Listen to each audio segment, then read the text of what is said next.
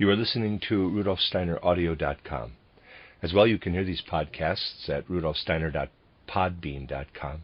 Please consider becoming a patron. There are two publishing houses, SteinerBooks.org in America and RudolfSteinerPress.com in England, which are the sole publishers of Steiner into English and have given me permission to do these recordings. Please consider patronizing them as well. This is a reading of Collected Works, Volume 157 by Rudolf Steiner.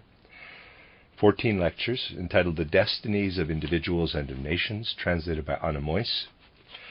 They were 14 lectures, again, given in Berlin from the 1st of September 1914 to the 6th of July 1915.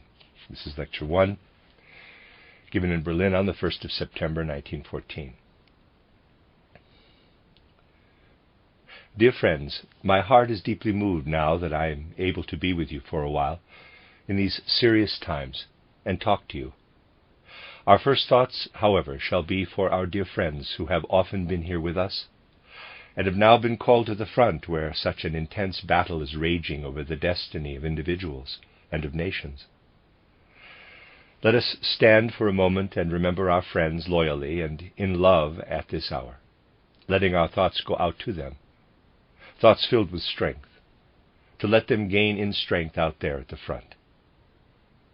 Quote, "Spirits of your souls, guardian guides, on your wings let there be borne the prayer of love from our souls to those whom you guard here on earth.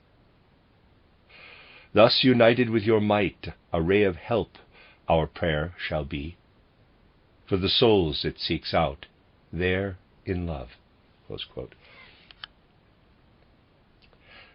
Let us call out to our friends that the Christ, of whom we have spoken so often, is with them in the field, ruling over them where the destinies of individuals and of nations are now being decided and giving them strength. Dear friends, you know that the original intention had been for the building that is to be a watchtower for the life of the Spirit in our present age, that is how we envisaged it, to be completed by the month of August this year. Karma decreed otherwise, and we had to accept this karma with composure. For a time we had thought that in these days in particular, words might be spoken in this building of that certainty of victory in the spiritual life, of which we have become more and more convinced, thanks to spiritual science. But the building at Dornach stands, or at the time stood, uncompleted. The encompassing structures are there. The columns that are to bear the domes, representing the cosmic spheres of the Spirit, are in position and joined up with the symbols of the canopy of heaven. The rest of the building still has to be completed. In July, a certain stage had been reached where I was able to feel that something I had aimed for would indeed be achieved, that this building was also to demonstrate how form and design can provide for really good hearing, a truly acoustic space. Hope then arose that this would come about. For when I spoke words at certain points to check how the whole enclosing structure would treat the sounds, the result gave us hope that the aim may be achieved, and that the right sounds would be heard in the right places. It is our hope that the words consecrated to our school of thought may thus resound in that space. The first sounds heard by our friends working at Dornach were echoes of the firing that went on in the immediate vicinity, sounds of the first acts of war, part of the momentous events that have entered into our lives. Our building looks down on the field in Upper Alsace that lies on the other side of the border. Not only were the signals to be heard of the momentous events now taking place, but from a number of points on the building it was also possible to see the flashes of cannon fire in Upper Alsace. The events happening there first of all announced themselves as an echo in our area.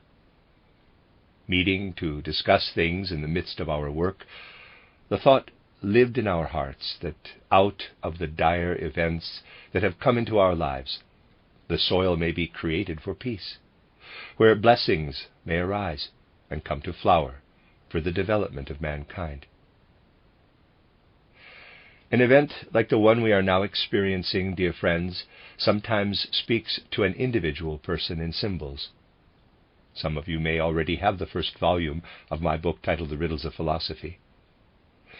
In this, the intention was to show how mankind progressed in the search for the great universal riddles, to show how thought progressed in the hearts of men and of nations. The second volume has not yet come out, as you know. It is, however, set up in print as far as sheet 13. On the last pages printed on this sheet, the philosophy of Boutreau and Bergson is discussed, and that of Preuss. So the last part printed before the present events began considers Preuss, the solitary in the evolution of German philosophy and science, who, I feel, had a much more profound grasp of what Bergson was after.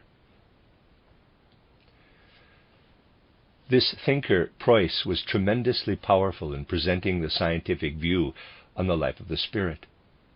Sheet 13 thus brought together the thoughts that have arisen in Western Europe and those that arose in the heart of Europe.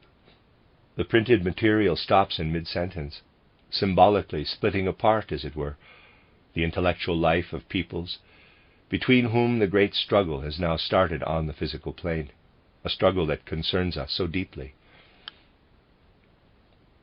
During the first days of August, I often had to look at the blank pages of the sheet that remained unprinted, for this too seemed to my mind a peculiar symbol.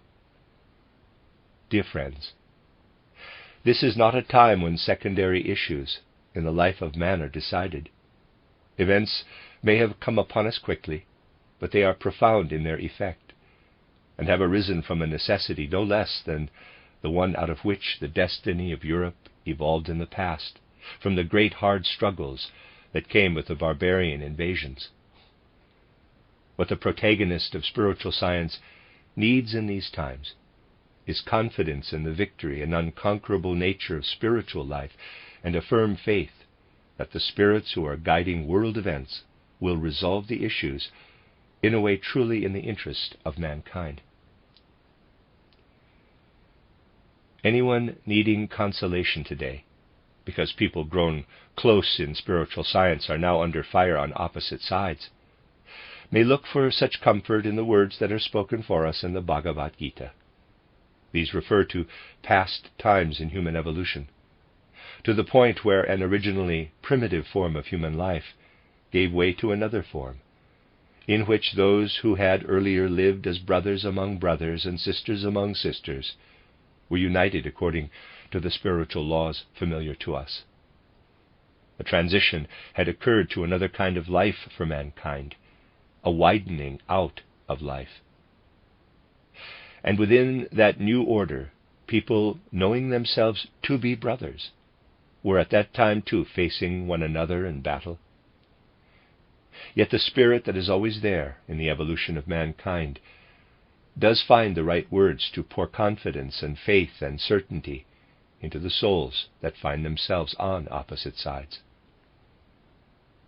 Today we are once again living in a time where people have come together from many different parts of the world through the spiritual movement we have made our own. And because of the feelings they have experienced, because of something that deeply unites them from the very depths of soul, they have come to call one another brothers and sisters. And once again they have to stand on opposite sides. The karma of mankind demands this. But, dear friends, whatever we have taken into our hearts and into our souls of this spiritual movement of ours must have given us the certainty that the Spirit moving everywhere in the evolution of mankind will strengthen us in these stormy days and fill us with confidence. This means that we may have faith in our hearts that events will take the right course within world karma, that there has to be strife, that blood and more blood has to be shed, in order to achieve what He who guides the destinies of the world wants to achieve for mankind on this earth. It will again be the blood of sacrifice, the sacred blood of sacrifice, And those we love who are going to shed this blood of sacrifice shall be powerful helpers for mankind in the realms of the Spirit, for the best and most sublime of goals. For there are many ways in which the cosmic spirits speak to us men.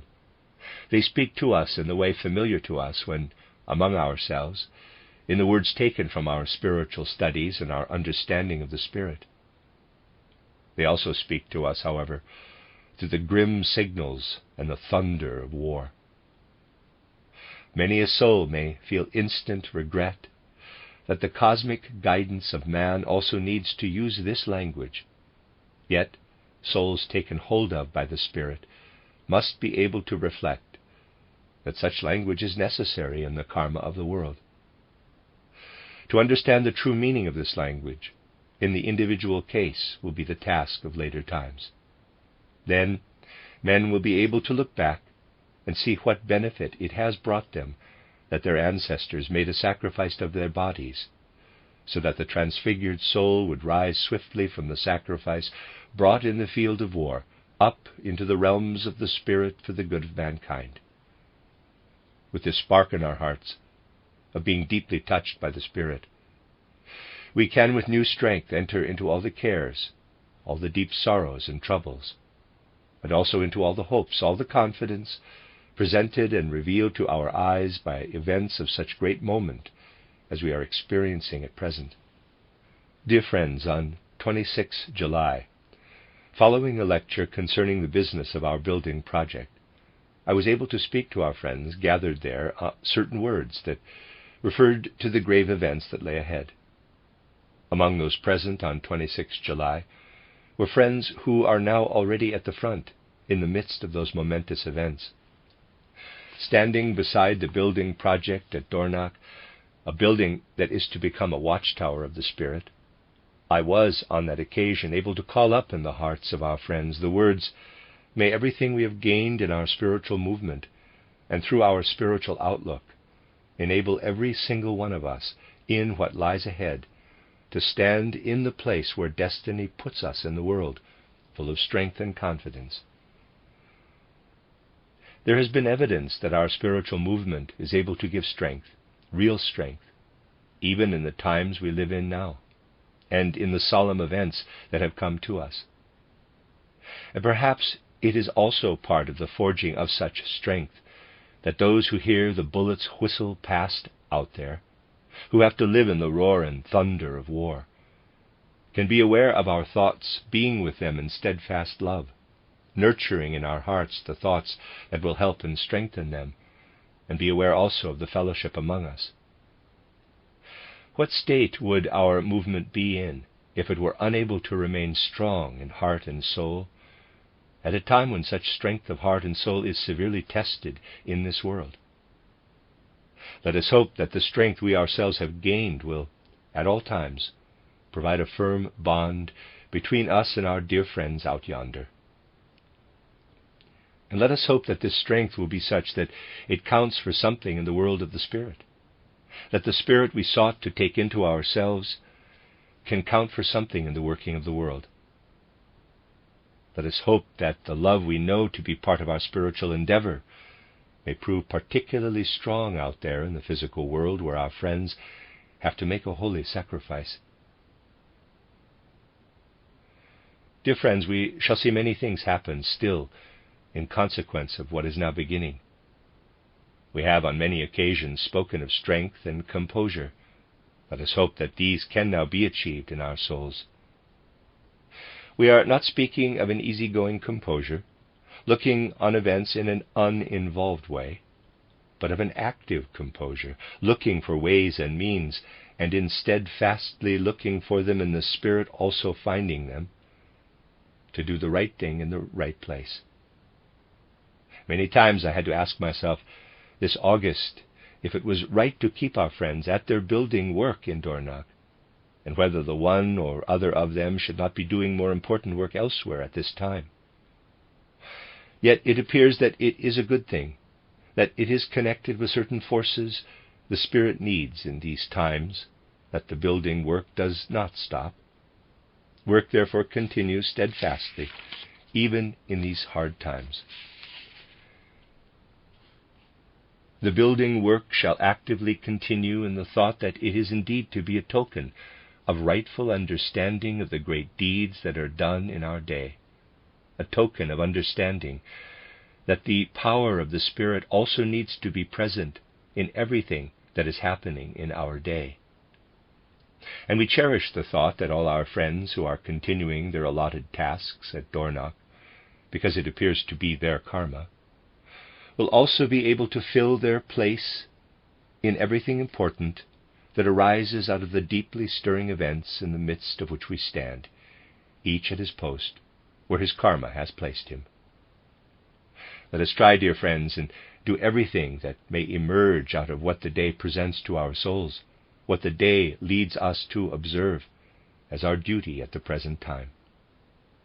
Let us try and do our duty in every case, a duty we have to consider as one of selfless love for humanity, the duty to be prepared for sacrifice in a time when so many sacrifices have to be asked of man. Let us take part in the rite of sacrifice for the development of man, whichever way karma appears to mete it out to us, according to our strength. Let us help wherever we are able to help. Let us look for opportunities where we may be allowed to help. And let us hold on to the conviction to which we have attained, that the help offered by human beings, service given in love, provides the Spirit with an effective tool. When our friends in Dornach also wanted to know something about giving aid in an external way, about first aid dressings, a number of lessons were arranged within the building, in case one of us was called upon one day by his karma to make use of such knowledge.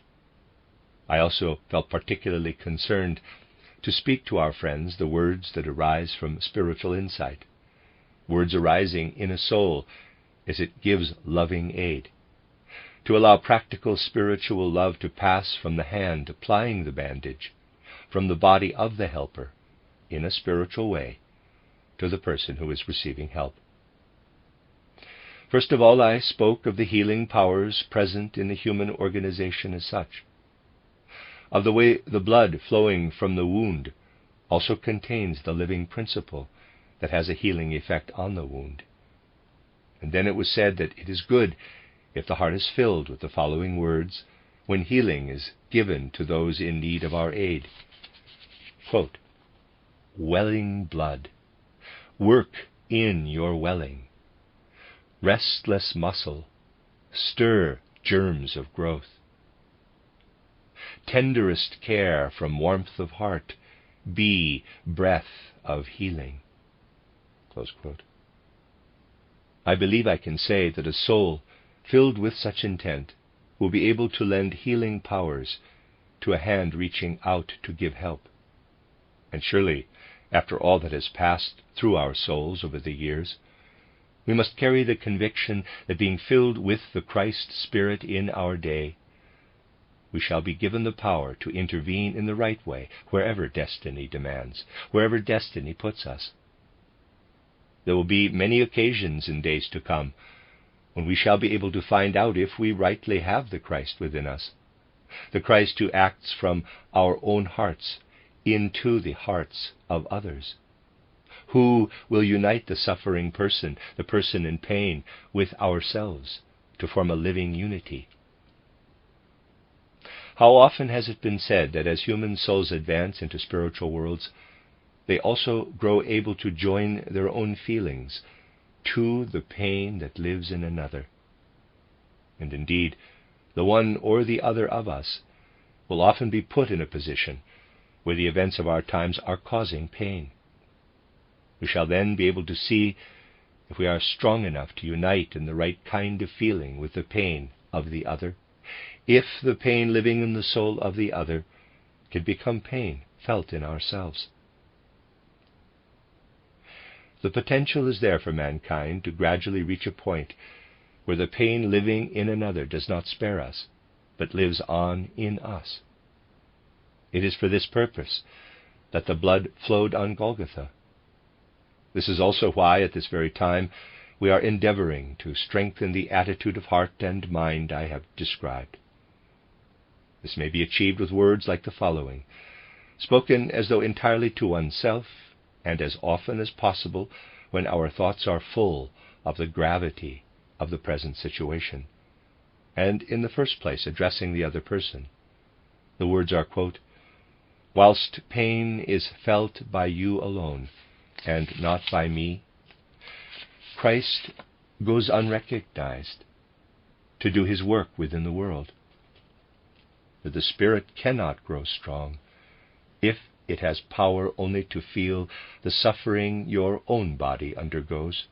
Close quote. My friends, these are the days when every soul that has learned to look into the spiritual world needs to send imploring thoughts to the spirits it believes to be its guardians. These spirits may be asked to show us the right way into our age, and we shall know in our hearts what is right, shall be conscious of the right power in our souls, as we turn to the Spirit that is to guide us through our incarnations on earth, to what will be truly right for ourselves. You may ask how we are able to know that we are addressing the right spirit. We shall be able to be aware of this if we approach this spirit in a way that is in accord with the true Christ impulse. For the spirit that guides us toward what is right, and we can be quite certain of this, dear friends, is allied with Christ, is in dialogue with Christ. This spirit is holding such a dialogue with the Christ and the spiritual world now, so that out of the purpose for which battles are fought and blood is shed, the right thing may come for the good of mankind. It is in the Spirit of Christ that we turn to the Spirit who we hope will protect us. Then it will be the right spirit. The nature of a spirit is, in the language of spiritual science, referred to as the, in quotes, age of this spirit. The word is used in this way in the formula you will be hearing next. The term age is more or less synonymous with the, in quotes, nature of the spirit. For we have come to distinguish spirits on the basis of their age. We speak of Luciferic and Ahrimanic spirits in exactly this way, knowing that they are now at an age when it is not right for them to develop something that during the right epoch would be the proper thing for the evolving world. This is why we speak of the age of a spirit when we mean its essential nature. The formula is as follows, quote, "Spirit of my space on earth, reveal the light of thine age to the Christ-endowed soul, that, striving, it may find in harmony of spheres of peace, thee ringing with praise and power, of mind of man, all given up to Christ." Close quote. We must try and let the things that have been able to take root in our souls, as we worked to attain to the Spirit, come to fruition. Let them come to such fruition that we can hope to be able to face our trials. Let us try and affirm the belief that love is the soul of our efforts to reach the Spirit, at a time when love is so much needed. Love and again love. That, my friends, is what I so much wanted to speak to you about tonight. May the love that we have invoked so often take firm root in us. May we find a way of keeping faith with each other in these difficult times, and keeping faith with all that is sacred and good in mankind. I promise you, my friends, to keep this in my heart and again to unite my thoughts with yours in the times that lie ahead. May it be granted, after the symbols we have experienced and which I spoke of initially this evening, when the sounds of war echoed through our building at Dornach and the fires of war were reflected in it, may it be granted that sooner or later it will be possible to speak the word in this building of confidence that the Spirit shall win the victory, shall be unconquered, aware that the building from its eminence will then look down on a human race that has gone through severe trials and the bitter strife of this day, to win from them something that is right, that is good, and is beautiful and true within human evolution. Let us hope that the days of strife may be such that in the days of peace to come it will be possible to look back with contentment on the sacrifices these times have demanded.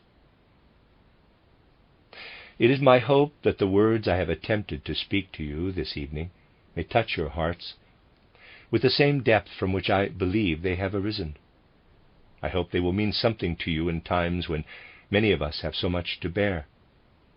It is my hope that they will also be to you what now fills with noble enthusiasm and the courage to fight all the hearts that are filled with noble enthusiasm and the courage to fight, so that the spirits who know what is right shall feel content with what they see in those hearts. Let this be in our hearts and minds, and we shall be able to do the right thing in the right place. The spiritual work we have tried to achieve for so many years now shall, and no doubt will, lend us the strength we need. So it is goodbye, dear friends, with this in our minds and with these feelings arising in our hearts. The end of Lecture 1. You are listening to RudolfSteinerAudio.com. As well, these podcasts can be heard at RudolfSteiner.podbean.com. Please consider becoming a patron. There are two publishing houses, SteinerBooks.org in America and RudolfSteinerPress.com in England, which are the sole publishers of Steiner into English and have given me permission to do these recordings. Please consider patronizing them as well. This is a reading of Collected Works, Volume 157 by Rudolf Steiner, 14 lectures entitled The Destinies of Individuals and of Nations, translated by Meuss. This is Lecture 2, given in Berlin on the 31st of October, 1914. Dear friends, once again our thoughts must, first of all, be for those who are at the front, having to meet the challenge of our time with their bodies and their whole being. Let us, therefore, direct our thoughts to the spirits who are protecting the men who are at the front. Quote, "Spirits of your souls, guardian guides, on your wings let there be borne the prayer of love from our souls to those whom you guard here on earth. Thus united with your might, a ray of help our prayer shall be, for the souls it seeks out there in love." Close quote. And for those who have already passed through the gate of death in the course of these events, we say, quote, "Spirits of your souls, guardian guides, on your wings let there be borne the prayer of love from our souls to those whom you guard here on earth. Thus united with your might, a ray of help our prayer shall be, for the souls it seeks out there in love." Close quote. And the Spirit we have sought in our endeavors for so many years, the Spirit who went through the mystery of Golgotha, the Christ Spirit, the Spirit of courage, the Spirit of strength, the Spirit of unity, the Spirit of peace, may He rule over everything you are asked to do these days. More than at other times, the serious purpose of our spiritual efforts must live in our souls during these days, these weeks, a seriousness which enables us to be aware how everything we aim for in our spiritual movement has to do with all that is truly human. We are aiming for something that addresses itself not just to human existence, as it is for the moment, an existence that will pass with human physical body. We are speaking of laws, of forces in soul and spirit, that directly address the higher self in man, a higher self which is more than the self that may wither away with the body and its existence. We have frequently spoken of Maya when referring to outward appearances, and it has often been stressed that outward appearances, the processes of physical life, become Maya, because man does not properly penetrate them with his mind, his perceptive faculties. He therefore does not sense, does not perceive what is really significant, the real essence of the things perceptible to the outer senses. Man uses his perceptive faculties to draw a veil, a tissue of deception over the events of the physical world. This makes them become Maya. There is one particular great truth that we should have in mind these days as we look for love and understanding, for a loving comprehension of what is happening all around us, an insight that, fundamentally speaking, is at the center of everything we aim for in spiritual science. In our day, this has to present itself to our souls with the full gravity and moral weight inherent in it. It is the realization, and this has by now become the simplest and most elementary fact in our spiritual life, that life on earth recurs. The fact that in the course of time our souls progress from body to body, the part of man that is eternal hastens from body to body through man's successive incarnations on earth. On the other hand, there is the part that has to do with human existence in a physical body, the part present on the physical plane that provides the configuration, the formation, the particular stamp to human existence in an outer physical body. One particular thing that provides the outer stamp, determining the character of a person, as it were, insofar as he is living in a physical body on the physical plane, is what may collectively be referred to as nationality. This is something we should never forget, especially today. If we turn the mind's eye, EYE, to what we call man's higher self, the concept of nationality loses significance. For when we pass through the gate of death, everything encompassed by the term nationality is among the things we cast off. And if we do, in all seriousness, want to be what we think people with spiritual aims should be, it is proper to remember that in passing through successive incarnations, the human being belongs not to one, but to a number of different nationalities. The part of him that links him to a particular nationality is among the things that are cast off, have to be cast off, the moment we pass through the gate of death. Truths that belong to the realm of the eternal do not have to be easily understood. Indeed, they may well be truths which at times go against our feelings, truths we achieve with difficulty, particularly in difficult times, and also find difficult to achieve and retain in their full strength and clarity in difficult times such as these. A true anthroposophist must do this. And it will be exactly in this way that he arrives at a real understanding of the physical world around him. The basic elements for such understanding have already been presented in our anthroposophical work.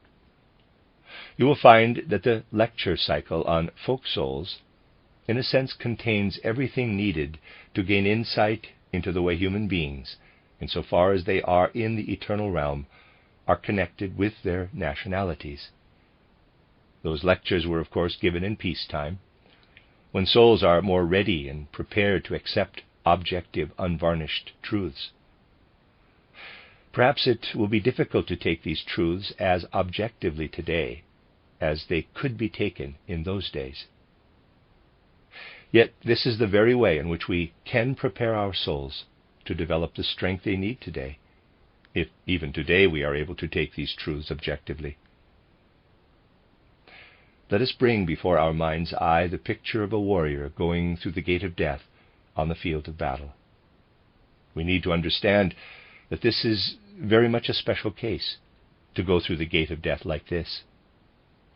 We need to understand that entrance is made into a world that we are seeking with every fiber of our souls in spiritual science, so that it may bring clarity even into physical life. Let us remember that death means the entrance into that spiritual world, and that it is not possible to take other life impulses directly into that world, for they would bear no fruit. The only life impulses we are able to take there are those that animate the efforts of our hearts and minds, and in the final instance aim to join all peoples on the earth in brotherhood. Then a simple popular saying can be seen in a new way, in the light of anthroposophy.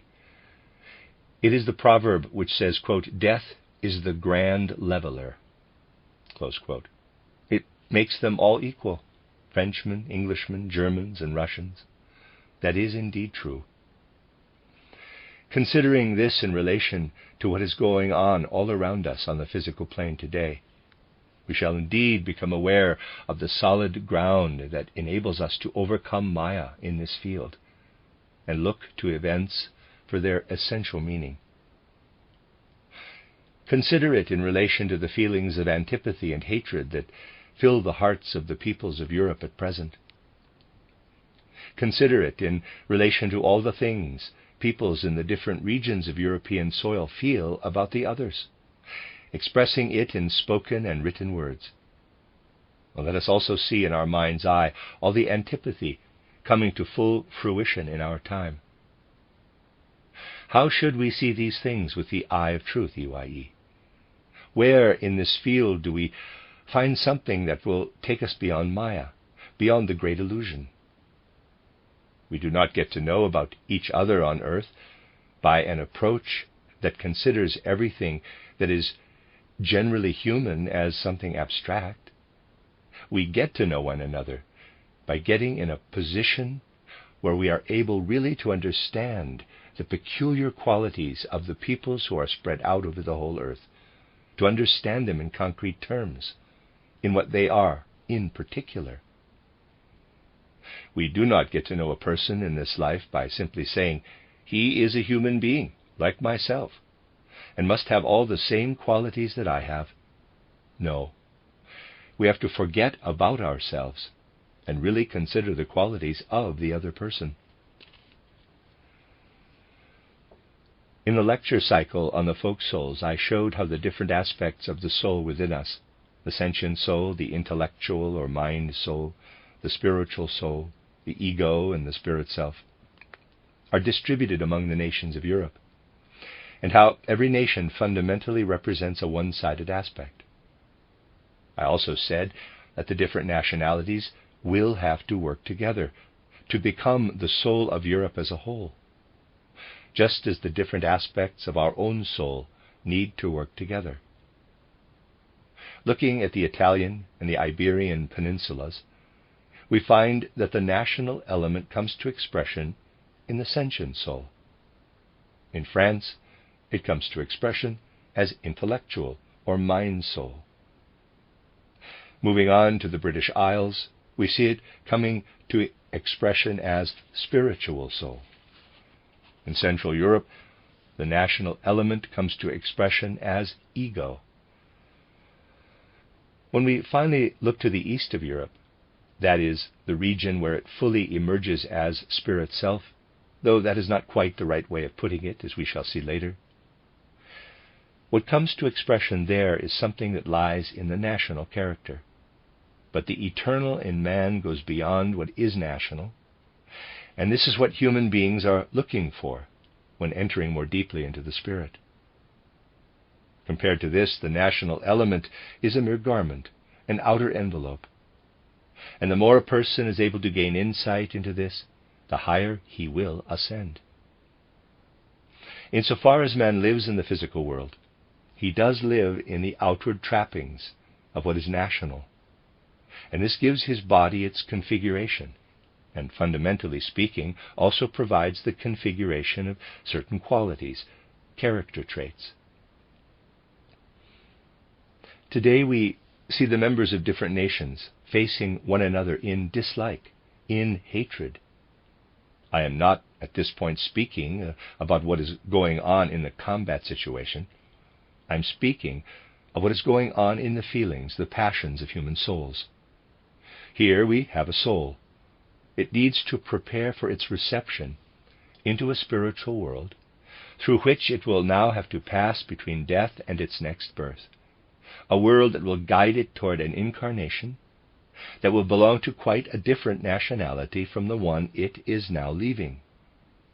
This is a fact which shows very clearly, in the best and most powerful way, how man resists the higher self that is within him. Consider some real, in quotes, nationalist today, someone with national feelings who directs his antipathy very particularly against the members of another nation, and indeed may be ranting and raving against this other nation in his own country. What is the meaning of such ranting and raving, of such antipathy? It signifies a premonition. My next incarnation will be into this nationality. The higher self has already, at subconscious level, established links with the other nationality. This higher self is resisted by that part of us which is on the physical plane. This is man raging against his own higher self.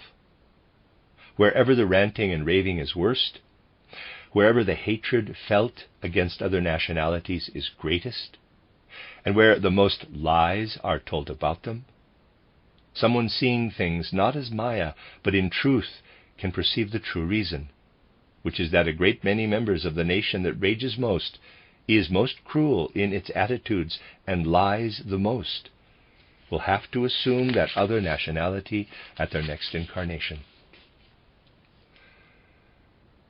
That is the full seriousness of what we teach, the moral greatness that lies behind it. There is much in man, very much, infinitely much, that wants to resist having to recognize his higher self, the part of him that is eternal. This is what makes it so tremendously difficult to speak objectively at the present time. It certainly is a strange phenomenon that before this war started, infinitely appreciative comments reached us from England, appreciative of the German character, German competence, and particularly the intellectual life in Germany. I attempted to give examples of this in my last public lecture. It is possible to give many more examples, and this shall also be done. What was going on there? From the occult point of view, there had been an instinctive feeling that an element was being striven for in Central Europe that had to do with regaining youth. I spoke of the Faust type of soul in that last public lecture. A search for the spiritual, preparing for the spiritual, something the whole of Europe would one day turn to, truly turn to. This is something people were instinctively aware of in times gone by. The desire has been to understand what is going on in Central Europe. Yet being wholly bound up with the national element, we shall only be able to relate to this in full understanding in the life between death and rebirth. Then it will be possible to relate to this and understand, and the way will be found to the teachers of Central Europe.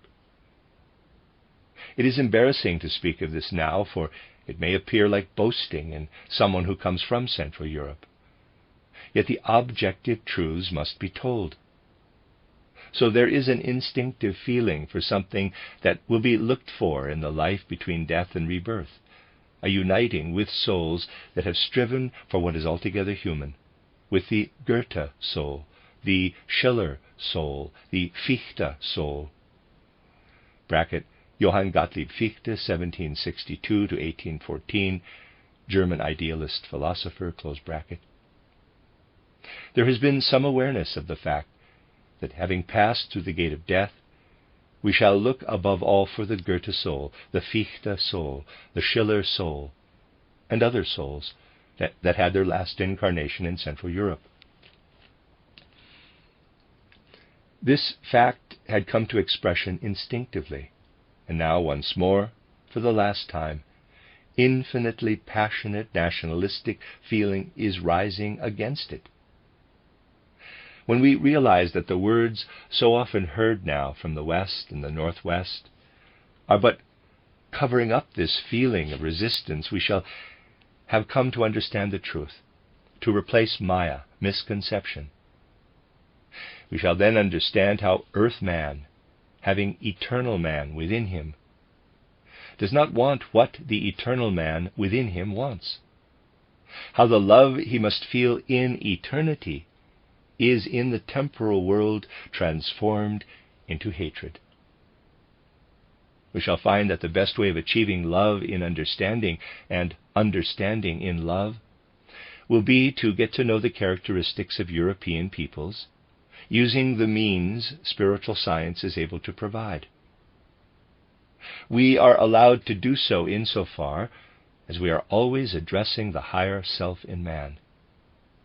And all who want to share in our way of thought or feeling will recognize this higher self, and therefore be able to listen to everything that has to be said with regard to the outer garb, knowing that we are speaking of the outer garb. In a certain sense, every nation has its specific mission. In due course, we shall be able to enter the building in Dornach and find that the sequence of columns, their capitals, and the architraves above them express in their forms what comes to expression in the impulses we discern in Europe. But I am not going to talk about this now, for it is best to talk about it when we have the building before our eyes. That is what I did there a few days ago.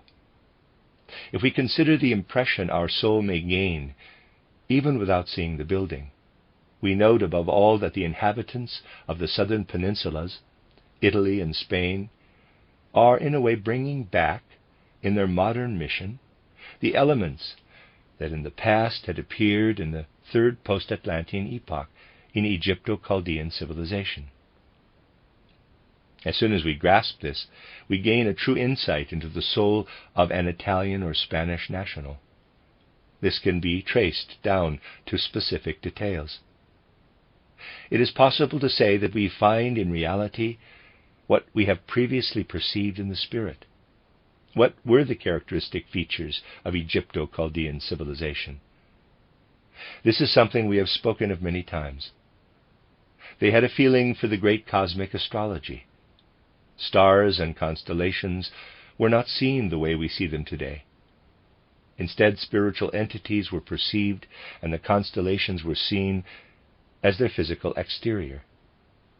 The spiritual was seen in everything.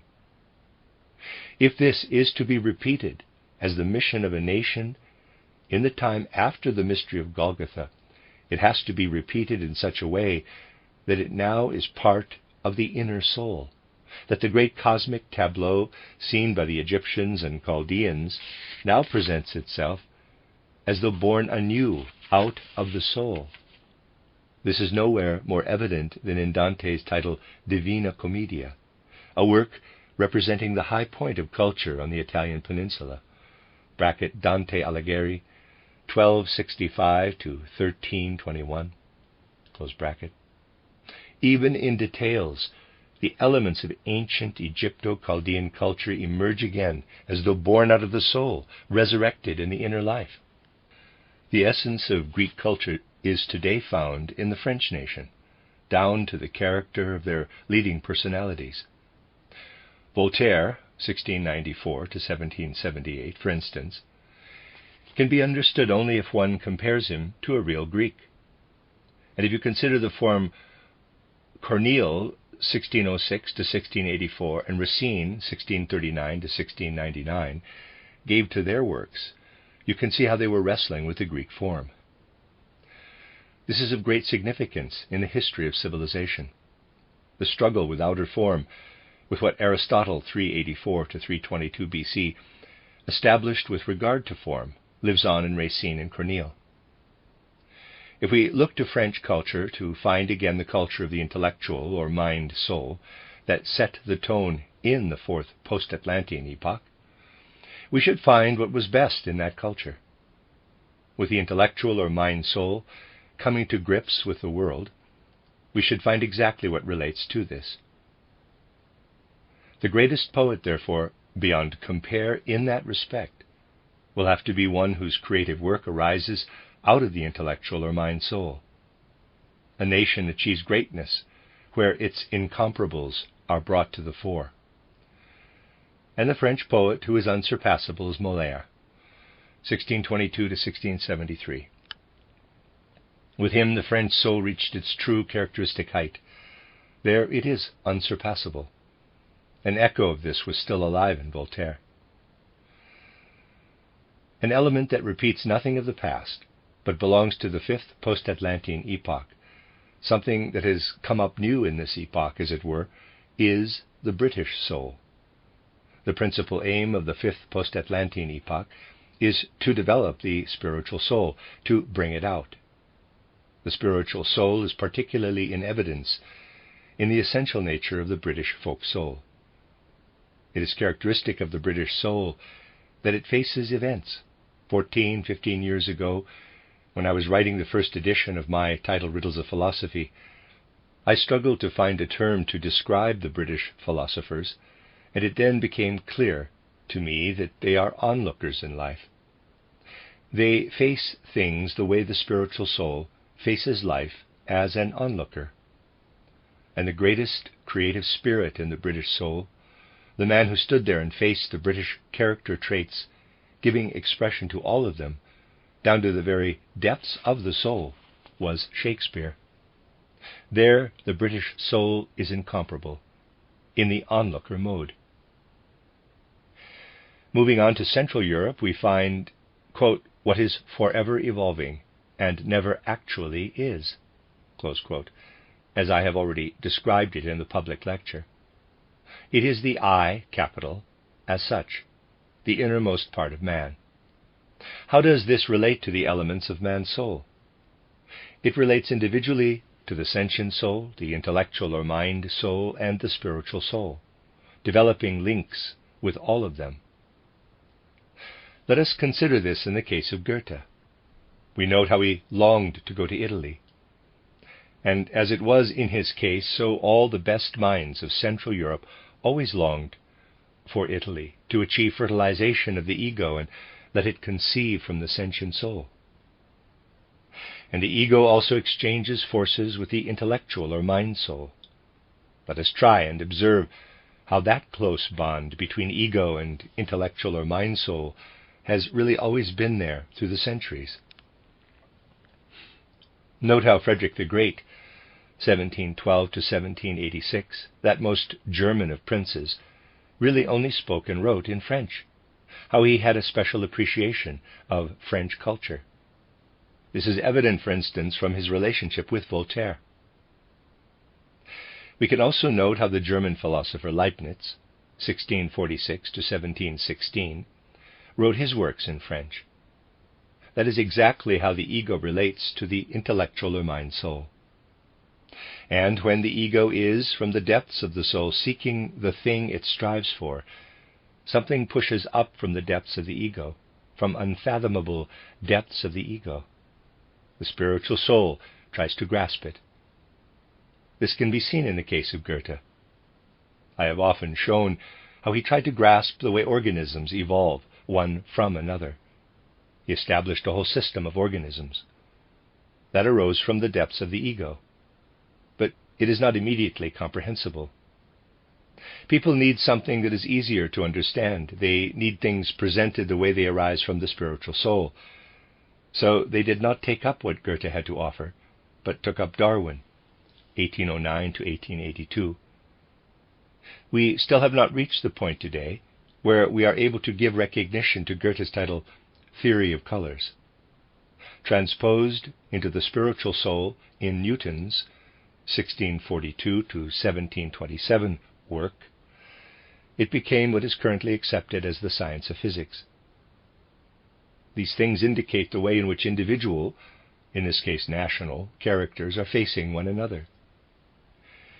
We rise above the outer Maya, which holds men captive, and come to the truth when we learn to look at things in the light of spiritual science. We come to a truth that will show us that just as individual soul forces are warring with each other in a human being, so the soul forces incorporated in the folk souls are at war with each other. It is not by chance that now in our day, when the teaching I have just presented has emerged, war makes its appearance as the great teacher, telling mankind in such a bloody, such a terrible way, the very thing we are also telling them in spiritual terms. It is not by chance that whilst we are able to discuss this here, there rages outside what is probably one of the bloodiest struggles ever. Fundamentally speaking, it represents the same truths, but we must first penetrate them in their Maya to understand them as they really are. In speaking about these things, we must for once remove from the words that are spoken every nuance of feeling, of sympathy or antipathy, and use words merely for characterization. Then we shall understand things rightly. For these are things contained within the self of man, insofar as it is wrapped in the national element.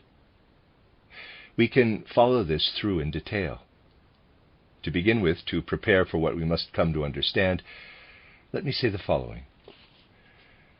Let us take a Central European living in the ego culture.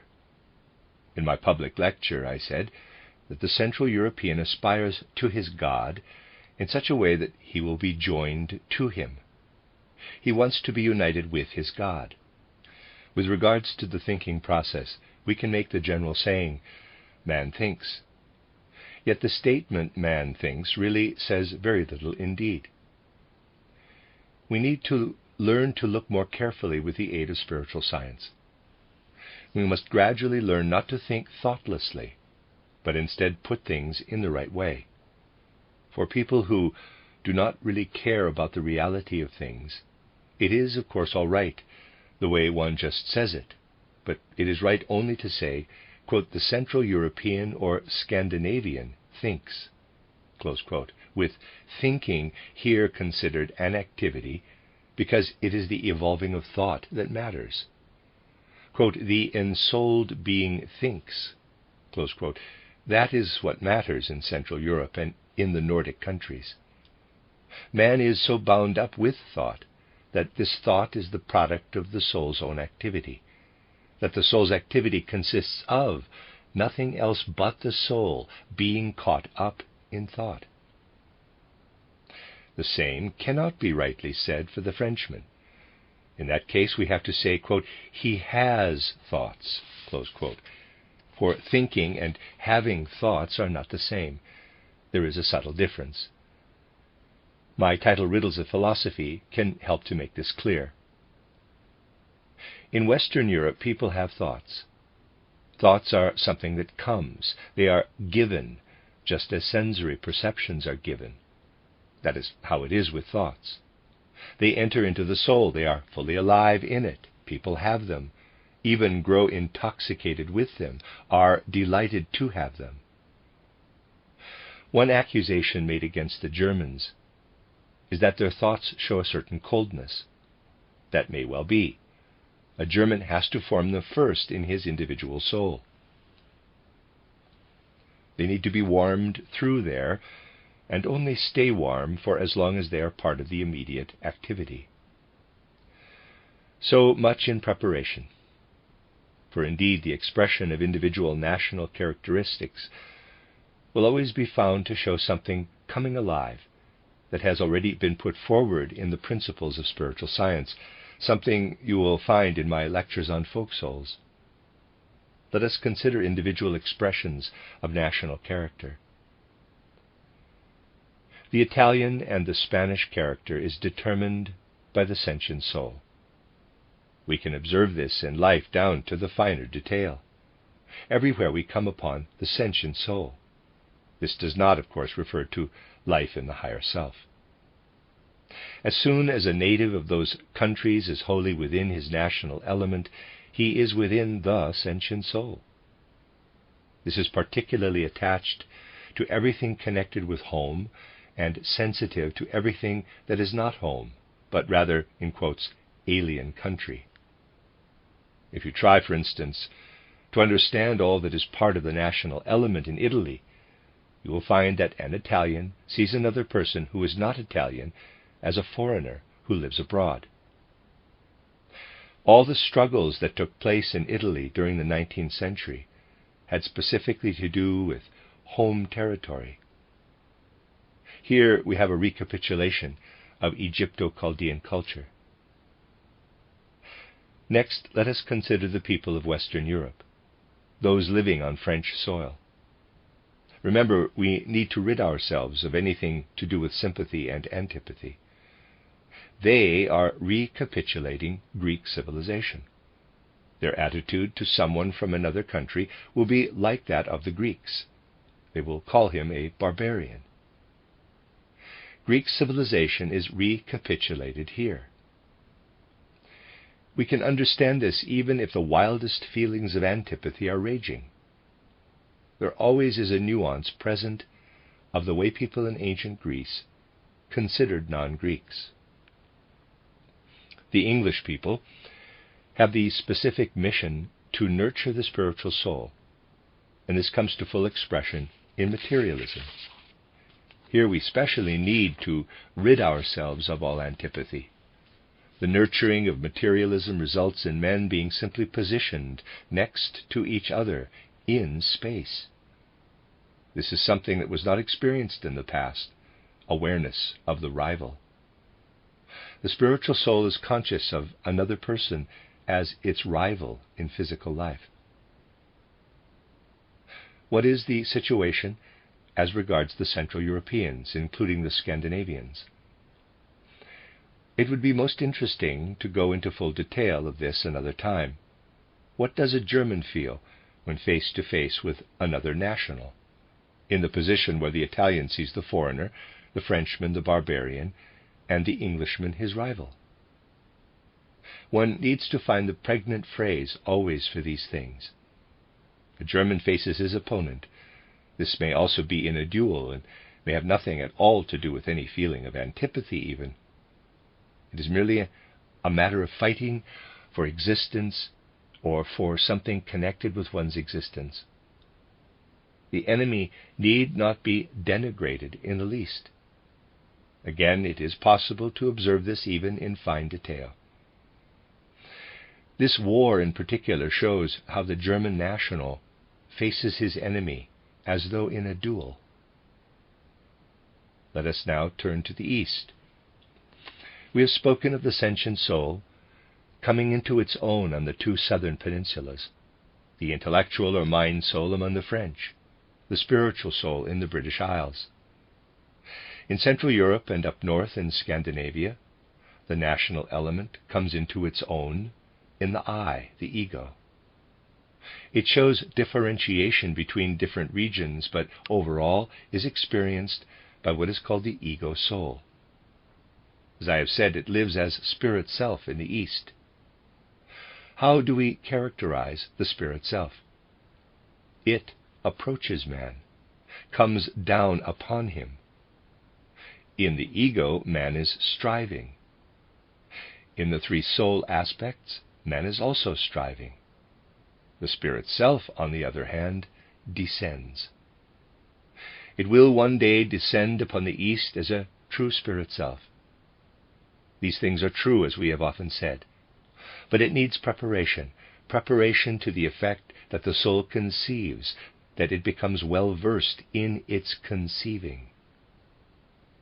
Surely the Russian people have done nothing else so far but conceived. We have had the works of Soloviev, the greatest Russian philosopher, translated within our movement. If we consider his works in depth, we find that it is all Western European culture and philosophy. It is a little different because it has been born out of the Russian folk soul. What is it that is approaching in the Russian soul in contradistinction to Western European culture? Italy and Spain are a recapitulation of the third post-Atlantean epoch, the French people a recapitulation of the culture of ancient Greece, the Briton shows the new element that has come in, something we very definitely acquire on the physical plane. In Central Europe, it is the ego that has to emerge clearly. In Russia, we have receptiveness, conception. First, it was Byzantine Christianity that was received, descending like a cloud and then spreading. And Western European culture was received even during the reign of Peter the Great, 1672 to 1725. At present, one would say, only the material basis for conception is there. What we do have there is a reflection of Western European culture, and the soul's work consists in preparing itself for conception, making itself receptive.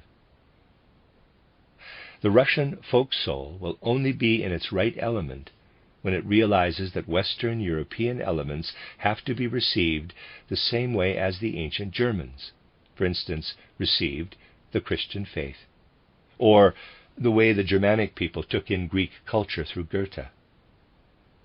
It will be a while yet. The physical element in the people of the East is reacting against the things that need to be taken in. And so the East is still resisting what will be coming toward it. The Spirit self has to descend. The element coming across from the West is not the Spirit self, but the soul uses it, in a way, to prepare to practice receptiveness. And how does a Russian see another national? As someone who stands in opposition, someone descending upon his consciousness. And so the person who is a foreigner to the Italian, a barbarian to the Frenchman, a rival to the Briton, and an opponent to the German, is a heretic in Russia. That is why, fundamentally speaking, the Russians have only fought religious wars until now. All their wars have so far been religious wars. The aim was to liberate all nations, or bring them to the Christian faith, the Balkan countries and so on. And even now Russian country people feel the other person to be, in quotes, evil incarnate. They see the other person as a heretic, and always believe they are fighting for the faith, even today. These things are true down into detail, and we come to understand them if we are truly willing really to look into things. And so we may also ask what it is we see confronting us in the east of Europe. The way he is in physical life, man is in a way unjust to his higher self. Someone living in the intellectual or mind soul, a person whose imagination is particularly well developed, will have thoughts.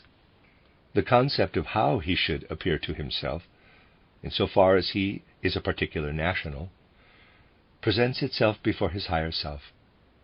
He feels that it is his glory, a third self, as it were, a national self which stands between him as a higher self and as a national person. He fights on the basis of this. After death, he first of all has to overcome this, unless he has already overcome it beforehand through spiritual science. He must pass through something that first of all presents itself to his soul as the inspiration of his own image of himself. Someone living in the spiritual soul as a national will above all be inclined toward the things the spiritual soul has made its own in the physical world. This will be like a grievous memory in the world that lies between death and rebirth. The Central European is a seeker. This is evident even from derogatory remarks made by his enemies, who may say he is fit only to plough the fields and search among the clouds. However far he may have advanced, he is even here seeking the self in spirit. In the efforts he makes during his progress on earth, he will therefore, in a sense, try already to get rid of whatever has to be gotten rid of when we go through the gate of death and enter the spiritual world. Someone who has been in a Russian body during his last incarnation must first of all, on passing through the gate of death, assume the consciousness of an angelos, merge into the inner being of an angelos. Unless he has gone through a different preparation with spiritual science, and share in all that comes down from the hierarchies above him. All these are reasons why we may say that if we look to the west of Europe, it seems natural that strife arises out of the very nature of men insofar as they are nationals. For the national element is connected with something that is an outer covering. It is quite natural for strife to arise. In the spiritual world, anything that rightfully belongs there can spread without hindrance. but external means have to be used to assert the image one has of oneself. It needs to be able to spread in order to emerge. Anything looking for competition must, of course, be able to spread. It is perfectly understandable that strife comes from the people who represent the spiritual soul. If we are really seeking the I, the ego in Central Europe, let us see if the qualities of the ego can already be brought to bear. I have already stressed, for example, that the ego needs to be fanned to life again every morning. It is in an unaroused state when we enter into the sphere of sleep with it, and needs to be fanned to life again every morning when we wake up. If I may refer to Austria, I heard it said even when I was young that Austria would one day fall apart when occasion arose. We knew different. It might have any amount of centrifugal force within it, but it was held together from outside. It could not fall apart. Let us consider Germany.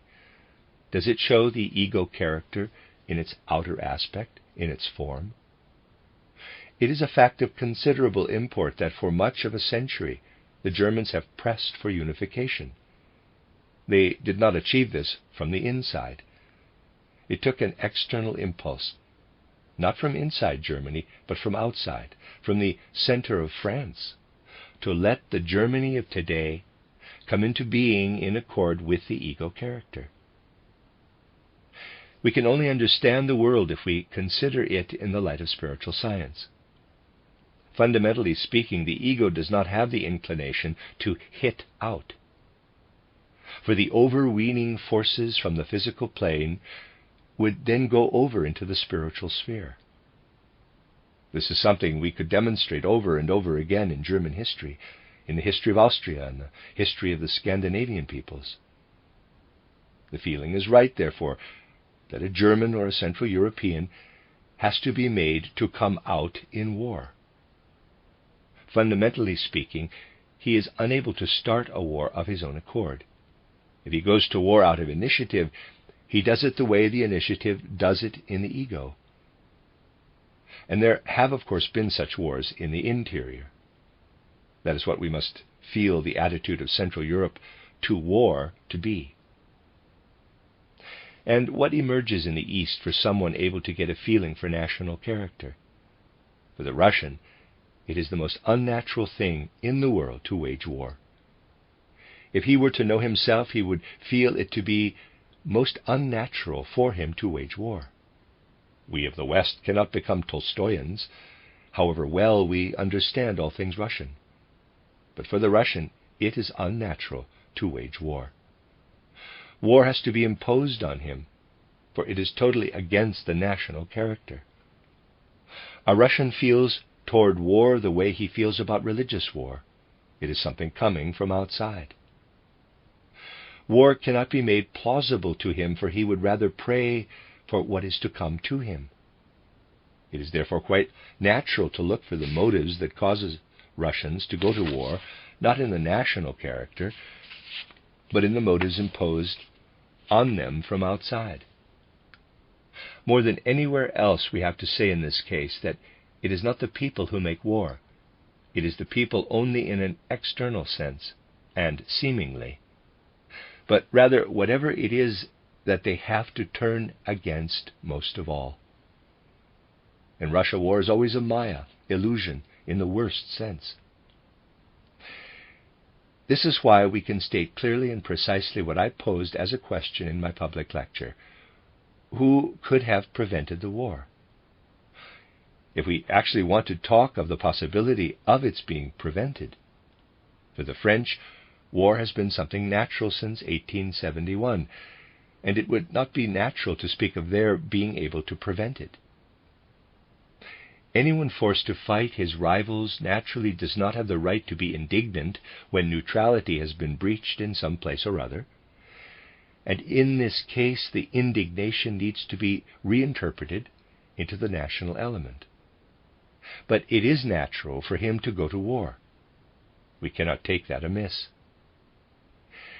In that case, war can no more be rejected than when, in interpreting the nature of living creatures, one has to find a different phrase out of the element of the spiritual soul than from the standpoint of the ego, and therefore speaks of the, quote, struggle for survival, close quote.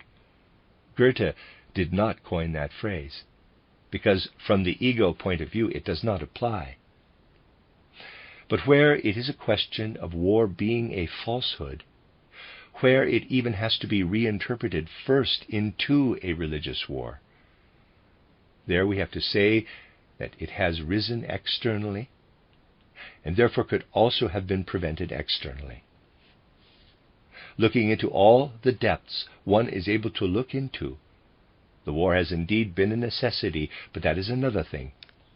We have to say, it is true that Russia could have stayed an onlooker, and the war could have been prevented.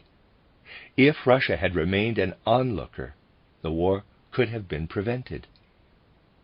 For here a war has been grafted onto a national character when basically it is something quite unnatural.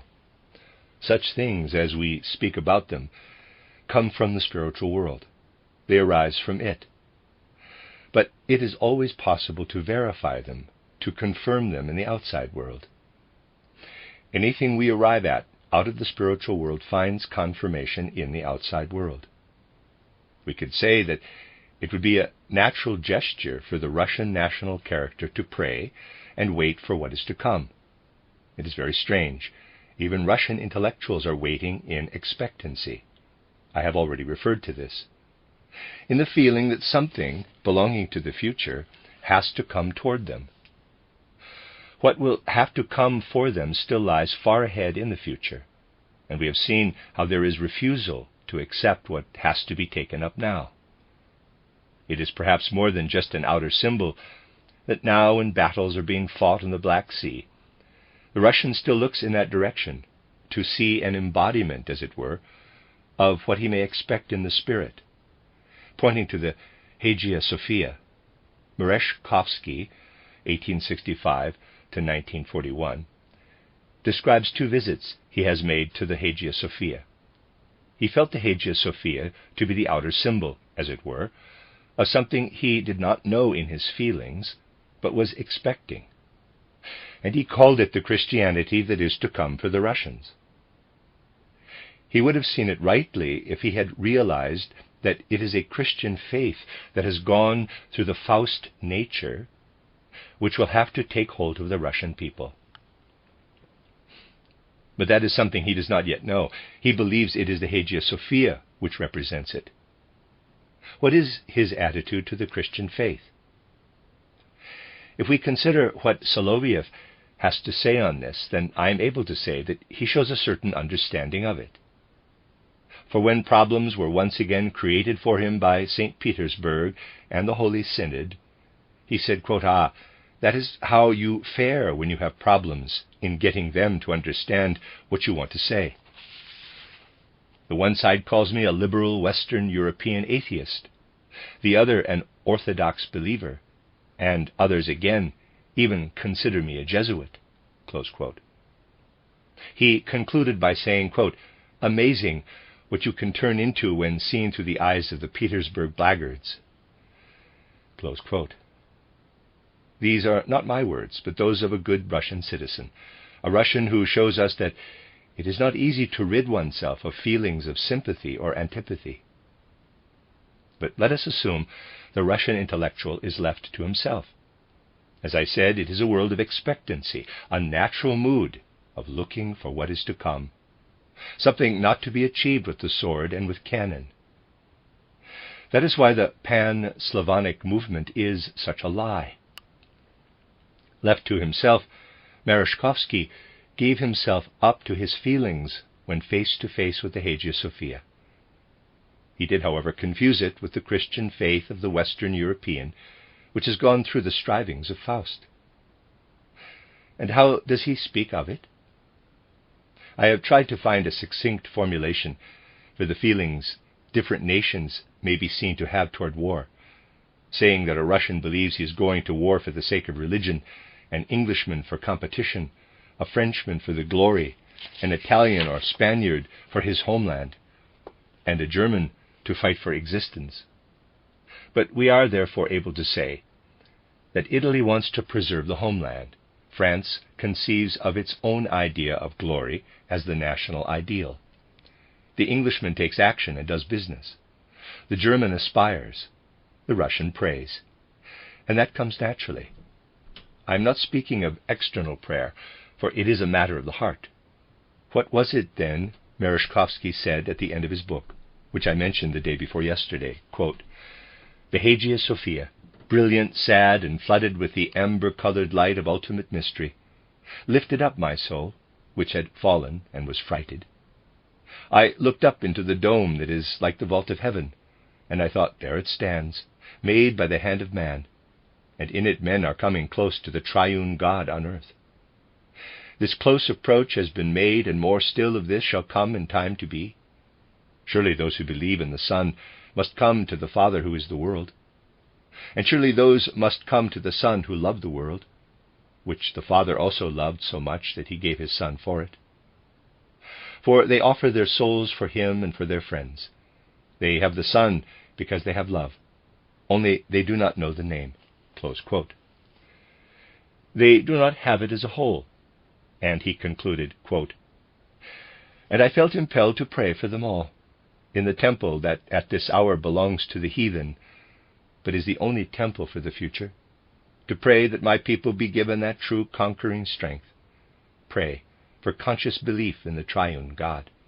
Close quote. So there you have the prayer.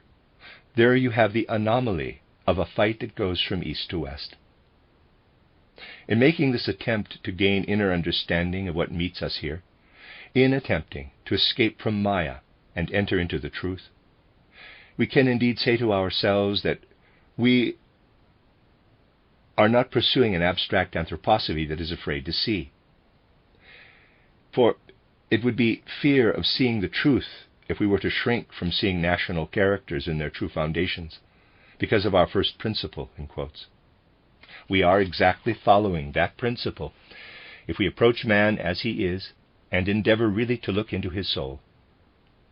Then we are most of all addressing the immortal aspect of man, and we shall then also find the part of him that goes beyond the national, that goes toward the eternal, and the fine feelings that turn to the eternal in man. And then we shall find a way of bringing about what after all has to be brought about. For do you think progress in the good of mankind will not suffer if the temper now prevailing among nations is to persist? Tempers which in any case are merely born out of Maya? From the point of view of the necessity which demands that men get to understand one another again, that there shall be a continuation of what in a certain sense had already been started, arising from Central Europe, it is essential that this atmosphere we live in, a spiritual atmosphere that is one of such dreadful tumult today, receives also other elements into it, and not only those of tumult. We cannot help but sense, if we have entered into spiritual life, the tumult that exists in the spiritual atmosphere today. The more deeply one has entered, the more one will be sensitive to this. Profoundly disturbing things may arise out of the spiritual life.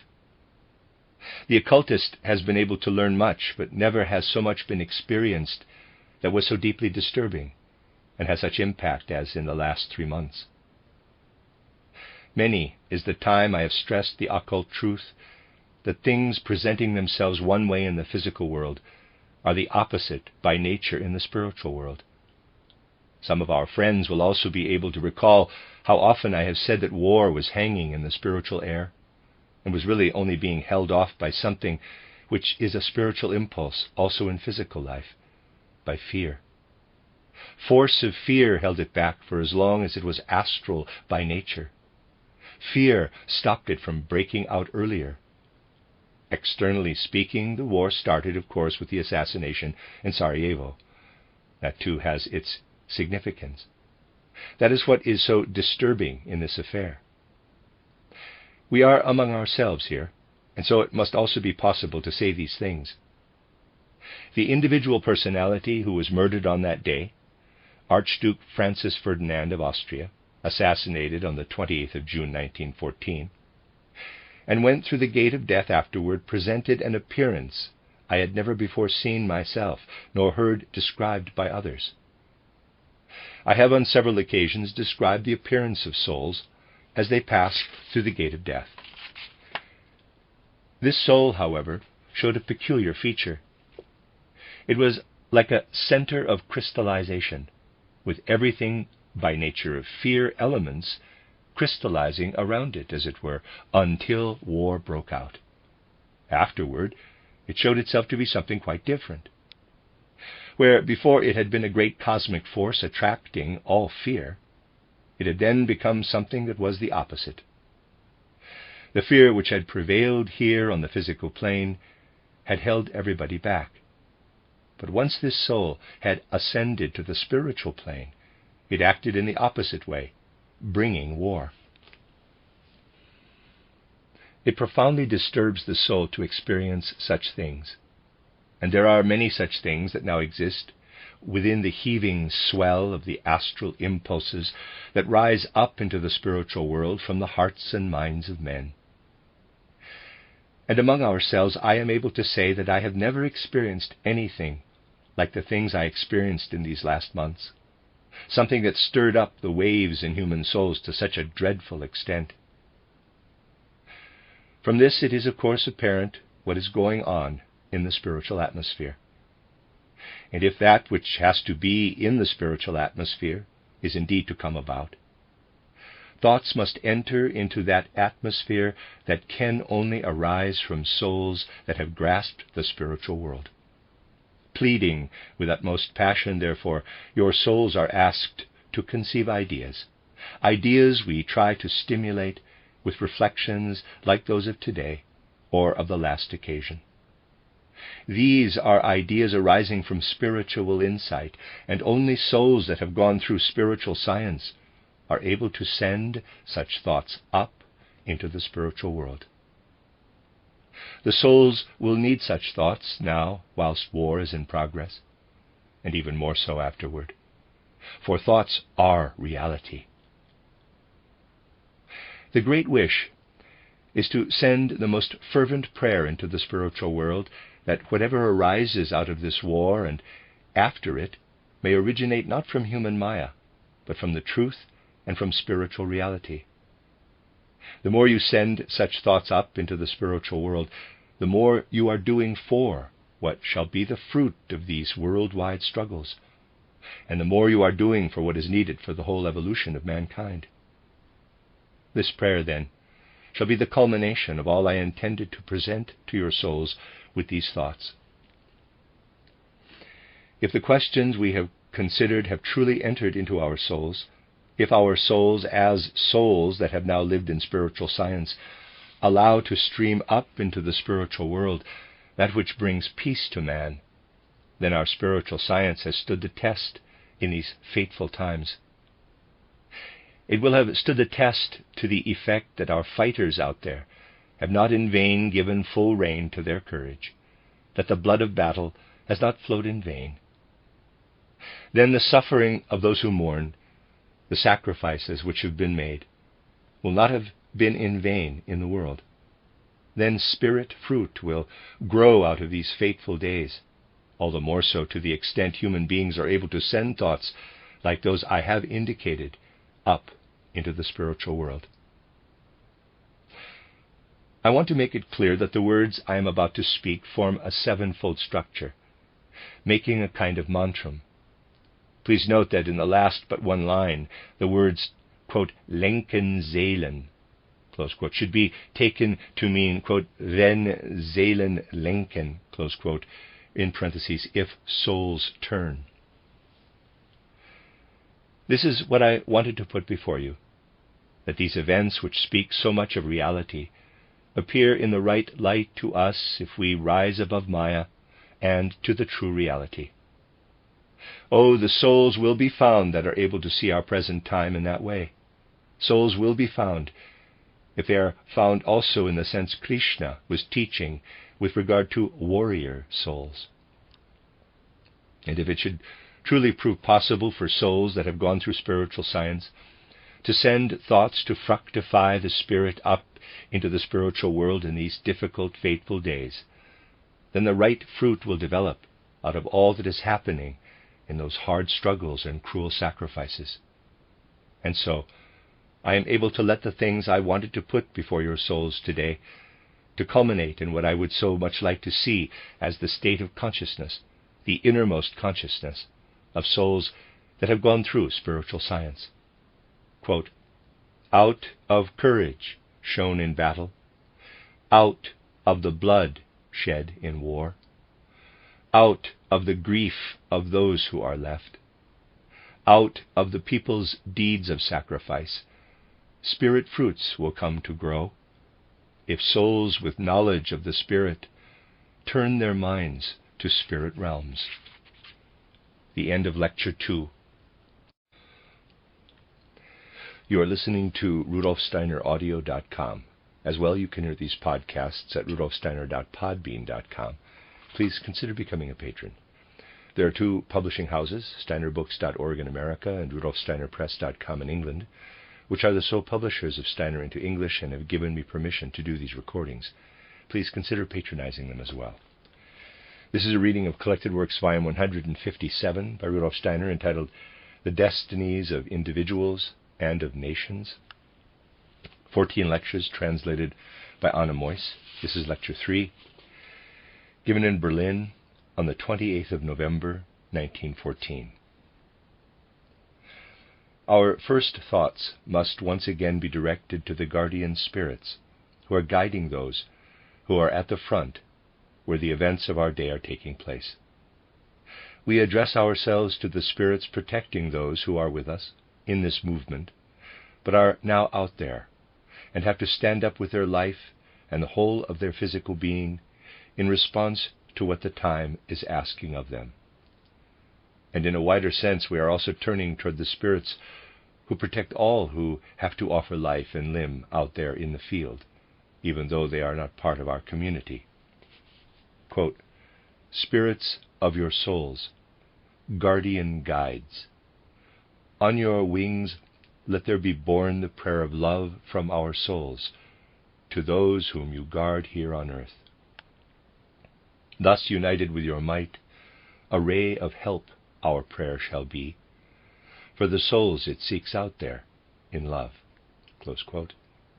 And for those who have already gone through the gate of death, we say, quote, spirits of your souls, guardian guides, on your wings let there be borne the prayer of love from our souls to those whom you guard in the spheres. Thus, united with your might, a ray of help our prayer shall be, for the souls it seeks out there in love. Close quote. May the spirit we are seeking in our movement, the spirit we have been seeking in coming together through the years, rule over you and spread his wings over you, so that you shall be able to complete your task according to your karma. Dear friends, I do not know how many of our friends were able to sense that it is much harder than usual to speak in public lectures in the present day. Lectures like those given yesterday and the day before, especially in public lectures of the type given yesterday. The reason is that the things which have to be said may only too easily be subject to misunderstanding.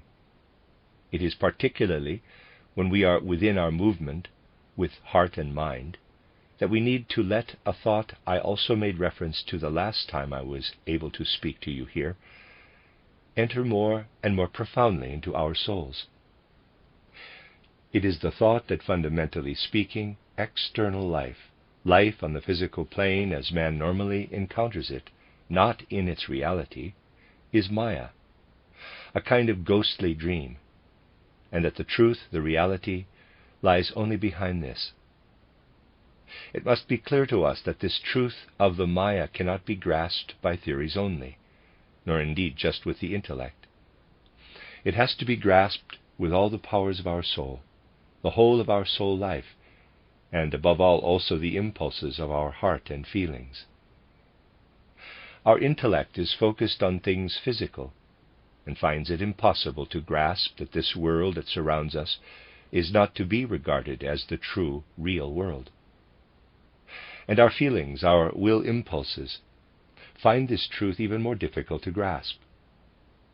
Entering into the life of spiritual science, we not only have to learn to think differently, but also to feel differently, and go down to the well springs of our will activity in a different way.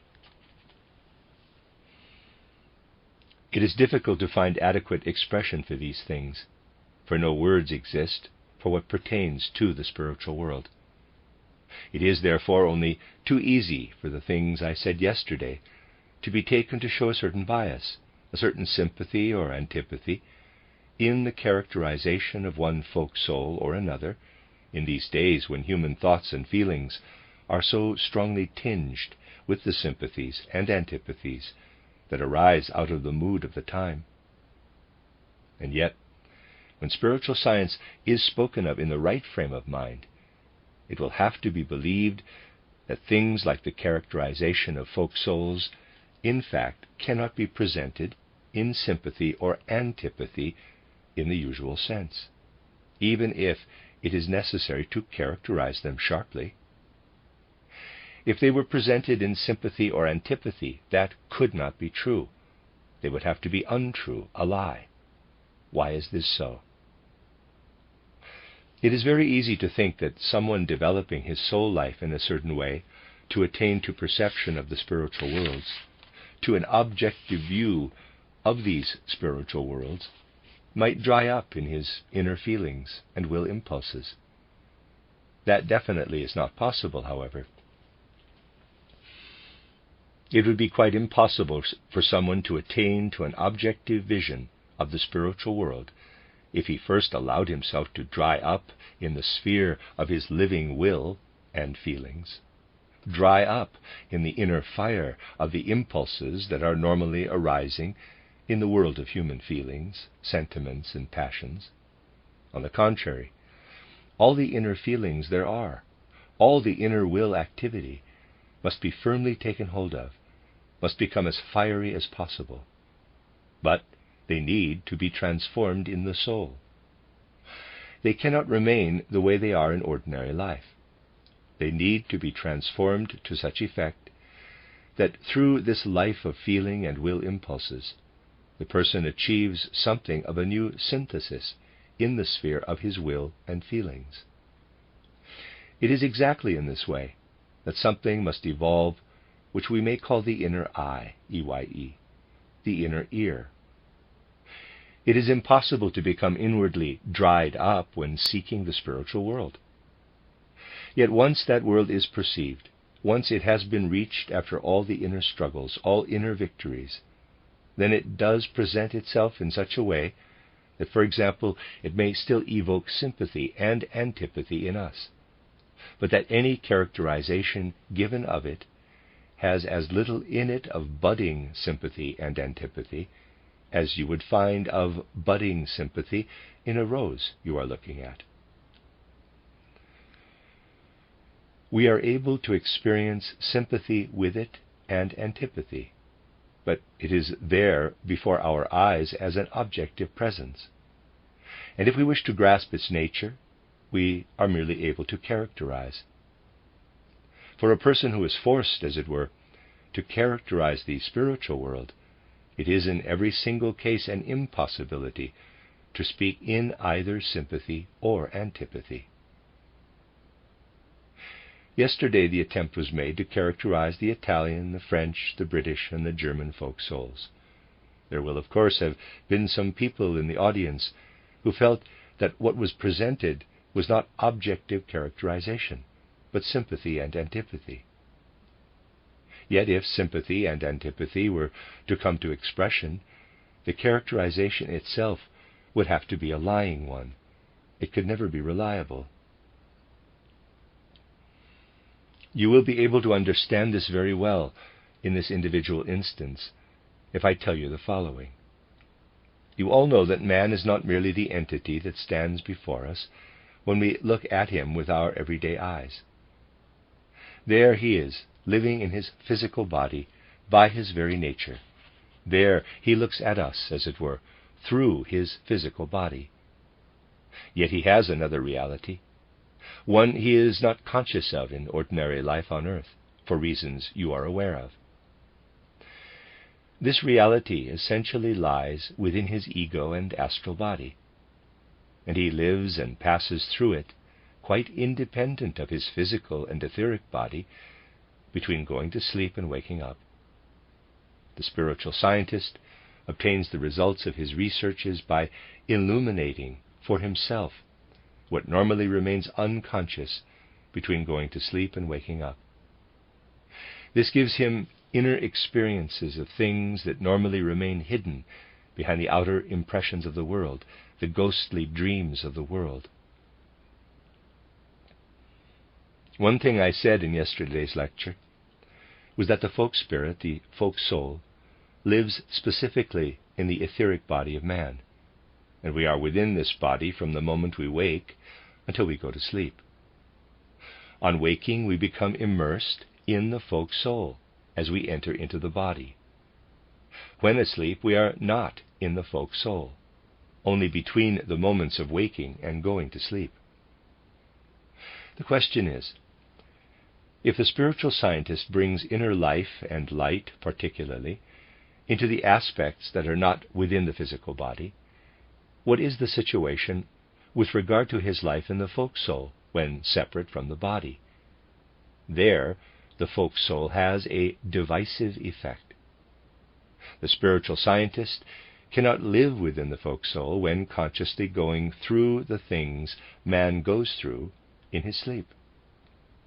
The peculiar thing is that at any time, at any particular moment, a certain number of folk souls may be said to be reigning.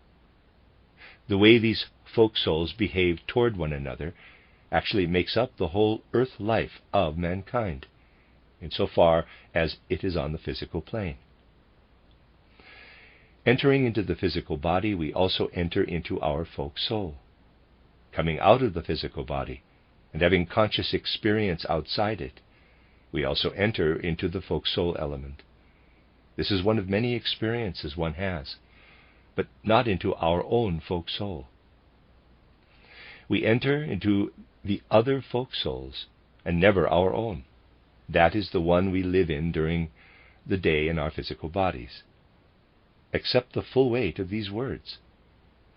On going to sleep, we do not enter into one particular folk soul, but into the concerted action, the dance, as it were, of the other folk souls. The one soul which does not contribute to the dance is the one we enter into on returning to the physical body. In doing his researches, the spiritual scientist actually joins those other folk souls, which are acting in concert, and with them lives through the same things we normally experience on the physical plane in relation to our own folk soul, the soul belonging to the nation within which we ordinarily find ourselves. Let me ask you then, if a spiritual scientist really knows of life, not only in his own folk soul, but also in those other folk souls, if he has to go through this, would he then have any real reason to describe his own folk soul with a different kind of objectivity than other folk souls? He does not. Here the potential is given to rise above the prejudices of sympathies and antipathies and be objective. Of course, it is not only the spiritual scientist who goes through this, and he does it consciously, but all human beings go through it. Between going to sleep and waking up, every human soul lives in the sphere where all folk souls act in concert, except for the one his soul lives in when awake in the daytime. This is something spiritual science offers, so that the horizon of our feelings and sentiments can be truly widened. We often say that spiritual science is able to provide for genuine love, with no distinction of race, nation, class, and so forth, because of the nature of the insights it makes possible. This statement is so profound that anyone who clearly sees himself as a human being in that part of himself that is of the Spirit simply cannot shut himself away in hatred and antipathy from that which is humanity. He will have to say to himself that it is really senseless not to love. Yet in order to be able to say, quote, "it is really senseless not to love," close quote, spiritual science simply must come to us as something we live, not something we merely know. That is also why we pursue spiritual science, not merely as knowledge, but in such a way that in living together for years in our branches, it truly becomes one with us, a spiritual nourishment that we take in and digest.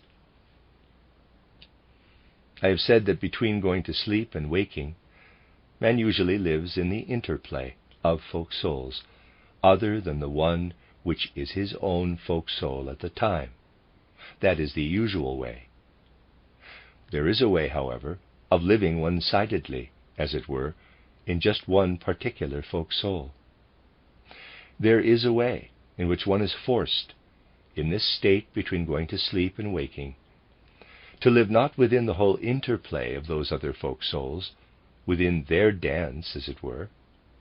Instead, one is more or less under a spell, to live together with one or several folk souls that are taken out of the total concord of all folk souls.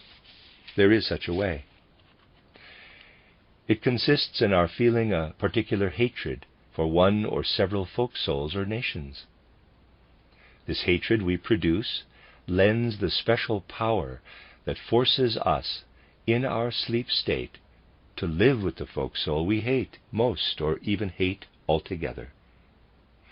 There is no better way of preparing ourselves for entering completely into one particular folk soul when, in the unconscious state, between going to sleep and waking, and having to live with it the way we live with the folk soul we know when in our physical bodies, than to hate it, but to hate it sincerely, at the level of our feelings, not merely persuading ourselves that we hate it. When such things are said, we become aware how the reality of Maya has to be taken with profound seriousness.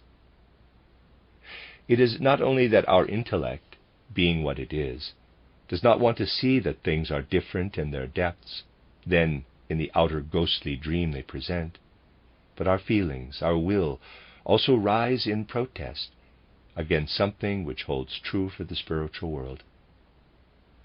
If we consider such truths as the one of having to live in other folk souls, and particularly in the one we hate, we have to say to ourselves that the vast majority of people reject spiritual truth, not only because it is not accessible to the intellect, but also because they simply do not want it, because it upsets them also in the sentiments they ordinarily live with on earth. As soon as one enters more deeply and seriously into the realities of the spiritual world, they are not the least bit comfortable. They are not in the least the kind of thing man really likes when he desires to live on the physical plane only. They are uncomfortable. They shake us up and shake us through, and the more profound they are, the more they demand of us, really at every single moment, that we must be different from the way we usually are on the physical plane. As a living inner entity, it demands something different from us than we are on the physical plane. And that is usually one of the reasons why people reject spiritual reality. We cannot do other than see ourselves linked, not with just one part of the world or of mankind, but linked with the whole world and the whole of mankind. Fundamentally speaking, our physical existence is merely the swing of the pendulum to one side. The swing of the pendulum in the other direction is in many respects the opposite, only we do not know of it in our ordinary life. It can be said that things are getting serious as soon as we consider the deeper truths of spiritual life. These deeper truths can become infinitely important in pointing the way for what human evolution, progress for mankind, demands of us at this very time. Let us take a particular example from spiritual science that can be of special importance for the present time. Things being the way I have just described to you, so that in entering into physical body and ether body, we join in experience what is normally called the folk spirit, the folk soul, you will easily understand how sharing in the experience of the fate of the individual folk spirit is one of the things we will gradually shed after death. Many things have been spoken of that man will shed after death, and one of these things is the link with the folk spirit. The folk spirit is active in the progress of Earth evolution. It is active in the way mankind develops on Earth from generation to generation. After death, between death and rebirth, we have to come free of the folk spirit. In the same way, we also grow out of other things. This at the same time lends significance to the hero's death, on the field of battle, for instance, a significance that is felt. Any who feel it in the right way, and those going through such a death in the right frame of mind, surely will feel this, will know that this death is a death of love. It is not suffered for personal reasons, not for the things one can keep with one for the whole period between death and rebirth. It is suffered for the folk soul, in that this physical and ether body is given up selflessly. It is impossible to think of death in battle without knowing that it is filled through and through with genuine and most heartfelt love, with men being upheld by something that contributes to the future good of mankind. That is what is so great, so utterly tremendous in this death on the field of battle, if it is experienced in the right frame of mind. For it is impossible to conceive of it except in conjunction with love. The association with our particular folk spirit has to be cast off between death and rebirth. It has to fall away from us. We have to reach a region where we do not live with the individual folk spirit as such. We shall not, however, be able to enter immediately into other folk spirits. That only happens between going to sleep and waking up. We have to free ourselves altogether of everything that is wholly of the earth, and enter into a life that is separate from anything to do with the evolution of mankind on earth. We must also free ourselves of everything that links us to folk spirits. And this again is something that widens and enlarges the horizons of our feeling life, if we make it something we know. For it lets us look toward the other element, an element we seek that is not around us when we live on the horizon of physical existence. As you were able to see from the characterization of individual folk spirits given yesterday, it is so that in conscious awareness one of them may be more inclined toward the individual personality of man, to what man is as an individual personality, whilst another is less inclined that way. I have compared it with the way one person looks more into his inner life, whilst another lives more in the life of the outer world. One particular folk spirit is more concerned with individual human personalities, another less so. As we belong to one folk spirit or another, this determines the way we relate to what the folk spirit is doing in our ether body, what is in preparation there. As a result, there are certain differences in the casting off process after death, in the gradual emergence out of what the folk spirit has made of us. Let us take the French folk spirit, for example. It is a folk spirit whose inspirations are connected with a highly developed culture, a culture that can only be seen as arising because this folk spirit is looking back to ancient Greek civilization. I have discussed this already. This folk spirit now works on the people belonging to that particular nation in such a way, and that is the very nature of the folk spirits that go hand in hand with highly developed civilizations, that deep impressions are made on the human ether body, that the signature of the folk spirit leaves a sharp imprint on the ether body. This has to do with something I pointed out yesterday, that the Frenchman becomes attached to the image he has created of himself. The consequence of the sharp impressions left on the ether body by the folk spirit is that when the soul leaves the body, when death occurs, sharply distinct features are left in their ether body, and also in the astral body of man. It is particularly, if one belongs to a nation such as the French, that the soul emerges from physical life with an astral body bearing distinct features. The consequence is that it takes a lot to cast off all that is left of the folk spirit after death.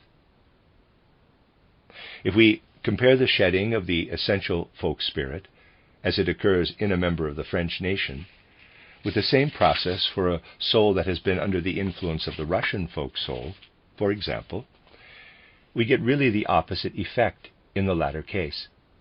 The Russian folk soul is young, as it were, and as yet concerns itself less with the individual human beings put in its care. Because of this, individual people passing through the gate of death bear little of the stamp of the Russian folk soul in the ether and astral bodies.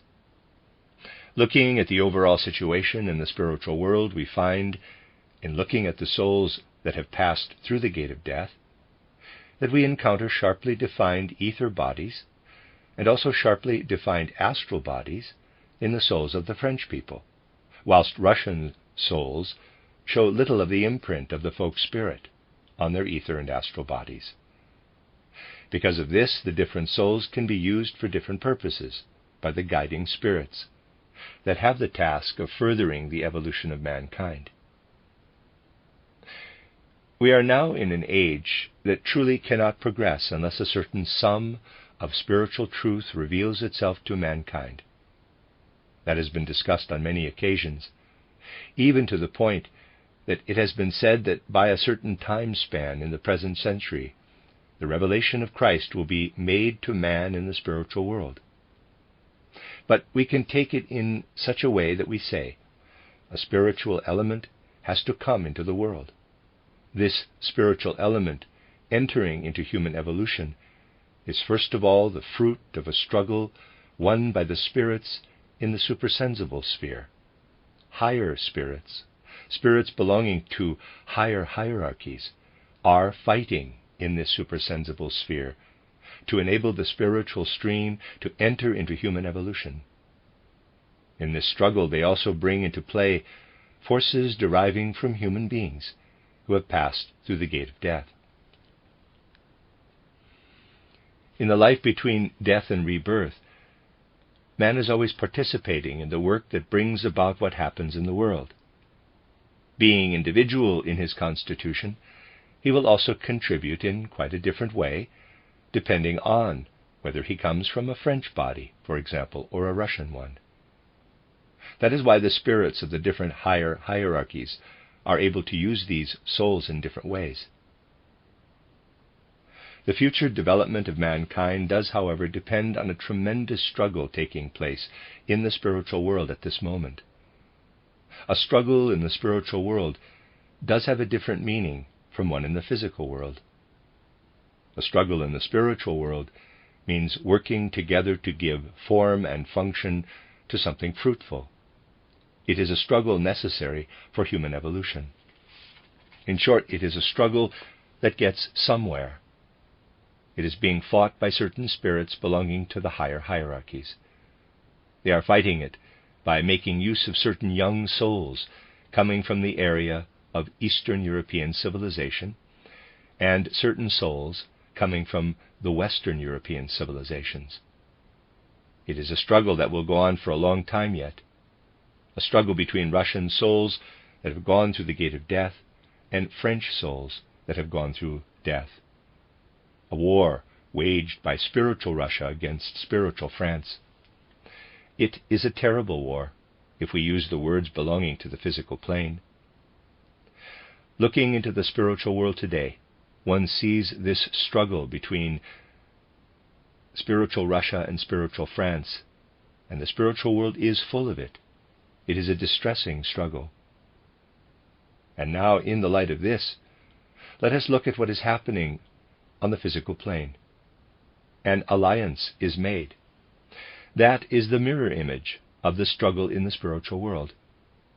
Now, this is the kind of problem one has to cope with in spiritual science. Please do not think that it is possible simply to generalize and say, quote, "It is easy to arrive at spiritual truths," by always thinking the opposite of what is happening on the physical plane. Close quote. If that were made the rule, we would get the most silly and erroneous results. For it may hold true in 5 out of 100 cases, but not in the other 95. All spiritual truths are individual and have to be considered individually. They cannot be determined by mere dialectics. But the truth I have spoken of is one of those that make a particular impact today. For it can make us aware once again how very different the world looks when we see behind the veil of Maya, and how the external doings of man may present the opposite of the true reality of the spiritual. If we take this point of view, it is inevitable that our feelings must change in the contemplation of external happenings. We come to understand that proper discernment must first be used with regard to external events if the truth is to be seen. A cloud formation may look undefined when seen from a distance and quite different from nearby. And that is also true of things that happen on the national scale. And right in the middle, I would say, between the warring parties in East and West, lies the German area in the spirit. And this exists for the purpose of mediating between the two sides, truly to mediate between the two, and also does this. And whilst in the spirit there is mediation between the two sides, we see them hitting out from both directions, and in both directions in the physical world. In a sense, the events we are now experiencing have to do with the deepest impulse in present-day human evolution.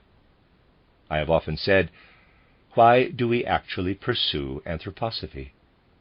We pursue it because it is a cosmic mission, a work the spiritual world demands of man. A number of imaginations have to be conveyed to mankind. Within the near future, men will have to take in a number of spiritual truths. That is part of the plan, I would say, for human evolution. Against it, there is the objection, the very real objection, the opposing view, that men have to mature gradually, and that this takes a long time. But the imaginations want to come in now into human evolution. Something has to enter into human evolution that lies a bit above the physical plane, I would say, something higher. Men are still rejecting it today, rejecting it as comprehensively as possible. As a result, the counter-image appears. And the counter-image of imaginations are passions, are emotional outbreaks arising from the depths of human nature, from a point as far below the physical plane as the imaginations are above it.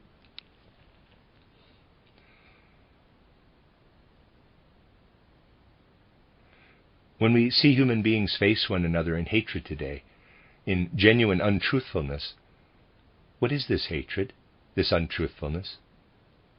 They are the mirror images of the imaginations that want to burgeon forth and are now emerging in this form because men resist them.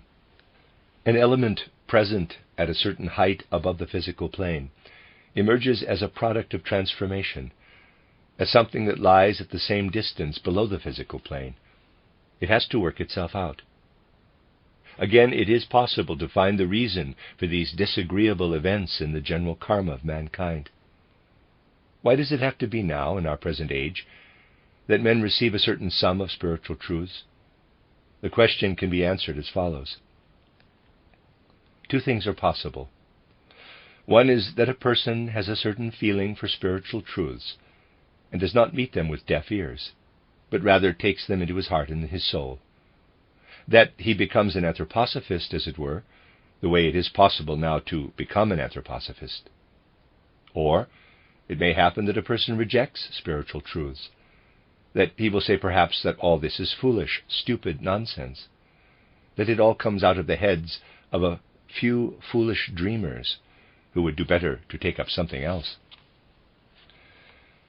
When a person passes through the gate of death, he does of course enter into the spiritual world. If someone were to say, quote, "Do we only enter into the spiritual world if we acquire knowledge of that world in the time between birth and death?" Close quote. We might perhaps say to him, quote, "Of course, a person who knows nothing of the spiritual world will also enter into it." Close quote. But what is the difference between these two types of people? The difference is considerable. I am now always speaking only of our own time, for spiritual truths are individual. And if someone were to say, in relation to what I described earlier, quote, "I assume imaginations unable to come through will therefore always be transformed into a war of malice, like the one we have now," close quote, that would be the wrong view. At other times, they may behave quite differently. Spiritual truths are always individual, and what I am going to say now represents a truth that is individual to our time. A person going through the gate of death, without having made use of the opportunity to take in spiritual elements that exist in our time, hands over his soul to the higher worlds on passing through the gate of death, in almost the same state he received it when he went through birth to enter into physical existence. The higher worlds receive nothing from him but what they have given him on his incarnation. On the other hand, a person may make his own here on earth what it is possible to obtain from the spiritual world, not by mere faith, but by entering into the spiritual worlds in a living way. On his death, he will not hand over his soul to the spiritual worlds the way he received it at birth. He will also hand over to the supersensible beings the concepts, ideas, and feelings he has achieved here. These belong not only to him, they belong also to the supersensible beings. Any who do not bring these with them will, of course, also live into the spiritual world, but make no contribution to human progress. And if people had always lived like that, or done so from a certain point of time, mankind would have remained as it was. There is progress, further development, and souls will always find something new on entering the earth in a new incarnation, because they find opportunity to take in the particular mission of an age. In the final instance, a decision always has to be made as to whether we relate to the spiritual world or not. For instance, someone might say, quote, "What do I care about the progress of mankind? What does the evolution of the earth matter to me? Let the earth come to a stop. I shall go on regardless." Close quote. That is how a person may speak who has no real love, no interest in earthly progress. Any, however, who bear within them the love for human progress as their highest responsibility will be unable to choose that road. There is also freedom in this sphere. And souls will come to anthroposophy only through freedom and love for man's true progress and man's true good. So it is not possible either to become an anthroposophist out of mere egotism. In becoming one, we contribute something to the progress which one otherwise withdraws from. One is active in love, therefore, not merely for oneself, but for something else. This is something I hope will always shine through in all our discussions of the spiritual knowledge we are seeking. That this spiritual science is a living, active force. I am not talking about visions. I am talking of this science. Vision merely yields the results. I am speaking of the results coming alive in man. Spiritual science is something alive, something active, that takes up its abode in our souls, that is working and active in our souls. I have often used the comparison that merely to speak of love, considering particularly the talking that goes on in the theosophical movement, is like standing in front of a stove and preaching that it shall grow hot, this being its duty as a stove. Even the best of sermons concerning its responsibilities as a stove will not make it grow hot. It will grow hot, however, if we put some wood in it and put a match to it. Basically, that is how it is with all preaching of human love, and such preaching will prove hardly more successful when directed at men than a sermon directed at the stove, telling it to grow hot. Such preaching has been done at all times, and the results can be seen. But anything that is not mere knowledge of the spiritual world, not mere idea, mere word, but is instead something alive, something active in the word, that is the wood we give to our soul, and it will burn if it is rightly taken in by the soul. This can be learned particularly from conflicts like the present one. There, knowledge is set aflame.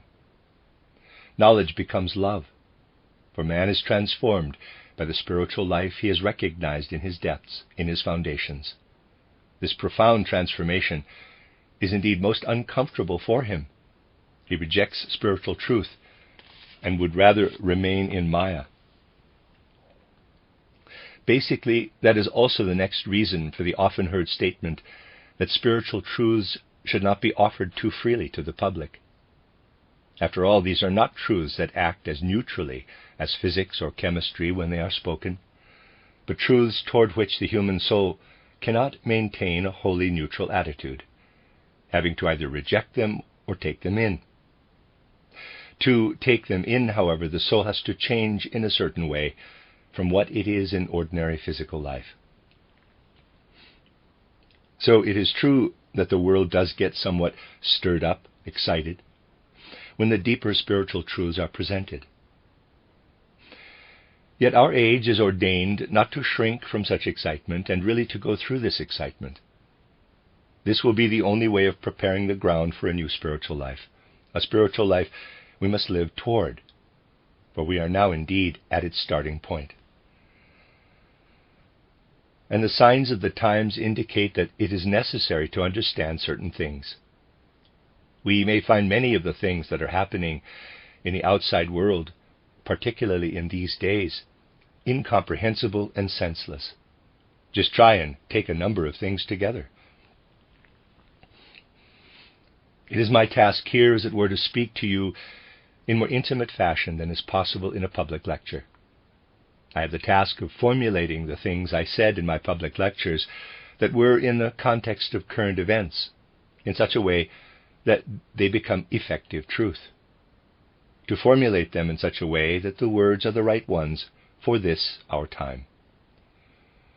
If you try and take a number of things together, you will see that one particular aim has been present all the time: to call forth ideas that are a little more the right ones, sentiments and feelings that are more the right ones, with regard also to current events, than those that come so easily and are so widespread.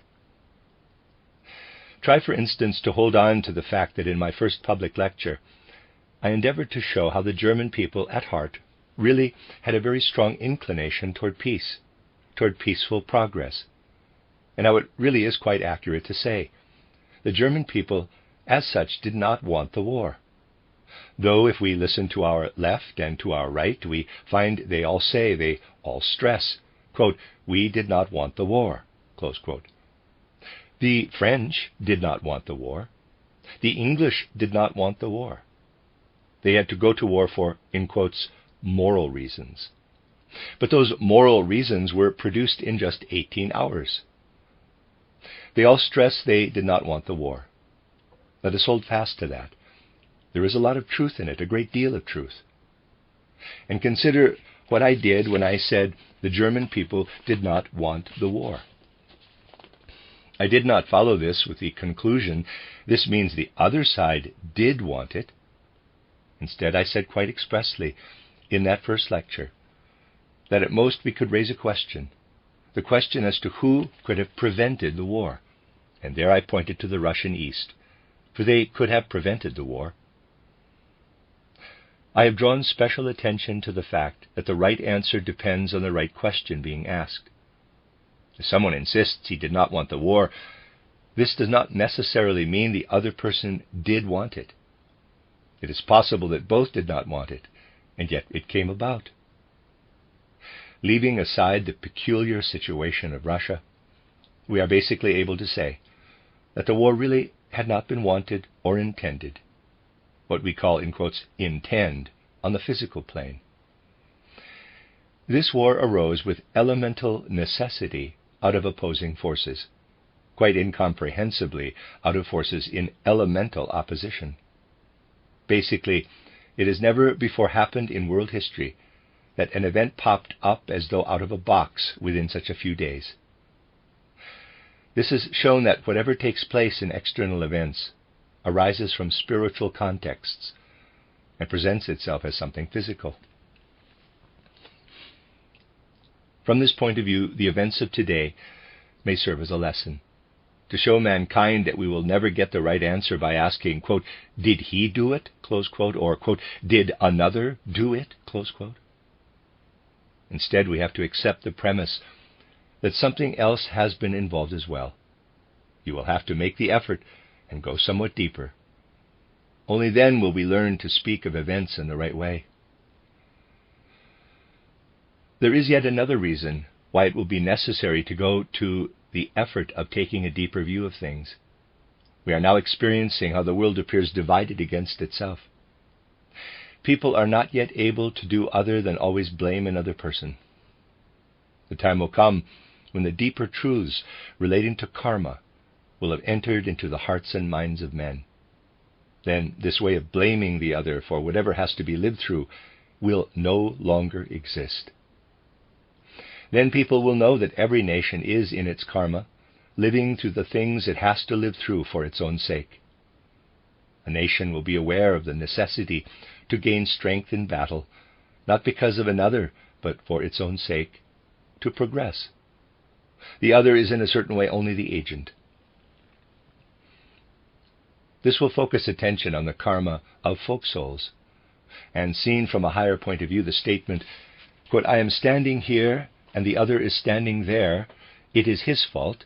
He is responsible for my having to go through these events, these struggles. It is his doing, close quote, is like a man of 50 looking at a child. The child is young, he is old.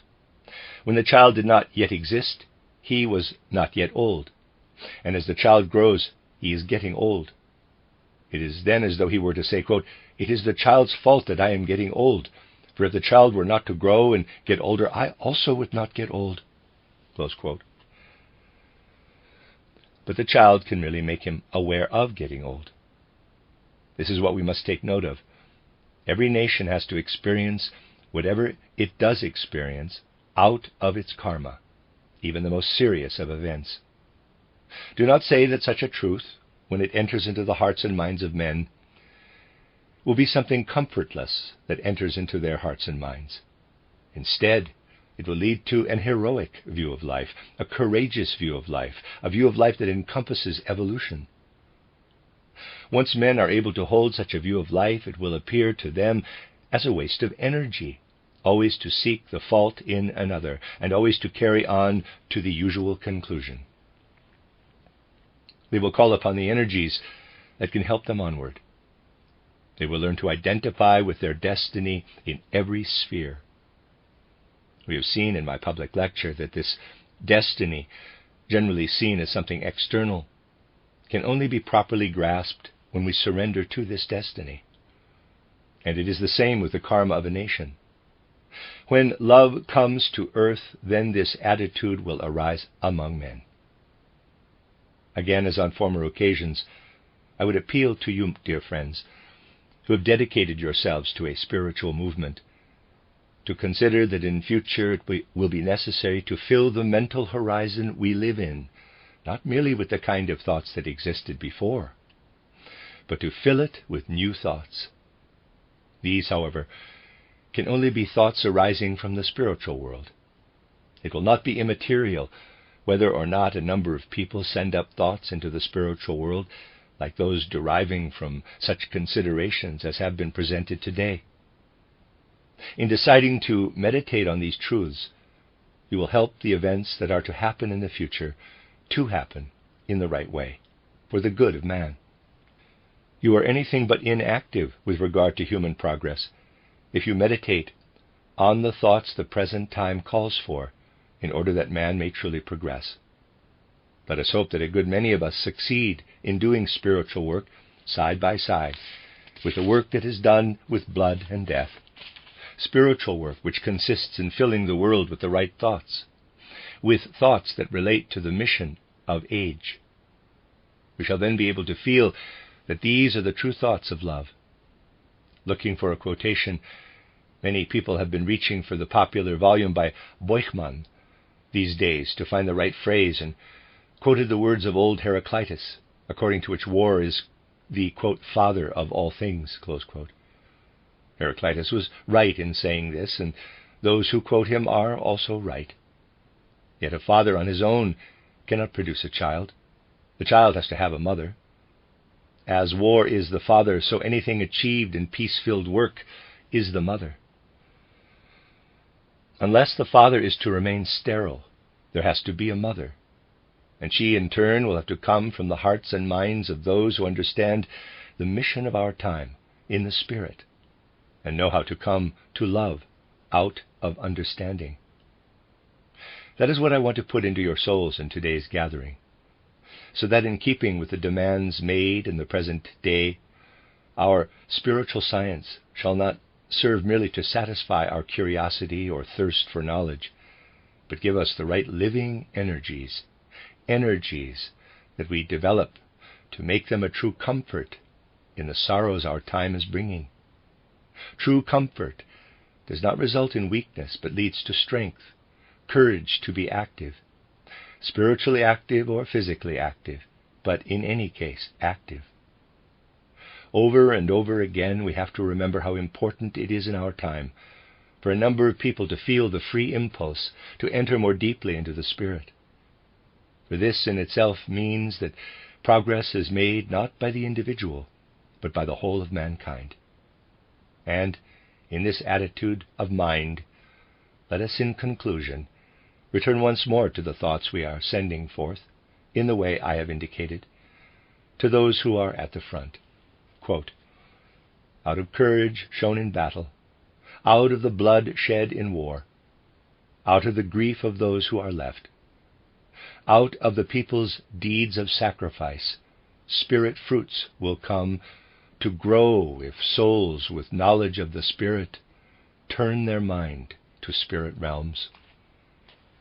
The end of Lecture 3. You are listening to RudolfSteinerAudio.com. As well, you can hear these podcasts at RudolfSteiner.podbean.com. Please consider becoming a patron. There are two publishing houses, SteinerBooks.org in America and RudolfSteinerPress.com in England, which are the sole publishers of Steiner into English and have given me permission to do these recordings. Please consider patronizing them as well. This is a reading of Collected Works, Volume 157 by Rudolf Steiner, 14 lectures, entitled The Destinies of Individuals and of Nations, translated by Anna Meuss. This is Lecture 4, given in Berlin on the 17th of January, 1915. Dear friends, as on other occasions when I have been able to speak to you, since the serious events of the present time took their beginning, let our thoughts go out at this moment to those who are at the front, offering their souls and their bodies in sacrifice for the tremendous demands made in our time, and having to take up with the whole of their physical existence the challenge of the time. Quote, spirits of your souls, guardian guides, on your wings let there be borne the prayer of love from our souls to those whom you guard here on earth. Thus, united with your might, a ray of help our prayer shall be, for the souls it seeks out there in love. Close quote. And the Spirit who has gone through the mystery of Golgotha, the Spirit we have long been seeking in our movement. May He be with you and guide you to the goals that you have to seek. Quote, Spirits of your souls, guardian guides, on your wings let there be borne the prayer of love from our souls to those whom you guard here on earth. Thus united with your might, a ray of help our prayer shall be for the souls it seeks out there in love. Close quote. My particular intention with the words I spoke here on the last occasion was to let a truth flow into your minds, a truth to be found through spiritual science. That the great and serious events in life really enable us to see how outward appearances have to be regarded in the light that comes to us from spiritual science. It is only then that they will no longer appear to us as Maya, the great illusion, but in their profound truth. This is not to say that these outward appearances in themselves are Maya or illusion. That is an erroneous view people often pick up from a philosophy with a more Oriental orientation. But that our senses and our intellect err in the interpretation, in their comprehension of outer events, unless we illumine those external events with the light that comes to us from an understanding of the spiritual world. Today I want to take certain individual facts that have already been touched on during the years of our anthroposophical work and present them in a perspective that is somehow in accord with our time. We are fully conversant with the thought that since the mystery of Golgotha intervened in events on earth, the impulses, the forces and entities that have gone through this mystery of Golgotha have played an active role as living forces in all that happened in human evolution on earth. In other words, and to put it more concretely, I want to say, in all major events, in all the important and essential things that have happened, the Christ impulse has been active through those who are His servants, His spiritual helpers. At the present time, the term Christianity is generally understood to cover only what men have been able to comprehend. But as I stressed on many occasions, what has come into the world through Christianity is so great, so tremendous, that human reason, the human intellect, is in no position, or has not been in a position to the present moment, really to grasp even the most elementary aspects of the powers of the Christ impulse. If Christ had worked only on the basis of what men have been able to grasp of Him, He would have been able to achieve little. But what matters is not what has entered into mankind through human reason and understanding, what concept men have been able to form of the Christ, but rather the fact that He has been present since the mystery of Golgotha, active right among men and in their ways of doing things. It is not a question of how far men have understood Him, but that He has been present as a living entity and has entered wholly into all significant events in evolution. Of course, our spiritual science enables us to grasp only a little of the profundity of the Christ impulse even today. Future times will come to understand and see more and more. There is no reason to feel pride in such understanding of the Christ impulse as we have so far achieved. Spiritual science will grasp a little more today than it has been possible to grasp of the Christ in the past. In past times, people were able only to reflect on the Christ by using the means available through external intellect, external reason, external research. Now, we have spiritual science as well. And with this we see into the supersensible worlds. And out of the supersensible worlds we are able to provide many answers concerning the significance of the mystery of Golgotha.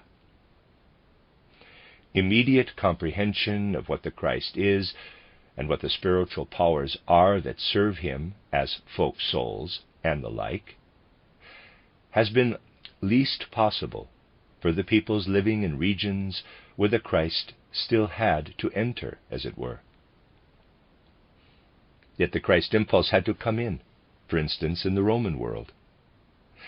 And there is one particular example which we have already considered in another context that will be the best way of demonstrating how the Christ is at work as a living power, directing his spiritual servants when events have to be brought about that are essential in evolution, to bring real progress for mankind.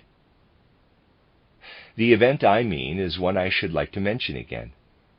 It happened in AD 312 that the man through whom Christianity became the official state religion, Constantine, son of Constantinus Chlorus, entered the field with his army against Maxentius, then the ruler of Rome. Of course, if one considers those two armies facing each other, one would have to say that the situation was the worst possible for Constantine, his army being 5 times smaller than that of Maxentius. It is possible to imagine, however, that considering the state of the art of war at the time, both armies had a number of outstanding generals. Yet what mattered particularly at that time was not the skill of men, but that opportunity was given for the ongoing Christ impulse to influence mankind in a way commensurate with the needs of the time. It is possible to see how much of the Christ impulse could be understood at the time, how much of that Christ impulse human hearts had been able to absorb in the state of consciousness then prevailing, if we consider what happened a few decades later around Rome and out of Rome. Julian the Apostate fought Christianity out of honest conviction, on the basis of what could be gleaned from human knowledge in those times. Anyone considering the way Julian and his followers fought Christianity can say to himself, quote, "There is no doubt that as far as human knowledge was concerned, Julian and his followers were very advanced for their time. They were much more enlightened in this respect than the Christians of their day, although they had reverted to worship of the old gods." Close quote. They stood for what might be considered to represent human knowledge at that time. Yet in AD 312, it was not the stand of human knowledge that determined the issue. It was rather that the potential had to be there for the Christ and his servants to intervene in the historical evolution of mankind. However much Maxentius and his army were able to rely on the skills of their generals, and on anything else human knowledge and human wisdom may have achieved at that time, if nothing else had happened, then, undoubtedly, something destined to emerge at that time would not have emerged. And what did happen? What happened was the following. The continuing Christ impulse flowed into soul activities that were not within men's consciousness, into activities men were not aware of.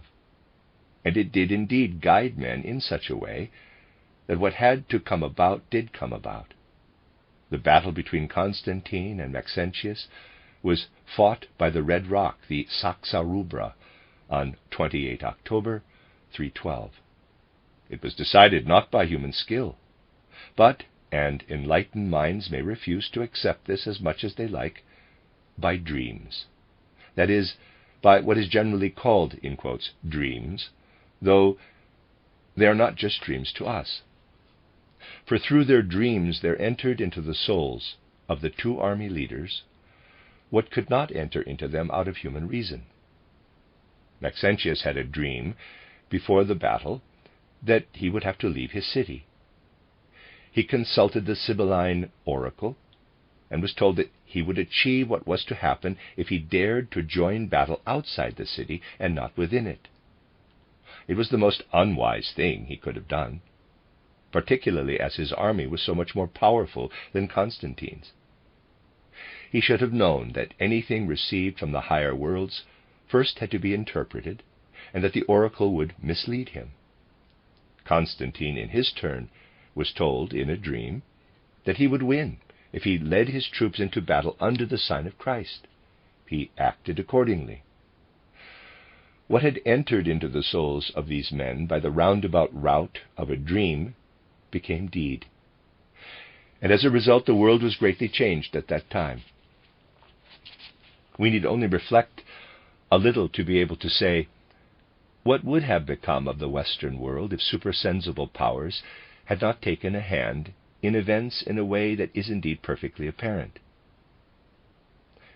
Let us now look at those events in more detail. At the time, souls had incarnated in the West and South of Europe who were destined to be bearers of Christianity. Even the most enlightened souls were unable to become bearers of the Christ impulse at the time by using their minds, their intellect, because the time for this had not come. They had to find the way to Christianity through what had been created around them externally. We may say they assumed Christianity like a garment. Their deeper nature was not greatly affected by it. They became serving members rather than receiving the Christ impulse into their innermost being. Fundamentally speaking, that was to hold true for the best souls in the western parts of Europe for a long time to come, into the 8th and 9th centuries and beyond. They needed to assume Christianity as a garment, to wear this garment of Christianity in such a way that they wore it in their ether bodies and not in their astral bodies. You can judge what it means when I say they bore Christianity in the ether body. It means they assumed it in such a way that they were Christians when awake, but were unable to take their Christianity with them when outside their physical and ether bodies. The way they went through the gate of death also was such that we can say they were able to look down from the realm through which man has to pass between death and rebirth, look down at what they had been in their last earth life. But one thing that was not immediately possible for them at the time was to take the Christian impulses arising from their former life into their future life. They wore Christianity more as a garment. Because of something I will come to shortly, let us hold on to this way in which the souls accepted Christianity in their outward lives, and the way Christianity was not part of what souls were able to take with them through the spiritual world when passing through the gate of death to prepare for a new life on earth.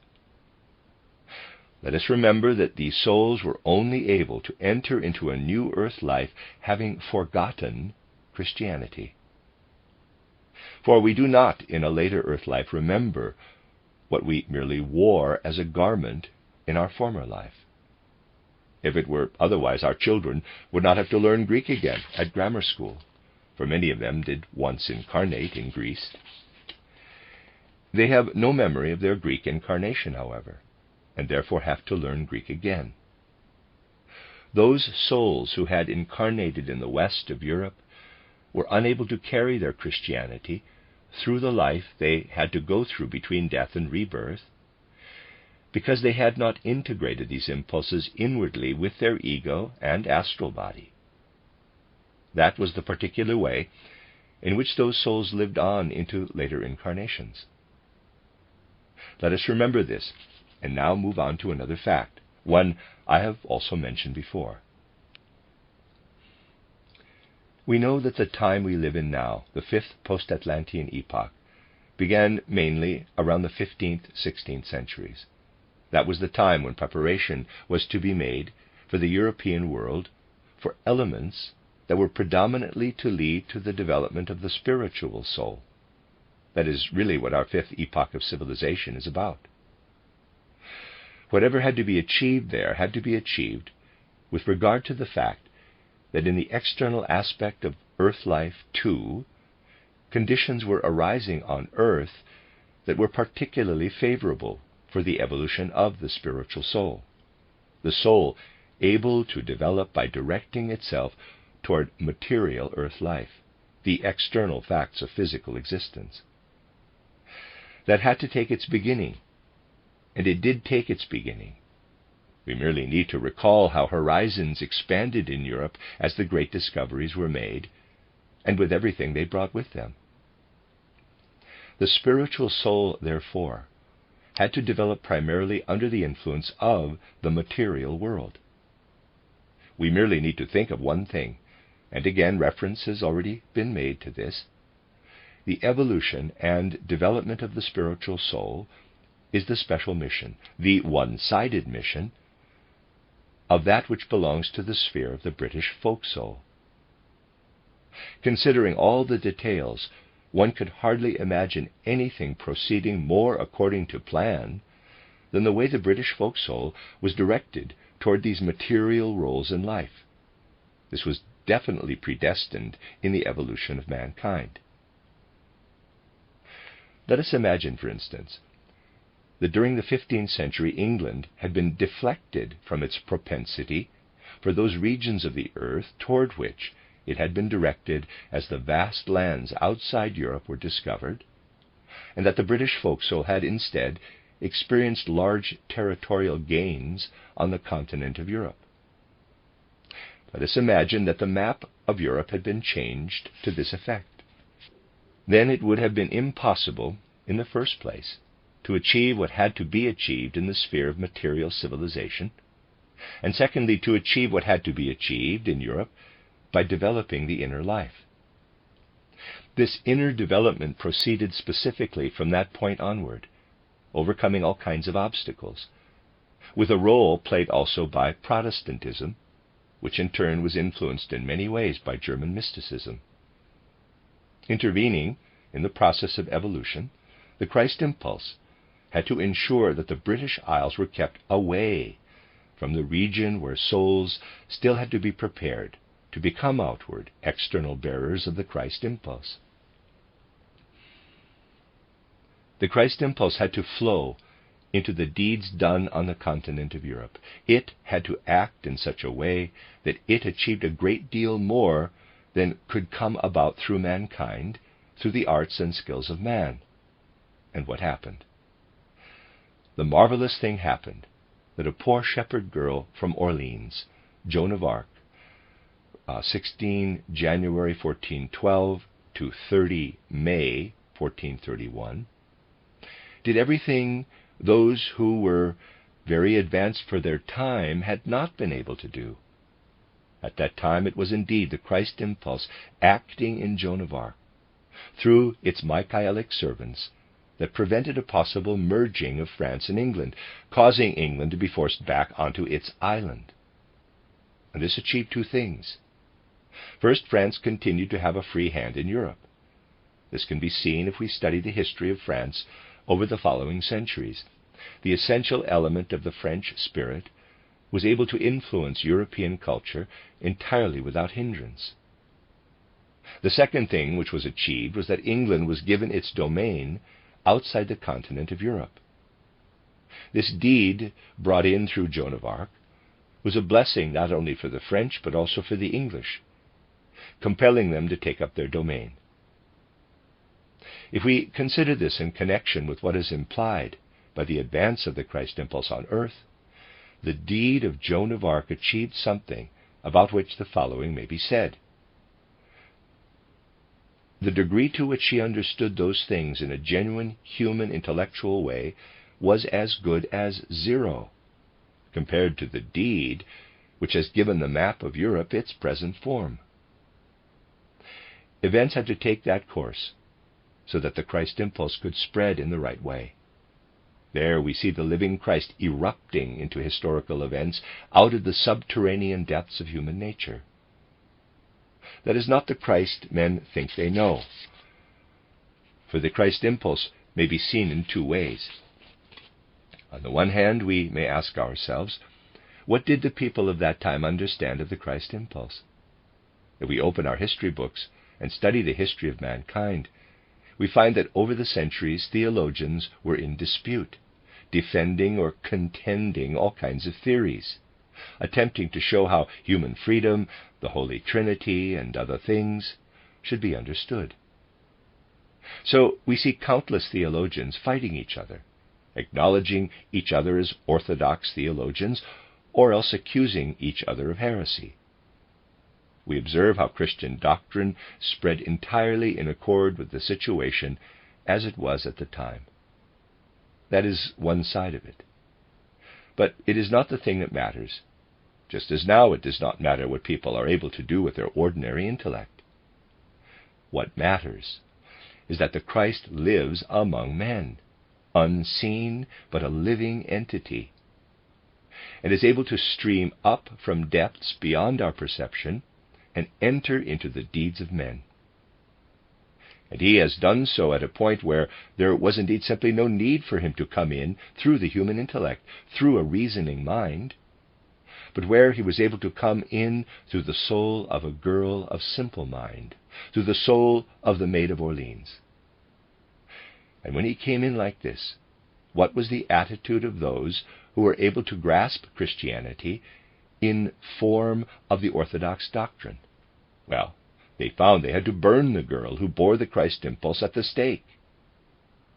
It has taken some time for official doctrine to take a different view.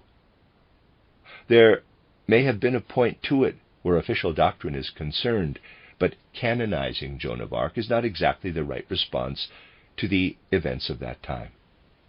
This is a real example of how the Christ intervened in human evolution through his servants.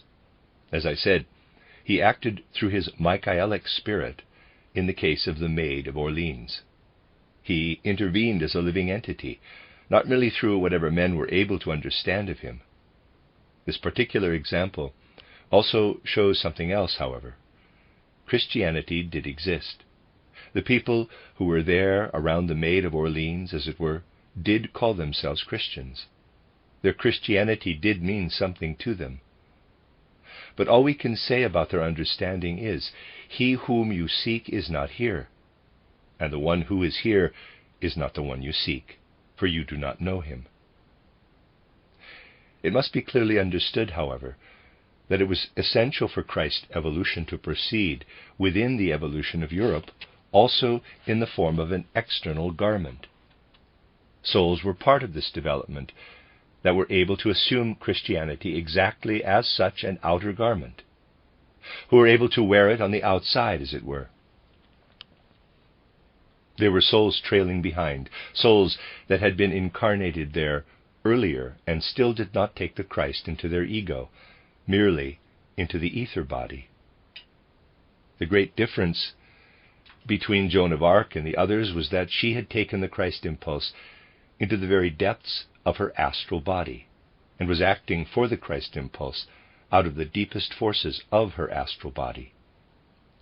This is one of the points where we can gain a clear understanding of something that really must become clear to us: the difference between the progressive evolution of nations and the progressive evolution of individual human personalities. If we consider the French as they are today, for example, it is of course true that a number of individual human personalities exist within the French nation. These individual personalities were not, of course, part of the nation in their previous incarnation, part of a nation that had assumed the outer garment of Christianity there in the west of Europe. It was because a number of people had to assume Christianity as an outer garment in the west of Europe that they were in a condition, on passing through the gate of death, that necessitated their being united with Christianity in their astral body and ego in their next life, under different conditions. It was because they had been incarnated in the west of Europe that the necessity arose for them to have their next incarnation somewhere else. It is indeed very uncommon. Note that I am saying uncommon, though it does not always have to be so, that a soul belongs to the same community on earth through a number of consecutive incarnations. Souls pass from one earthly community to another. We have one example, however, and I am saying this without wishing to rouse sympathies or antipathies, and with no intention of flattering anyone. We have one example of souls actually assuming the same nationality a number of times. That is the case with the people of Central Europe. These Central European people include many souls that are incarnated among them today and have also been incarnated in the Germanic tribes in the past. This is a fact we are able to trace. It cannot always be fully explained with the means now available in occult science, but it exists nevertheless. A fact like that presented in last Thursday's public lecture on the ancient Germanic soul and the German spirit, for example, is illumined when we know that souls make repeated appearances within the Central European community. The fact is that cultural epochs were cut short within this particular community.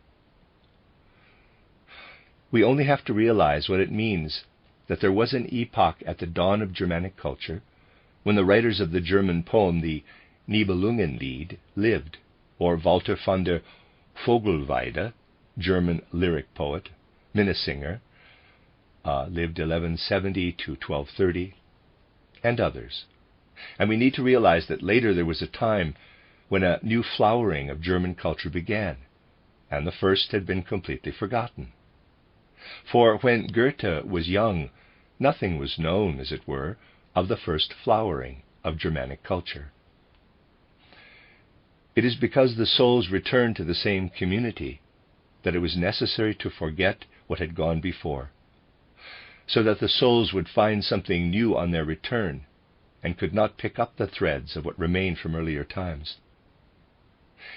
It has not happened with any other people that a metamorphosis was gone through, as it were, the way it happened in the case of the Central European people. From the height that had been reached in the 10th, 11th, and 12th centuries to that later height that came about the time between the end of the 18th and the beginning of the 19th centuries, and which we may hope will continue. There is no continuous line from the first to the second of these periods, and this can only be explained once we know that souls do return, particularly in this culture. It is possible that another deeply moving fact I have already mentioned to you is also connected with this. The fact that it was noted how the Central European fighters of the present continue the struggle once they have gone through the gate of death. That soon after they have passed through the gate of death, it is possible to see how they continue to join the struggle. This fact can raise wonderful hopes for the future, because one can see how not only the living, in the physical sense living, but also the dead, those who have died, are making their contribution to events. Let us now pose the question: what is the situation with souls that were incarnated in Western Europe at the time when Christianity was assumed like an outer garment, that is, in the 6th, 7th, 8th, and 9th centuries, but accepted Christianity there, or also under the Romans, though they were not yet able to unite it with their astral body and their ego? What is the situation with those souls? Grotesque as it may seem to modern man, with his materialistic thinking, the things spiritual science can teach achieve real meaning for life, if the concrete facts are considered.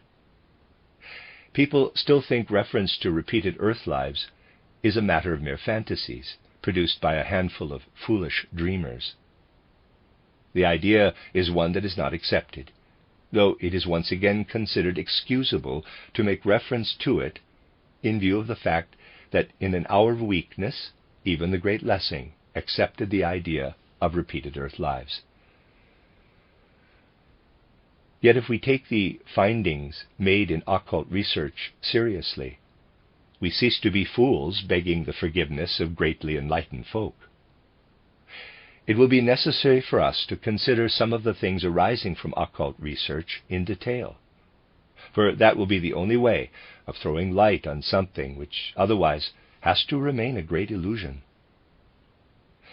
It is a strange thing that a great many souls that lived to the west of us toward the end of the Roman epoch, when Christianity was slowly gaining influence, finally becoming the established church, now come from the east, as souls growing up in the east, souls now among Russia's fighters. I said we must remember the fact I referred to earlier, for among the people killed in the east, those who are fighting there and being taken prisoners are souls who toward the end of the Roman epoch lived in the western part of Europe. They now come toward us from the East. People who in those past times allowed the Christian faith to flow into their ether bodies, and now, in a civilization that is relatively speaking at a lower level, take Christianity into their souls in a waking state, and do so in such a way, due to the peculiarities of life in the East, that they have an emotional, instinctive bond with it. They are thus linking themselves to the Christ impulse in their astral bodies, doing now what they had been unable to achieve in their previous incarnations. This is a very strange fact, brought to light by occult research in the present day. Many facts that deeply move the soul may come within the occult horizon, triggered by the events of our time, and this is one among them. What then can we learn from these facts? We have to be clear about the following. We have to remember that it is part of the direct progress of the life of the Spirit in Central Europe that the soul life of the German peoples is very consciously linked with the Christian faith, that it is taken upward to the heights of a straight Christian culture. The streams, the paths leading to this, have been most marvelously laid out in advance over centuries. We see it all taking shape. It is specifically when we look at our own age, with all its errors and mistakes, that we see how the seed is there in Central European culture, how preparations have been made, and no effort spared in the German folk spirit, the folk soul of the German-speaking peoples, so that now the Christ impulse may be taken hold of in conscious awareness. That is a fact of infinitely greater importance than the 15th century event when Joan of Arc had to save France, because that country had an important mission at that time. We, therefore, have before us the significant fact that the German spirit is called upon to take in the Christ impulse more and more consciously in future, take it in with the elements that have come into the life of the Spirit in German countries, and do so in a state of full waking consciousness. This Christ impulse had to announce itself in what went on at subconscious level over the centuries, as we have consistently shown. In the future, it will have to unite with souls in such a way that there will be people, and in Central Europe there will have to be such souls, who in full awareness unite also their ego and astral body with the Christ impulse, exerting the powers of their conscious mind, and not only the powers inherent in their physical and ether bodies. We can see efforts being made among the best. Let us take the best of them all, Goethe. We may quote Goethe as an outstanding example, but all souls have the potential within them, so long as they strive for it, however darkly. Goethe showed Faust, the representative of mankind, to be striving for the highest. In Part 2 of the play, he transports him to Greek civilization to share the experiences of nations, guiding him into this in such a way that Faust has a significant experience of the future, when he desires to wrest land from the sea and establish something that to him lies in the far distant future. And where does Goethe take Faust in the end? Goethe himself once expressed it like this, in conversation with Eckermann. He had to make use of the vivid images of Christianity to show Faust ascending into the spiritual world. And if you consider the profoundly beautiful picture of Faust's soul being received by the Mater Gloriosa, you see it as the opposite image to that which led Raphael, 1483 to 1520, to paint his famous Sistine Madonna, where the Virgin Mother is bringing the soul down. In the last scene of Faust, we see the Virgin Mother upward. That is the birth of the soul in death. And so we see a deeply inward striving arising from the human spirit in full conscious awareness. It is striving always to gain all that can be gained from Christianity, in such a way that it may be born through the gate of death and into the life man is going to live through in the new earth life that will follow preparation between death and rebirth. What we see there in Goethe himself is a character trait of the German people. It can give an indication as to the mission given to human beings. The mission is, and we can present this very clearly to our souls, the true benefit for the progress of mankind will arise only if, within a certain group of people, an harmonious relationship is established between Central Europe and Eastern Europe. It is possible to visualize Eastern Europe expanding westward across Central Europe by brute force. It is possible to visualize this happening. That, however, would be equivalent to a situation where Joan of Arc had not done her deed in the 15th century, and England had annexed France in those days. If it had come to that, and I state this emphatically, something would have come about that would not only have brought calamity to France, but would have meant calamity also for England. And if German culture were now to suffer through what may come from the East, this would be to the detriment not only of German culture, but also of the East. The worst that can happen to the East is that it might expand for a time and have an adverse effect on German culture. For as I said, the souls formerly incarnated in Western Europe or on the Italian peninsula, and now growing up in the East, unite with the Christ impulse as though instinctively in the unconscious depths of the astral body. Yet the Christ impulse that is to grow within them can never arise through linear progression of the instinctive element that lives in their souls under the name of Orthodox Catholicism, which on the whole is Byzantine, of course, for this is a name, not an impulse. It is just as impossible for this to evolve into what is predestined to become as it is impossible for a woman without a man to have a child. What is preparing in the East can only come to something if yet Central Europe strongly and consciously, that is, in a state of full awareness, unites the force of the human ego and human powers of insight with the Christ impulse, out of what souls are striving for, out of egoic nature. What has to come about for the civilization and culture of the future will only come about if the German folk spirit finds souls that transplant the Christ impulse into their astral body and ego, the way it can indeed be implanted there in a state of full conscious awareness.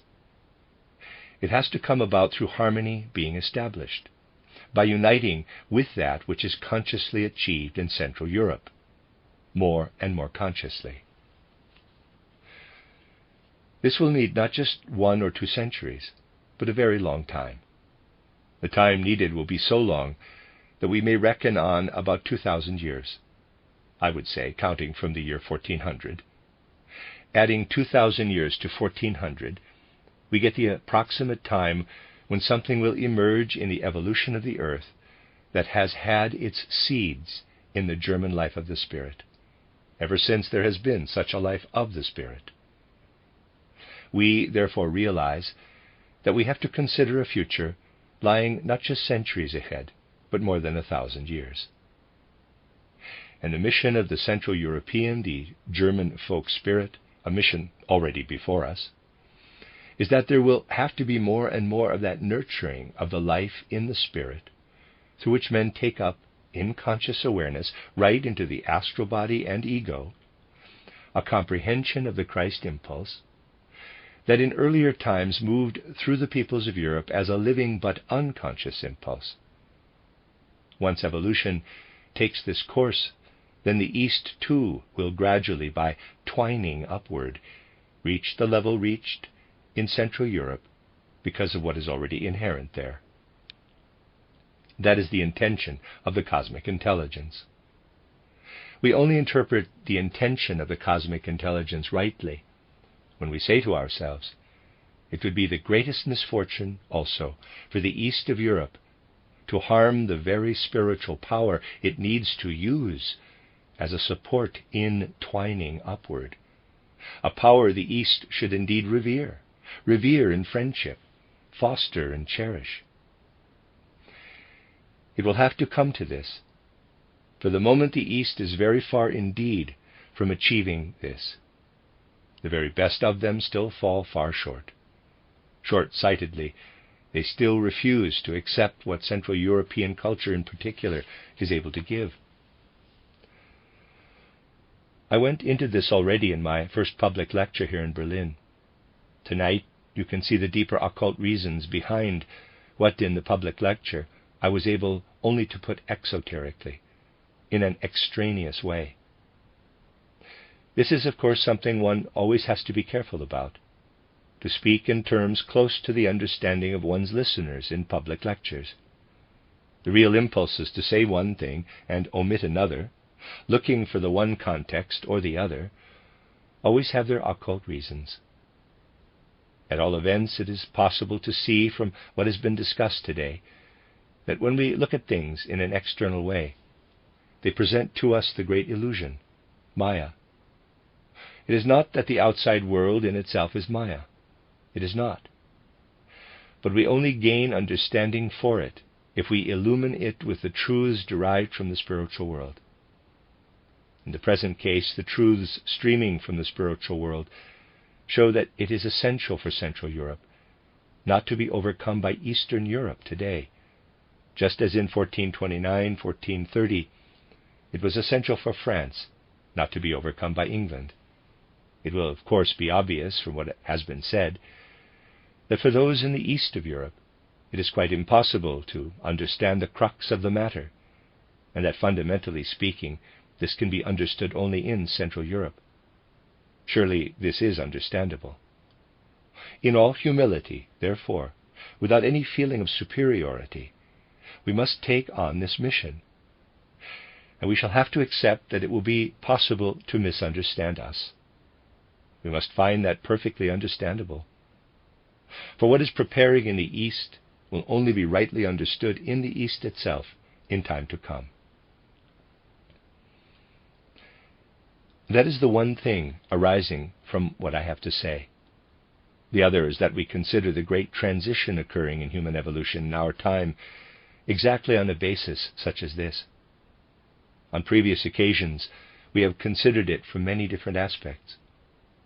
Now we consider it in such a way that we are able to see how the element which entered into man's evolution on earth through the mystery of Golgotha needs to be understood in increasingly greater conscious awareness in our day, by those who are able to do so after this incarnation. In the days of Constantine or of Joan of Arc, for instance, it would have been impossible for the Christ impulse to bring about, at a conscious level, what it had to bring about at an unconscious level. But the time will have to come when it will be able to act at a fully conscious level. That is why we receive out of spiritual science what we are able to take into our soul in increasingly greater conscious awareness. Again, it is possible to point to a particular fact, honestly, without getting worried about any sympathies or antipathies that may arise, and with no intention of flattering anyone. After all, it is always better to base one's views on facts rather than on what they are so often based on today. For if we look out into the world a little bit, we shall see that opinions really and truly are not always based on facts, but on passion, on strong national feelings. Yet it is also possible to base the views that determine the attitude of the human mind on facts. Anatole France was a man who considered Joan of Arc from the rationalistic and materialistic point of view now current. In the cultural sphere of Germany, it has been quite natural to understand Joan of Arc out of a supernatural context, since Schiller's great deed. There are people, even in Germany today, who think Schiller made a big mistake. And those are the literary historians, and in their case, that is understandable. After all, it is their function to, in quotes, understand art and literature, which is why they are unable to understand it. No, the essential thing is for us to let arise before our eyes, from the depths of spiritual life as though glorified, the figure of which Schiller said, quote, "The world indeed loves to blacken all that is radiant, and drag down into the dust all that is sublime." Close quote. And so it is indeed that acknowledgement of the fact that the Christ impulse intervened in a human individual, in a situation not affecting our own nation, can bring us the confidence to accept what I put forward in my public lecture, that it is possible to perceive in the life of the Spirit in Germany how it tends toward spirituality, the way it has evolved, tends toward spiritual science. We can see that it is its special, though not exclusive, mission to take all that has been achieved and aimed for the life of the Spirit in Germany and carry it upward to perception and understanding of the Spirit in the Spirit.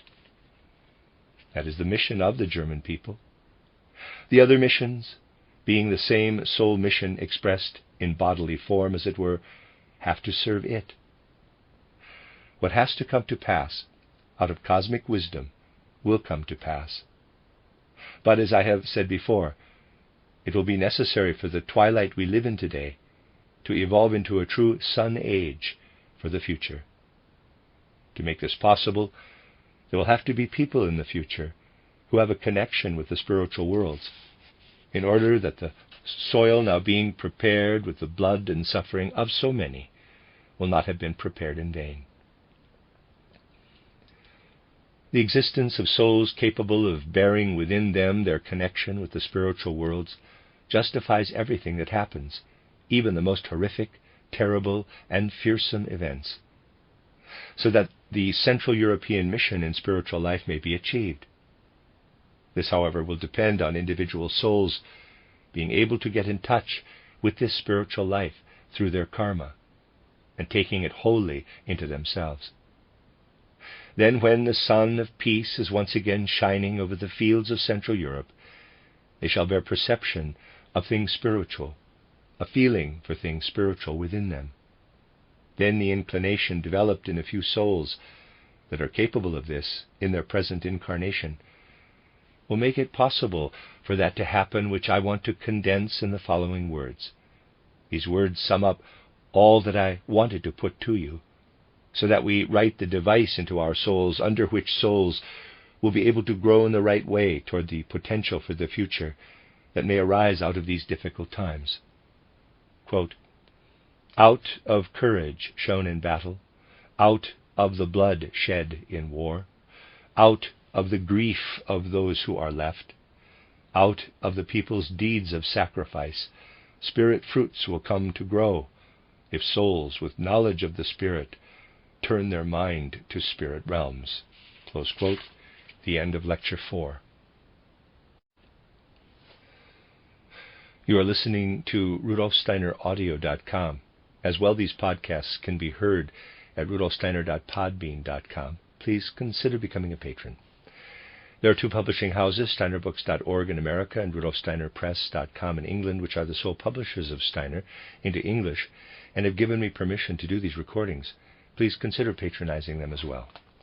This is a reading of Collected Works, Volume 157 by Rudolf Steiner, 14 lectures entitled The Destinies of Individuals and of Nations, translated by Anna Meuss. This is Lecture 5, given in Berlin on the 19th of January, 1915. Once again, let us first of all direct our thoughts to those who are out there at the front, in the arena of present-day events, where they have to stand for what the time demands of them. Quote, "Spirits of your souls, guardian guides, on your wings let there be borne the prayer of love from our souls to those whom you guard here on earth. Thus united with your might, a ray of help our prayer shall be, for the souls it seeks out there in love." Close quote. And for those who have already gone through the gate of death, quote, "Spirits of your souls, guardian guides, on your wings let there be borne the prayer of love from our souls to those whom you guard here on earth. Thus united with your might, a ray of help our prayer shall be, for the souls it seeks out there in love." Close quote. May the Spirit we have been seeking for so many years in our movement, the Spirit who has gone through the mystery of Golgotha, be present above you, May it stream through you and strengthen you for your difficult task. It seems that not everyone is quite clear about the verse I have just spoken, so I am told. Let me stress that the proper version reads, "Spirit of your souls." The verse has been phrased in such a way that it can be used when many people want to speak for one person, or one for many, or indeed many for many, as in the present case. If it refers to just one person, the only change which has to be made is to say, "Spirit of your soul," and so forth. It appears that I have made a slip of the tongue when I said the verse for the first time here some weeks ago, so that the view has arisen that the words, quote, "spirits of your souls," close quote, may not be quite correct. But they are correct as they stand. The first line is addressed to the spirits of the souls requiring protection, as it were, and the, in quotes, "your," refers to those to whom our thoughts are directed. In the second line, on the other hand, the "your" relates to the guardians. Let me remark that such verses are always such by nature that there can be problems with a purely grammatical construction. But they are given from the spiritual world for the specific purpose, and it is true that there are occasional problems with putting the words together for such verses.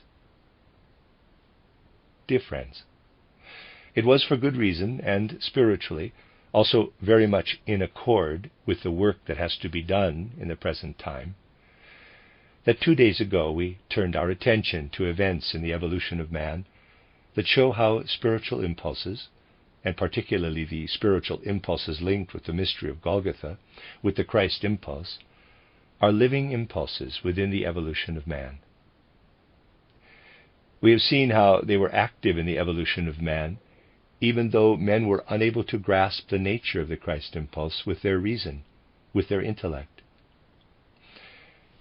It was with this intention that reference was made, among other historical events, to Joan of Arc, through whom this Christ impulse resolved a major issue in the 15th century through its servant, the Michaelic spirit, and for the good and advancement of mankind. The reason why it was particularly important to refer to this event was that in our day too, it does hold true that everything destined to regulate events on the historical scale is ordered and regulated from the spiritual worlds. We need to be aware that the forces, the impulses for what is to happen, come to us from the spiritual worlds. In this respect, the same holds true today as in the days of Joan of Arc. But the times are different. What would happen in a particular way in the days of Joan of Arc has to happen in a different way in our time and in times to come. It has to take a different course. For our time is one that is entirely different. Since the 15th and 16th century, and the Joan of Arc event did, of course, come in that period, mankind has been guided in quite a different way. It is this difference, and consequently the basic nature of our time, that we shall consider to some extent today. Between going to sleep and waking up, we are in a soul state where that which we really are is outside our physical and our ether bodies. Asleep, we live in our astral body and our ego. We need to have a very clear picture of this.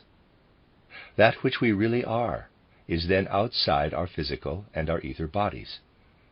Asleep, we live in our astral body and our ego. We need to have a very clear picture of this.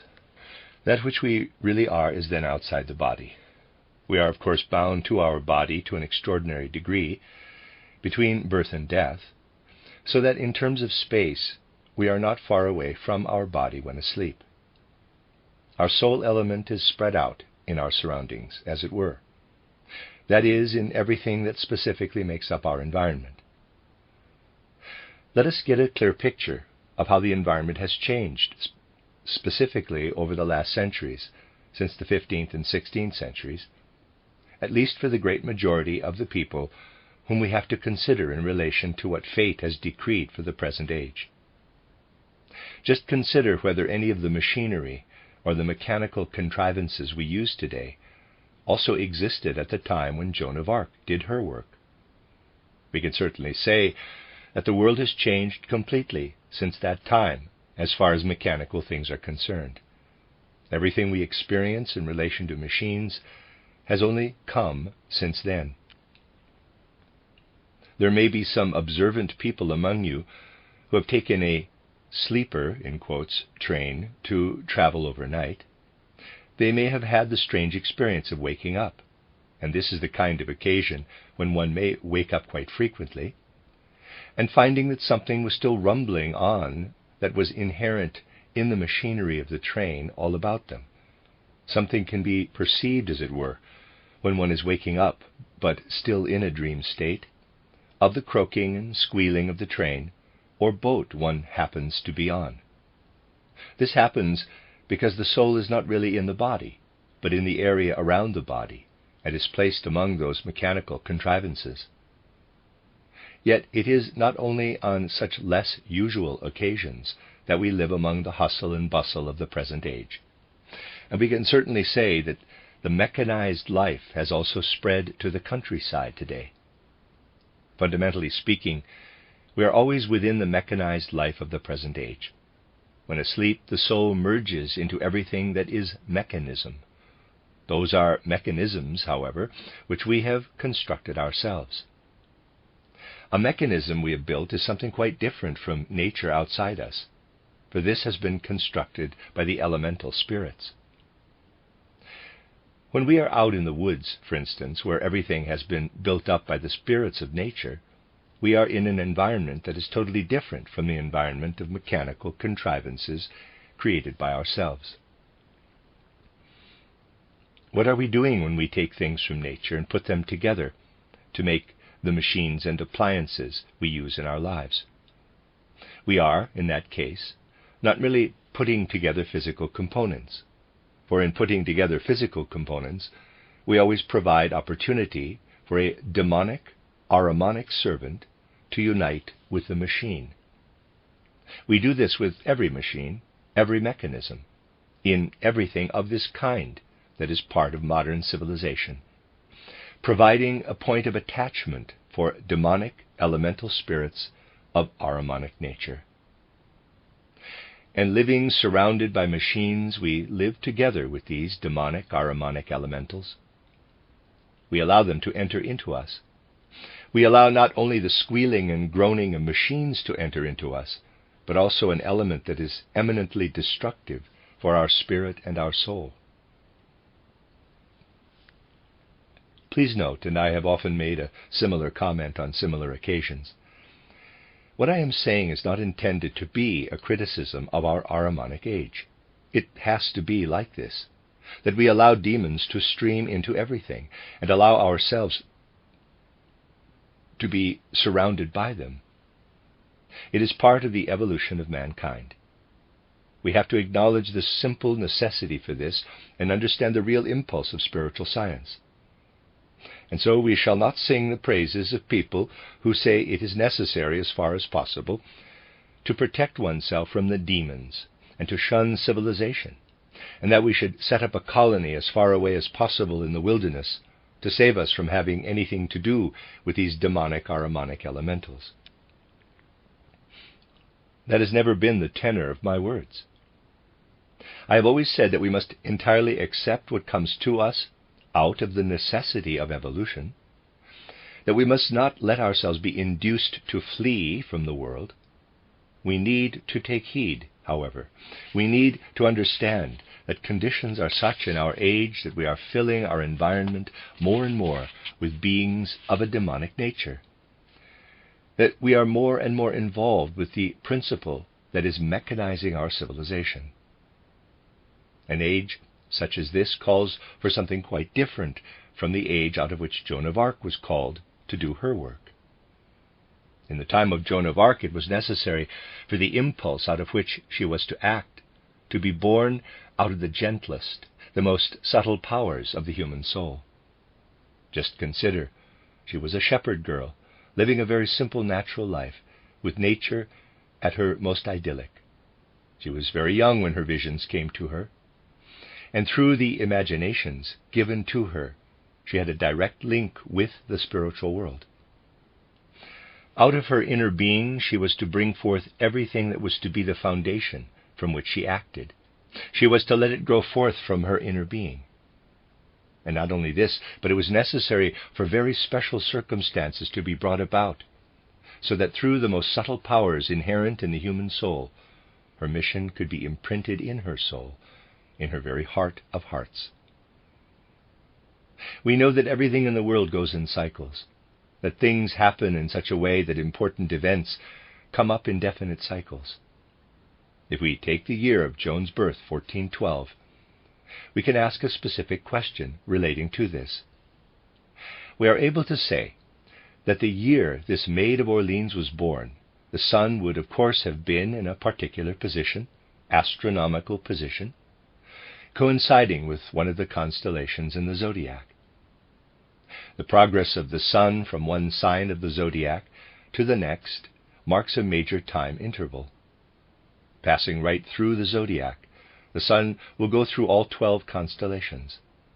The time interval needed for the sun to progress from one constellation in the zodiac to the next is approximately 2,160 years, and this is important. Going back approximately 2,160 years, from the birth of Joan of Arc, we come to the founding of Rome. In the days when Rome was founded, anyone needing information on major issues concerning the city which was then coming into being would go to see the nymph Egeria. There it was possible to get information from a seeress. But as I said, that was one solar cycle earlier. And so the times are renewed and everything goes in cycles. Let us visualize it like this. At the time when Rome was founded, the sun was at a certain point in the constellation of the Ram, Aries. It then progressed to the fishes, Pisces, so that it had moved through 1/12 of the zodiac.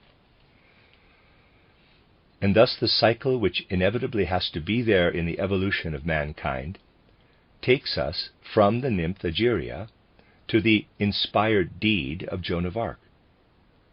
In ancient Rome, however, it was a matter of pagan inspiration, of pagan deeds. If we try to think of the same visionary element that operated at the time when Rome was founded, also having to operate in a Christian age, acting from within, through the most tender powers inherent in man, what did have to come about? You can imagine that something had to come about which, again, in some way or other, had to do with the subtlest powers of the Christian faith. Most of you will remember my telling you of the variation we get in the course of the year in the forces that link us with the spiritual world.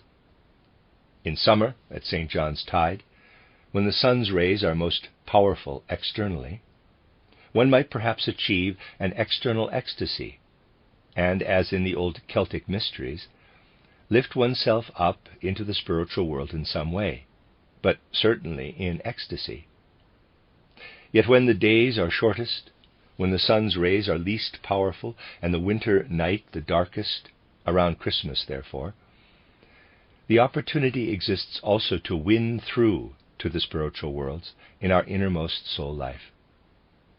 All who have known of the cycle of the year have always maintained, quite rightly, that those who have the gift for it are able to enter into the most intimate aspect of our connection with the spiritual worlds during the time from the 21st to the 23rd of December to about the 6th of January. During those days, and particularly the nights, there are legends. The title legend of Olaf Astason has been read to you here, which tell of people having their most profound inspirations during those days. This again is connected with the celebration of Christmas at that time, of the birth of the Spirit who went through the mystery of Golgotha, and is connected with the innermost powers in human soul development. So, if the inspiration of pagan Rome of old was to be resurrected one sun cycle later, 2,160 years later, it had to come in through the aspect of man that is most utterly childlike.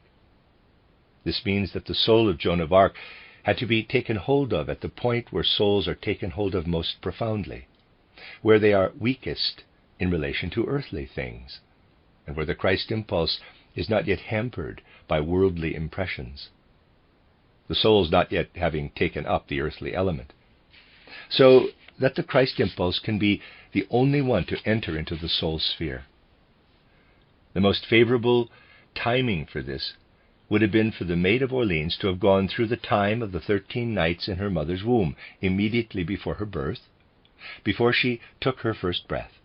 And indeed she did, for she was born on the 6th of January. Here we perceive the more profound forces at work which enter into the physical world from the spiritual worlds. We see how they find the channels they need, deeply mysterious channels. There can be nothing more marvelous for someone with insight into such things, nothing more open to explanation through spiritual science, than this fact that the Maid of Orleans took her first breath on earth in the time around Christmas, on the 6th of January, with the days of Christmas immediately preceding her entry onto the physical plane. We see how the girl who was to go through death at the age of 19 was taken hold of at the point where the most subtle of human powers lie. And we are therefore looking into a time when it was necessary for the divine spiritual powers to find a channel through the inmost inwardness of the human soul. That, however, was the last time when such a thing was to be. It was the time when a particular order was brought into Europe through the Christ impulse, as I indicated to you the last time, and this happened in the wonderful way in which it did happen through Joan of Arc. Since then, however, times have changed. Today is not the time when divine spiritual powers approach the human soul in such intimate fashion. What was the mission of Joan of Arc, really, if we consider something that was present throughout her whole life? She was taken hold of from within by the forces of the divine spiritual world. In her soul, these forces encountered the Luciferic forces. These Luciferic forces were mighty and powerful at that time. Joan of Arc bore something within her that made her vanquish the Luciferic forces. She vanquished the Luciferic forces. That is entirely obvious to anyone who wants to see. We have briefly considered the miracle of her birth and seen that she went through an unconscious initiation, in a way, up to Epiphany, the day known as that of the manifestation of Christ. But we can also point to her death, which occurred because all the Luciferic forces of her enemies joined together to bring about her death. Her misadventure in a battle was brought about through the jealousy of the men who were the official leaders, appointed to guide the battle. All the jealousy then came to the fore over the manifestations of spiritual powers, spiritual forces that were made through her. She was put on trial. The records of the trial still exist, and anyone studying them can see, unless, of course, his mind is as closed as that of Anatole France, that this Maid of Orleans, having come into the physical world in a very special way through the 13 nights, also left it in such a way. For it says in the records, so that there is historical proof, that she said that she would indeed die, but that after her death the English would meet with a much greater reverse than any they had known before, and that this would happen within the next 7 years. If we take this rightly, in its spiritual sense, it means nothing less than that the soul of Joan of Arc, on going through the gate of death, was prepared to continue contributing to the work of shaping events after her death, to share in the work, whatever her form of existence. And she did so. What the spiritual powers have to bring about will be brought about, whatever the external conditions may be. Joan's adversaries were able to bring about her death, to mount the strongest possible attack against her, as it were. They were not able to prevent her mission. However, the forces of Joan of Arc were only able to work in the subtle way they did during her time. In everything she did, the Luciferic forces were ranged against her. We are also having to deal with hostile forces in our time, but these are predominantly Ahrimanic forces, the Ahrimanic forces that have come up with the materialistic age. These are in evidence even in the outer form and fashion of the whole of our age, if we turn our attention to the mechanisms, the mechanical element of the age, if we are aware of that. Fundamentally speaking, we are offering an abode to demons when we produce our mechanical contrivances, surrounding ourselves with a whole world of Ahrimanic demons. It is evident also, from other things, that Ahrimanic powers are at work everywhere in our age. We need only look back a few years and pay a little attention to the occult substrate to our life on earth, and we can see Ahrimanic forces influencing all aspects of our physical life on earth. Not only the kind of demons we create in our machines influence our earth life, but also other kinds of Ahrimanic forces. The occultist has to put into words something I have often put into words for one group of friends or another, that fundamentally speaking, the sad and painful events now happening all over Europe and a large part of the globe have long been in preparation. War has been present for a long time, as it were, in the astral world, but was held back by something that was also astral, by the fear everybody was feeling. Fear is an astral element. It was able to hold the war back, to prevent it. Fear was able to stop war from breaking out for all that time. For fear was abroad everywhere. Fear is altogether something that is most dreadfully widespread in the depths of our souls in the present age. A time came, however, when there was an external indication in time of something often referred to when the starting points of this war are discussed. This outer aspect is not the one that matters, however. It is merely a symbol. As I said on a previous occasion, the assassination of the Austrian Archduke occurred, and there emerged the event, so terrible to the soul, that I have already referred to. I had never before known anything like this, not from personal experience, nor through other occultists. We know what the soul goes through when it has undergone death. In the case of the soul that went through death at that time, something very specific showed itself. All the elements of fear began to gather around it, as though around a focal point, and something of a cosmic power could now be perceived in it. We know already that anything that has a specific character on the physical plane will have the opposite character in the spiritual world. This also held true in the present case. An element that first had a dispersive effect where war was concerned was now acting in the opposite way, as a spur, an incitement to war. So we see that a metamorphosis, as it were, of the elements of fear, of the Ahrimanic elements, became mixed up with all the things that finally led to the sad and painful events of the present time. Ahrimanic elements are indeed at work everywhere in our time. We must not rebel against this, nor should we aim to protect ourselves against it. We have to see it as something that is necessary in our time, something that has to be present in our time. The question is, how do we find the right attitude to this? How do we find the one thing that will show us what should be our attitude now in the present age, if we want to make it possible for divine spiritual forces and powers to enter into our actions? Here I must refer to an event in the spiritual world that happened a few decades ago.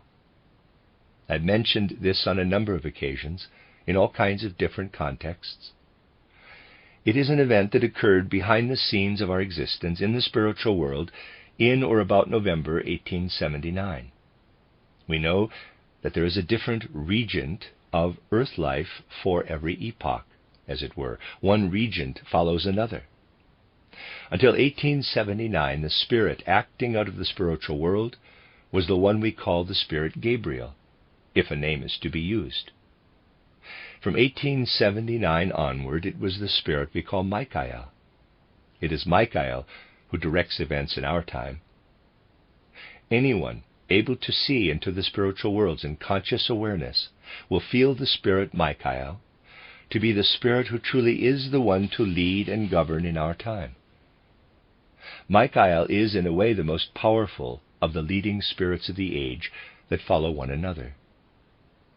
In a way, I said, he is the most powerful of these spirits. The others have been predominantly active in the spirit sphere. Michael had the strength to push the spirit right through into the physical world. He was the spirit who descended to earth ahead of the Christ, as it were, before the mystery of Golgotha approached, and governed world affairs for 4 or 5 centuries at that time. Now in our time, he is again the leading spirit on earth. We may make a comparison by saying that Michael is among the spirits belonging to the hierarchy of the archangeloi, as gold is among the metals. Whilst all other metals act predominantly on the ether body, gold also acts as a medicine for the physical body.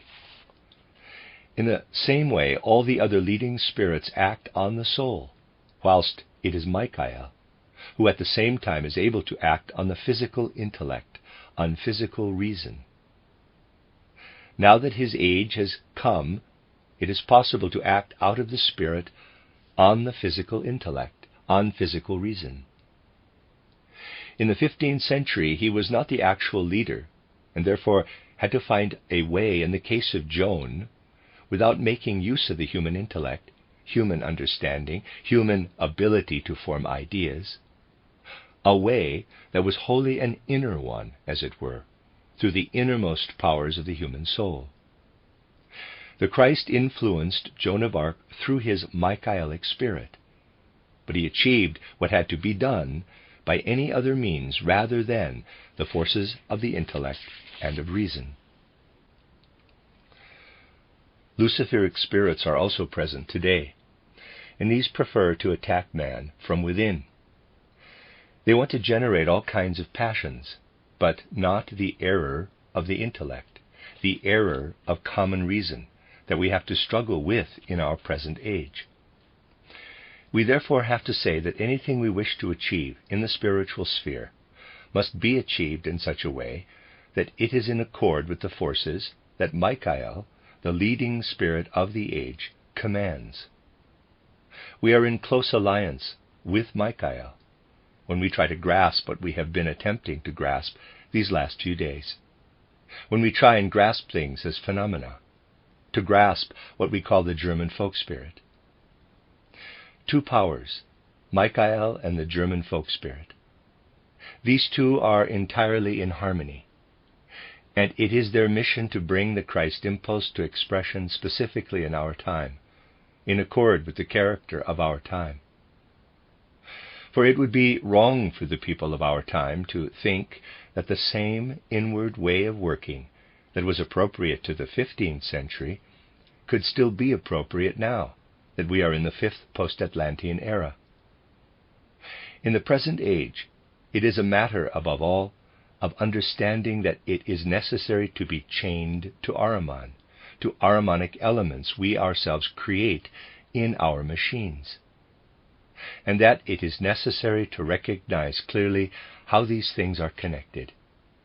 Otherwise we live in fear of many of the things that exist in the present age.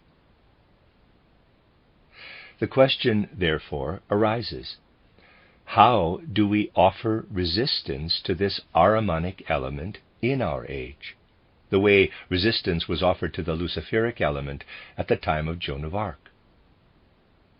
We offer resistance to the Ahrimanic element by taking exactly the path that has been so emphatically pointed out over and over again within our stream of spiritual science, the path toward a spiritualization of human culture, of man's ability to form ideas and concepts.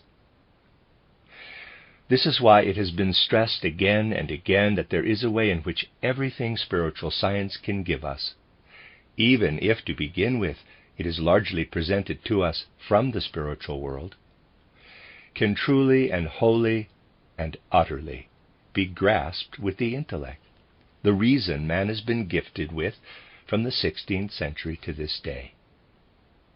And if we say we do not understand, then that is only because we listen to the prejudices current in the materialism of our age. We must stop listening ever and again to the voice of present-day materialism, a voice that speaks loudly at times and then again in the faintest of whispers. Instead, we must try and firmly focus our mind on such powers of understanding as we have. Then the things spiritual science produces for us will one day appear to be perfectly understandable, as something that can be understood just as well as some event or other in the outside world can be understood. We generate the great strength we need to offer resistance to the Ahrimanic forces by approaching the Spirit not merely through the inmost powers of revelation and of faith, as in the case of Joan of Arc, but by trying to concentrate our powers of understanding most intensely on what spiritual science has to give. If we do this, the hour, the moment will come when we have to say to ourselves, what comes to us out of spiritual science is the only thing that is rational, and at the same time makes the world around us understandable, filling it with light.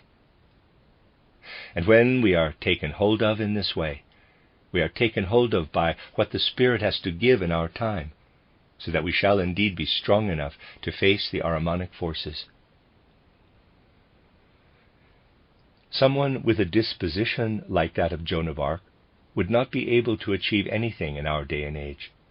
She would be an interesting personality, and would be able to reveal many marvelous things through prophecy and in other ways. Such a person, capable of making intimate revelations, is capable of effectively countering Luciferic forces. Today, however, man has to resist Ahrimanic forces, has to make himself strong to cope with these forces, developing the strength required in the Michaelic age. Sun-like qualities are called for in the age of Michael.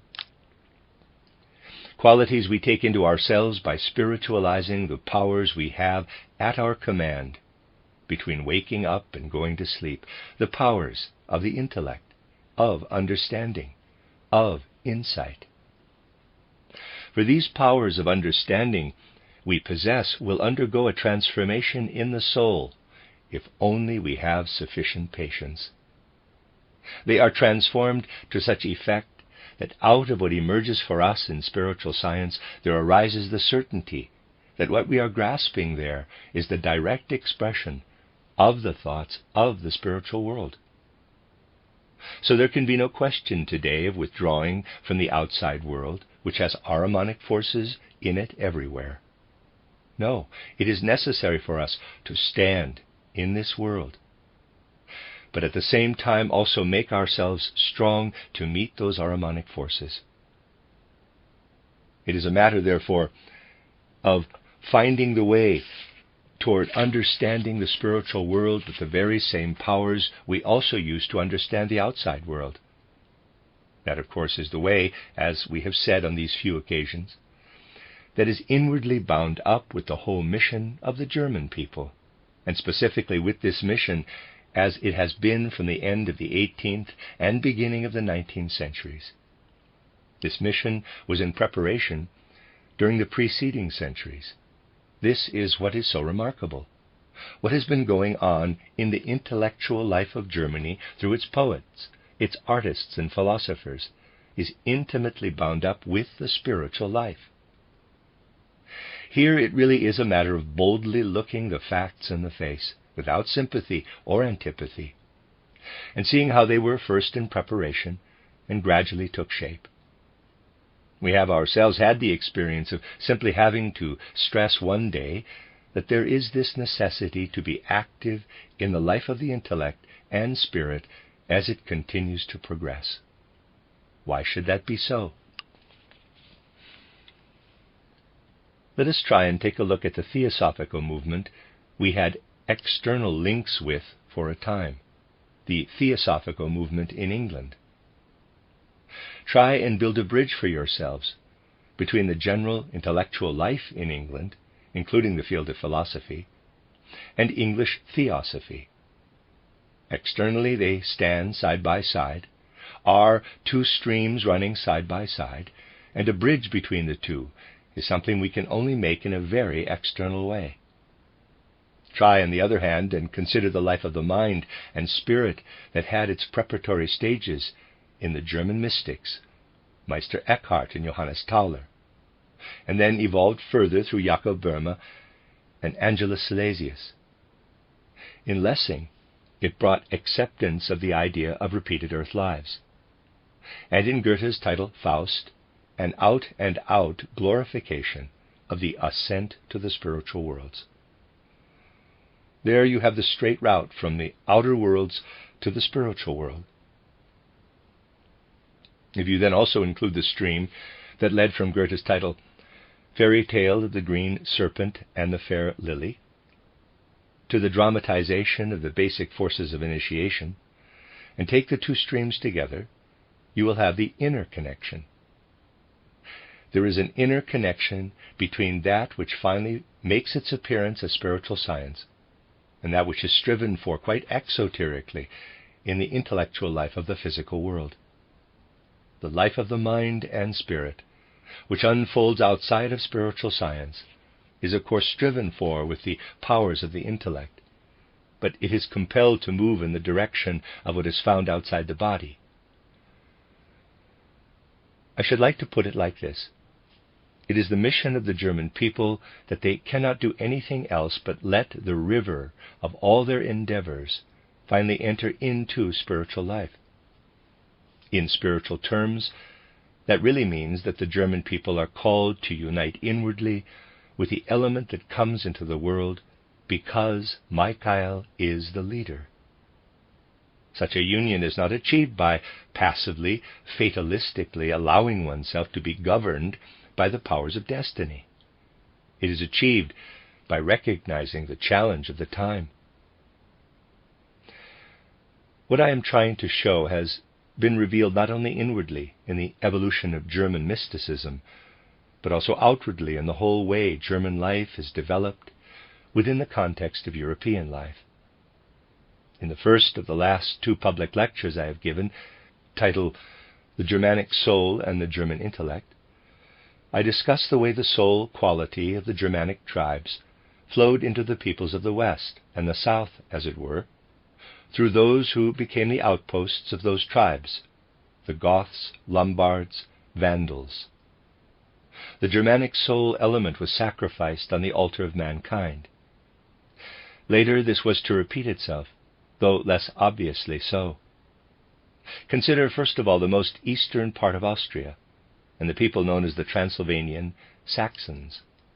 They had emigrated from the Rhine, from the Siebengebirge, 7 mountains. There is external evidence to prove this. As time went on, they lost their special characteristics. The soul substance gave itself up to merge into that of the other nation, and little will be left of them one day except for some elements from their language. It was as folk substance that they flowed into the other nation. Now let us move on south to the Banat. Swabian immigrants settled there, and the Magyar element overgrew the Swabian element. The same thing has happened in the Carpathian Mountains in Hungary. To all appearances, these immigrant elements have disappeared today. Yet they are still alive everywhere, among the present-day population, sometimes emerging in tiny rivulets, like in the fascinating linguistic enclave of the people of Gotche in Crane, Carniola, and elsewhere as well. We see, and it would be possible to pursue this a great deal further, how the Germanic soul element has been sent out into the world, how it has an effect there. This happens out of an inner necessity. It happened like this in earlier ages, and particularly also during the age of Gabriel. It happened throughout the age of Gabriel in that the blood, I would say the blood and the mixing of blood, was active. Everything which, whilst connected with external circumstances in life, yet cannot be grasped externally, but again takes place at a more inward level. Now the Michael age has come, the age when we must grasp how through the whole past development of the life of the mind and intellect, the German spirit is able to take its place within the sun force of Michael. That we simply have to realize. And it can be realized by giving recognition to spiritual science, by gradually, on the basis of what spiritual science is considering, getting an idea and an awareness of the spiritual powers that are at work, of the reality of spiritual powers. Then we shall gradually come to understand how senseless it is for people to say, quote, "There are no spiritual forces. I cannot acknowledge them. And if I have a bar of iron in horseshoe form here, then it is just that, a bar of iron, and I see nothing but iron." Close quote. But there may be magnetic forces within it. And in the same way, something else, something quite different from magnetic forces, lies within the whole of the outside world. We come to recognize it if we really consider all that is presented to us as the characteristic form of things. That is the way to achieve the powers of mind needed in the age of Michael to resist the Ahrimanic powers, at a time when it is indeed our duty to withstand the Ahrimanic powers. Fundamentally speaking, everything the study of spiritual science has to offer is merely preparatory. One day an awakening of the soul will spring forth from the study of spiritual science, and the soul will know. Within you lives the spiritual world. From the Christ impulse down through Michael to the folk spirit, which puts into effect what has to be put into effect. I have said that the time of Joan of Arc was one when it was possible to act on the weakest, physically the weakest powers of man. Our age is one where it is necessary to act on the strongest powers of man, to take hold of the will at a point where it is least inclined truly to unfold its powers. We can see it again and again. The thing people find most difficult to do is to unfold the will at the point where our earthly powers, the powers by which we form concepts, are made inwardly active. To bring, in quotes, willpower to bear externally is something people still find relatively easy, but a different kind of willpower is needed to guide our thoughts in such a way that they encompass the spiritual world. Spiritual science as such has to appeal to that strong willpower. For this must be there if spiritual science is truly to lead where it ought to lead in our Michaelic age. For we are not called to discuss the mechanical element in our age. We are not called to point out that this mechanical element in our age has laid hold of mankind. We are called to do something else. Of course, if we squeeze the facts a little, it will be possible for us to become a philosopher, to some degree even a great philosopher. This we admit without reserve. It is possible to look at the machines in our age and start to consider this very mechanistic aspect as the most pernicious of all things, ascribing it specifically to our enemies. And one then has the inclination, even if one may be considered a great philosopher, to hurl abuse like a market woman.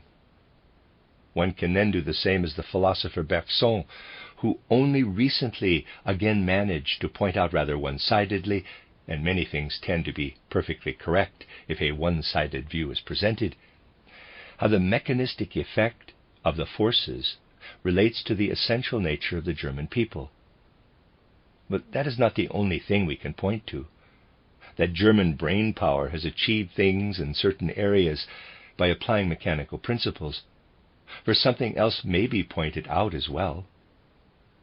Nor is it necessary to hurl abuse like a market woman when discussing such matters, and instead we may say, perhaps the very place where the intellect has the greatest powers to give form to the mechanistic and demonic element is also the place where these mechanistic and demonic powers can be overcome on the basis of our particular spiritual mission. Then, however, a German may easily get himself misunderstood as he comes to see, in conjunction with the way the intellectual life is developed, that it is not his function to stop at the purely mechanical element that is of such great service to him also in the present day, with the challenges presented by the war.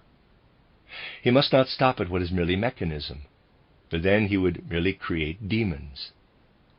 No, he must develop powerful forces within him that can boldly face these demons. This means that we have to stand in the spiritual world, not blindly, but in a way that arises from and is guided by conviction. If we set out to acknowledge that we are surrounding ourselves with a world of demons, a veritable hell, as we design and build machine after machine, we can of course understand why people speaking out of the materialistic spirit of the present age are saying over and over again that this scientific and materialistic age has taken us to the greatest height ever achieved by man. Of course, we can understand this, for it is in line with the materialistic thought of the present time. But we must know that with those machines we are introducing nothing but demons for mankind. And we must know how to develop the right powers to resist these demons. We only gain the right attitude to the spiritual world by recognizing these demonic Ahrimanic forces, by knowing full well that they are present. For the harmful powers are harmful only when we remain unconscious of them, when we know nothing about them. Let me illustrate this by means of a comparison. As you know, we hope after some time to have a building at Dornach near Basel, where we can nurture our spiritual stream in suitable surroundings. It is not a question of erecting this building to escape the pressures of our time in some way or other, but rather of building it entirely out of the pressures of our time. It was necessary, for instance, to design a lighting system out of the most Ahrimanic forces of the present age, electric lighting, electric heating, and so on. It is a matter of using the architectural form as such to render such potentially harmful things harmless. It could have been the case that anyone entering the building in the future would have been surrounded with everything the Ahrimanic culture of the present age leads to. The point, however, is not that it is present, but that people do not notice it. We are not supposed to notice it. To achieve this, a number of friends got together, and they are erecting a separate building for this, giving it a special form, so that the demonic Ahrimanic forces are banished to this place. Anyone approaching the building, and also anyone entering it, will have it brought to their notice that the Ahrimanic forces are at work there. For as soon as we know this, they are no longer harmful. The point is that the powers that have a bad effect on man cease to do so when we take a good look at the places where they are active. When we do not look at a machine thoughtlessly and say, quote, "A machine is simply a machine," close quote, but rather acknowledge that a machine is a place where a demonic, Ahrimanic entity may be found. If we take our stand in the world with knowledge in our souls, we take the right stand in the Michaelic age. It means that we relate to the spiritual world in such a way that Michael, too, can be active within us. Michael with his present mission, as we have described it. The point is that in every case, we can either enter without thought into what exists in the mechanical contrivances men are producing at an unconscious level, or we can see through life. If we see through it, if we become aware of the demonic elemental powers at work in the machines we produce, We shall find the way to the rightful givers of inspiration who are true to the Spirit. They are connected with the Spirit who is to the other spirits concerned with guidance of man as gold is to the other metals, with Michael. My aim today has been to show that the mission of our age is to seek the divine spiritual powers that will work for the good of mankind. It is different from the mission given to the human souls who lived at the time of Joan of Arc. At that time, it was much more a question of holding back anything intellectual, holding back the power of reasoning. Today, however, it is a question of cultivating everything to do with reason and intellect to attain to clairvoyance, for it is possible to cultivate it and attain to clairvoyance. Once there are people who cultivate the human soul in this way, the twilight period we are now living through will evolve into what it is destined to evolve. Everything that evolves on the physical plane can only be the outer garment for the spiritual life that is to arise for mankind out of the present time. And it is true that those who are now sacrificing their powers in the years of their youth are prepared to send these powers down into our earthly existence. But these powers are never lost. They are indestructible. Now, however, they are destined to continue to act spiritually, as they would have continued to act physically if the people concerned had not gone through the gate of death on the field of battle. They will continue to send their powers down to earth and into our time, so that we shall know what to do with these powers. These powers need to stream down into a human race that shall use them in such a way, during the time of peace that will follow the war, that spiritual life spreads more and more on earth. As the light of day always arises from the night, so a future filled with light will have to arise out of our present, which so often seems like a dark night to us. This future will have to be filled not only with light, but with everything the Michaelic age, which started in 1871, has to bring for mankind. Once there are souls capable of establishing as intimate a bond with the spiritual world as has been indicated today, we shall be able to hope that where the events of the present time are concerned, the thought expressed in the 7 lines of the mantram will come to fruition. We may hope that it will all be fulfilled, if the first 5 lines are really and truly connected with the last 2. Quote, "Out of courage shown in battle, out of the blood shed in war, out of the grief of those who are left, out of the people's deeds of sacrifice, spirit fruits will come to grow if souls with knowledge of the Spirit turn their mind to spirit realms." The end of Lecture 5. You are listening to RudolfSteinerAudio.com. As well, you can hear these podcasts at RudolfSteiner.podbean.com. Please consider becoming a patron. There are 2 publishing houses, SteinerBooks.org in America and RudolfSteinerPress.com in England, which are the sole publishers of Steiner into English and have given me permission to do these recordings. Please consider patronizing them as well. This is a reading of Collected Works Volume 157 by Rudolf Steiner, 14 lectures translated by Meuss, entitled The Destinies of Individuals and of Nations. This is Lecture 6, given in Berlin on the 26th of January 1915. Due to circumstances, my departure has been postponed till tomorrow, and so we can still have this evening together. As usual, let us first of all direct our thoughts to the souls of those who are out at the front, having to stand up for the momentous events of our time. Quote, "Spirits of your souls, guardian guides, on your wings let there be borne the prayer of love from our souls to those whom you guard here on earth. Thus, united with your might, a ray of help our prayer shall be, for the souls it seeks out there in love." Close quote. And for those who have already gone through the gate of death, quote, "Spirits of your souls, guardian guides, on your wings let there be borne the prayer of love from our souls to those whom you guard in the spheres. Thus, united with your might, a ray of help our prayer shall be for the souls it seeks out there in love." Close quote. May the Spirit who has gone through the mystery of Golgotha, the Spirit we have been seeking in our spiritual movement over the years, so that he was able to influence our mind deeply, may he be with you and with the hard duties you have to perform.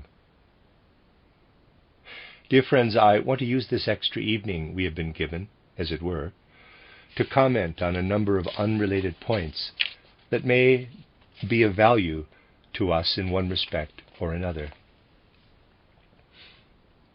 First of all, let me point out that in spite of the materialism of the present age, or perhaps exactly because of the materialism of our age, the souls of people doing scientific work in certain fields are guided toward the existence of a spiritual world, even though they do not really intend this.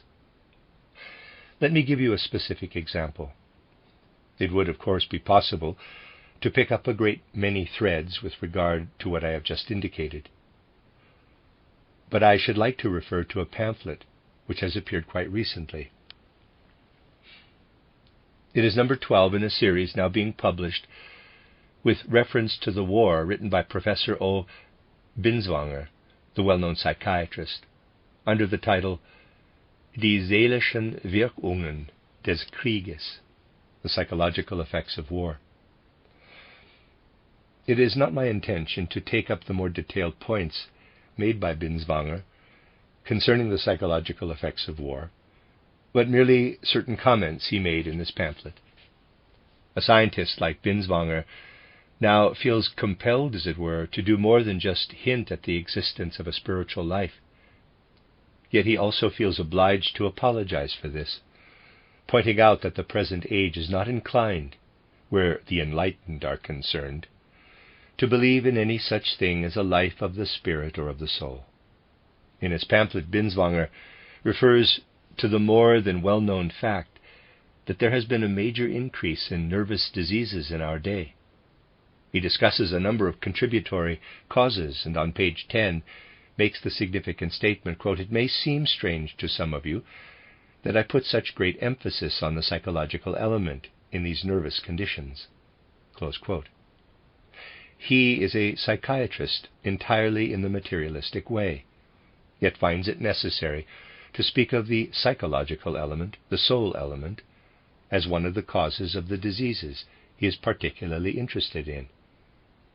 Quote, "What does the psychological element have to do with a nervous stomach, with a nervous heart, nervous pain in the back, arms, and legs?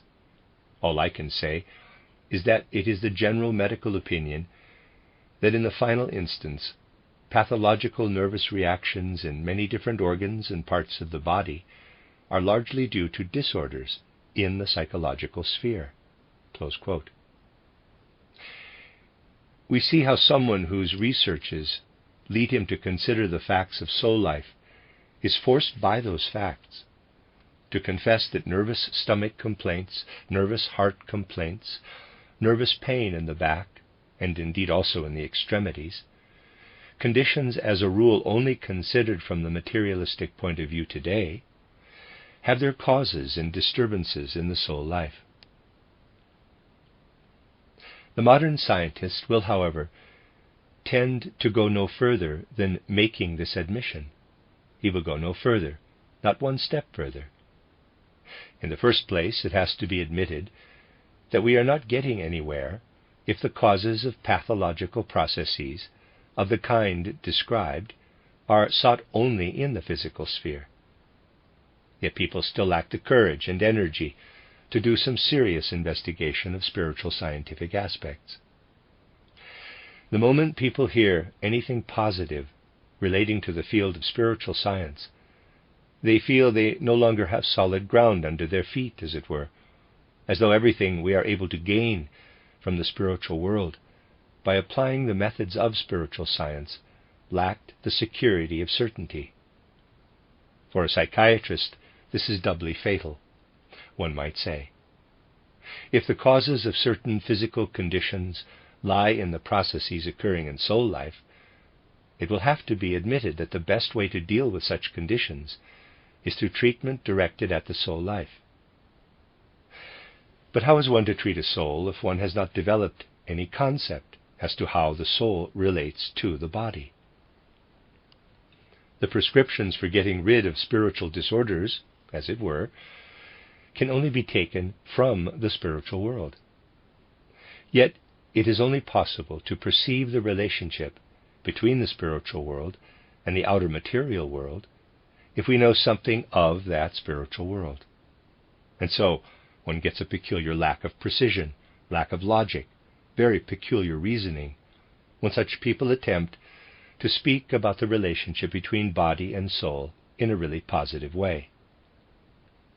This is something we can demonstrate in the case of this particular scientist.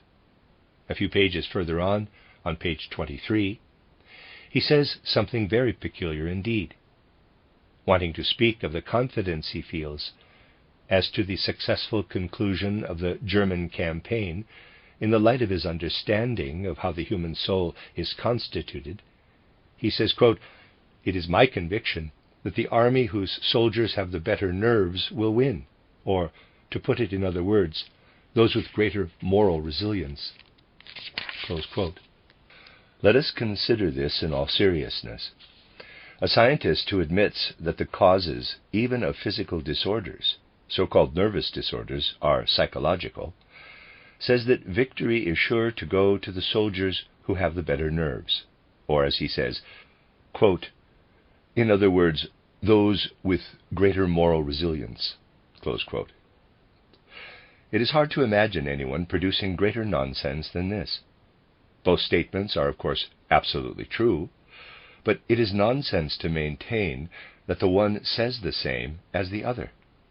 Just imagine someone forming a very clear picture of the nervous system, able to trace this nervous system down to its smallest ramifications, and then saying that, quote, "put in other words," close quote, "stronger nerves are equivalent to greater moral resilience in a person." It means that purely physical nerve strands are, in other words, supposed to be moral resilience. The modern reader will, of course, fail to notice such things. You will find he fails to notice the oddest things when reading anything he considers tremendously erudite. Such things are, nonetheless, genuine nonsense, unless they are seen in relation to what spiritual science has to say about it. What view does spiritual science take of these things? If we consider the moral power of a person, the moral element that ensouls him and fills the whole of his soul, it is in the first instance something entirely spiritual, non-physical, something that has nothing to do with anything material. What we call the moral power of a soul is a spiritual power within it, insofar as this soul belongs to the spiritual world.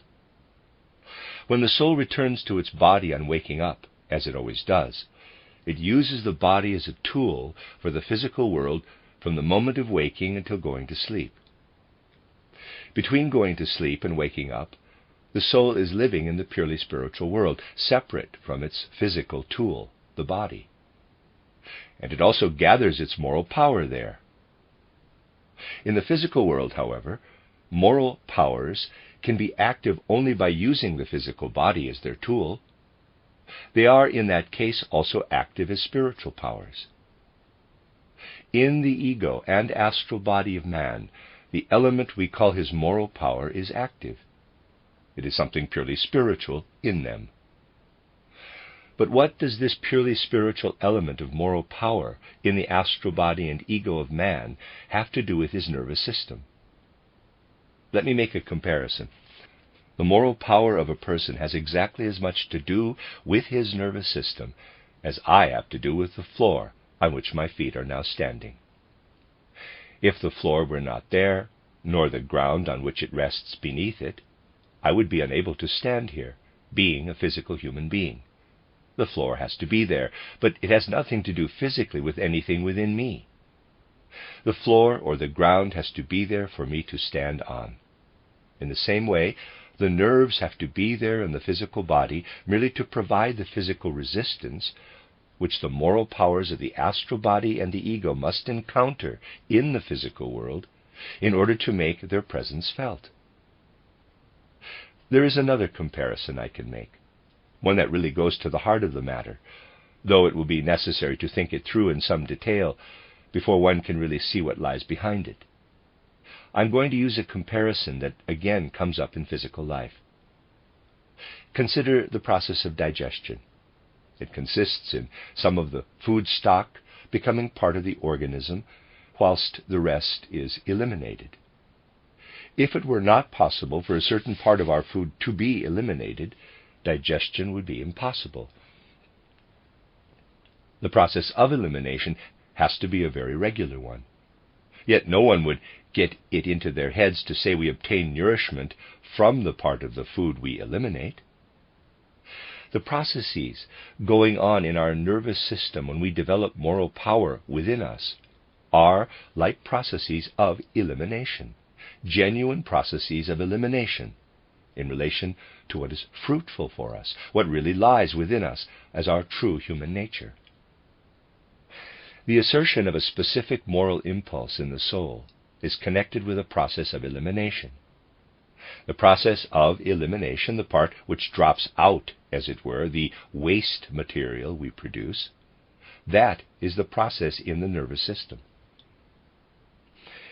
This relates to what we are actually doing in the same way as the process of elimination relates to the process by which foods are assimilated in our digestion. People who refer to the spiritual process in which moral impulses are formed as a process in nervous system are really saying, with reference to another sphere, that human nutrition consists in elimination, and they then examine the products of elimination in order to establish what is particularly beneficial to man. That then is the back-to-front method used by materialistic science. The principle which the spirit has to eliminate in order to unfold is considered the real thing. In their efforts to get at the truth about the spirit, modern scientists investigate exactly the things the spirit has no use for. The method is more or less like that used by someone examining the intestinal contents in order to find out what kind of substances man takes up into his muscles. One has to put this bluntly at times to show up the utter absurdity of modern materialism. The false picture produced by modern materialism carries such enormous conviction in the perverted mental climate of today that strong words have to be used in pointing out the nature of the terrible misconception which prevails. I am now going to start from something quite different, though later we shall relate this to what I have already put before you. Let us consider the question of the different religious systems that have evolved in the course of human evolution. In the course of human evolution, a number of different religious teachers have appeared, telling people one thing or another about conditions in the spiritual world. It really does not take much to arrive at a really clever view of those religious systems.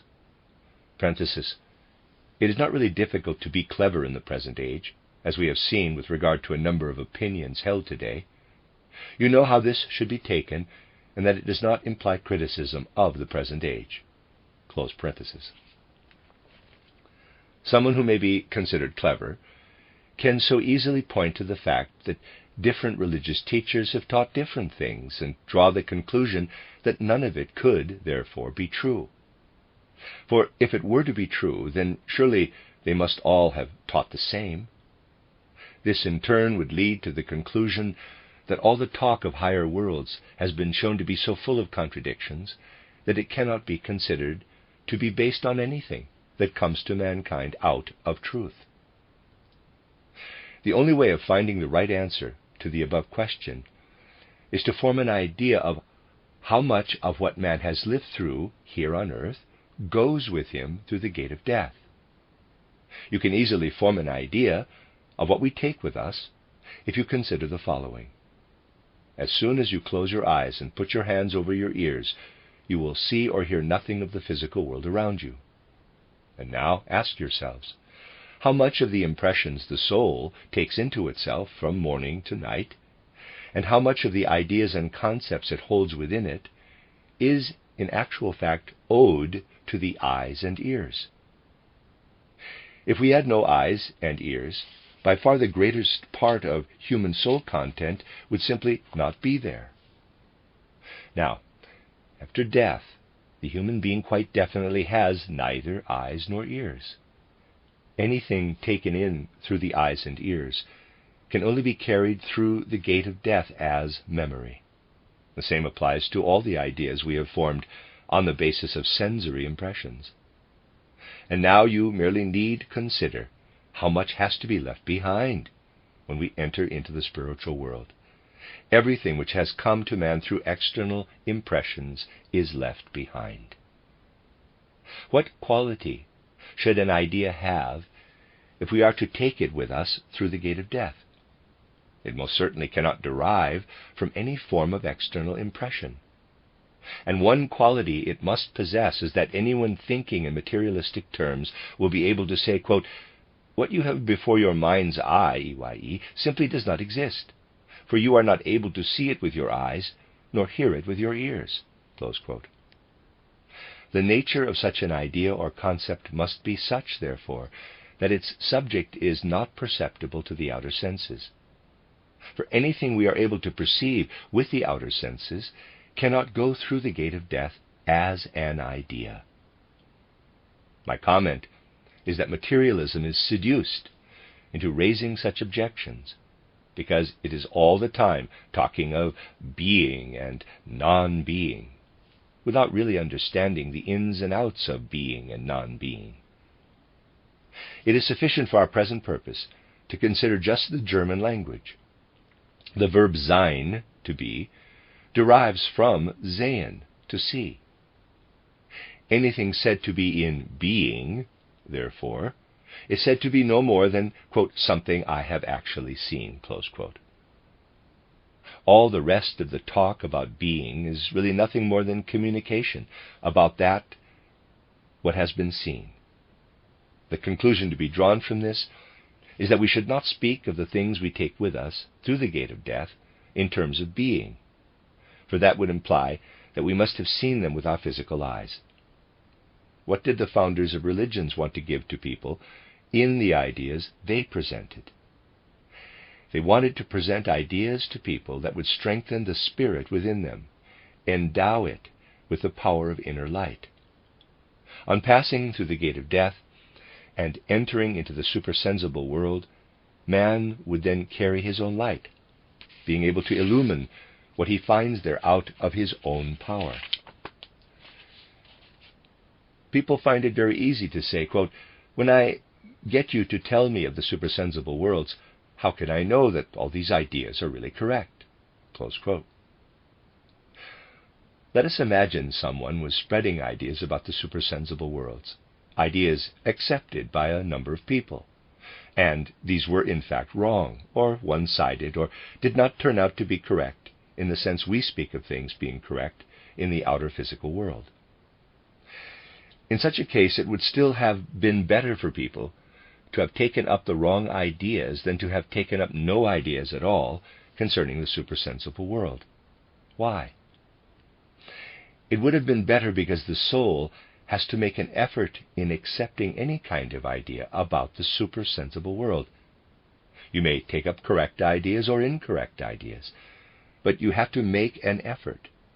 And it is this effort which counts in the spiritual world when we go through the gate of death. It is this effort that will benefit us after death, or indeed benefits us altogether when we enter into the spiritual world. Let us assume we had made our own what is a completely wrong view of the spiritual world. By taking it up, we have developed our soul forces just as a gymnast develops his limbs. And whatever we have developed will be ours, and we carry it with us into the spiritual world. By taking it with us into the spiritual world, we then have something there that is similar to our having eyes here on earth. We shall no longer be blind in the spiritual world.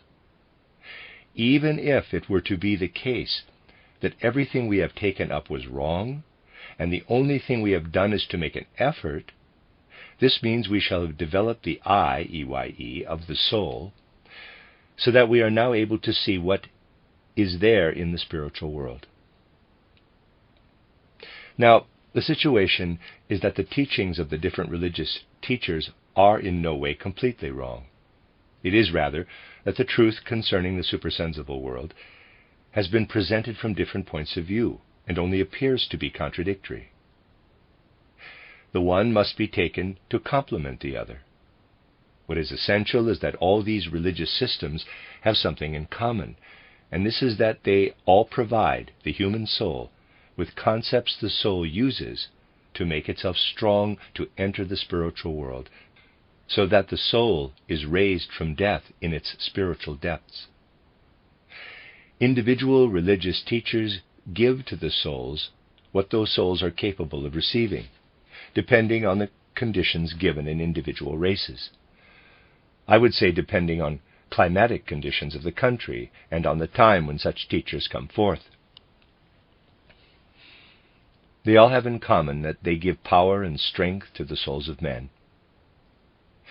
We may also say they make them radiant within, so that the souls may be real, not only in the physical world, but also in the spiritual world.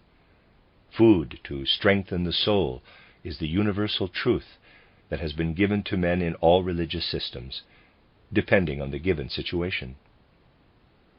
Our own age is now faced with the necessity, gradually, to accept a different view of the spiritual world compared to what people of past ages were able to take in.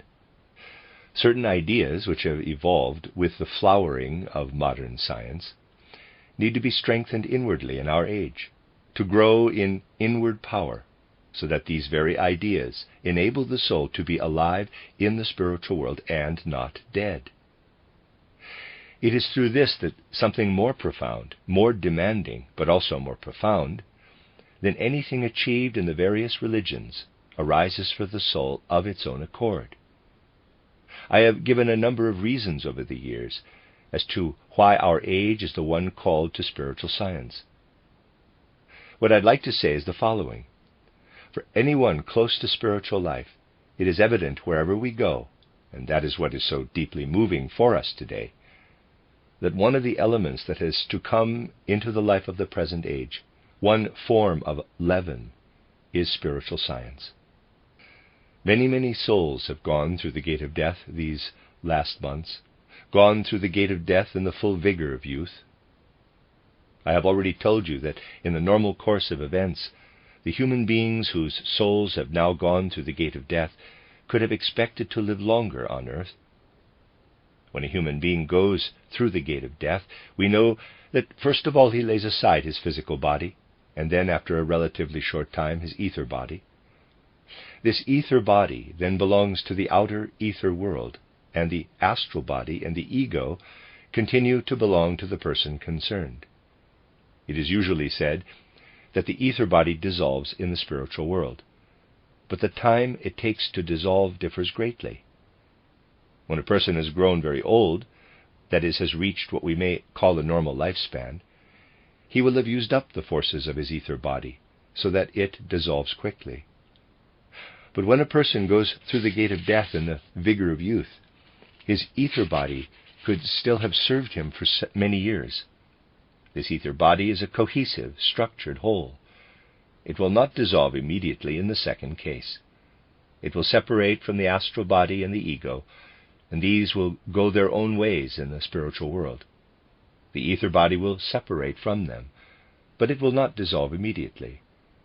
It will seem quite natural to you that the human being maintains a certain connection with the ether body, which has separated immediately, but still continues to be present in the spiritual ether.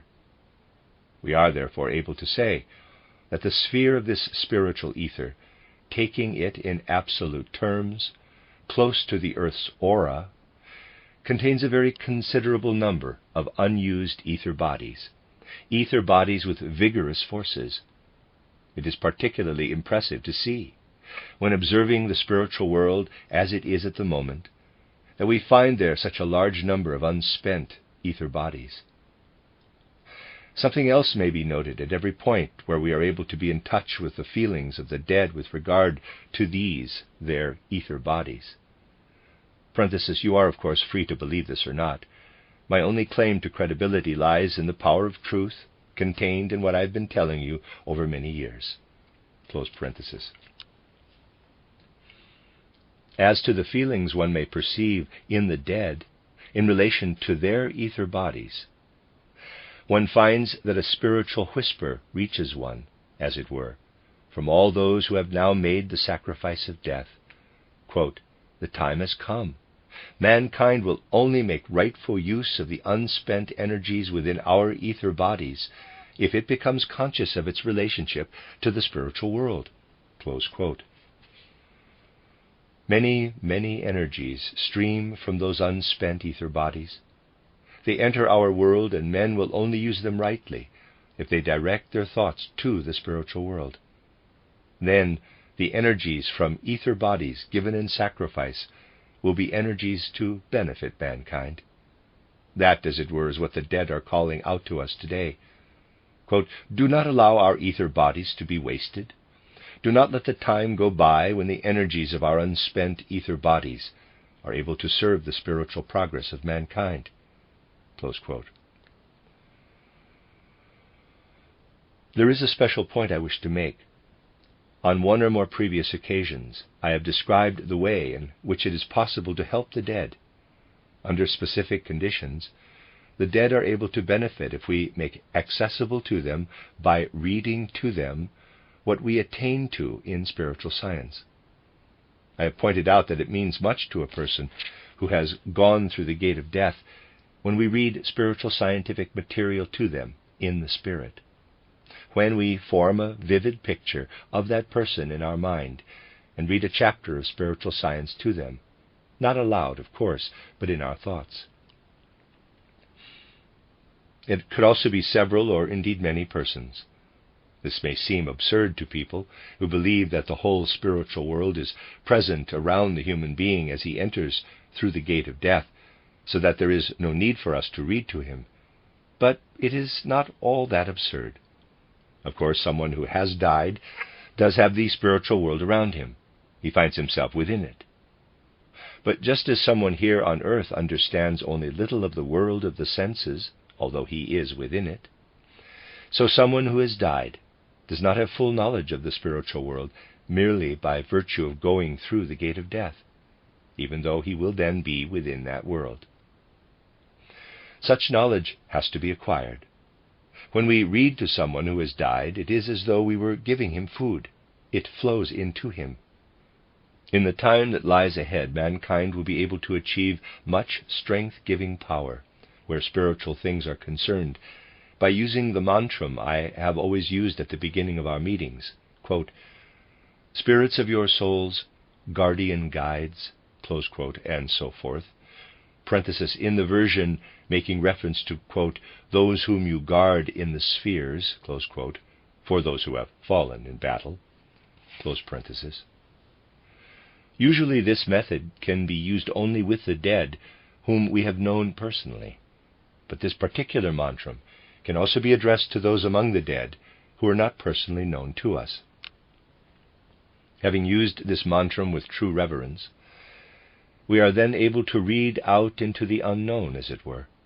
Dead people who have gone to their death in consequence of the events of the present time will be able to receive this. They will be able to gain benefit from this connection with us and use it to influence cultural developments on earth through their ether bodies. They will be working together with the people living on earth to advance spiritual life. There is something else we can achieve in this way. It is perfectly true that we have been living in an age of the most miserable materialism, and that the events of the war have triggered something which clearly bears the marks of spiritual life. Anyone traveling through Germany and observing people spiritually could note an enormous difference in spiritual life between July 1914, or even earlier, and then in August, September, and especially now. The difference which emerges is that before, everybody had his own egoistic aura, that was well closed in upon itself and clung to a person, as it were.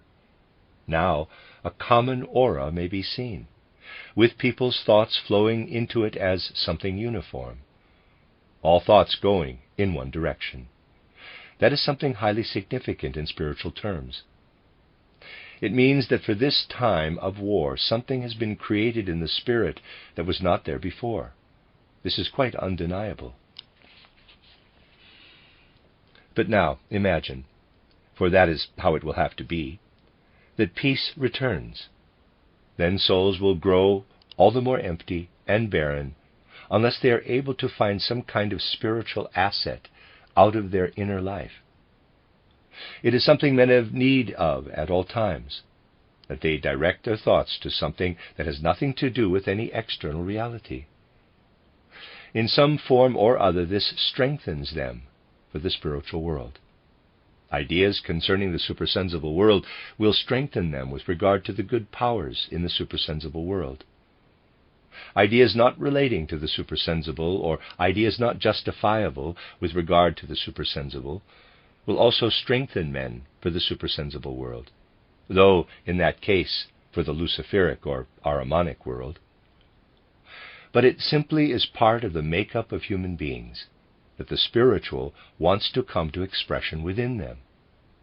We might put it like this: man has to have something that does not hold true for the external world. If he has refused for a long time to take anything into his soul that does not hold true for the external world, then there will be a reaction to the effect that he will have to believe in something that does not hold true for the external world. Such beliefs may then take hold of human souls in the strangest way. Certain souls completely subject to materialism may nevertheless be religious in an external sense. And such souls may experience that reaction in a particular way. They may, for instance, how shall I put it, all be in accord in believing that some people, some race with its own culture, were a race of barbarians, and they may make this an article of faith. Leaving aside certain other aspects, this is nothing more than the soul's yearning for faith, for something that has no reality in the physical world. It is because they are no longer in the habit of applying their minds to what is genuinely supersensible that such men then fill their souls with the belief that some people or other are barbarians. This becomes an article of faith, a dogma, that is now as fanatically adhered to as they previously adhered to various religious dogmas. It is a substitute for a faith that has long been absent. We need to realize, however, that in the long run this will not do. Once peace has been restored, people will no longer be able to have this real-world substitute that finds expression in the belief that some people or other are barbarians. And then emptiness comes, dreadful desolation. That is the prospect for those regions where people are today creating a faith, creating dogmas for themselves, in a way that at times is downright disgusting, being nothing but lies. A terrible emptiness of soul will be experienced in those regions. And this emptiness of soul can only be combated if the unspent ether forces of those dedicated to sacrificial death are used in the right way, as I have described. That is why all of them are saying to us, reminding us, as it were, to use their ether forces rightly, and expressing it in the form of a spontaneous discovery made as they went through death. Quote, "Now is the time," close quote. Mankind has to develop spiritually, and these events must now be seen as a twilight state, out of which a new sun state shall arise. That is the thought which should fill the hearts and minds of those who suffer great losses. Our age desperately needs to become spiritual, and this will be possible only with help from the spiritual world. The means of providing such help have to come out of painful events like those we are now living through. To the spiritual scientist, it is immediately obvious that these events should not be considered from a materialistic point of view only. Yet a purely materialistic way of looking at these events is about all one can find. It may happen, and we have seen this happen, that a number of people in one part of the world feel that there is hostility toward them, and therefore issue some form of proclamation. This proclamation reaches enemy territory, and from this enemy territory the question is put, quote, "Who was it who wanted this war?" Close quote. Or the other party is accused of having wanted the war. Again and again they forget the one thing which must be understood, if a deeper insight is to be gained into the situation. Some good for the future will also come out of looking into things more deeply. It has to be understood that all these events are indeed willed out of the spiritual world, because the spiritual world needs the powers that may be the fruits arising from the seed of those unspent ether bodies. If accusations were to be leveled, one would also have to level them at the spiritual world. But there all thought of blame goes from one's mind. There we become aware of the iron necessity which exists, the iron necessity which, from the point of view of the spiritual worlds, has to regard our earth world in about the same way as we have to regard a situation where it is necessary to consume so and so much, kill it, take it out of its natural context by force in order to build up something else. We cannot build a house unless we destroy so and so many rock formations. There is no point here in speaking of blame. We have to speak of necessity in this case. And in the same way, it is necessary in the spiritual world to demand the sacrifices that are now being demanded because seed is needed. This seed consists in the unspent ether bodies, which will then be present in all that develops for humanity. And these have to be available if evolution is to proceed. Otherwise, mankind would lack the energies it needs to progress. Today's events have their outward significance, but in addition, we must also take these facts fully into account if we want to understand their true inward meaning. Taking this point of view, we say to ourselves, I may not be able to know from the beginning if everything I am receiving from the spiritual world is correct, as they say. One thing is true, however, and that is that by uniting these revelations from the spiritual world with my own soul, I am exerting my soul. And in this way I am giving it powers so that my soul grows luminous for the spiritual world, is given eyes for the spiritual world. Conditions are, however, different in the spiritual world than they are in the physical world. In the physical world we can be satisfied once we have formed a thought and recognized its truth. It is sufficient for the practical life of the physical world to have perceived the truth of a thought just once. What I mean is this. If a body of judges wants to establish whether a person is guilty in a particular case, the matter is settled once the conclusion has been reached that the person is guilty. Everything that is necessary has then been done. In the spiritual world, however, everything has not been done once a conclusion has been reached or a thought has been formed. It is necessary for the thought to recur over and over again. What matters in spiritual terms is the repetition. It is not just a matter of knowing something about things, but of ever and again making that thought present in the soul. This is also what meditative life is based on, that we have the content of the meditation present in the soul by constant repetition. Anything made constantly present in this way will truly have the power to act like the drops falling on a stone that will finally make a hollow. A single drop falling onto a stone will leave no impression, nor will it do so if it falls 10 times or 100 times. But in the end, it will make a hollow. When we take such things into our soul just once, it might appear that they make no impression at all, nor will they if taken in 10 times. But if we are patient, we can get to the point where we perceive the essential core that is eternal in man.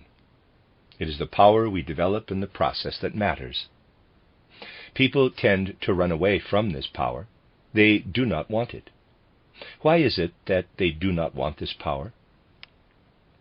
The question as to why people do not want this power, why they fight shy of spiritual science even today, can be answered if we briefly look again at the significance of the images for life after death presented in spiritual science.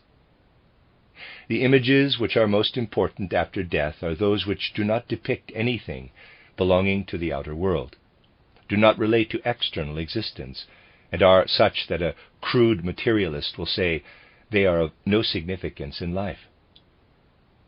Yet in these images, which are the most important after death, to form such images calls for such a great power of reflection, of deliberation and attunement, that it will make the soul strong, letting it experience itself, perceive itself in the spiritual world.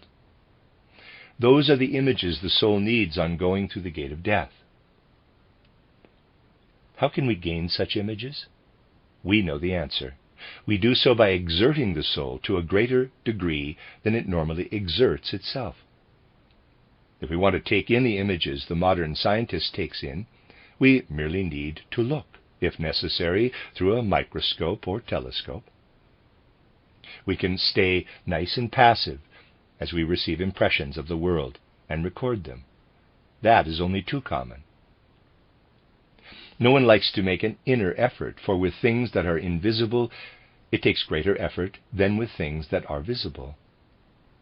And greater effort in thought is what people shy away from, run away from.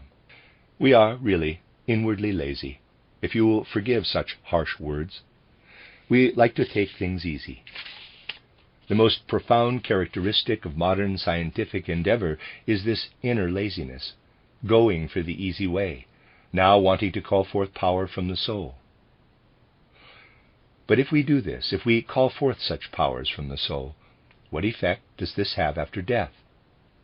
Well, we do gain something for life after death out of these powers we have called forth.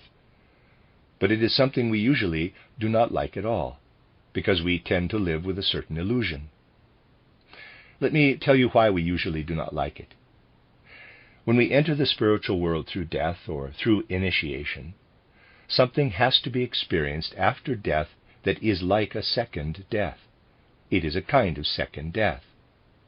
As you know, we later have to separate also from our astral body. And this may be done consciously, or we can sleep through it.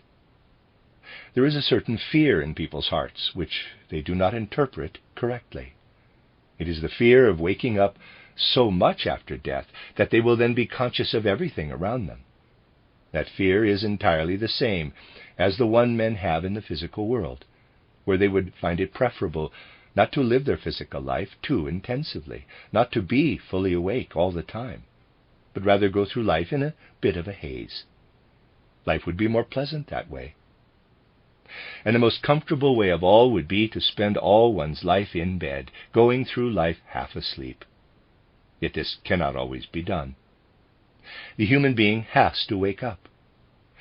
And if he has been in a haze concerning what happens after death, up to the point in time I have mentioned, he cannot be allowed to go on being in a haze after death. Man must wake up. But he is still afraid of this. Even people who come as close to spiritual science as a scientist who says that nervous disorders affecting the back, the arms, and the legs arise from the soul sphere will struggle to resist. He will struggle because he is desperately afraid. He will be like someone who says, quote, "Something is missing. It's been stolen. The wind cannot have carried it away, so it cannot have been removed by natural forces. Some person must have taken it." Close quote. And he will stop at that point. He won't go further because he is afraid he may get beaten up. That is how some scientists behave. Binswanger, for example. They say that certain nervous disorders affecting the arms, legs, and so on are psychological in origin, but they will stick at that. They do not go further because they are afraid of getting beaten up. I mean because they like to sleep through what goes on in the spiritual world. Something we have to become aware of is that modern scientists actually are brought face to face with the effects produced by the spiritual world, but refuse to tackle that world. Once these scientists are prepared to tackle the spiritual world, they will have to understand that it is not permissible to talk about conditions relating to the spiritual world in just any kind of general terms, but that spiritual science has to be approached in a positive way, so that the very act of turning one's mind to spiritual science becomes a kind of healing process. That is how one thing goes with another. It is not that mental illness as such has increased. It would be wrong to think so. But it is a fact that the type of condition we may call a nervous disorder has spread a great deal in more recent times. If things continue the way they have been going until now, the result will be that nervous disorders have to get worse and worse, and this will show itself in the course that human evolution is taking. It would be possible to quote some very interesting facts. Let us take one very simple example. There is the Austrian poet Robert Hemmerling, 1830 to 1889, an excellent poet, some of whose work has also been presented to this group. This man spent much of the second half of his life in bed. He was very ill, suffering from a serious illness that was gradually getting worse and worse. He did not develop a nervous condition, however. There is nothing of a nervous quality about his writing. Even when he was only able to lie on one side and was in the most terrible pain when writing, his style was not what we would call nervous. The reason is that he belonged to that Central European culture which has not yet fallen into nervousness the way the spiritual life of other European peoples has done. The nervous state does not take anything away from the life of the spirit, but the facts still must be seen clearly. I have seen how in the 1870s and 1880s people still had a feeling for the things Robert Hemmerling had to offer. For instance, and then suddenly in the 1880s, tremendous enthusiasm came up for Dostoevsky, 1821 to 1881. Of course, I do not want to take anything away from Dostoevsky, but what he mainly has to offer is a very nervy, twitchy art, however great. Such nervy art would develop if the stream of materialism were to go on and on. For Dostoevsky's art is materialistic, even if it is, in quotes, psychology. If this is not to happen, it will be necessary to develop the great powers which the human soul has to come up with to enter into lines of thought like the one that says Saturn, Sun, and Moon are earlier stages of Earth evolution. Just try and present ideas like Saturn evolution, Sun evolution, and so on to a proper modern man, expecting him to exert his mind to the point where such things seem absolutely natural. It is possible to find such things absolutely natural, but the soul has to make considerable efforts to reach that point, and the result will be that the nervousness is driven out. It does require patience, but the nervousness will be driven out. The general nervousness which would otherwise affect the whole of human civilization will be cured if men take up what arises from spiritual science through the widening of the spiritual stream. In a situation where mankind is in danger of going all twitchy, spiritual science comes from the other side to offer a cure. A psychiatrist who has not yet entered into spiritual science will have to admit to himself that nervous symptoms are on the increase. On the basis of spiritual science, however, he may then perhaps be forced to admit that the best cure for nervous conditions is to tell his patients, quote, take a book on spiritual science for 3/4 of an hour every day and try to think it through. This will make your nerves much stronger, close quote. They will definitely get stronger. But we shall only be able to believe this if we clearly understand that our soul life relates to nerve function only insofar as it initiates processes of elimination, as we have shown in the comparison made at the beginning of this lecture. The soul life cannot be cured by putting particular emphasis on eliminatory processes, but only by strengthening from within the aspect which has nothing to do with the eliminatory processes. The soul must impregnate this by letting spiritual energies stream into itself. A time will come when prescriptions are written on the basis of spiritual science. Prescriptions making use of one thing or another that can only be found through spiritual science, and this will apply particularly to the diseases of more recent times. Of course, we are not anywhere near it yet. For a long time to come, it will be thought that there is sufficient evidence to show that any kind of therapy that could be labeled mystical is claptrap. The label mysticism will be all the more freely applied the less people know what mysticism really is. We are the ones who use the term mysticism least often. We use it only as a technical term. On the other hand, it is used most of all by people who have no idea as to the nature of mysticism. In getting a clear idea of these things, we cannot hide from the fact that we are living in a significant time of crisis. I have said on a number of occasions that I am not in the habit of saying we live in a time of transition. Every period has something that went before and something that is to follow. The point is to recognize the concrete nature of the transition, the specific sense in which a time is one of transition. In our own time, the concrete part of it is that everything that is now happening points to one thing. Men must find the way to comprehend the spiritual worlds. They will find calm inner firmness and inner certainty in those spiritual worlds. That is what mankind is in absolute need of. If you want to let this idea really come to life in your soul, of how a new kind of calm has to be won for the soul out of spiritual science, it is a good idea to meditate on the following. It is truly significant that for the last 3 or 4 centuries, people gradually had to accept the idea that they are rushing through space, genuinely rushing through space. Of course, anybody can say they know this, but people do not usually reflect on this, a fact they already learned at school, that they are rushing through space at tremendous speed. This more or less brings to mind the story of the man lying in a ditch, who was very comfortable as he lay there, and yet felt highly dissatisfied. Asked as to the reason for his dissatisfaction, seeing that he did not have to do anything, he replied that after all he had to revolve around the sun with the earth, but would find it more convenient to stay behind. That was a man who had taken the notion of that revolution seriously. As a rule, people do not think about this, for there is an element in man which he does not normally keep in mind. To continue in our line of thought, over the last 300 or 400 years, people have got used to the thought of being part of the earth as it rushes through space.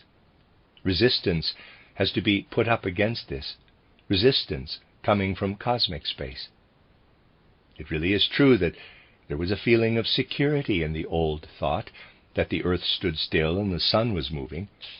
Now it will be a long time yet before people come to realize that the Copernican view is not correct. Things are not the way they are taught today.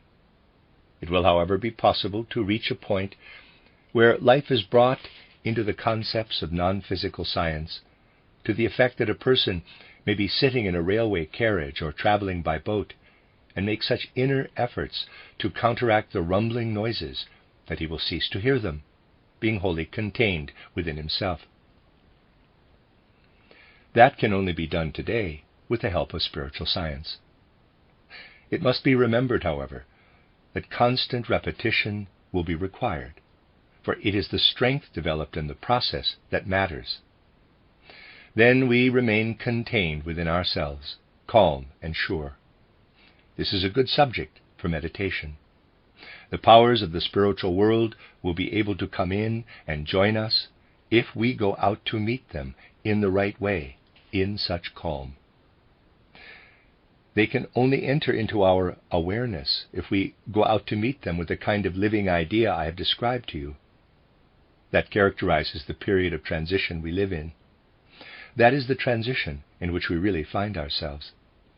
A longing for the spiritual world is definitely present in human souls, though most people do not yet know it.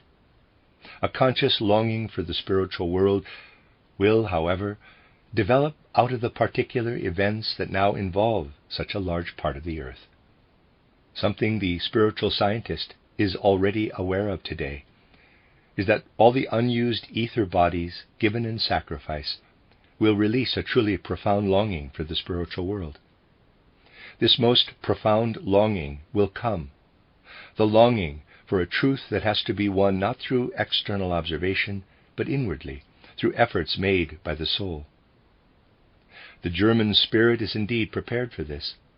It is prepared for a truth that reveals itself to be true out of itself, not requiring external verification. The German spirit is prepared for this, and evidence of this may be found everywhere. The thoughts of those who were truly working within the essence of the German spirit have always taken the form of considering truth to be an inner gift of the human soul. What would such a person say to many of the things happening in the present time? During the first days of August, statements appeared in the foreign press that Hamburg lay in ruins, that the Russians had entered Stettin and even Köln, and all kinds of other things were spread about as well. As you know, the Emperor Franz Joseph died on 8 September. What would a person of the type I characterized above have to say to this? Quote, "Brass may be sold for gold by some, forged bills of exchange rather than genuine ones.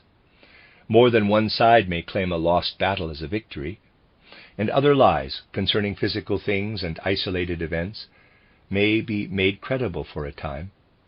But when it comes to knowledge of the essential reality, where the conscious mind has direct certainty of its own existence, the thought of deception or illusion falls away."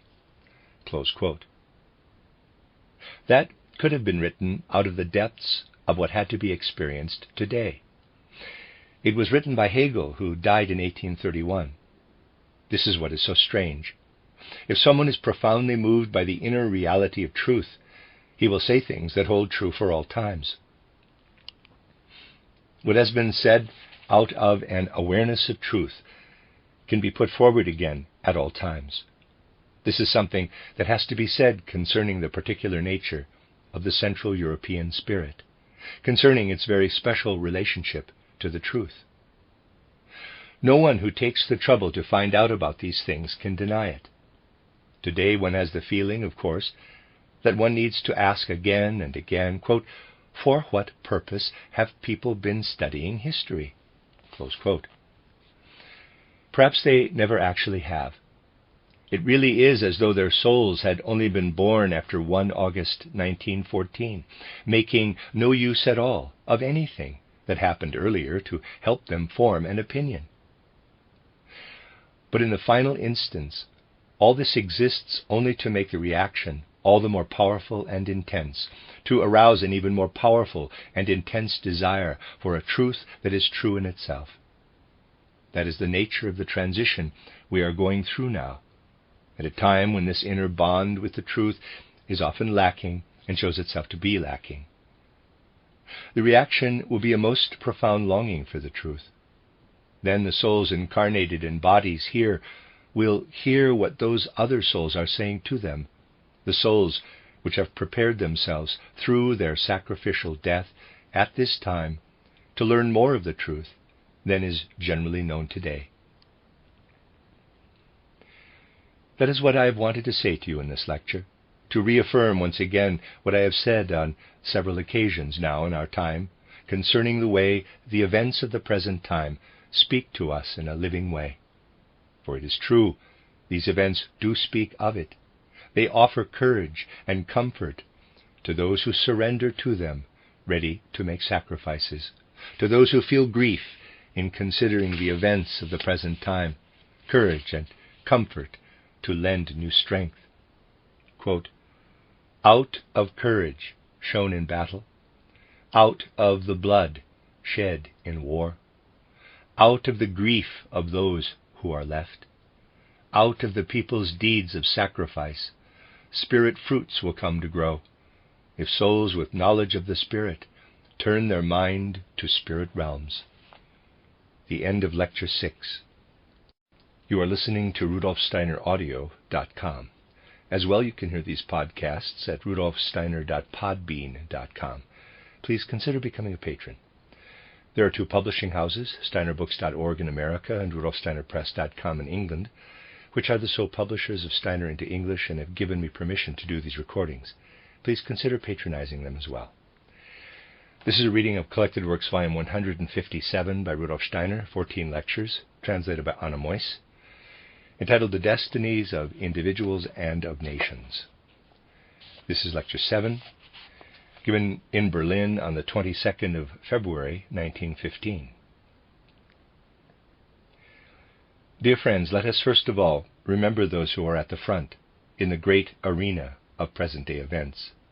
Quote, Spirits of your souls, guardian guides, on your wings let there be borne the prayer of love from our souls to those whom you guard here on earth.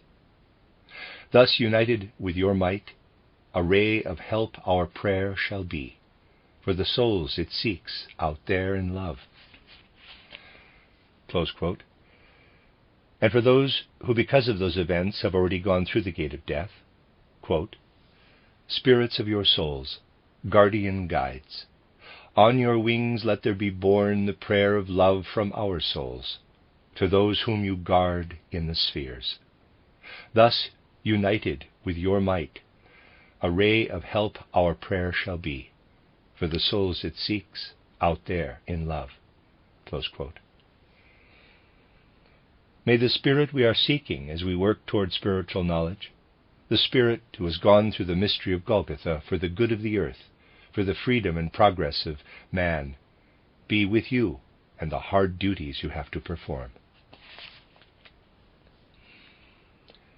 This evening I intend to consider some of the things that are known about the way our physical world relates to the spiritual world, starting from certain events that concern us more closely within our own movement.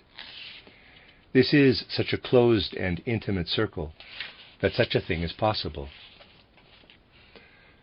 Above all, I know that I can justify what I am going to say also to those who were fellow members during their physical life and will remain such during their further life. Some of the facts I intend to speak of today will relate to them.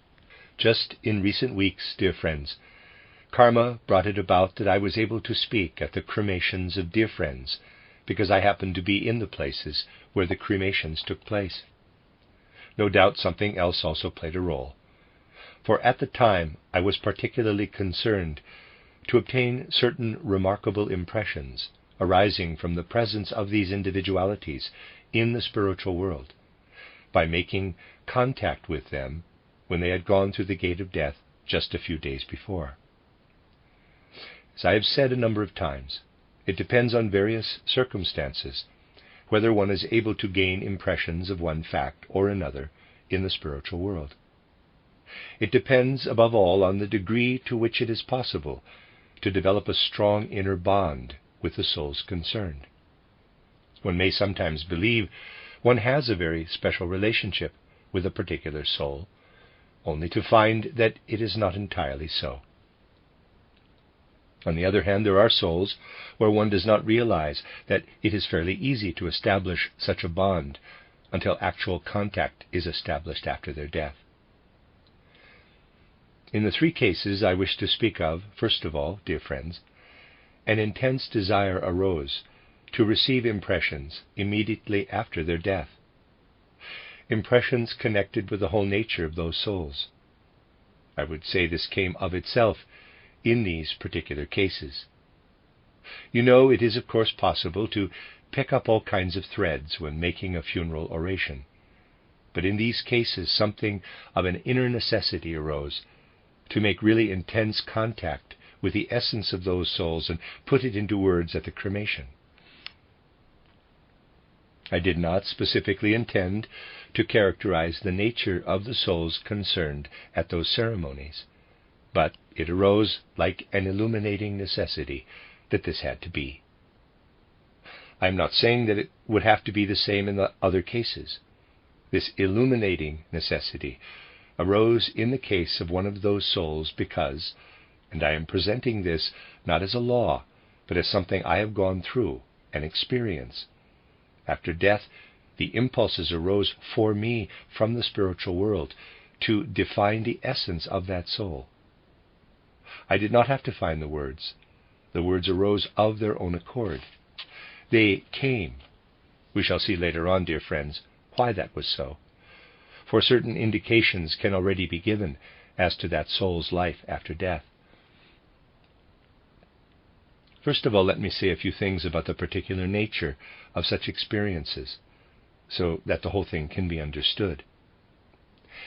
If we want to gain an impression in the physical world, we confront the object. We form ideas depending on the way we see or hear something or feel it by touch. We know that it is we ourselves who form the ideas. If one is dealing with a soul that has gone through the gate of death, one will immediately notice that everything we produce ourselves, by way of thoughts, of words, really takes us away from the soul in question, and that it is necessary to give ourselves up entirely to what is taking shape within us. If the impressions are then to be put into words, it will indeed be necessary for us to have the potential within us for these words to form, being unable to do anything ourselves to make the words form in that particular way. We need to be able to listen inwardly for those words. If we do listen for them inwardly, we also know with certainty these words are not spoken by myself, but by the soul which has gone through the gate of death.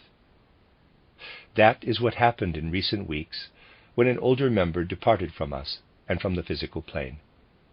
This was an older member who had really entered into our movement with all her heart over a considerable number of years, bringing to life in her feelings, in her heart and mind, the idea and concepts spiritual science is able to give. With tremendous devotion, she had identified in her soul with all that is alive and astir in spiritual science. It was now a matter of giving oneself over, as it were, to the impression that arose from this soul. And strangely enough, it was the case, it has been possible to show this, that just a few hours after physical death had occurred, impressions arose that took the form not merely of verbal impressions, but of audible, real words, like a characterization of that soul. Nothing could be done in relation to these words, but as far as possible attempt to receive in its pure form what that soul was speaking through my own soul. One certainly must call it speaking in such a case. And those then were the words I spoke at their cremation. They were not my words, as I said, but words, and please consider the words I shall now use carefully, that came from the soul which had gone through death. Quote, "Far into cosmic space I'll carry my feeling heart. Warm it shall grow in fires wrought by sacred powers. In cosmic thoughts I'll weave my own thinking. Clear it shall grow in light of life that ever is renewed. To depths of soul I'll guide devoted contemplation. Strong it shall grow for mankind's true and real goals. In God's tranquility I thus will strive, through life's hard struggles and all cares, prepare myself to be a higher self, seeking the peace of joyful labors, and sensing cosmic truth within my own. I work toward fulfillment of man's task. Then may I live in hope, going toward my soul's own star, who in the spirit realm appoints my place." Close quote. When I spoke these words again at the end of the funeral oration, I had to change the last verse as follows. though I had not known of this beforehand. Quote, "Then may I live in hope, going toward my star of destiny, who in the spirit realm appoints my place." Close quote. It was clear what this was about. The individual concerned was endeavoring to impress into her very being, that now had gone through death, the thoughts, ideas, feelings, and experiences she had received through spiritual science over the years, impress them in such a way that these ideas and experiences became forces that would mold this individual after death, leaving their imprint.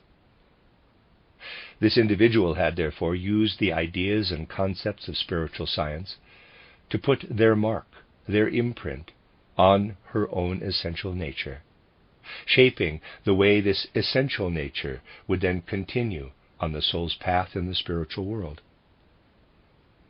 Soon after this, we lost another friend, another member of our movement. Again, an intense need arose to define the essential nature of this member. This could not happen the way it had happened in the previous case, however. In the previous case, it really was true to say, of the way the words were chosen, that a soul that had gone through the gate of death was expressing itself, saying that it felt itself to be and what it wished to become. It expressed itself. In this second case, the situation was that one had to put one's own soul in confrontation, as it were, and consider this soul in the spirit. Then this soul, too, expressed itself, but in words that this time took the material needed for self-characterization out of the soul of the observer. What the soul, which had gone through the gate of death, was doing, therefore, merely provided the stimulus to express what one had to feel about its essential nature now that it had gone through the gate of death. And so the following words arose and had to be sent out after the soul at the cremation. Quote, "You came among us, and a living, innate sweetness spoke from the quiet power of your eyes. Calmness, full of life and soul, flowed in the waves, that from your eyes would let your inward weaving go out to things and human beings. This inner nature was the soul within your voice, with eloquence more by the nature of the word than in the word itself, revealing what lay hidden within the beauty of your soul, to the devoted love of hearts in sympathy. It would, without words, be revealed. Sublimest beauty, silent, calm, of world, soul, creation, this being could reveal to the perceptive heart." Close quote. These words were spoken at the beginning and the end of the funeral oration, after which the cremation began. And it was possible to observe, dear friends, that this moment, please note, not the moment when the words were spoken, but the moment when the heat of the furnace took hold of the body, was the time when something of a first conscious moment after death occurred.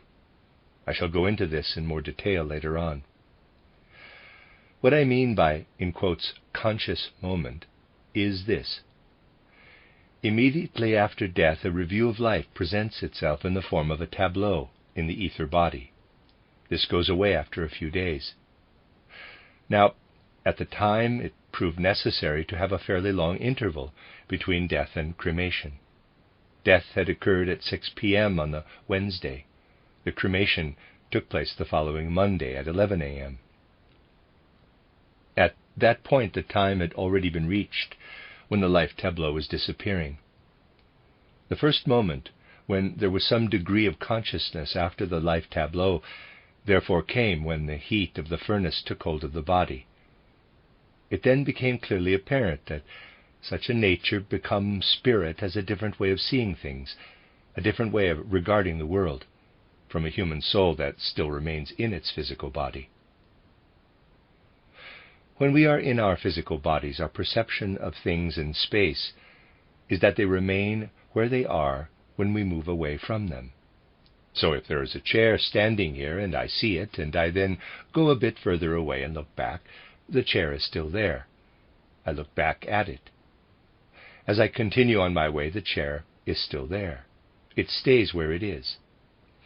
It is not the same for events taking place in time whilst we are within our physical bodies. The events we have let go past us in time do not remain stationary. An event that has passed, and we are only able to look back on it in memory.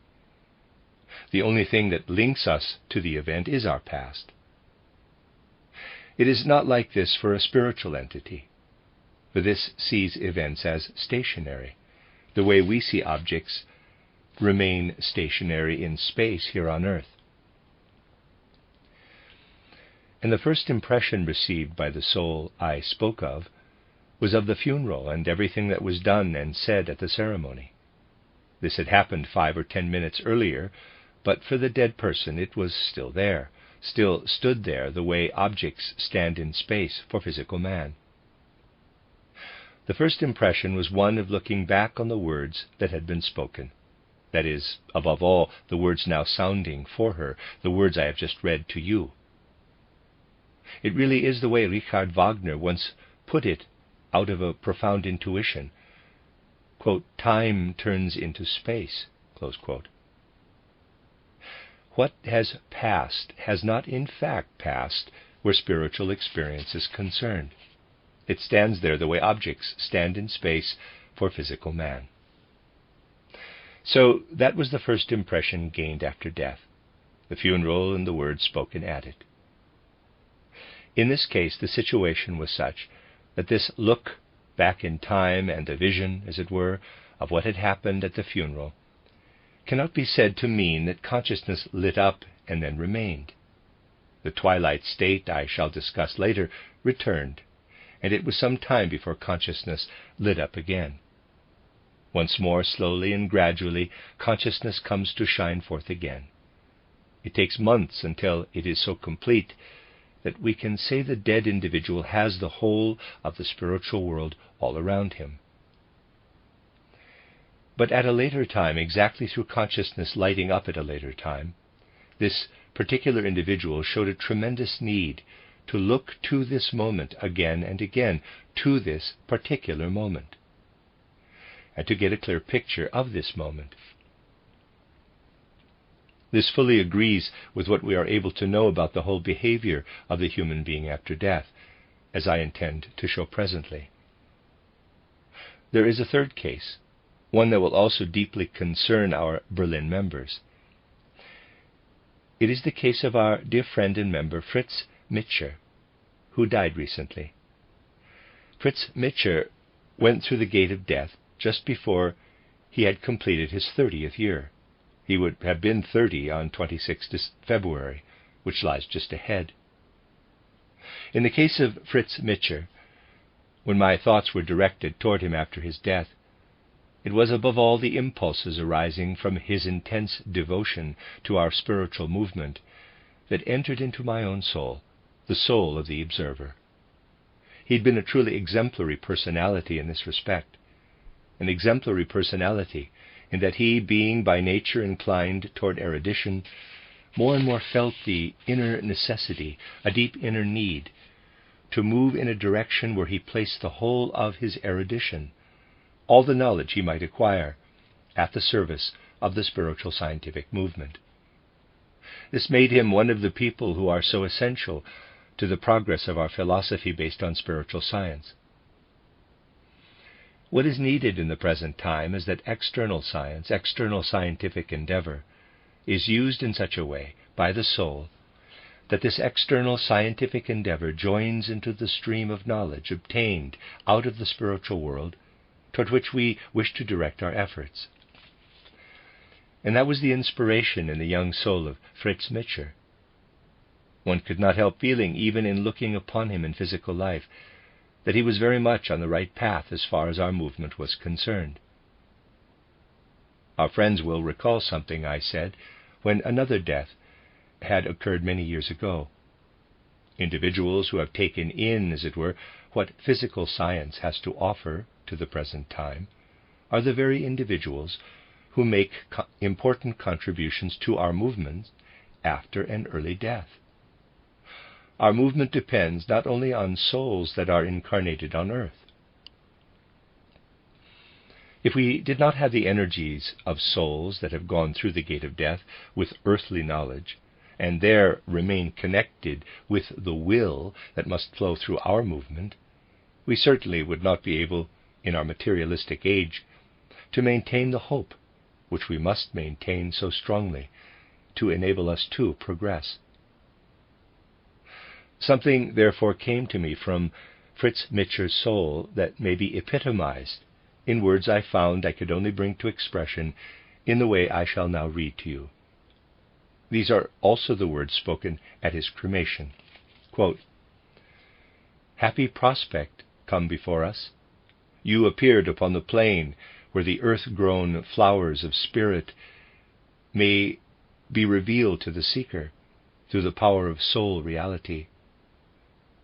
At the root of all your striving lay the purest love of truth, and to work in light of spirit was your life's profound intent. Never would your efforts cease. Splendid gifts you had and nurtured, faithful to the truth adhering, undeterred by worldly opposition, firm of step the bright path you pursued, that to knowledge of the Spirit leads. And you used the organs of the Spirit with persistence and great courage. They would push away all error to the edges of your path, for the truth a space creating. Your own self you were transforming to reveal the purest light, letting sun force of the soul shine with might within your heart. Here your cares lay, and your joy in life. Other cares and other joys scarcely ever touched your soul. Recognition of the truth seemed to you to give life meaning and a value that was real. Happy prospect come before us. You appeared upon the plain where the earth-grown flowers of spirit may be revealed to the seeker through the power of soul reality. Painful loss, most deeply felt, you now vanish from the plain, where the earth seeds of the spirit ripened in the womb of soul reality, to become awareness for the spheres. Feel our loving gaze directed to the heights where you are facing now a new and different task. From those lofty spirit regions lend your strength to those you left behind. Hear the prayer of our souls. In it speaks our truth and faith. To fulfill our task on earth, we need powers great from lands where spirits dwell, strength that comes from friends who have died. Happy prospect come before us, painful loss most deeply felt. Let us hope that in far nearness, never lost to us, our lives you'll guide as a soul star in the spirit realm." Close quote. Words like these, dear friends, have been shaped in such a way that they must be considered to have arisen through identification with the soul that has passed through death. They arise from necessity, though not spoken by that soul itself, for that soul only provided the stimulus. They arise from necessity, through the energies coming from that soul, to be spoken exactly the way they have been spoken, down to every detail. There really was nothing else in my mind where these words are concerned but those words in the form I have just read them to you. It therefore was extremely moving for me when during the night following the funeral the soul of our Fritz Mitscher replied, in a way, to what had been spoken at his funeral, not out of conscious awareness as yet, but out of his essential nature. His soul replied to the effect that the following words came from it, that is, now from the soul which had gone through death. Quote, "My own self I was transforming to reveal the purest light, letting sun force of the soul shine with might within my heart. Here my cares lay and my joy in life. Others' cares and other joys scarcely ever touched my soul. Recognition of the truth seemed to me to give life meaning and a value that was real." Close quote. It had never occurred to me, when I had to write down those verses, that they could also be said in such a way that every "you" in quotes would become a "me" in quotes, every "your" in quotes a "my" in quotes. What had come to life for me had merely been, quote, "Your own self you were transforming to reveal the purest light, letting sun force of the soul shine with might within your heart. Here your cares lay, and your joy in life. Other cares and other joys scarcely ever touched your soul.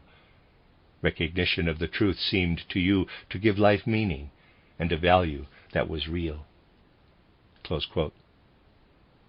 Now, those words had been transposed in that way, and they could be transposed without changing the grammatical structure, merely changing, quote, "your own self," close quote, to, quote, "my own self," close quote. Quote, "shine with might within your heart," close quote, to, quote, "shine with might within my heart," close quote, and so on. So there you have a strange connection between the words spoken here and the soul that had gone through the gate of death, a connection showing that the words spoken here truly did not merely return as an echo out of that soul, but had undergone a meaningful change on their return. Let me merely mention that a certain feeling really and truly went through my soul when those words were shaped as of necessity, providing the following nuance. It appeared to me to be necessary to give a specific mission to this particular soul as it went through the gate of death. We know how much resistance there is to our spiritual movement in the present materialistic age, how far from ready the world is for our spiritual movement. And if we have a clear picture of what man is capable of achieving when in his earthly body we can indeed say that he needs assistance, this feeling found expression in the words, quote, "Hear the prayer of our souls. In it speaks our truth and faith. To fulfill our task here on this earth, we need powers great from lands where spirits dwell, strength that comes from friends who have died." Close quote. Asking this soul, as it were, to make further use of the seeds acquired here, using them specifically to further our spiritual movement, that seemed to me to be a feeling that had to arise of necessity, especially in the case of this soul. You will have noted that these three cases of people so close to us have something in common, however much they may differ. What they have in common is that thoughts as to its essential nature were prompted to come up before the soul contemplating these things, a soul specifically stimulated to such contemplation by karma, because a funeral oration had to be given. There was necessity to give expression to its essential nature. In the case of the first individual I spoke of, you know the spirit of which I am saying these things, only to provide insight, not to show off in any way. The situation was that I had also got to know that individual on the physical plane when she had joined the society. You get to know a few things that happen when people are within our society. But our friends will know that it is not my way to make special inquiries into the circumstances and so on of anyone, nor ask about one thing or another these persons have lived through here in their physical life, and so on. So it was not personal satisfaction I gained, but rather the satisfaction arising from insight when I also characterized this individual according to the nature of her soul, the way it had lived through this life on earth. The only thing I had before me was the soul after death. It was not that it spoke the words I read to you first, but I had the soul before me, the way it was now after death, in its peculiar nature after death. I really knew practically nothing of what had happened to her before she had joined our society, nor of her life in so far as it did not have to do with meetings and so on, or the kind of occasions where one meets our members now and then. Yet it was specifically in this case that I found myself induced, as though of necessity, to speak of certain aspects of her life, aspects relating to her whole life, of the relationship of the individual who had died, and she had reached a great age, to her children and the work she did in her life. And as I said, it was not a matter of personal satisfaction, but rather of satisfaction in having gained insight when the family then told me they really were able to recognize the person in question on the basis of what was said there, with every word intensely characteristic of her. The right picture had therefore also been presented of her personal life during her time on earth, and the only possibility of this had been in perceiving the fruits of this life now that it had concentrated in the soul. The specific insight we gain from this is that in the case of this particular soul, we perceive an intense need after death to direct the I, EYE, of the spirit to her own life. It definitely was through no merit of my own that I was able to characterize the personal life of this individual. What happened was that this individuality, though not conscious at the time, directed her soul essence to her own life, preparing for the conscious life after death that was to come.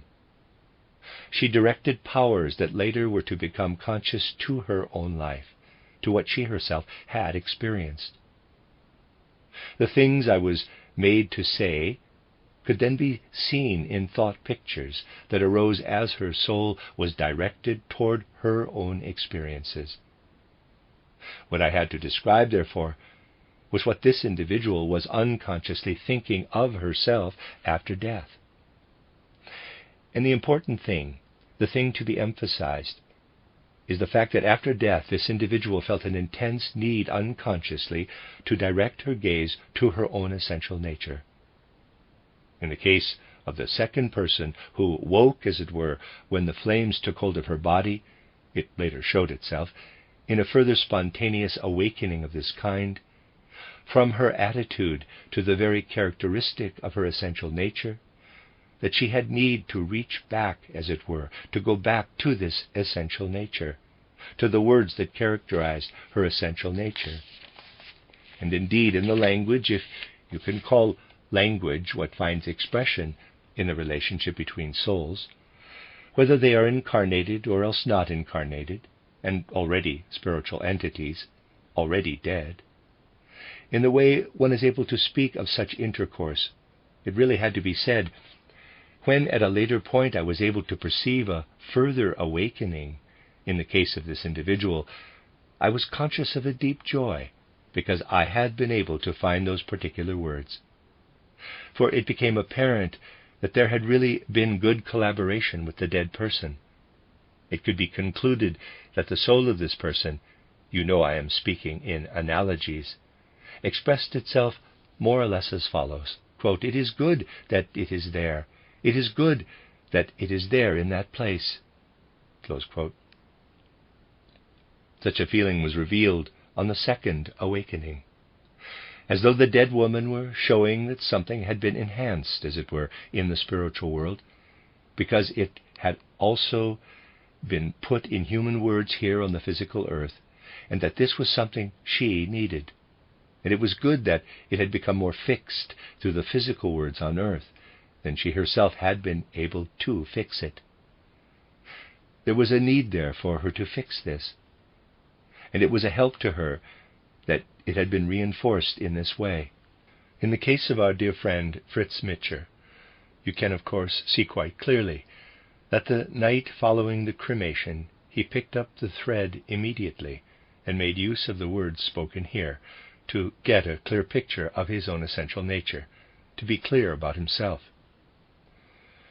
In all three cases, therefore, there has been a looking toward one's own essential nature. These, of course, are the things that first of all touch our souls, our hearts, because of their purely human quality, their purely human aspect. But spiritual insights can only be gained from the world that is at hand if they are ready to come to us as a boon. You cannot force it. Such insights must be waited for. And it is particularly in this context that we can perceive the strange ways of karma. The day after the second of the people I have mentioned had died in Zurich, I was in Zurich myself. We were walking past a bookshop, and in that bookshop I saw a book I had read years before. The way it is with the life I lead, I would not have found it easy to lay hands on that book in what is supposed to be my library, for that is in a peculiar state due to my living in many places. Years ago, as I said, I had read a book by the Viennese philosopher Dr. Ernst Mach, and this bookshop was offering it second-hand. I felt I wanted to read it again, or at least look at it again. When I reached the third page, something presented itself to my eyes that I had long since lost sight of. An interesting comment Ernst Mach had made about man acquiring self-knowledge, about the difficulty man had in getting to know himself.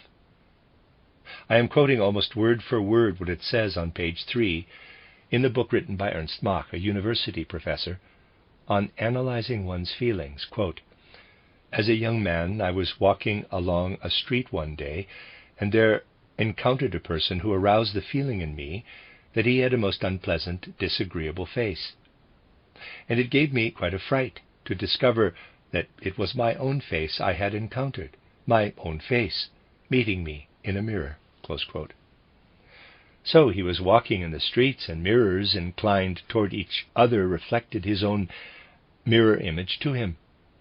And when he saw himself, he said, "That is someone with an unpleasant, disagreeable face I am coming up against there." Immediately afterward, the author adds another such comment concerning lack of self-knowledge. He says, quote, "One day I returned home, tired from a journey, and got on a bus. I saw another man getting on from the opposite side, and thought to myself, what kind of down-at-heel schoolmaster is that getting on there? And lo and behold, it was I myself. The mirror on the bus had shown me my own reflection." Close quote. Professor Mach adds, quote, "I therefore knew the style and bearing of my profession better than I did my own." Close quote. Here we have something of a pointer to show how difficult it is for man to recognize himself, even when it comes to his purely external appearance. We do not even know what we look like in three-dimensional space, not even if we are university professors. You can see that from this very candid confession. It is interesting that such an example can be quoted in the context of the case I have referred to, for I think you'll agree that it shows how here in the physical body, self-knowledge need not be all that much of an obstacle to whatever we need to achieve on earth. You can be a renowned professor and know as little about yourself as this man has told in his book. I have mentioned this example because it is strange that it presented itself to the mind's eye, EYE, when the soul was directed to take fresh note of how someone who has died feels a need to grasp his own essential nature, to perceive it. Here, in the physical world, it is perfectly possible to manage without self-knowledge. I'd say, with regard to anything concerning the purely material aspects of our lives. It is not, however, possible to gain knowledge of the spiritual worlds without self-knowledge. We shall discuss this in a week's time. For external material concerns, however, we can manage without self-knowledge. Yet as soon as the soul has gone through the gate of death, self-knowledge will be the first thing it needs. This is particularly evident from the experience I have described. Self-knowledge has to be the starting point. You see, a materialist tends to stick at the question as to whether consciousness persists after death. Spiritual science has shown that when the soul had gone through the gate of death, it in fact does not suffer from lack of consciousness, but rather has too much of it. A kind of awakening will come at a later stage, not because it is necessary to acquire a new consciousness after death, but because there is dazzling consciousness, too much consciousness, and this needs to be gradually subdued in the early stages. You will find more about this in the Viennese cycle, which has also appeared in print. After death, man has too much conscious awareness, an overpowering awareness, and he needs to get his bearings, first in this world of overpowering awareness. Gradually he will achieve this, and as he does so, his awareness will be less in degree than before. Conscious awareness must first be subdued, just as over-powerful sunlight has to be subdued. A gradual subduing of consciousness has to be achieved. So we cannot speak of an awakening in the terms that apply in the physical world, but of recovering from a superabundance of conscious awareness to the point where it becomes bearable, depending on what we have experienced in the physical world. This requires the following. To get our bearings in this flood of light that is our awareness after death, we need knowledge of our own essential nature as a starting point. We have to be able to look back upon our own essential nature to find the guidelines, as it were, for an orientation in the spiritual world. Lack of self-knowledge is what hinders conscious awareness after death. We have to find ourselves in the flood of light. And so you see why a need arises to characterize the person who has died, to assist them to find themselves. This is something we gain as a kind of general insight from such personal experiences that concern us closely. After death, when the etheric life tableau has disappeared, there is a gradual development. It is based on our getting to know our life, our own life here on earth, as it gradually dawns out of the spiritual worlds. Once the tableau has passed, this is our only aim after death. Everything that is part of the spiritual world will be around us. What we have to get to know, above all else, however, is our own essential nature. The concepts and ideas familiar to us from spiritual science will then help us, providing the means of orientation. As you can see in the first case, the self-criticism which showed itself had been possible only through the spiritual science she had taken in, so that it was possible to look at her own essential nature, and the words could come, quote, "To depths of soul I'll guide devoted contemplation. Strong it shall grow for mankind's true and real goals." Close quote.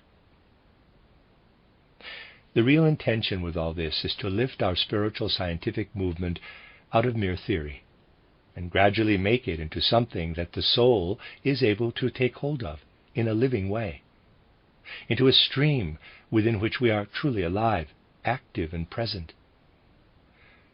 We shall then know what goes on in the spiritual world around us, just as in the physical world we know that around us is the air we breathe, however much the ignorant may, and indeed will, deny this. That is the future destiny of man, to know something of the fact that just as the air is there for and around the physical body, so the spiritual world is present all around and can be experienced by the soul. This spiritual world relates more to the soul, as it were, the way the air does to the body, and it shapes and fashions the soul, filling it with its essence. We are also able to give certain details of the fate of the soul after death in individual cases. The reason why such things are discussed in more intimate detail at the present time is that in the momentous but also painful events of our time, death is letting its breath pass through the world, and our age is demanding countless deaths in sacrifice.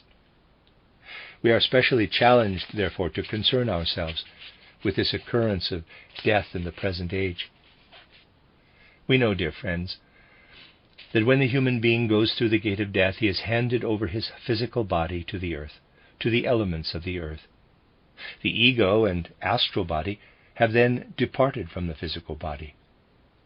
Now, in the second case today, we saw that the ether body had already been cast off when cremation took place. The ether body goes away within a few days. There is one particular question that really comes to the fore in the present time. So many people are going through the gate of death in the very flower of their youth these days, transferring a purely physical concept to the spiritual sphere, where it has even greater validity than in physical life. We may ask the question, quote, what happens with the ether bodies of these people who have gone through the gate of death, the ether bodies that separate off after a number of days? What happens with such a youthful ether body? Close quote. Such a person who goes through the gate of death in his 20th, 25th, 30th, 35th year, or even earlier, puts his ether body aside.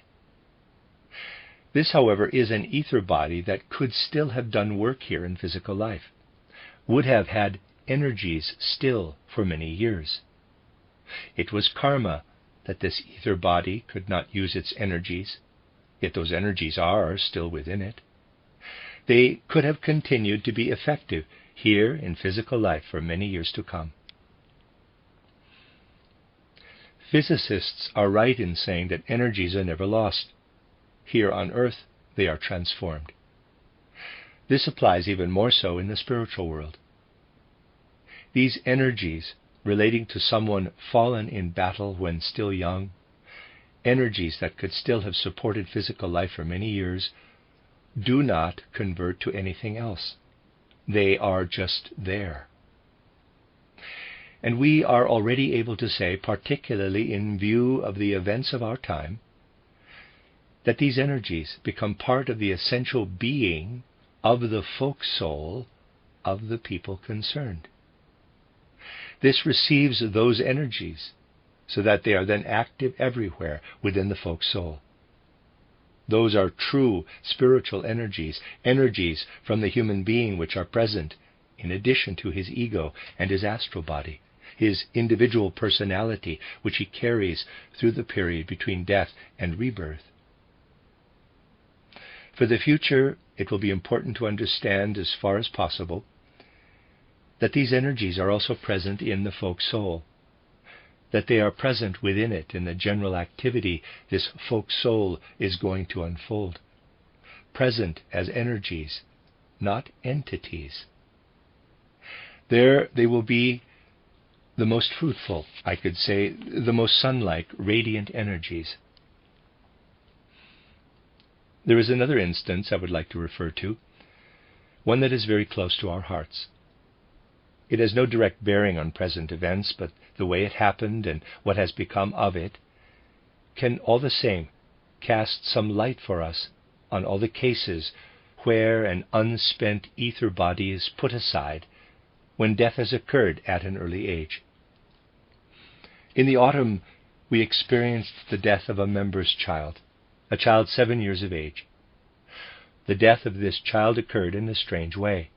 He was a good boy, mentally very much alive already within the limits set for a 7-year-old, a good, well-behaved, and mentally very active child.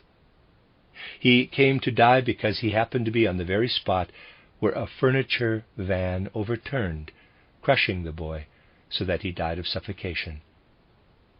This was a spot where probably no van went past before, nor will go past again, but one did pass just that moment.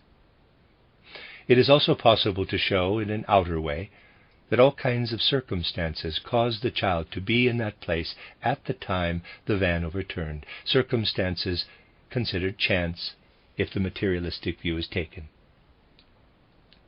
He was getting some food supplies for his mother and left a bit later that particular evening, having been held up. If he had gone 5 minutes earlier, he would have been well past the place where the van overturned. He had also left by another door than usual, just on this one occasion by another door. Leaving by the other door, he would have passed to the right of the van overturned to the left. Studying the case in the light of spiritual science and of karma, it will be seen to demonstrate very clearly that external logic, quite properly used in external life, proves flimsy in this case and does not apply. One example I have quoted a number of times is that of a person who was walking by a river and fell into the water at a point where a stone was lying. Superficially, it may indeed appear that the man stumbled over the stone, fell into the water, and thus came to his death. The obvious conclusion will be that he drowned. A post-mortem examination would, however, have shown that he suffered a stroke and therefore died and fell into the water. Thus he fell into the water because he was dead and did not die because he fell into the water. Cause and effect have been confused. Things that seem perfectly logical in external life may be completely wrong. Superficially, the death of young Theodor Feiss could also be described as a most unfortunate accident. In reality, however, the karma of this child was such that the ego, to put it bluntly, had ordered the van, and the van overturned to fulfill the child's karma. So there we have a particularly young ether body. The child could have grown up and reached the age of 70. The energies in the ether body would have been enough for 70 years, but they went through the gate of death after 7 years. The whole event took place in Dornach, as you know. The father had been drafted into the German army and was not there at the time. He died quite soon after, having been wounded at the front. The whole thing happened in the immediate neighborhood of the building, and from that time the aura of the building at Dornach contains the energies from the ether body of this child. A person working for this building and able to perceive the spiritual energies involved in the project will find within them the energies of this child. Quite apart, therefore, from the ego and astral body which have entered the spiritual world, to be active there between death and rebirth, the unspent ether body has now united with the whole of the spiritual aura of the building at Dornach. Deep and significant feelings attach to such insights, for they do not represent knowledge of the dry, numerical kind we take into our minds, but insights received into the soul with deep gratitude. Mindful of this, I shall never even for a moment fail to remember in anything I have to do for that building at Dornach that these energies are contributing to the project, helping me in the project. Here theoretical insight merges into life itself. Being aware of this, dear friends, you will understand that it is possible to get some idea now, at a time when countless ether bodies pass through the gate of death without having achieved fulfillment on earth, as to what will happen when the sun of peace returns again after the twilight of war. Then the energies, the ether forces of those who have passed through the gate of death, the gate of suffering, will want to unite with the souls that are active here on earth, unite with them for the good of the earth and for progress on earth. This means, however, that there will have to be people on earth who appreciate these things, who will be aware of the fact that the people who have made their sacrifice to the age are up there in the spiritual world, in their residual ether bodies. They want to join in the work of this world. Their work will only be wholly fruitful if there are receptive souls here that are prepared to unite their thoughts with what comes to them from the spiritual world. These are momentous times, but also difficult and painful times. For their fruits, it is immensely important that thoughts are created out of a science that acknowledges the spirit. Thoughts that are then able to unite with the thoughts coming down from the ether bodies of those who have died in sacrifice. Thus we have an indication that even in the midst of these difficult times, under the sign of suffering also and of death, we are under the sign of greatness. That the difficult things which are happening also remind us that they are intended to give rise to an age that is more open to the Spirit than the past age has been.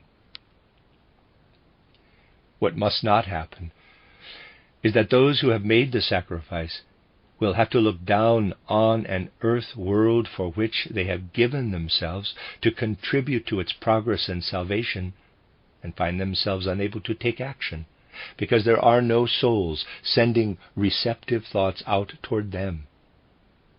We therefore must see spiritual science as something that is alive, a living element that will be needed in the time that is to come, particularly with regard to the events of the present day. It is this which I have been summing up again and again in the words I shall now speak, in the spirit of and in accord with what we have been considering.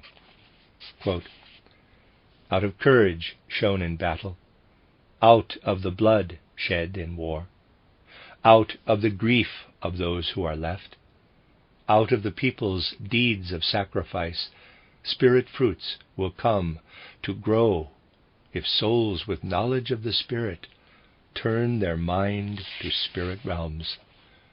The end of Lecture 7. You are listening to RudolfSteinerAudio.com. As well, you can hear these podcasts at RudolfSteiner.podbean.com. Please consider becoming a patron. There are two publishing houses, SteinerBooks.org in America and RudolfSteinerPress.com in England, which are the sole publishers of Steiner into English and have given me permission to do these recordings. Please consider patronizing them as well. This is a reading of Collected Works, Volume 157 by Rudolf Steiner, 14 lectures translated by Anna Meuss. This is the 8th lecture, given in Berlin on the 2nd of March, 1915. Dear friends, once again, let us first of all remember those who are out there at the front in the great arena of present-day events. Quote, spirits of your souls, guardian guides, on your wings let there be borne the prayer of love from our souls to those whom you guard here on earth. Thus, united with your might, a ray of help our prayer shall be for the souls it seeks out there in love. Close quote. And for those who, because of those events, have already gone through the gate of death, quote, spirits of your souls, guardian guides, on your wings let there be borne the prayer of love from our souls to those whom you guard here on earth. Thus, united with your might, a ray of help our prayer shall be for the souls it seeks out there in love. May the Spirit we are seeking as we work toward spiritual knowledge, the Spirit who has gone through the mystery of Golgotha for the good of the earth, for the freedom and progress of man, be with you and the hard duties you have to perform. Close quote. Last week we gave some detailed consideration to souls who, if we want to look for them now, have to be looked for in the spiritual worlds. And we considered souls who are close to us, letting them tell us one thing or another that can illumine for us the time a soul entity spends in the spiritual world. Today I want to consider more the path the human soul may take to enter into the spiritual worlds while dwelling in a body here on earth, there to find the spiritual realms we spoke of last week, where what are called dead souls may be found. It has to be stressed over and over again that the path into the spiritual worlds appropriate to the soul of modern man, in the light of the whole evolution of mankind, is a path with many preparatory stages, some of them difficult indeed, stages that have to be won through. Today I intend to speak of some aspects of the path to insight, and I shall do so from a point of view that may be called imaginative perception. Dear friends, you know very well already that in the spiritual world the human soul is really and truly able to learn and observe only in a way that does not make use of the body as an instrument. Everything we are able to gain by using the body as our instrument can only provide knowledge and experience relating to the physical world. To experience the spiritual worlds, we must find a way of doing so outside the physical body. That way is indeed open to modern man, though it is not easy to achieve observation of the spiritual world by going outside the body. Another point is that anyone not able to make such observations himself will be able to evaluate observations achieved in the spiritual world, once they have been achieved, on the basis of a genuinely sound common sense. That is not just the common sense generally called sound, but a genuinely sound common sense. Today, however, our subject will be the path as such, the way the human soul, on the one hand, comes out of the physical body, as we might put it, and on the other enters into the spiritual world. As I said, I want to use the approach of imaginative perception today. Last week we took another approach. Many things will have to be presented in the form of images, and it will be up to you to pursue these further in meditation. In doing so, you will find that this path is one of very special significance. It is possible to enter into the spiritual world through 3 doors, as it were. The first may be called the door of death, the second the door of the elements, and the third the door of the sun, S-U-N. Anyone wishing to follow the path to knowledge in its entirety will have to take the road to knowledge through all 3 doors. The door of death has always been very fully considered wherever the mysteries were taught.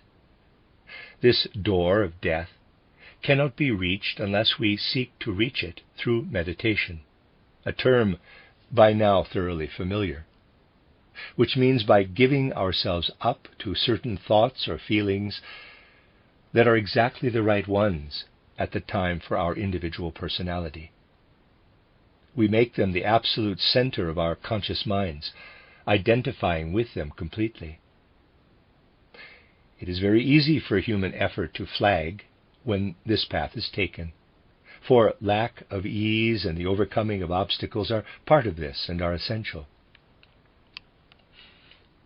So it will be necessary again and again to make those quiet, deeply personal efforts, endeavoring to give ourselves up to those thought contents, those feelings, in such a way that we forget the whole world and live only in those thoughts, those feelings. When we learn to achieve this over and over again, we shall finally be in a position where we perceive something that is like a kind of independent life within the thought on which our conscious mind is focused. We shall get the feeling that until then we had merely been thinking that thought, making it the focus of our conscious mind. Now, however, this thought will be felt to be developing a life of its own, an inner activity of its own. It is as though we found ourselves in a position where we are truly able to produce a distinct entity within us. The thought begins to take shape as an inner structure. That is an important moment, for we realize that this thought, this feeling, has a life of its own, and we feel ourselves to be the enveloping form holding this thought, this feeling. We are then able to say to ourselves that our efforts have made us the arena where something has been able to develop that is now achieving a life of its own through us. It is an important moment in the life of a person practicing meditation when he awakens to himself and the thought held in meditation comes to life. He will then realize that spiritual objectivity has come to him, that the spiritual world is paying attention to him, that it has drawn close. Of course, it is not easy to reach this level of experience. For before it is reached, we have to live through feelings and sensations for which the human being has a natural aversion. A certain feeling of isolation has to be experienced, for example, a feeling of loneliness, an experience of being abandoned by the physical world, as it were. The feeling that this physical world does many things that wear us down, threatening to crush us. It is through this feeling of isolation that we finally reach the point where we are able to bear the strong inner life to which our thought awakens, into which it is born, as I should like to put it. There is much indeed that goes against the grain. There is much in man that goes against him, and this can lead to a real experience of thought coming to life within him. There is one particular feeling that comes up, an inner experience that comes up, which is one we really do not want to have. At the same time, we will not admit to ourselves that we do not want to have it, saying instead, quote, "Oh, I'll never do it. I'll go to sleep in the process. My ability to think will go, for this goes beyond my inner strength." Close quote. In short, we will automatically come up with all kinds of excuses. For the experience to be gone through is that thought, in thus becoming enlivened, really becomes a distinct entity. It assumes reality, taking on a form of identity.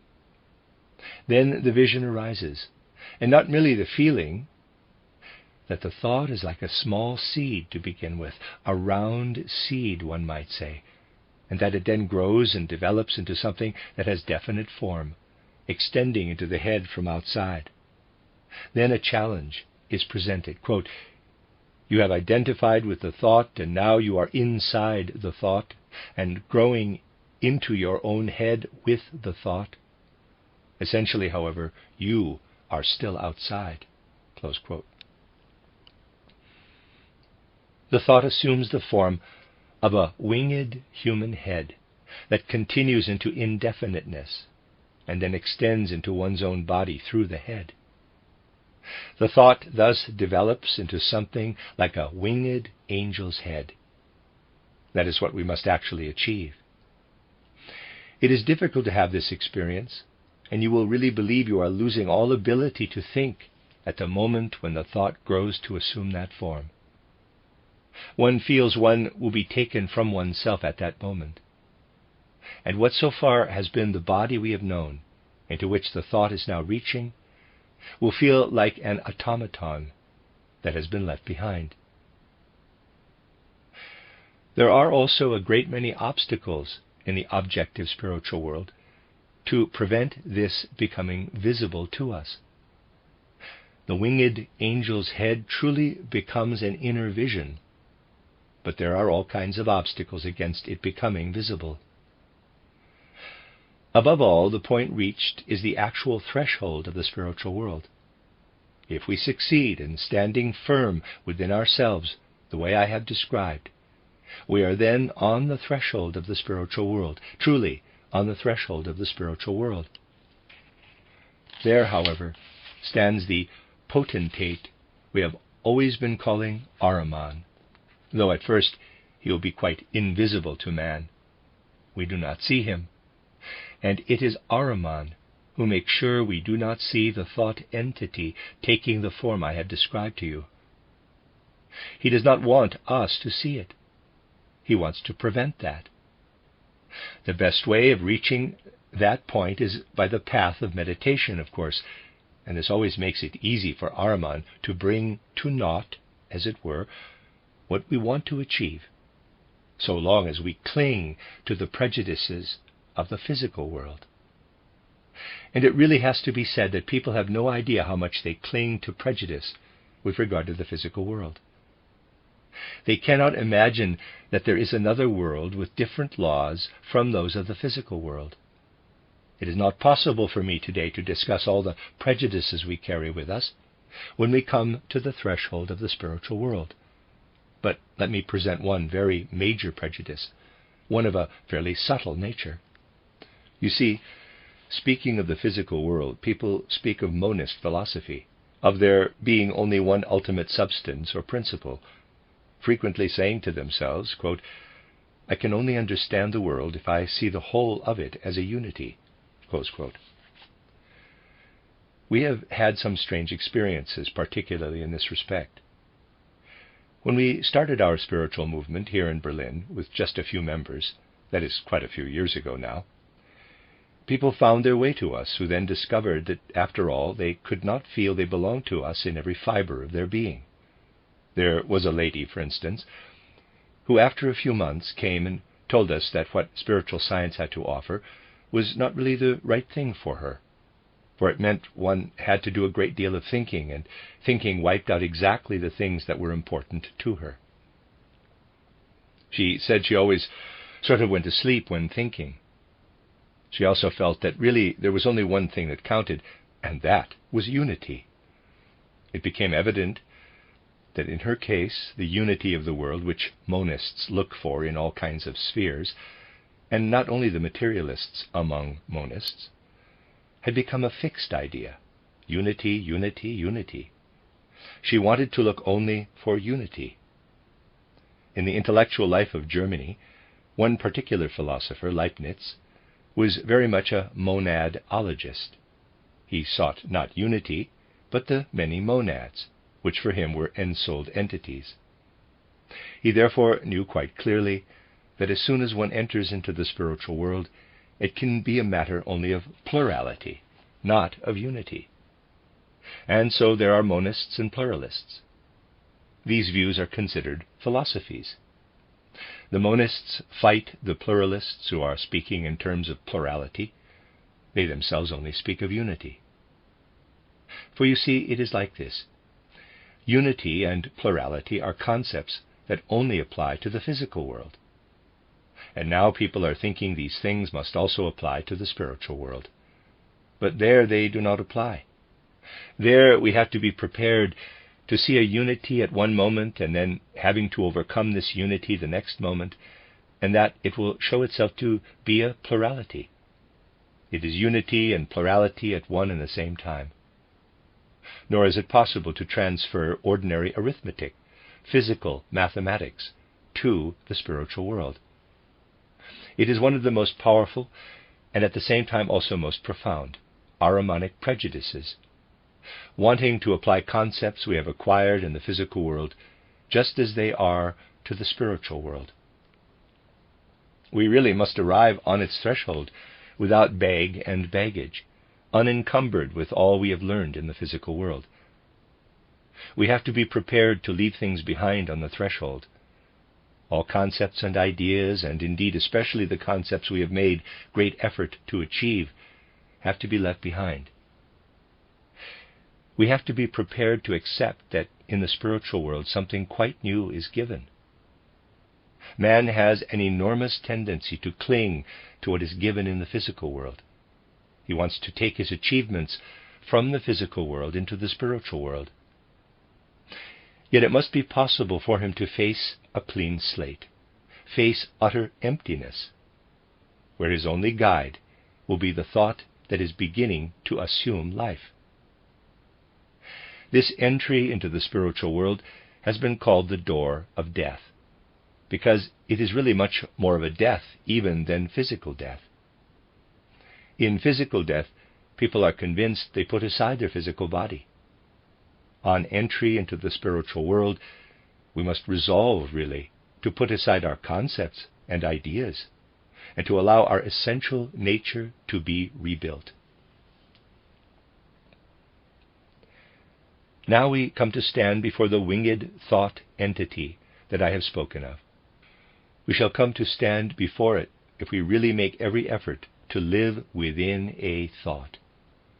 All we need to know then is that when the moment that lies ahead makes different demands on us from those we have envisaged, we must truly stand fast. We must not turn back, as it were. The turning back tends to be an unconscious reaction. We flag, but our flagging merely indicates that we are not willing to leave behind bag and baggage.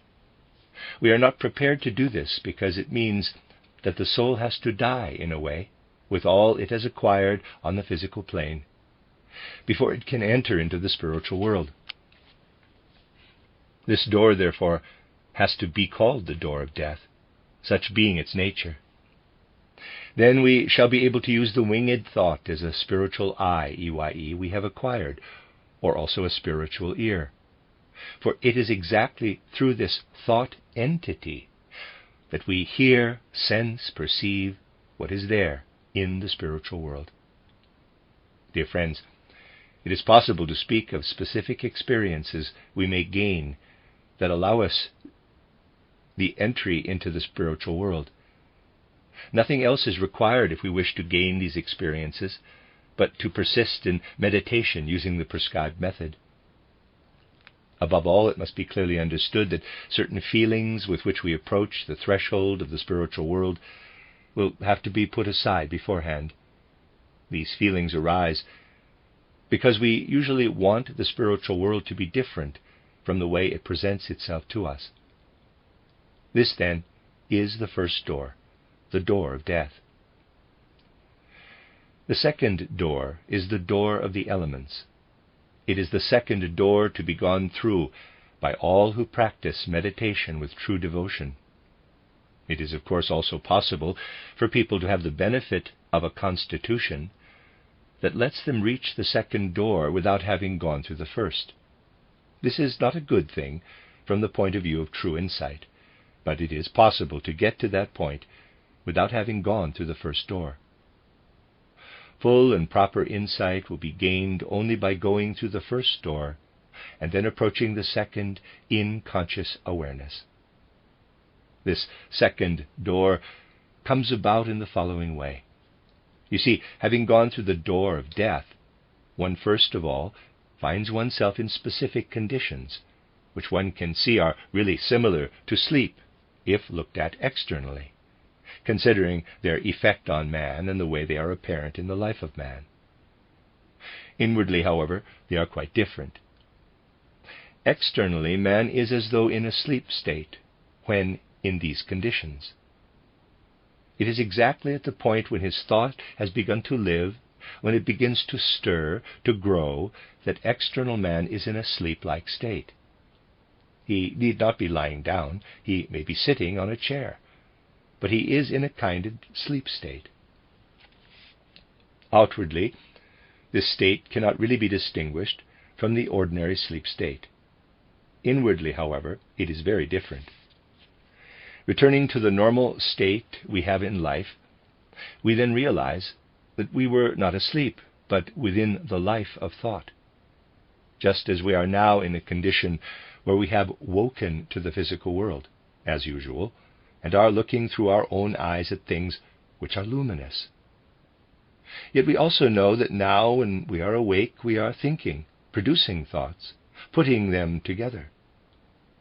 Just before, however, when we were in that other state, the thoughts were producing themselves out of themselves. One thought approached another. They illumined one another. One thought moved away from another. And what we usually do ourselves when thinking has there been doing itself. We know that whilst we are normally an ego that attaches one thought to another, we float first to the one thought and then to another. When in this other state we are united with them, then we are off and within a third thought and afterward come floating back again. We get the feeling that space has ceased to exist. I think you will agree that in physical space, the position is that if we feel drawn to a point and look back on it, then move away from it and finally want to approach it again, we would first have to make our way back again. We would have to make our way there and back. This does not apply in the other state. Space is not like the space we know then, and we jump through space, as it were. One moment we are at one point, the next we have gone. We do not pass through space. The laws of space have ceased to exist. Here we are alive and active within thought itself. We know that the ego has not died. It is active within the life of thought. But we are not immediately masters of the thoughts within which we now live. The thoughts produce themselves. We are drawn along. We are not actively swimming in the currents of thoughts. Instead, the thoughts are taking us on their shoulders, as it were, carrying us along. The state has to come to an end. It does so when we go through the door of the elements. Then we gain control of it all and are able to create a particular line of thought quite deliberately. Then our will is alive within the whole of thought life. This again is a tremendously important moment. I have even spoken of it exoterically in my public lectures. The second goal is reached by identifying with our own destiny. This will enable us to bring the will into the world of living thought. When we have first gone through the door of death, we come to a point where various things are done with us in the spiritual world. We come to do things ourselves in the spiritual world by identifying with our destiny. This is only achieved gradually. Then our thoughts assume a character identical with our own essential character. The deeds of our essential nature enter into the spiritual world. To do this properly, it will be necessary to go through the second door. When we begin to use the power we derive from identifying with our destiny to take active control in our thoughts, not merely going along with a thought as though it were a dream picture, but able to erase one thought or another as occasion arises and call up another, when we come to a point where we begin to be able to use our will in handling things, then we shall indeed have to go through an experience that may be referred to as going through the second door. It will be found that the willpower we shall now require presents itself to us as a fearsome beast. In the mystical tradition, this has for many thousands of years been known as, quote, meeting the lion, close quote. This encounter with the lion has to be gone through. It consists in a feeling of abject terror concerning what has to be done in the thought world, great fear of entering into a living union with the thought world. This terror must be overcome, just as the sense of isolation has to be overcome at the gate of death. We feel terror. This terror may present itself in all kinds of ways, as a sensation that is not at all like fear or terror, yet it is essentially fear of what one is getting into there. It is important that we genuinely find a way of controlling the lion. The imagination paints a very vivid picture of the beast opening its huge jaws ready to devour us. The willpower we want to use in the spiritual world is threatening to devour us. All the time, the overriding sensation is that we must use our will. We must do something. We need to take hold of one thing or another, and at the same time another feeling arises in connection with all these elements of will activity into which we are entering. It is the feeling that they will devour us if we take hold of them, extinguish us in the world. That is the lion devouring us. What we literally must do, if we are to stay with the metaphor, is not to give in to fears that the will elements may take hold of us there in the spiritual world, devour us and strangle us. No, we must mount the lion and take hold of those will elements, using them to effect our deeds. That is the crux of the matter. You can see, of course, what this is all about. Having first of all gone through the gate of death, we are then outside the body, and out there we can only use the forces of the will. We must fit into the cosmic harmonies. The forces to be used out there are also within us.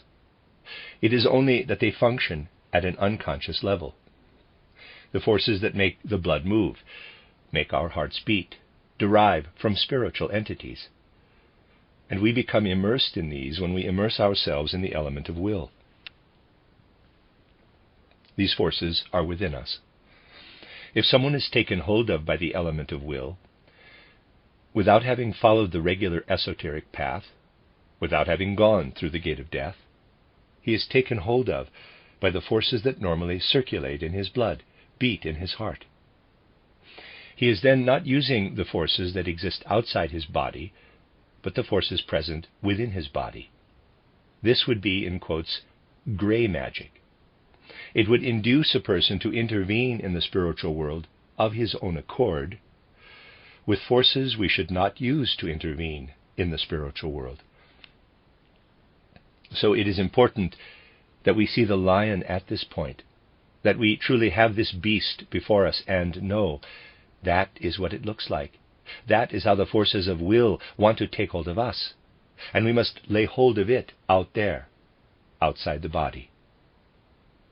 If we do not go up to the second door, we shall not see the lion, and shall then be in permanent danger of wanting to rule the world out of human egotism.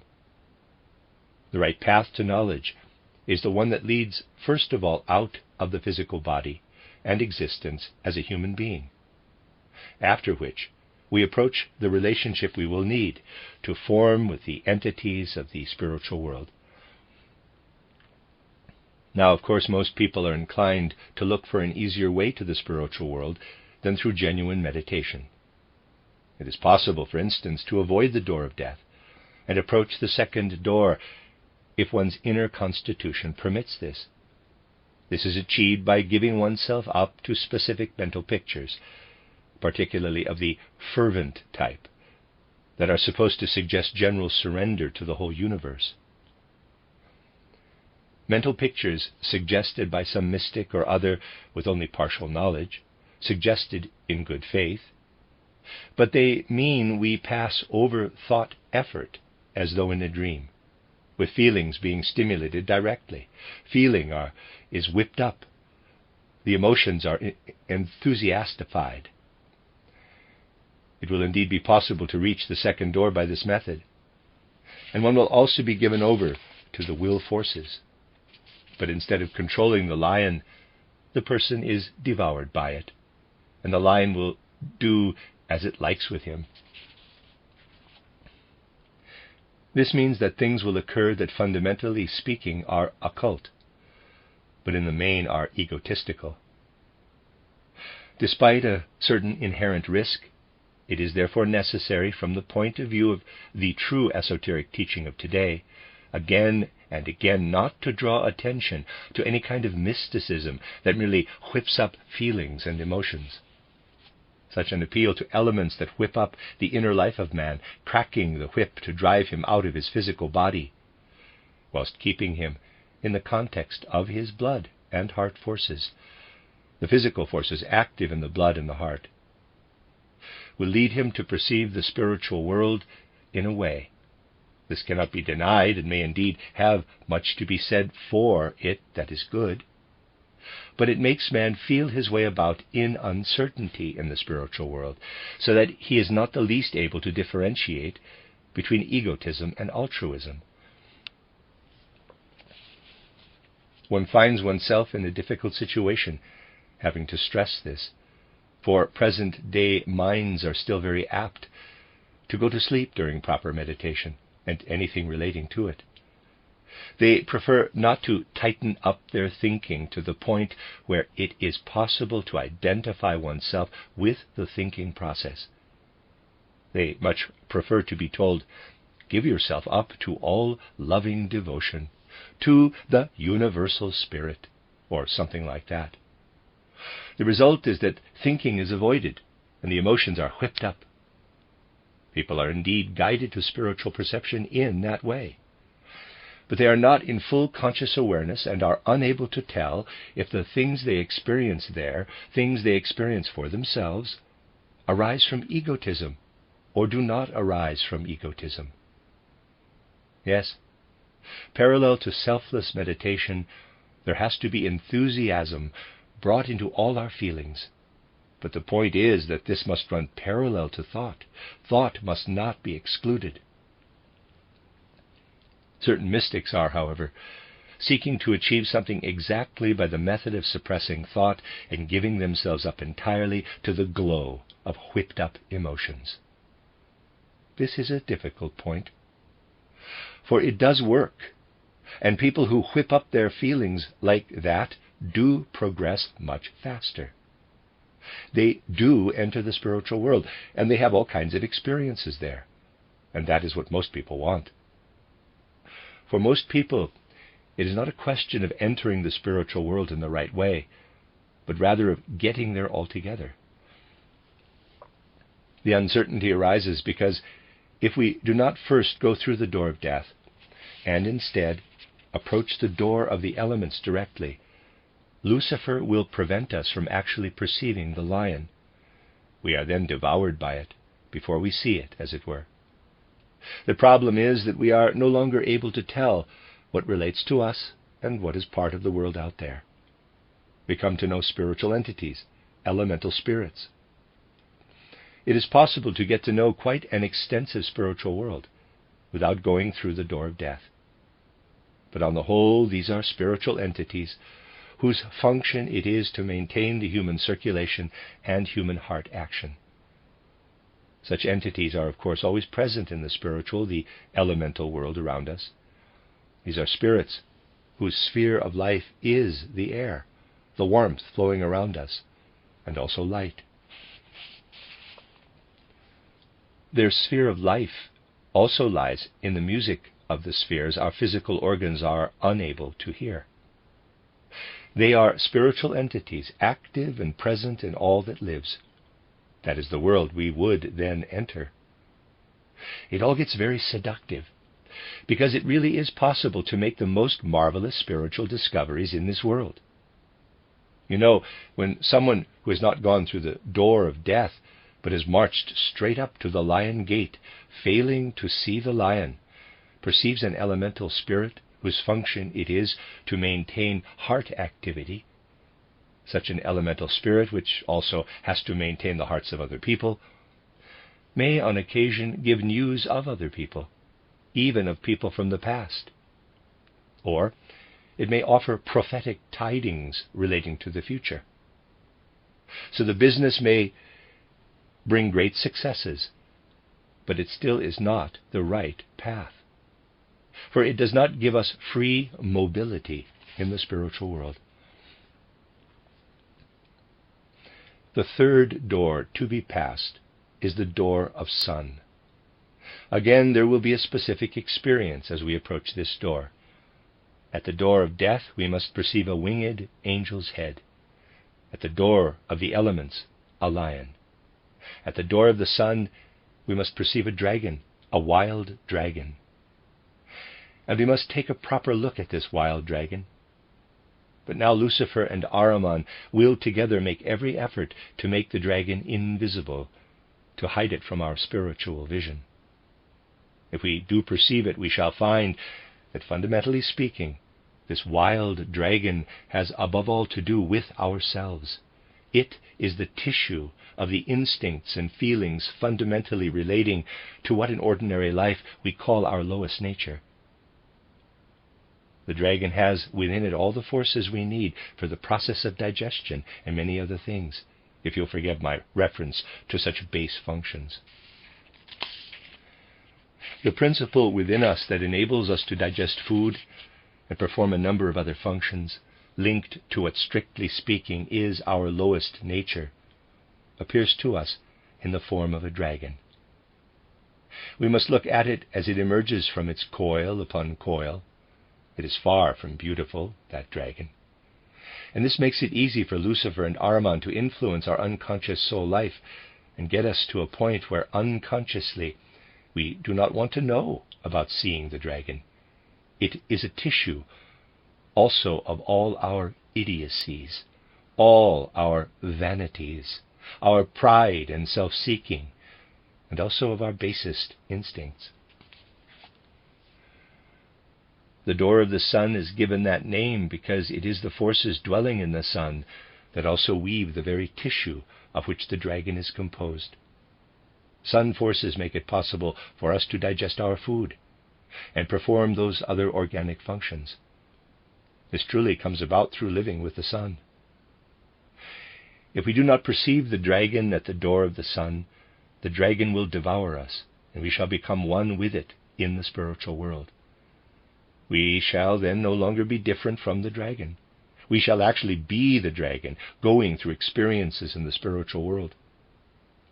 And the dragon can experience things of great significance. It can learn magnificent things, as it were. Those are experiences more enticing, I'd say, than those made at the door of death or after passing the door of death. The experiences made at the door of death are colorless to begin with, shadowy and subtle, so slight and subtle that they easily escape us, and we are not much inclined to develop the degree of attention needed to take hold of them. And again, a certain pitch must be reached in order that something so delicately coming to life in our thought may be able to expand. In the end, it will expand into a world. But it calls for long-term, active effort and endeavor to reach the point where it shows itself as a reality full of color, sound, and life. We must let those forms that are without sound or color take on life from all corners of infinity, as it were.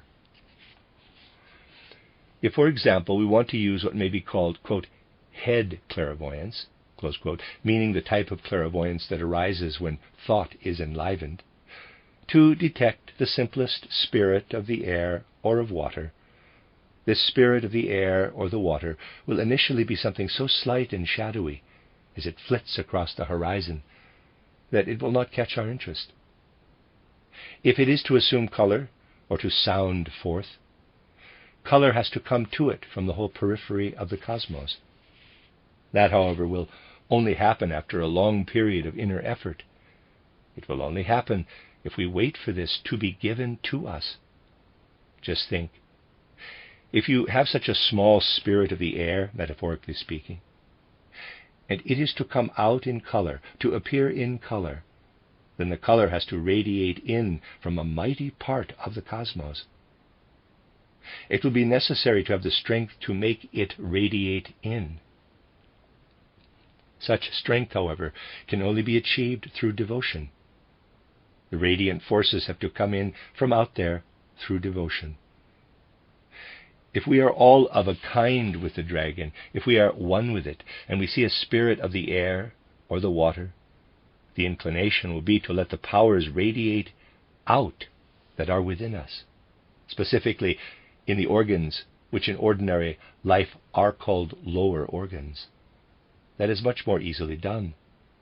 The head is in itself a perfect organ, but the astral body and the ether body of the head do not have much color to them. The colors have been used to form the brain, for instance, and particularly the cranium, the bony skull cap.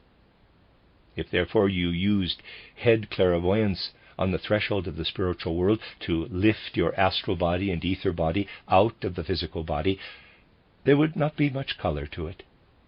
Colors are used to form the perfect organ, the brain.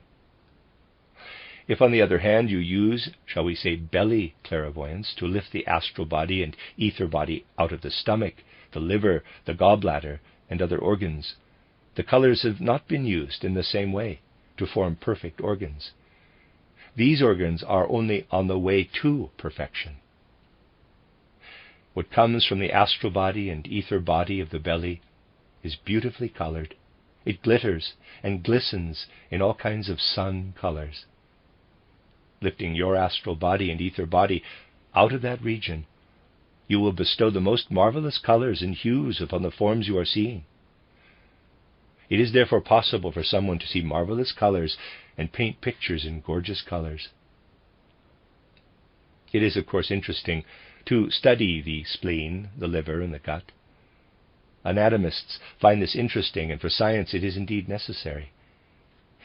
Yet, if someone with knowledge goes into this, the beautiful and colorful pictures which appear represent what lies at the back of the digestive process 2 hours after a meal. There can be no objection to this being investigated. Today, anatomists find it necessary to study these organs.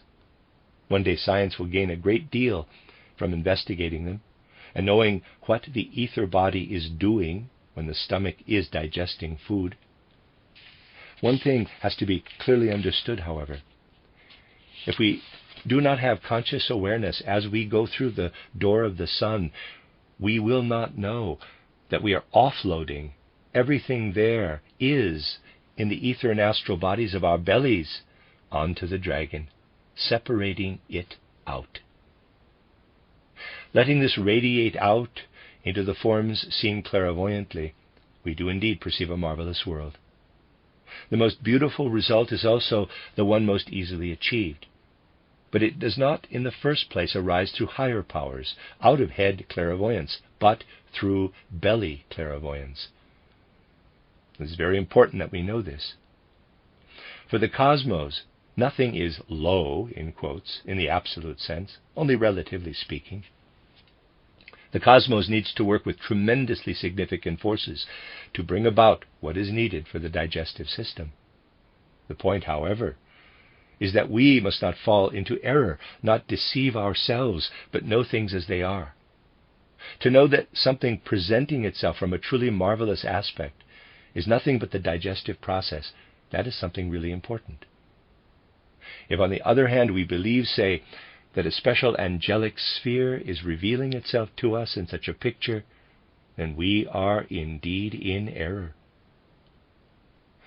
A reasonable man will therefore not be against a science being nurtured on the basis of such knowledge, but merely against such things being put in a false light. That is the real point. It may happen, for instance, that some process in the course of digestion results in someone always lifting out a specific part of his ether body at a specific stage in the digestive process. He may then be a natural clairvoyant. It is, however, important to know what is going on there. Man will find it difficult, therefore, to use head clairvoyance, that is, a sphere where all color present in the ether and astral bodies has been used to bring about the marvelous structure of the brain, and make forms that are without color or sound assume full color and to resound. With belly clairvoyance, on the other hand, he will find it relatively easy to see the most marvelous things in the world. This belly clairvoyance does, of course, also involve powers which man must learn to use. The powers used there for the digestive process are, after all, merely transformed power. We will experience them in their right form if we get better and better at identifying with our destiny. In this field, too, it will teach us to draw up not just the winged angel's head that came up first, but the other part that follows. And it is important to draw up not just the powers that serve digestion, but also those of a higher kind. Those are the powers that lie in our karma, in our destiny. Identifying ourselves with these, we shall be able to send forth the spiritual entities we see around us, entities whose tendency is such that sounds and colors flow inward from the universe. Then, of course, the spiritual world will have its full content. It will be concrete, so real and concrete that we find ourselves within it the same way we find ourselves in the physical world. A particular problem arises at the door of death. We really have the feeling, and this too has to be overcome, that we will lose ourselves there.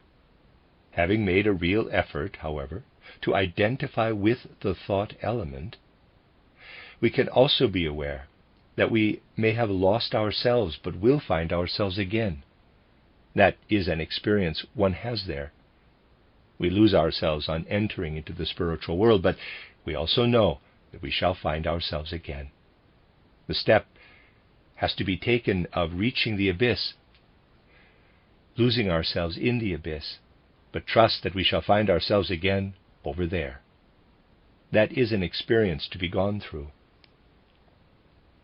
Everything I have described refers to inner experiences that have to be gone through. It is important to know what really happens to the soul there. It is just the same when we are supposed to see something.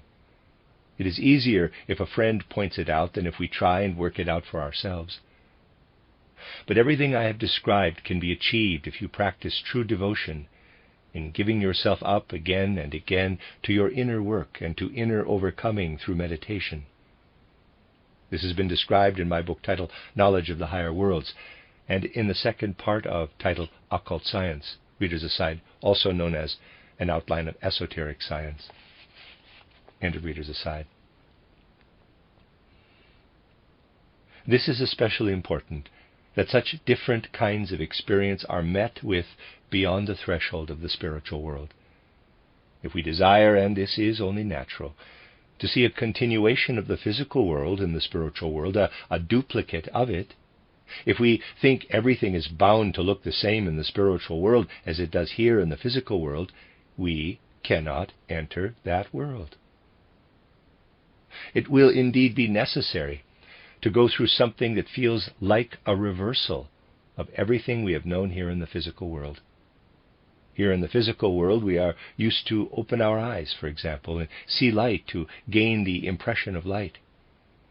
If we expect to be able to open our spiritual eye, EYE, in the spiritual world, and gain an impression of light, we cannot enter that world, for we will have the wrong expectations. Something like a mist will be woven, which veils the spiritual senses, hiding the spiritual world from us, the way a sea of mist hides the mountains from view. It is not possible, for instance, to see objects illumined by light in the spiritual world. It must be understood that in the spiritual world we ourselves shine forth with the light. When light falls on an object in the physical world, the object becomes visible to us. In the spiritual world, we ourselves are inside the ray of light, touching the object with the light. One therefore knows one is swimming with the ray of light in the spiritual world. One knows oneself to be within the radiant light. This serves to indicate how we can acquire ideas that can help us get on in the spiritual world.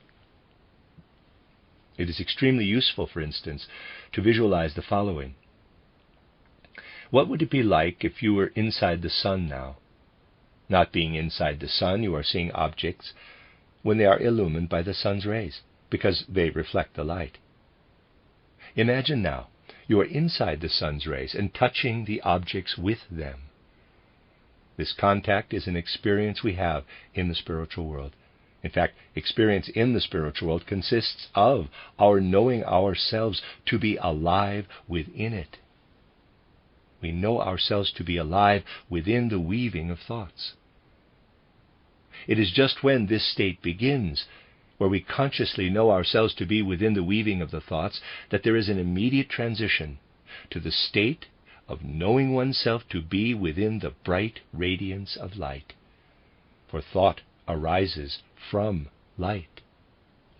Thought weaves in the light. But it will only be at that point that we experience ourselves as becoming immersed in light, when we are within the weaving of thoughts. Mankind is now at a stage where such concepts have to be acquired. Otherwise men will find themselves in completely unfamiliar worlds when they go through the gate of death and enter the spiritual world. The capital resources men were given by the gods at the very beginning of Earth evolution have gradually been used up.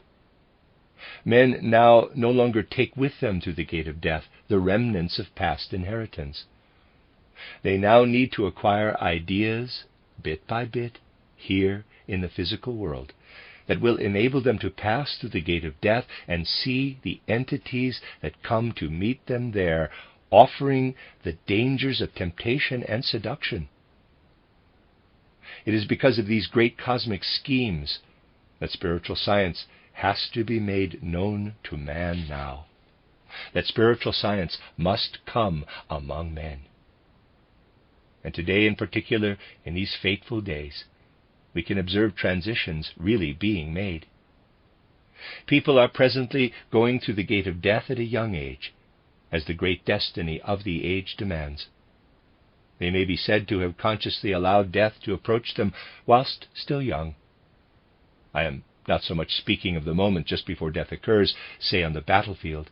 In that situation, many elements of enthusiasm and so on may be present, and these make the moment of death far less elevated, or far less a moment of utter concentration than we are inclined to think. But when death has occurred, it leaves an ether body that has not yet been used up, leaves an unspent ether body in our time. The dead individual can look at this, and he will perceive this phenomenon, this fact of death, with much greater clarity than he would see it when death has ensued due to illness or old age. Death on the field of battle is an event of much greater intensity and has much more powerful effects than death occurring in another way. It therefore has an effect on the soul that has gone through the gate of death, for it is instructive. Death is terrible, or at least can be terrible, to man whilst he is within his body. However, once he has gone through the gate of death and looks back to his death, death will be the most wonderful experience ever possible in the human cosmos. Looking back to his entry into the spiritual world through death is the most marvelous, the most glorious, magnificent, and beautiful event on which the dead individual can ever look back during the time between death and rebirth. Birth has left little real trace in our physical awareness, for no one equipped with ordinary undeveloped faculties will recall his physical birth. But death is certainly always there for a soul which has gone through the gate of death, from the moment consciousness develops. Death will always be present, and present as the most beautiful, the one who brings resurrection into the spiritual world. And death is the most marvelous kind of teacher, a teacher truly able to prove to a receptive soul that there is a spiritual world. Because by its very own nature, death destroys the physical and only lets the spiritual come forth. This resurrection of the spiritual element, with the physical completely cast aside, is an event that is always present between death and new birth. It lends strength, a marvelous, great event, and the soul gradually grows into understanding of this. It grows into this in a completely unique way if the event is to some degree one we have chosen, one might say. Not a death we have sought, of course, but nevertheless found of one's own free will by joining the ranks of one's own free will. This again brings greater clarity to that moment. Someone who otherwise has not thought much about death, who has concerned himself little or only to some extent with the spiritual world, can now find death a marvelous teacher once he has died, particularly in our time. This particular war can reveal something of tremendous significance for the relationship between the physical and the spiritual world. I have already drawn attention to this in a number of lectures given in these difficult times. What we are able to do by teaching merely by the word is not enough, but in future people will receive tremendous instructions because so many deaths have occurred. These deaths have an effect on the dead, and the dead in turn intervene in the process of the future civilization of mankind. I am able to give you the words of one who has gone through the gate of death as a young man, now in the present time. His words have come through to me, and they really come as a surprise, one might say, because they show how this dead individual who is experiencing death with great clarity, as something he went through on the field of battle, is now finding his way into the different kind of experience one has after death. They show him working his way out of earthly ideas and into spiritual ideas. Let me communicate these words to you. They were picked up, if I may call it this, when one of those who died on the field of battle tried to let them reach those he left behind. Quote, "Here all is light, and I feel power of life. Death has woken me from sleep, from spirit slumber. I shall abide, and power of light arising in me will become deed. Close quote. That, as it were, is what the dead individual learned by looking on the death he went through, as if his essential nature was taking in all it must learn to live after death. And it also wants to make this known, wants to reveal it. Quote, here all is light, and I feel power of life, close quote. He feels that he is more alive now, where his comprehension of the spiritual world is concerned, than he was before his death. He experiences death as one who awakens us, as a teacher. Quote, death has woken me from sleep, from spirit slumber, close quote. And he feels that he will be one who does things in the spiritual world, but he feels it is the radiant powers within him that do the doing. He feels light coming to life within him. Quote, I shall abide, and power of light arising in me will become deed. Close quote. It really is possible to see everywhere, and to see rightly, that anything perceived in the spiritual world will again and again provide absolute confirmation of the things that can also become generally known out of the spiritual world through what is called imaginative perception. And it is this one so much wants to see come to life through our spiritual movement. That we do not merely have knowledge of the spiritual world, but that this knowledge really comes to life in us so strongly that we learn new ways of feeling with the world, share in the experience of the world, as the ideas of spiritual science come to life within us. As I have said so often, fundamentally we are asked to bring inward life into the thoughts of spiritual science. This is the contribution we are asked to make to the further development of the world, that the spiritual thoughts born out of spiritual science may stream together and soar up into the spiritual world as powers of illumination that are given back to the radiant universe, that the universe may unite with the element which those who have gone through the gate of death in these fateful times are making part of the movement of spiritual culture for mankind. Then the words will come true, which again shall conclude our talk today. Quote, out of courage shown in battle, out of the blood shed in war, out of the grief of those who are left, out of the people's deeds of sacrifice, spirit fruits will come to grow if souls with knowledge of the Spirit turn their mind to spirit realms. The end of Lecture 8. You are listening to RudolfSteinerAudio.com. As well, you can hear these podcasts at RudolfSteiner.podbean.com. Please consider becoming a patron. There are two publishing houses, SteinerBooks.org in America and RudolfSteinerPress.com in England, which are the sole publishers of Steiner into English and have given me permission to do these recordings. Please consider patronizing them as well. This is a reading of Collected Works, Volume 157 by Rudolf Steiner, 14 lectures translated by Meuss, entitled The Destinies of Individuals and of Nations. This is Lecture 9, given in Berlin on the 9th of March, 1915. Dear friends, once again, let us first of all remember those who are out there at the front in the great arena of present-day events. Quote, spirits of your souls, guardian guides, on your wings let there be borne the prayer of love from our souls to those whom you guard in the spheres. Thus united with your might, a ray of help our prayer shall be for the souls it seeks out there in love. Close quote.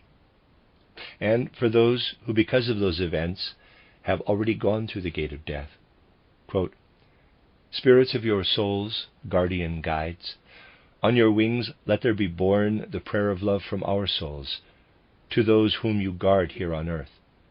Thus united with your might, a ray of help our prayer shall be for the souls it seeks out there in love. Close quote. Readers aside, it appears these two verses are reversed. I'm not 100% sure, but I think so. End of readers aside. May the Spirit we are seeking as we work toward spiritual knowledge, the Spirit who has gone through the mystery of Golgotha for the good of the earth, for the freedom and progress of man, be with you and the hard duties you have to perform. A week ago, we gave some consideration to imaginative meditation. We found, as a result of our considerations, that all insight or perception, which is genuine perception of the supersensible worlds, has to be won by considering the world in a way that is independent of the body. Our ordinary everyday perception has to make itself independent of the conditions imposed by the body, the senses, the nervous system, etc. Ordinary daytime consciousness is achieved when man's spirit and soul elements use the physical body as a tool. Spiritual perception consists in certain more subtle processes which involve man. Some discussion of these processes will form the first part of today's talk. I said, quote, more subtle processes, close quote. They are finer, more subtle than the ordinary processes used for everyday perception, observation, apprehension. Because man is only able to base himself on what is familiar to him in everyday life, and can only gradually rise to finer, more subtle processes. We should all be able to achieve the most satisfying, the greatest knowledge of the spiritual world, if there was an easy way of being in full conscious awareness for at least a fraction, just a small fraction, a minute if you like, of the part of our life we spend between going to sleep and waking up again. I am speaking of no mere dreamlike consciousness, but full conscious awareness. Any form of initiation always consists in making conscious the part of us which during the night when we are asleep is unconscious and outside the body. The process of attaining a genuine higher knowledge always consists in making conscious what otherwise remains in a state of sleep and unconsciousness between going to sleep and waking up again. There is one part of the human being, and this may surprise you, one part of the physical human being that basically is always asleep. These are things one need not necessarily go into at the very beginning of one's anthroposophical life. The finer points of spiritual science can only come to our attention gradually. When it is said that man is awake in the daytime and asleep at night, we naturally assume his ego and astral body to be fully united with the physical and ether bodies during the day, whilst having a separate existence outside the physical and ether bodies at night. It is only gradually that we progress from a rough outline of the facts established through spiritual science to more specific truths. Very generally speaking, it is correct that during sleep man's ego and astral body are outside his ether and physical bodies. There is, however, a part of the body that is asleep also between waking up and going to sleep, at least essentially so. Oddly enough, this is the part of the human body we call the head. This is asleep when we are awake. You might well think the head to be the part that is most awake. In reality, however, it is the least awake part of us. In his thinking activity and in head work altogether, man is awake. This is only possible, however, because even when we are awake, the relationship of the ego and astral body to the head organs is such that they, that is, the ego part of the head, the astral part of the head, cannot unite completely with the physical and ether part of the head. They always experience a life of their own outside the physical and ether part of the head.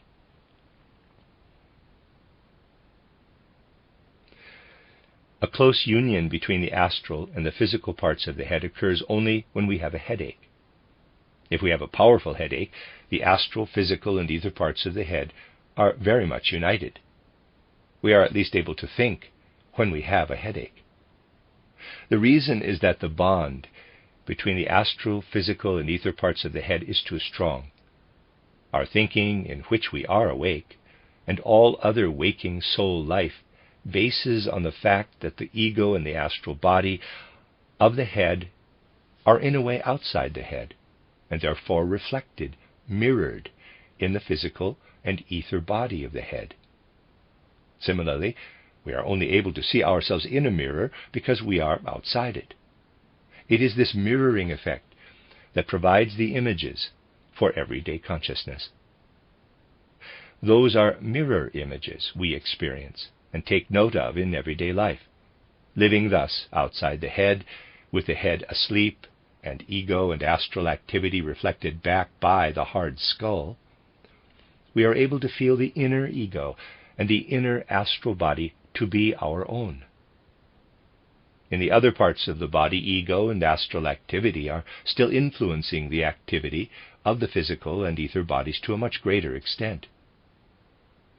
If the same held true for the head, we would be conscious of the activity of digestive organs, and perhaps also rhythmical activity like that of the heart in our heads, or perhaps not be conscious of them, and there could be no question of thinking activity.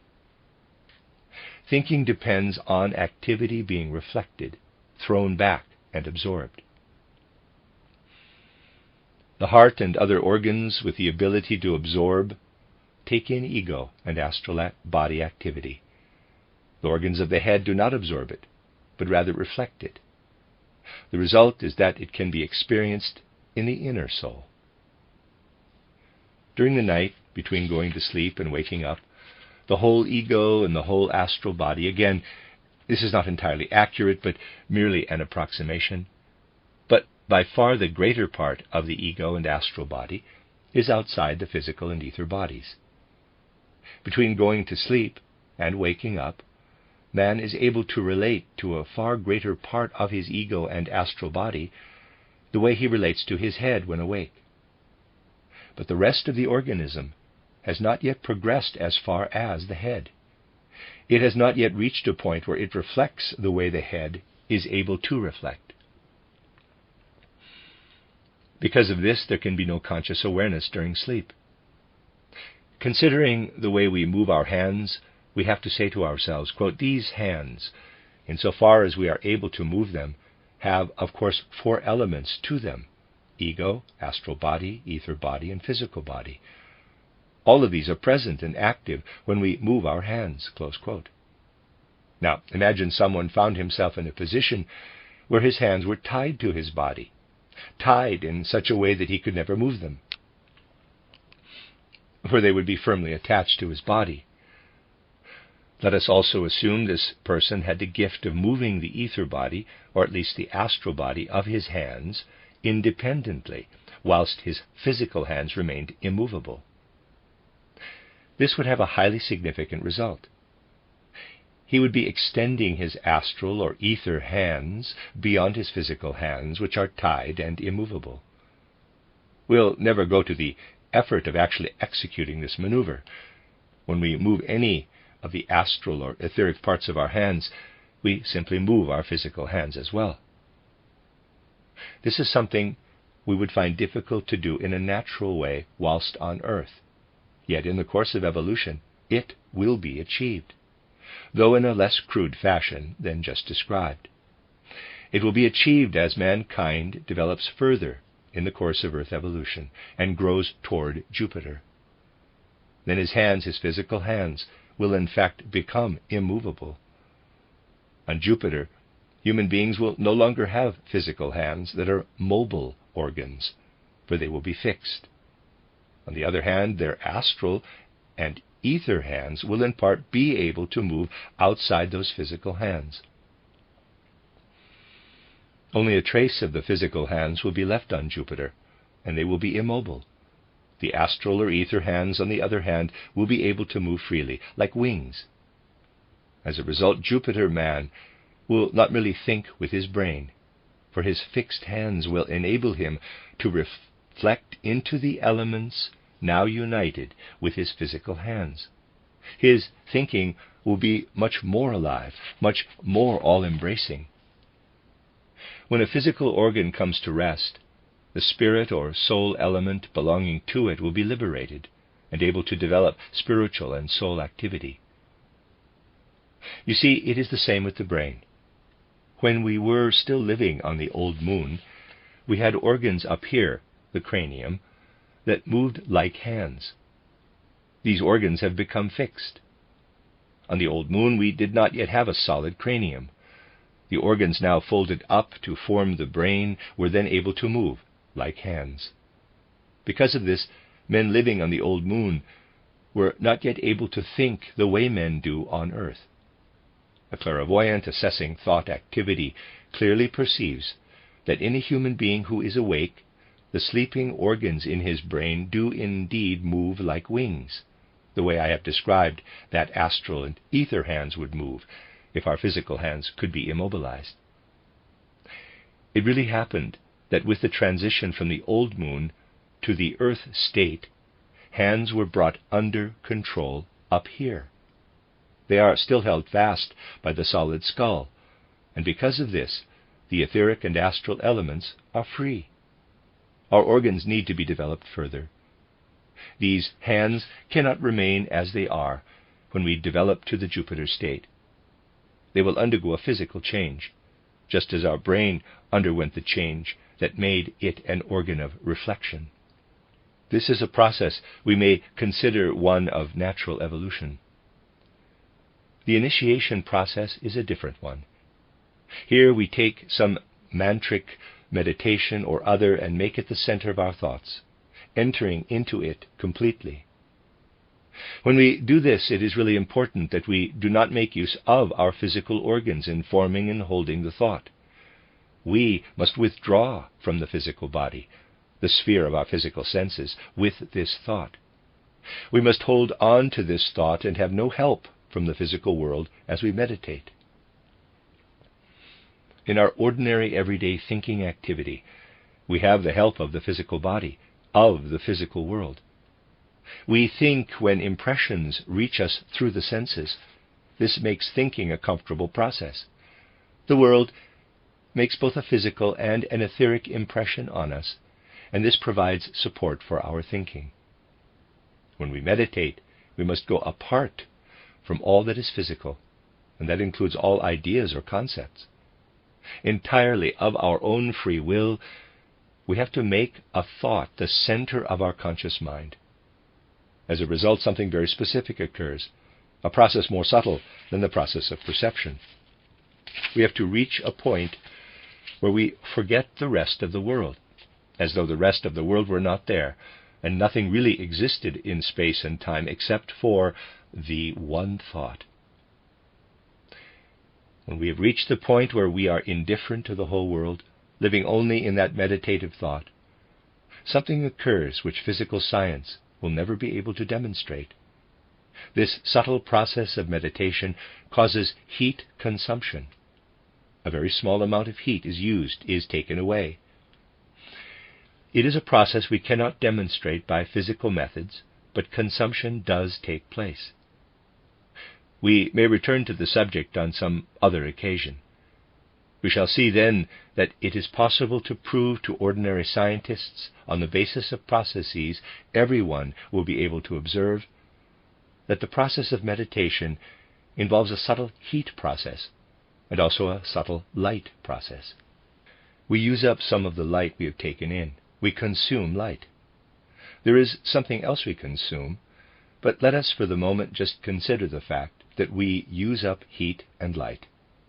These things we take in make happen what I spoke of a week ago, that something evolves which is very delicate and alive.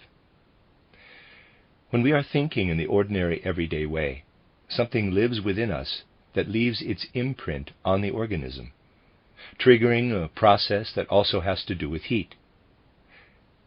It leaves its imprint, and the process which takes place causes us to have memory.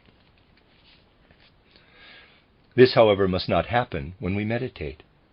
When we live in a pure thought or feeling content, separate from everything else, the heat, light, etc., we consume, does not leave its imprint on the body. It leaves its imprint in the general ether. It triggers a process outside us. Dear friends, if you are seriously, genuinely meditating, you are impressing your thought form into the general ether. It will be there within it. And if you then look back on a meditation, this will not be the usual way of remembering. You are looking back to something which has left its imprint in the cosmic ether. It is important to take note of this. It is a subtle process, and we perform it in such a way that it establishes a link between us and the etheric and astral world surrounding us. A person who develops only the ordinary, everyday kind of perception and thinking is only involved with himself. It is a process that takes place entirely within us. On the other hand, someone taking up real, genuine meditation lives in a process that at the same time is also a cosmic process. Something goes on there, though it is exceedingly subtle. What happens is that a small amount of heat is used up during meditation. When heat is used up, coolness develops. The general cosmic ether is cooled down when we meditate. Light is used up as well, so that it is subdued. Darkness arises, subdued light. The result is that when someone meditates in some place in the world and then goes away, he leaves behind in that place a very slight coolness and a very slight reduction in light. The general light state is subdued, has grown darker. A clairvoyant is always able to detect where someone has been meditating, genuinely going through the process of meditation. When the person leaves, a shadow image of him remains, and this is also cooler than the surrounding area. A cool, dark spectre is thus left in that place. We have engraved it there. In a very delicate and subtle way, something has been done in that place, which we may very roughly compare with what happens on a photographic plate. A kind of spectre is produced. This is a process which takes place not only within man, but as a cosmic reality. Man makes himself part of the cosmos through this. There is one thought human beings meditate on, even if they are not given to meditation, if they know nothing whatsoever of any kind of non-physical science. There is one thought human beings do meditate on. It is seemingly small, but of infinite importance in life. The thought of the I, or ego. When we think of the I, or ego, we always think independently of the body. Insofar as we have a relationship to the cosmos through our ego, certain things connected with the ego, even if people are not aware of this in life, are thought in such a way that they are like the branches of a tree, if I may put it like this. Certain thoughts, feelings, will impulses become like branches, or else like feelers, mobile feelers. These will be grouped around the ego. All his life, therefore, the human being has trailing behind him what he is thinking as an ego, and this stretches out mobile feelers or tentacles in all directions. Man is always leaving a spectre-like jellyfish behind him all through his life. This is a very real thing, for at one and the same time it contains everything a person has lived through, insofar as he has thought and felt it with his ego. This remains, and when the human being has gone through the gate of death, he will gradually learn to look back on what he has left behind. This makes it possible for a link to exist between what a human being experiences after death and what he has left behind. Being in the earth state, we must first of all reach the point in meditation where our organs are held fast through the will. The ability to meditate properly depends on really freeing our thinking, feeling, and emotions as we meditate, so that the body is not involved. The result is that we are capable of such powerful inner concentration that we are able to choose what does and does not become engraved, leaving a photographic impression, as it were, in the cosmic ether. Something we need to stress again and again is that real, genuine meditation is a very real process, an absolutely genuine process. If we consider that the human being leaves this behind, that fundamentally speaking all his experiences are contained in what he leaves behind, and that it remains, we will of course realize that when the human being has gone through the time between death and new birth and comes down to earth again, he will still find in the cosmic ether what he previously left there.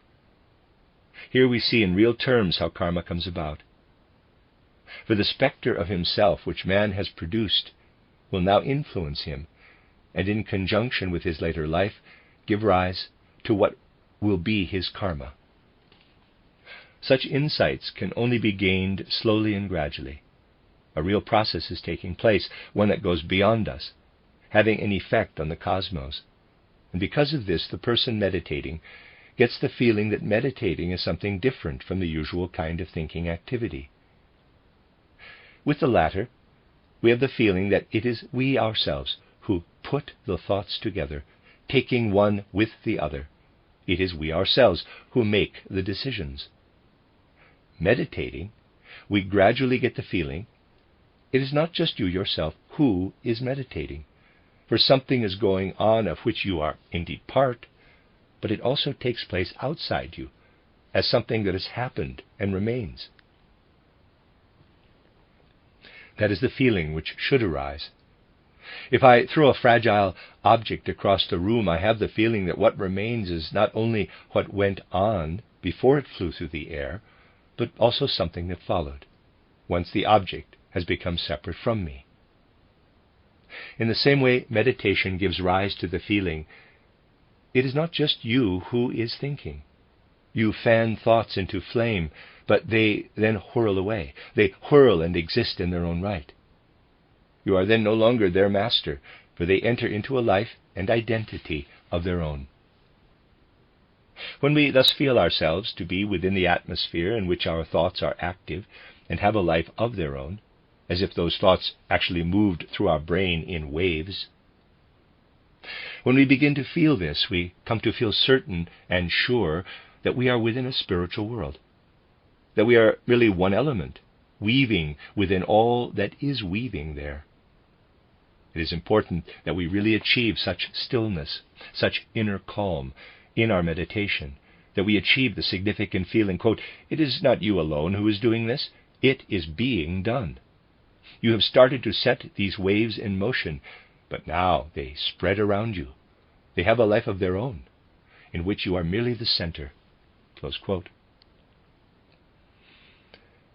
So you see, my friends, that it is an experience which actually leads to recognition of the spiritual world.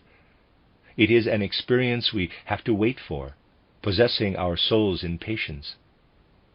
It is extraordinarily important, yet it needs patience, persistence, and self-denial to wait for it. This one experience will be enough to make us fully convinced that the spiritual world does objectively exist. You will be able to see from what has been said here that a state of alternation between waking and sleeping really is a general necessity. We are asleep and awake here in the way that is familiar to us. We sleep and awake so that our brain, which is active throughout the day, shall also be able to immerse itself in that part of us which by day takes care of the organs, and at night is outside us, always remaining unconscious. This rhythm between sleeping and waking has to take place. We have seen that it also takes place in the great process of cosmic evolution. Now our brain is really asleep, to enable us to think, and our hands are awake. That is, our whole relationship to our hands is free, awake, whereas we do not move them in sleep. On the old moon, we were quite awake as far as the brain is concerned, but we have since learned to sleep. We have been able to evolve into thinkers on earth because we have learned to let the brain sleep. On the old moon, the brain was still awake, but here it has achieved the ability to sleep. Because of this, man is able to think. The mid-body will learn to sleep on Jupiter, and thinking will then become a wider experience. That is how the state of alternation between sleep and waking undergoes its evolution. It is, however, quite a general state, which may be found in all kinds of different areas. We may say that wherever we look, it is apparent that a state of alternation between waking and sleeping is essential. Let me give you a rather peculiar example, one that is peculiar, yet may have special meaning for us at the present time. If you want to find out what went on in the cultural and literary life of the early 19th century, you will of course look up a history of literature. This will tell you which poet was important and which was not, and the record will only go a certain way. For poets who were of no importance at all will not be mentioned, and so a person who knows anything at all will know which poets were important at the beginning or in the middle of the 19th century and which were not. They'll know that. Undoubtedly, there must also have been people who wrote poetry during the 19th century and yet are totally unknown to most, if not all, people today. I think you will agree that there must have been people of whom nothing at all is known today. But a time will come when the picture people have, say, of literary life in the 19th century will be different, completely different. Then a poet given many pages today will be given just half a page, whilst another who is not even mentioned today will be given 10 or 20 pages. Things are going to change, and indeed it will be necessary for things to change quite profoundly. It is particularly when we consider that spiritual science is an element that now has to enter into the process of civilization, taking hold of human knowledge and entering into it everywhere, that we become aware of how men and women will have to change their approach and learn to think. Let me give you an instance. I think you will agree that something new has to develop in place of present-day cognition, the process in which knowledge is on the whole obtained by giving validity only to whatever man gains by making use of his physical organization. The new thing which must develop will give validity also to what may be gained by taking the path of spiritual initiation. Today the situation is such that a genuine scientist only considers valid, considers scientifically proven, what has been gained through a path of knowledge based on the instruments of the physical body. Everything else is considered a figment of the imagination. It may just be accepted as hypothesis, but even this is not allowed to go far, or else the hypothesis will be called utter fantasy. So that is the situation today. But a time will have to come when validity attaches to insights gained on the path to spiritual knowledge. And what is more, insights gained in the physical world are fully illumined and truly fathomed only through spiritual insights. That is how it will have to be. Well, we are not merely speaking metaphorically, but in completely real terms, if we say, we are now living in an age when men are asleep as far as the gaining of insight is concerned, or at least the majority of people are. Courtesy comes easy here, for we can exclude anyone with an interest in spiritual science. They are, of course, awake when it comes to the gaining of spiritual knowledge. The rest of mankind, then, is asleep when it comes to spiritual insight. They are sleepyheads, and our most highly esteemed science arises because they are really asleep. We are in an age when this genuine reality is being missed by a human race that is utterly and completely asleep. This has been in preparation for a long time. And we might say that just as there is the going to sleep stage before we sleep, so we are able to observe a kind of dream state and a struggle against sleep when it comes to gaining spiritual insight. It slumbers sweetly. But it has not been easy to achieve this full sleep state, and a struggle against sleep is apparent in certain major events in the first half of the 19th century, when some individuals still have a certain intuition and inner experience dawning of spiritual truths, of conditions in the spiritual world. As it progressed, the 19th century really could do no other, in its desire to achieve those sweet slumbers, but forget poets who still had special knowledge of the spiritual world. They do not fit into this state of spiritual slumber. I have once before spoken of the poet Julius Mosen, whose title Ritterwahn, Sir Illusion, and also Ahasver, clearly showed that Julius Mosen had a living relationship with the spiritual world. This knight called Ritterwan, taken from an earlier legend, but given qualities by Julius Mosen, which reveal his connection with the spiritual world, this Ritterwan is looking for the man on this earth who could tell him about conquering death. The main theme of Julius Mosen's poetic work, titled Ritterwan, is that Illusion, that is, a man in the ordinary state of knowledge based on illusion, is looking for someone who is able to tell him how to get beyond the state of illusion connected with physical life. He holds the man able to give him that information in very high regard. Julius Mosen then described the way his knight intended to find the man who will tell him how to gain knowledge that does not depend on the physical body. Quote, "Henceforth, through all the lands on earth I'll wander, eastward, wherever my valiant steed may go, from king to castle, through every land meander, until I find the man who will with surety say, I can preserve your body from the reaper, I can beat death, and can his power stay. He is the one whom through eternity I'll serve. These hands grown strong in war shall work for him, and wrestle mightily." Close quote. Illusion thus wants to learn how knowledge can be attained that is not overcome by the body, but itself overcomes the body, continuing through eternities. The longing for this was already there, and the knight then first of all fought the old man Erd, as Julius Mosen called him. Reader's aside spelled I-R-D, and a reader's aside. This is something people did not understand, this word Erd. But if they could have read it in the original, they would not have interpreted Erd as death, the way Rudolf von Gottschall did, who was a professor of literature at Leipzig.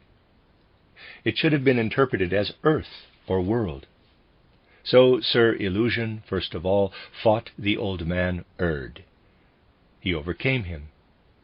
We spoke of the spirit overcoming the earthly on the last occasion, of the spirit vanquishing earth, time, and space.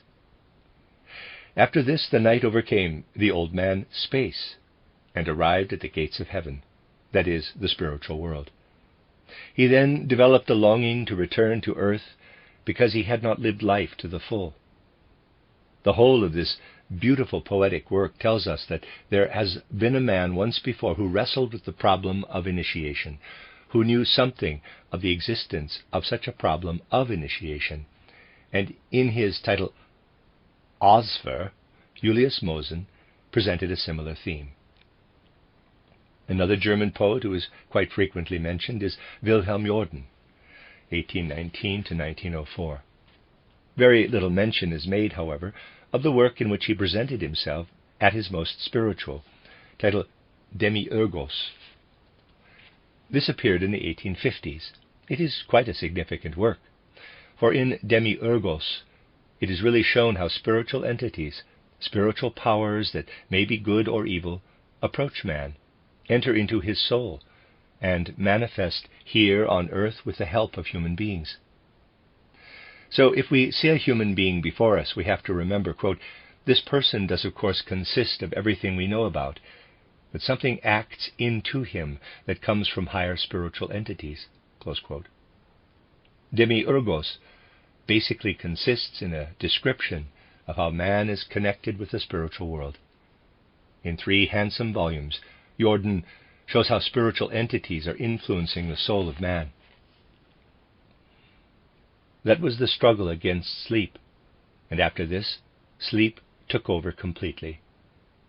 Those were people who still found in their dreams what mankind now has to strive for in spiritual science, emerging from the sweet slumber of purely external positivist cognition. We must really see this as a process, the way human beings enter into spiritual dreams to end up in a state of idleness, in the sleep of idleness. We may ask ourselves why there still was such a person as Julius Mosen, a man able to describe spiritual progress and depicting something of an initiation process in the travels of his knight. Where did such things come from? The answer is very strange. Julius Mosen fell ill, and for much of his life was almost totally paralyzed. What is the significance of such a paralysis? It means that the physical body dried up, as it were, separating from the astral and ether bodies. Because of the paralysis, the astral and the ether bodies were more free. In this case, a disease process had brought about what we have to struggle for in the process of initiation. Such a disease process should not, of course, be seen as one of genuine cognition, nor as something desirable to be brought on deliberately. Yet in an age that may be said to have been entering into a state of idleness, the cosmic order caused a man to be born on earth who had been given that particular relationship between his physical and his soul and spirit elements. So there he lay, paralyzed and unable to move his limbs, but with a soul and spirit that were alive and active. It was his paralysis that made them free and able to enter into the spiritual world. Something initiation seeks to achieve in a healthy way was here brought about through illness. A man had to spend much of his life paralyzed and unable to leave his bed. But his soul and spirit triumphed over his physical paralysis and rose in freedom. This is why that man was actually able to write works that strike us as being spiritual by nature. The same could also be achieved in a healthier way than in the case of Julius Mosen, though perhaps it would not have the same depth. It was possible to achieve it in a healthier way. During the first half of the 19th century, it was still possible for a poet to reveal the process of the culture and civilization of man in the course of history by letting shine through everywhere into the figures he describes the connection which exists between the spiritual worlds and man as he walks about on this earth. In the 1830s, a beautiful poetic work appeared, Auffenberg's title Alhambra. Auffenberg is a spiritual poet, and his Alhambra is a significant work. Thus we have 3 works, 4 if we count Hosfer, Ritterwan, Hosfer, Demiurgos, and Alhambra. There is much more still to be said about such works, which are not easy to get hold of nowadays. They show us that in this age, everything to do with man's relationship to the spiritual world is fading away like a dream, as it were, in the face of the general materialistic slumber state. Before, mankind was open to things spiritual, though, of course, the people who are now describing the intellectual life of that time failed to mention the men who did have full awareness of the spiritual world. When someone writes a history of philosophy today, he will also fail to mention anyone having awareness of the spiritual world, or no mention is made of the way the most outstanding figures were working in concord with the spiritual world. It is interesting to compare Ritterwan, a work pulsing with genuine spiritual life, and Jordan's Demiurgos, which also contains something of spiritual life. Jordan was probably a healthy man. The spirit and soul element did not separate from the physical and ether bodies the way it did in the case of Mosen, whose body was paralyzed. The consequence was that Jordan was only capable of producing a work such as his Demiurgos in his young years, when he was still more flexible, with an inner energy, elasticity, and logic capable of grasping things relating to soul and spirit. Later he fell into the crude Darwinism which had come into intellectual life, and this found reflection in his title Nibelungen and other works. This man therefore had to join the rest in succumbing to the lullaby of materialism. It is important for us to realize that it is the mission of our age to bring an insight into the intellectual process, the process of human evolution, which arises out of genuinely spiritual perception. An insight the universal spirit may be said to be pointing to in the tragic fate of Julius Mosen. Quote, "Man is no longer able to reach the spiritual world simply without his own volition." Close quote. There have been times in the past when this was possible, where the purely natural constitution of man was such that spirit and soul elements, astral body and ether body, were freer and more independent of the physical body. That time is past, however. In our present materialistic age, and for the rest of Earth existence, in the course of which it will grow more and more intensive, man in his normal state will need a compact union between spirit-soul element and physical body. This, however, does not permit man to achieve some form of awareness of the spiritual world simply through natural circumstances. The reason why this has to be so is that the will must be given opportunity to be active. Imbued with the power of spiritual science, man must be able to use inner will impulses, acting out of freedom, to separate the spirit-soul element from the physical body during meditation, through concentration. To achieve spiritual insight the way people did in the past, we would have to be sick, paralyzed, have our limbs paralyzed in the second half of our life. Our present organization would make this necessary. In the past it was not necessary. Then man did not have to be paralyzed, for the union between astral body, ether body, and physical body was such that people had clairvoyant vision. Today it can only be achieved through illness. What happened in the case of Julius Meuss has been put there more or less as visible evidence. We really must use spiritual science to bring before our mind's eye, EYE, the profound spiritual background to what shows itself in the world.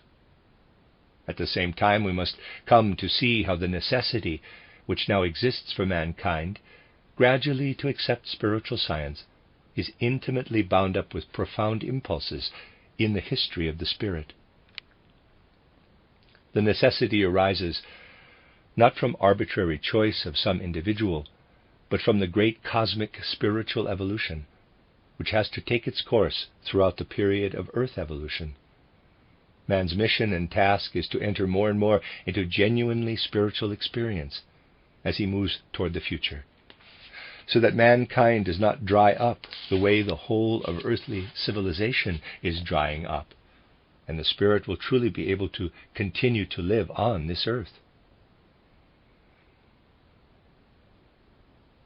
One of many things capable of bringing such insight home to man is something I have spoken of a number of times. The fact that numerous people are now, within a relatively short span of time, bearing their soul principle upward when they still have unused etheric bodies which contain powers that could have gone on to provide more physical life for many years. Because they are now going through the gate of death, due to the terrible historical events of our time, they are taking their unused ether bodies up into the spiritual world. And these will be the people who in future will make a major contribution to spiritualizing human civilization. Apart from all else, these major events of our time are profoundly significant in human evolution, because the creation of unused ether bodies can yield forces that stream out into Earth evolution, forces that will be able to prove that the spiritual world is real. We know, however, that it would not help, dear friends, to have any number of suns in this world if men were unable to receive the light of the sun through their eyes. It is true, as Goethe has said, that if the eye were not of like kind with the sun, it could never see the sun. Just as the sun would be shining in vain if there were no eyes to take in its light, so organs will have to come to life out of the souls of men, which will really be able to take in the spiritual life, which is streaming down from the cosmos and the world where men live between death and a new birth, a world which also contains those unused ether bodies. Thus the great sacrifice, brought in war, must join into the spiritual cosmic sphere. It has to be taken up by human souls receptive for things of the spirit. And it would be a dreadful thing if the only science to survive were to be the one that now considers itself to be the one and only one, a science which does nothing but record the facts perceptible to the outer senses, using them to make intellectual judgments. If science merely repeats what is also there without science, it cannot form a link with divine and spiritual reality. This is something only possible for elements awakening in the human soul that truly go beyond sensory perception. These will be able to unite with the spiritual reality, so that the process of earth evolution itself will remain spiritual, alive in the spirit. Any progress for mankind depends on the spiritual entering into the process of human soul development, and the decision as to whether something is true or false can only be made out of the spirit. Today, people think they can decide one thing or another, prove one thing or another without the spirit. Yet the final authority, when it comes to making decisions relating also to sense-perceptible truths, is living spiritual experience.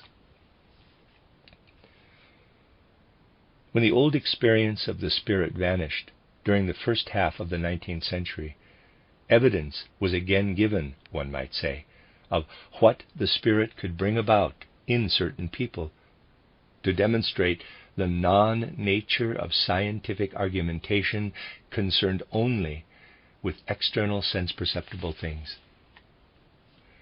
A man who wrote under the name of Dr. Meuss did a great deal at that time to show that everything, but everything, can be proved, and that the opposite can also be proved, so that the final authority still lies in the relationship to spiritual life. This man had seen many things happen in science, in medical science. He was a member of the medical profession. He saw new drugs coming up all the time for one disease or another. He lived at a time, for instance, when people started to prescribe iodine for the treatment of goiter. It was a time when this remedy was much celebrated, when people wanted to demonstrate, this was in the 1820s, what a valuable remedy iodine was. So one day Dr. Meuss sat down and demonstrated that one could easily prove, using all the scientific principles, that iodine was an excellent thing, the reason being that the moon consisted of iodine, as could be clearly proven. And he provided irrefutable evidence in support of this. His intention was to show that it is possible to prove anything we want to prove, and we certainly can. The intellect, which is bound to the brain, really is able to prove yes or no with regard to simply everything. It is almost always the case that some scientific view or other comes to the fore, and the opposite comes up at another time. People are able to prove something just as well as the other side is able to disprove it. Anything where we do not have the yes-no wave surging up and down in such harmonic fashion, anything which is real progress in a human evolution which is good and divine, bases on the spiritual. We must be clear in our minds that the present age has produced its own characteristic cultural features on the basis of being the age when non-physical science is asleep, and because slumber of the mind has spread to an extraordinary degree over all the things that tend to be regarded as science. This slumber of the mind is necessary. I am not being critical, but merely stating a fact. With all due regard, it has to be said, to be emphasized, that it was necessary for the whole of science to go to sleep for a time, as far as the spiritual world was concerned. Now, however, the time has come when there must be an awakening, new vitality in spiritual life. And we can sense the longing for this, which exists everywhere. This, dear friends, will provide the foundation for the feeling that must bring us to life now, in these pain-racked times.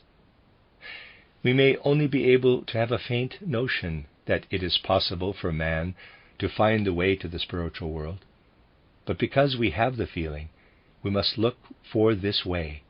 We must seek a way, in which our spiritual thoughts can meet with what is streaming down from those unused ether bodies.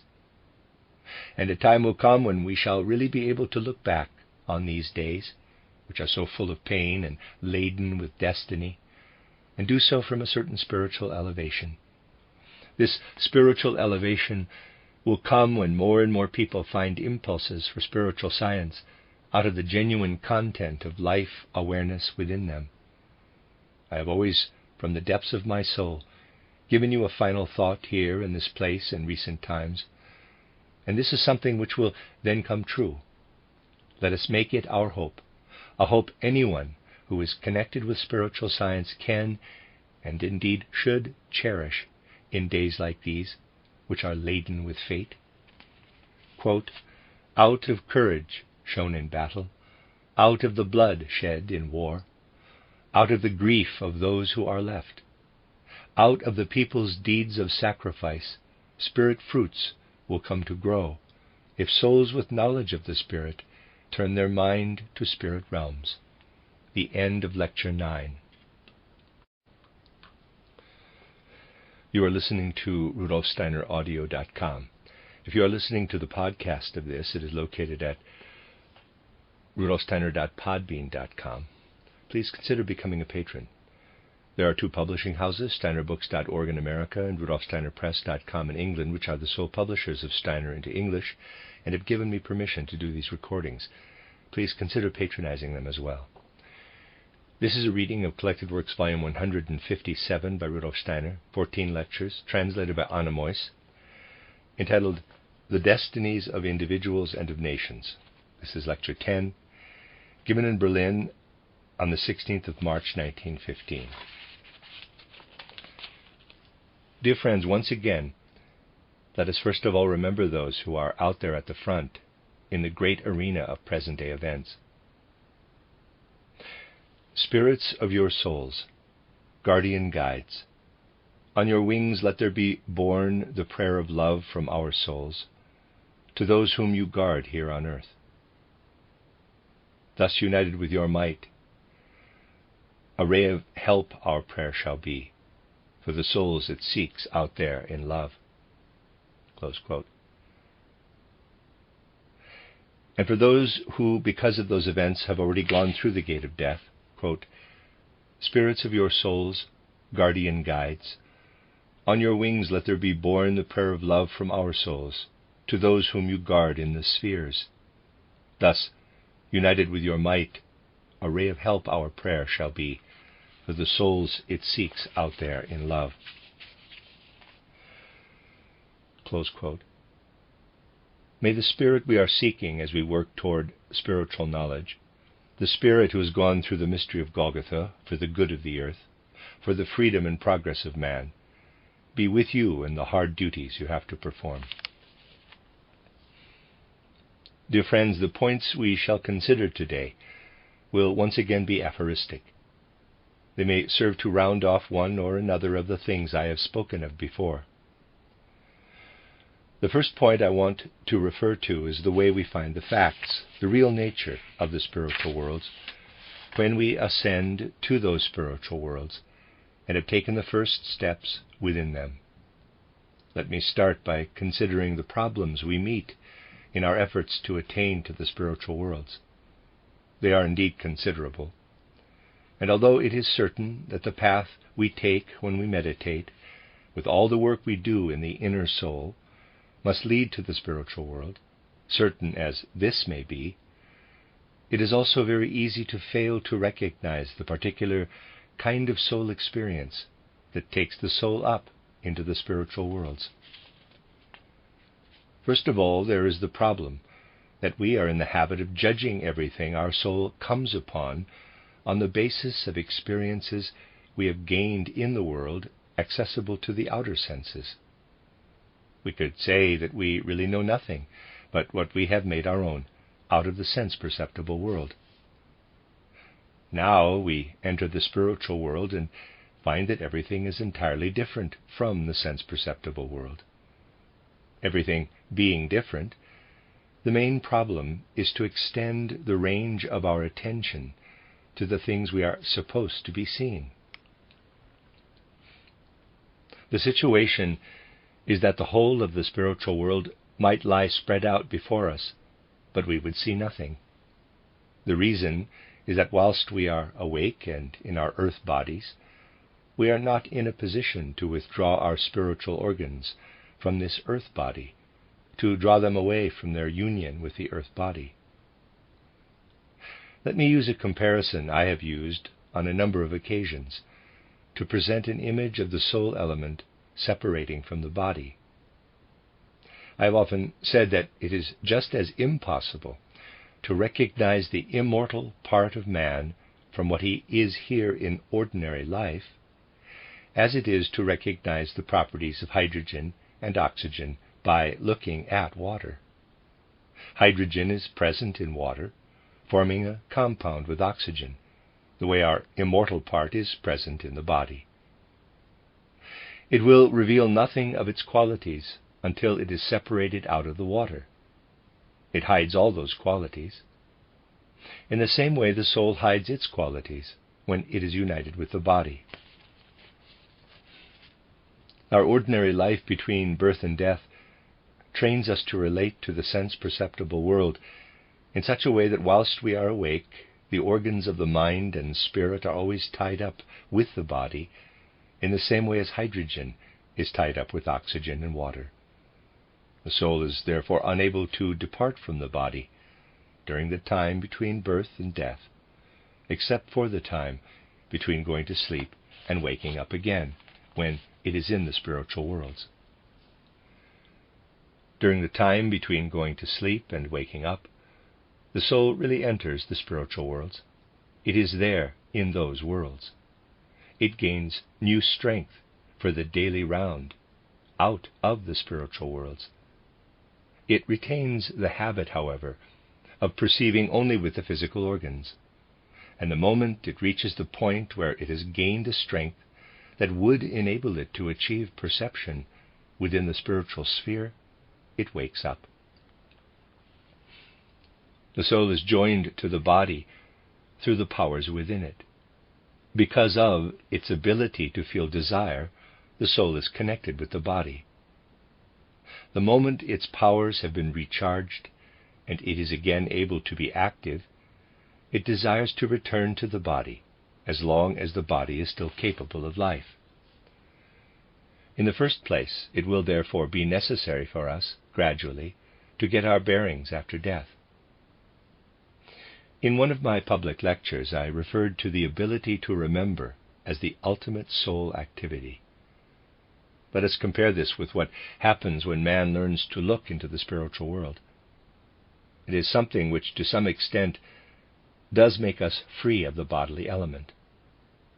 Modern science, as it continues to develop, will actually show that looking back to an earlier experience is a process occurring in mind and spirit. This process is, however, given enormous assistance provided by the body. It happens like this. When our soul dwells in the body, anything we entrust to our power of memory has the nature of an image to begin with. It is very similar to what we call imaginative perception. In ordinary life, however, we proceed to imprint everything that is to be memory into the bodily element. When we have an experience, we first of all encounter the experience with our senses. We form an image of it. This image, first of all, imprints itself in the body. An imprint is left in the body. An imprint we could compare with the imprint left by a seal. It is important to understand that such an imprint is left. Conventional science takes rather a naive view of this. According to some authors, one idea is recorded in one part of the brain, another idea in another, and so on. That is not how it happens. The imprint a memory leaves in our physical body is really very dissimilar to what may later come up as a memory. To the clairvoyant eye, EYE, it is a kind of image taking the form of the human head and a bit more, continuing on into the rest of the human being. Irrespective of the nature of the experience, the imprint will be of that kind. Such an imprint is made into the ether body. If we were able to take this imprint out, we would indeed have a thin, shadowy specter of the head and its continuation. Another memory would also take the form of a shadow image of a head and its continuation. These images are certainly quite different from what we experience as a memory. There is such a shadowy specter within us for every single memory we have. They all merge into each other. They interpenetrate. What remains would from the outside appear as such a shadow picture, and all one could say would be that one of them looks like this, another like that. If memory is to arise, the soul of man must first of all focus on the imprint left in the body and decipher it, the way we decipher the peculiar symbols on a page when we are reading, symbols entirely different from what the soul experiences after reading them. The soul has to apply a subconscious reading process in order to convert those imprints into the actual memory we experience. Let us assume you are today recalling an event you experienced in your 8th year. The actual process consists in something making you focus your soul on this little head with its continuation that was imprinted at the time. Your soul will now decipher it. As to the experience, as little remains of it in the body as the book you have read retains of what you experienced in the reading. When you read the book again, you need to recreate the whole thing in your soul. All this happens without our noticing it. But someone who has not learned to read will be unable to tell from the symbols what they represent. The same applies to the memory process. It is an inner reading process. There is much that goes on below the threshold of consciousness in the human soul and is never considered by man. When we give ourselves up to memory, an infinitely complex process takes place in the human being. All the time, etheric seal imprints rise up from the dim twilight where all else in life is darkness, and the inner process man experiences as memory consists in these imprints arising and being deciphered. I am not telling you something I have thought up, but a genuine fact discovered through occult investigation. When we begin to strengthen the inner powers of the soul through meditation and concentration, the process I have already mentioned will come about. The process which develops is not the one we have to call memory. We develop inner powers, but an imprint also forms and is left upon the ether that is alive and present everywhere in the world outside us. It is objectively imprinted into the world. As we meditate, as we concentrate, we leave an imprint in the objective cosmic process. Basically, the same thing happens when we devote our studies to what spiritual science has to give, for spiritual science has to do with supersensible, non-physical things. When we really take hold of the thoughts coming to us from spiritual science, we are already coming away from ourselves to such an extent that our mental effort has us working with the cosmic ether. When we think ordinary thoughts, we merely imprint them within ourselves. You realize, of course, that it is important for anyone wishing to make progress in soul development to put enormous emphasis on what we must call repetition of the same thought process. If we concentrate just once on some thought or other, it will merely leave a fleeting impression within the world ether. If, however, we nurture the same thought in our soul day after day, over and over again, the impression will also be made over and over again. Here, we must ask ourselves the following question. If we repeatedly make an impression in the world ether, repeating a meditation over and over again, what actually happens? Where is the impression made? To answer this question, something else has to be considered first. If someone is genuinely looking for the way to the spiritual world and begins to be clairvoyant, he will find that his clairvoyant experiences take a very strange form. He will be very much aware that what he finds there is something which is experienced, but fundamentally speaking, there is something lacking in those experiences.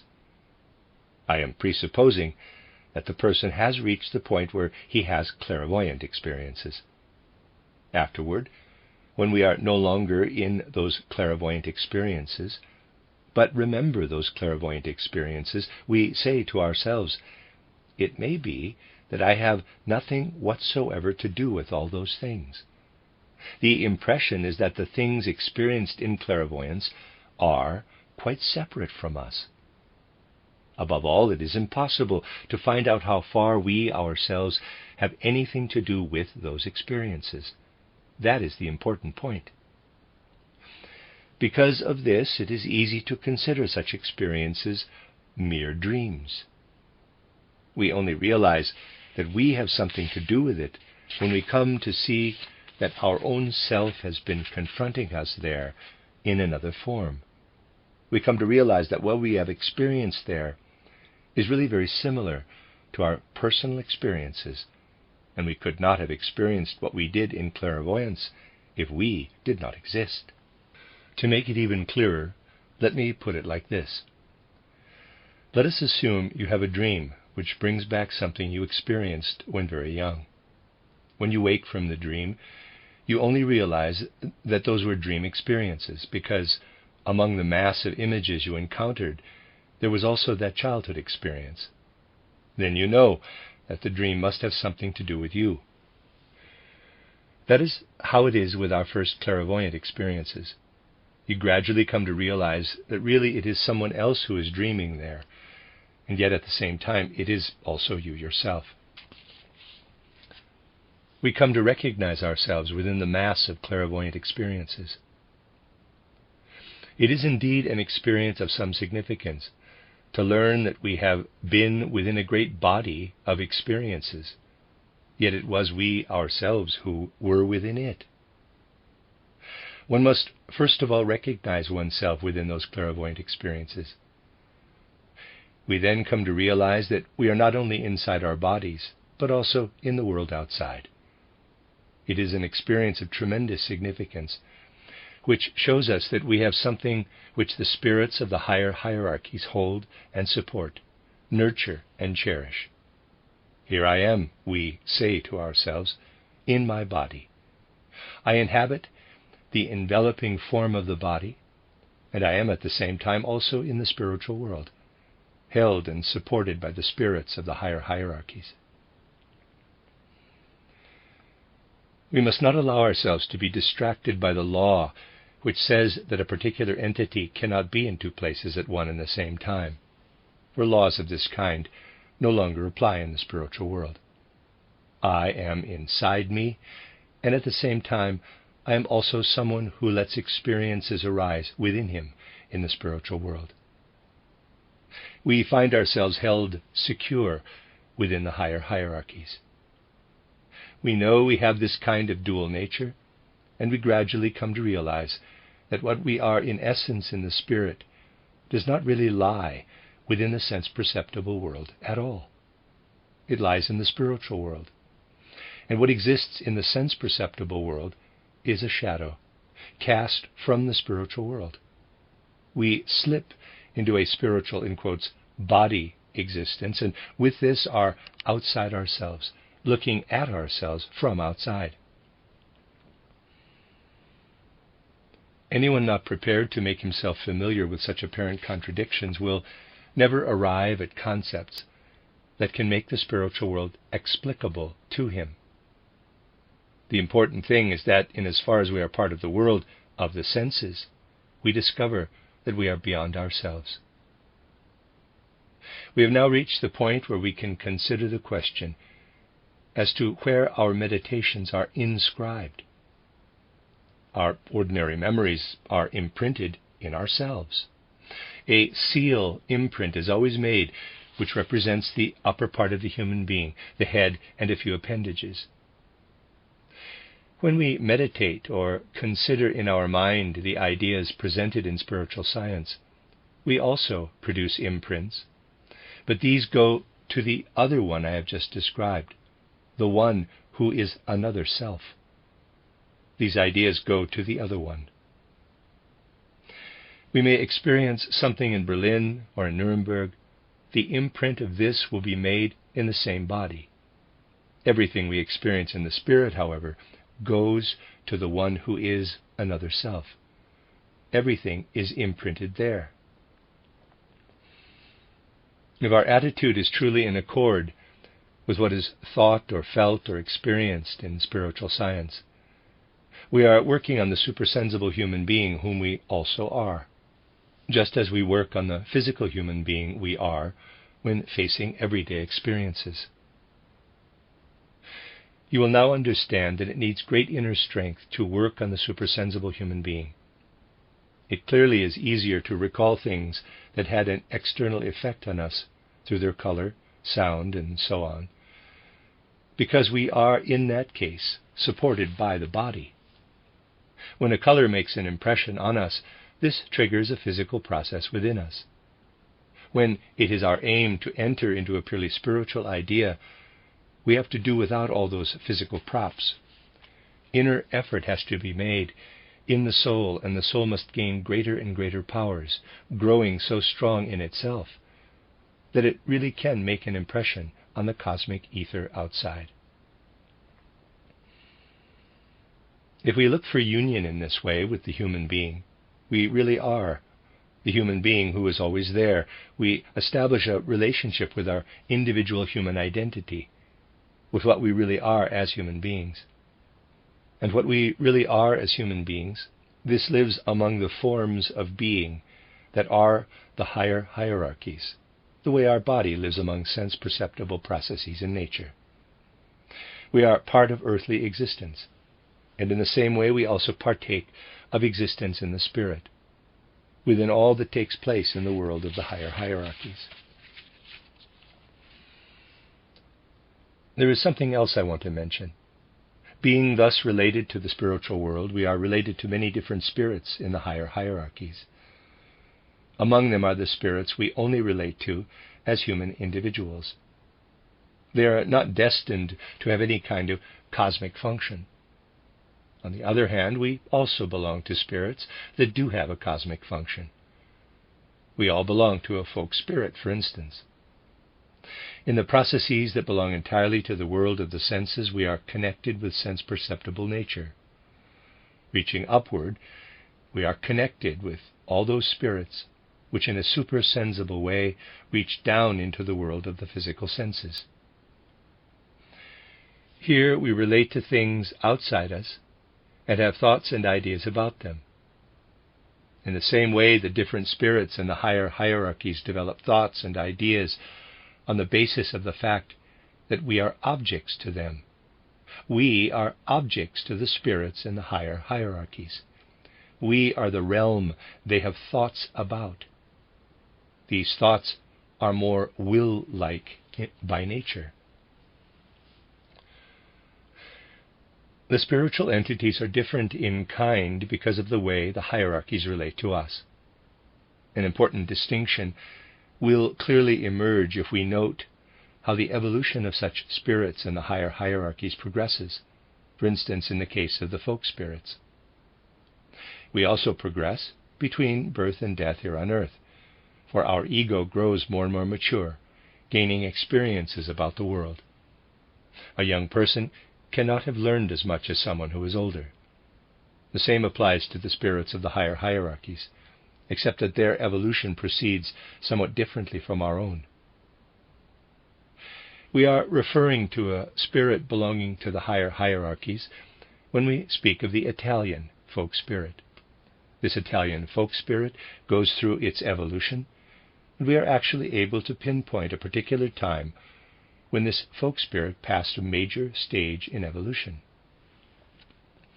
We know the relationship between the Italian folk spirit and individual Italians to be such that the Italian folk spirit acts through the sentient soul of individual Italians. The way this happens is that, to begin with, the folk spirit is, as it were, only acting on the soul element. It is only later in the course of its further development that the folk spirit, using its will, intervenes more and more in the way the soul comes to expression through the element of the physical body. If you consider Italian history, you come to a very important year, around 1530. That is the year when the Italian folk spirit grew so powerful that it was then able to begin to work also on the physical body. From that time, it started to develop very specific national characteristics. In occult terms, this means that the folk spirit developed a much more powerful will. It began to engrave itself also into the physical element, developing national characteristics even at the physical level. Whilst our ego is becoming more and more independent of the body, the folk spirit is evolving in the opposite direction. Having influenced the soul element for a time, it is now beginning to influence the physical. We find the same thing happened with the French folk spirit around the year 1600 and about 1650 for the English folk spirit. Before, the folk spirit had more or less only taken hold of the soul element, but from then on it also intervened in the physical. Its will grew more powerful, and the soul was less able to put up resistance against being given a configuration that had national characteristics. It was therefore at this time that national characteristics began to emerge more clearly. This happened because the folk spirit descended. It is higher up when it acts more on the soul sphere. It descends to act more on the physical aspect. The folk soul of the Italian peninsula therefore descended around the year 1530. In France, this happened at the beginning of the 17th century, and in England in the middle of the 17th century. Shakespeare wrote his works before the folk spirit had passed this stage. This is what is so significant. It is the reason for the strange rupture which occurred in the way the English regard Shakespeare, with the result that Shakespeare is actually more appreciated in Germany than in England. We are speaking of the way the folk spirit descends more and more into individual human beings. If we now come to consider the evolution of the German folk spirit, we can see something similar happening during the period between about 1750 and 1850. Yet, oddly enough, we have to say that in this case the folk spirit descended but then ascended again. This is what is so significant. We are able to observe a process in which the folk spirits of Western European peoples descended and took hold of those peoples. In the case of the German people, we can also observe the folk spirit descending around the middle of the 18th century. But we then find it ascending again around the middle of the 19th century. The situation is therefore quite a different one. A beginning was made to develop the German character into an eminently national one, but it was only done for a while. When some of this had been done, the folk spirit ascended again, once again to act only on the soul element. German cultural life had its flowering period at the time when the folk spirit had descended to the lowest level. The folk spirit will of course always remain with these people, but it is now again in spiritual heights. That is the peculiar thing about the German folk spirit. It did descend at an earlier time, but it then stopped before the people became too strongly national. The Western European peoples have become very much crystallized in their national characteristics. But in the case of the German people, this cannot happen because of the peculiar nature of the German folk spirit. The result is that German attitudes will always have to remain more universal than those of other peoples. These things relate to profound realities in the spiritual world. If we had been looking for the German folk spirit in Goethe's time, we would have found it at about the same level as the English, French, or Italian folk spirit. If we want to look for it today, we have to go higher up. There will be times when it descends again and others when it ascends again. It is this to and fro movement which is so characteristic of the German folk spirit. The Russian folk spirit does not descend at all to achieve full crystallization of the people. It always remains something like a cloud hovering above the national character. We shall always have to look for it up above. And the Russian people will only enter into spiritual development when they make the effort to combine the fruits of the work done in the west of Europe with their own essential nature.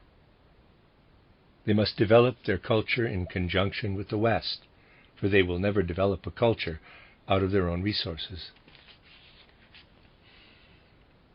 All this has to be understood in this way. The flexibility in German attitudes is due to the fact that the German has not united with his folk spirit the way this has happened in the west of Europe. This is also why it is so tremendously difficult to understand the Germans. They can only be understood if we are able to admit that it is possible to have a people whose folk spirit only comes in sporadically to intervene in their evolution. This is one of the most difficult chapters in historical development, and you should not despair if it seems to be full of contradictions.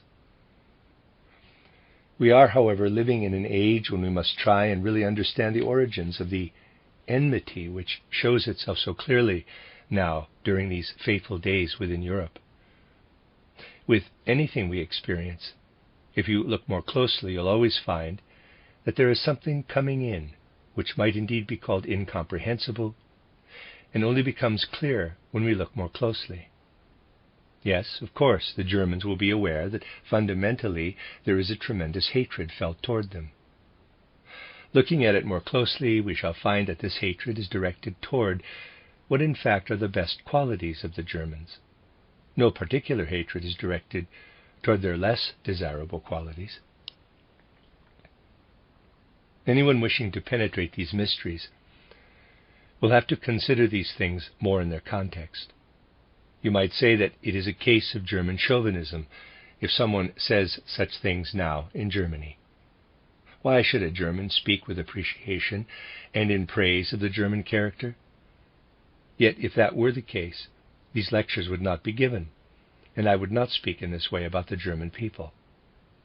It really does not need German chauvinism to characterize the nature of the German people in such a way that it is evident that it differs from the nature of other European peoples and not to its disadvantage.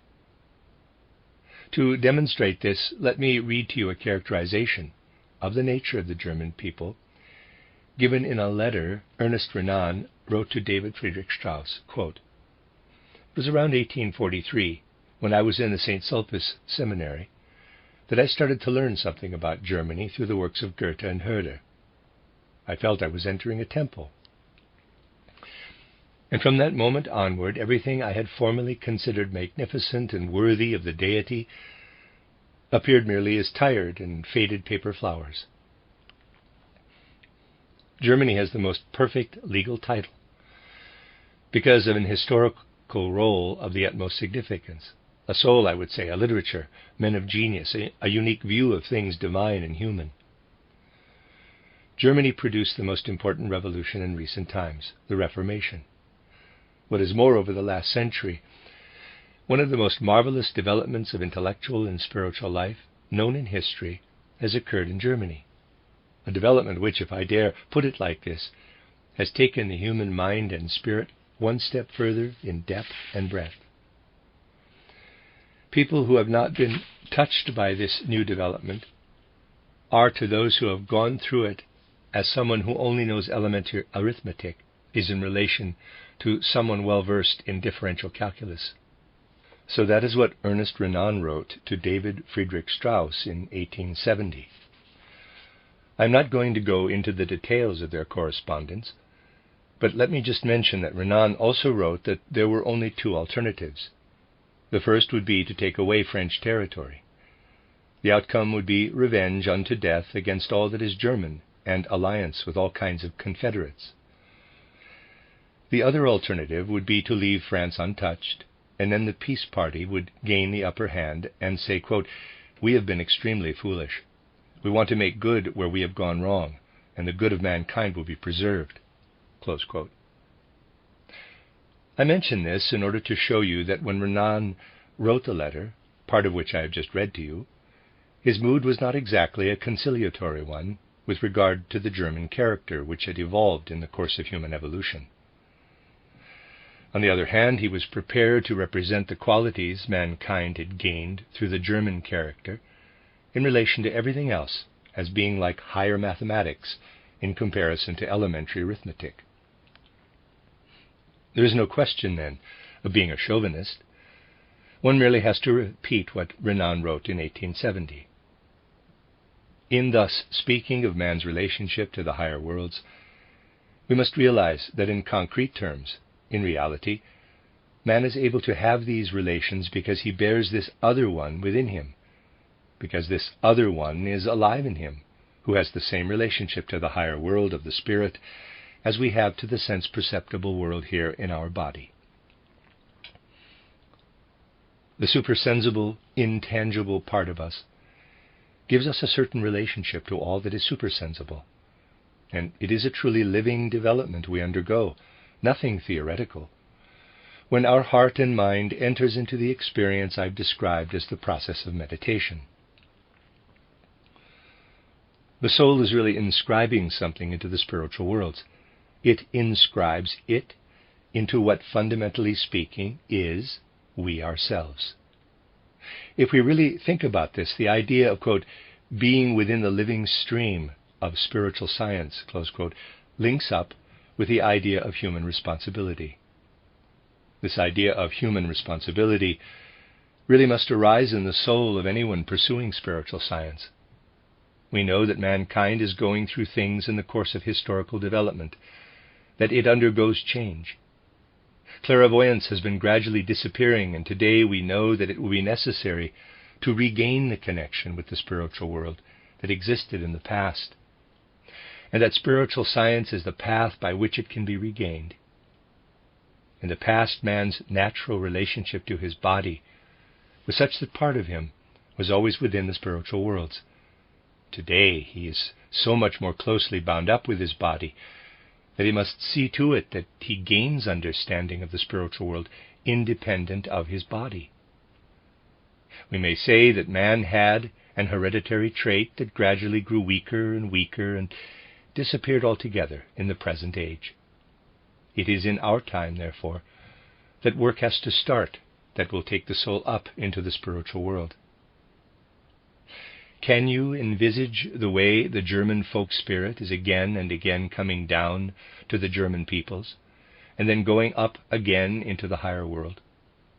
Why does it do this with just one particular people? It is because it is intended to evoke in this particular culture the powers that will lead to spiritual science in the truest sense of the word.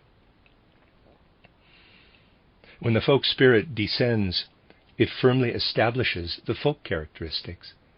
When it recedes again, leaving the national characteristics in a state of fluidity, the people will have to go through that upsurge and regression of the folk spirit again and again in their own bodies, and they will learn how all, in quotes, beingness is a state of flux between the sense-perceptible and the supersensible world.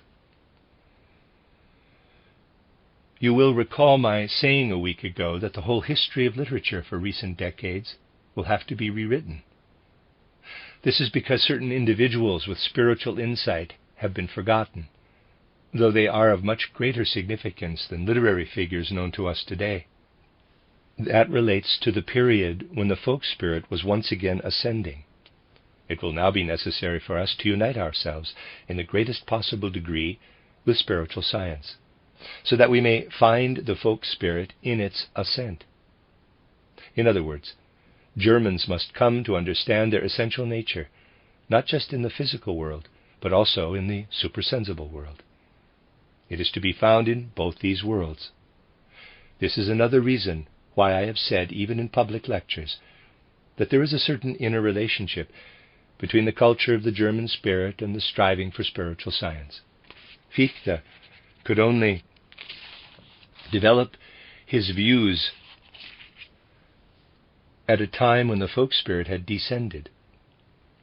Because of this, his philosophy can only be imperfectly understood and must indeed be misunderstood.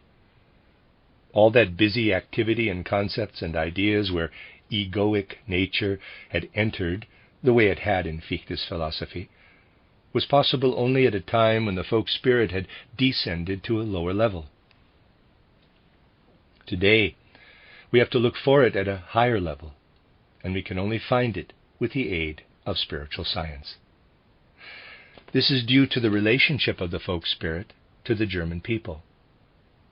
It is entirely part of the nature of German cultural development that there is a profound relationship between German cultural life and the path which leads to spiritual science. It is much to be hoped that these things will gradually come to be understood more and more clearly.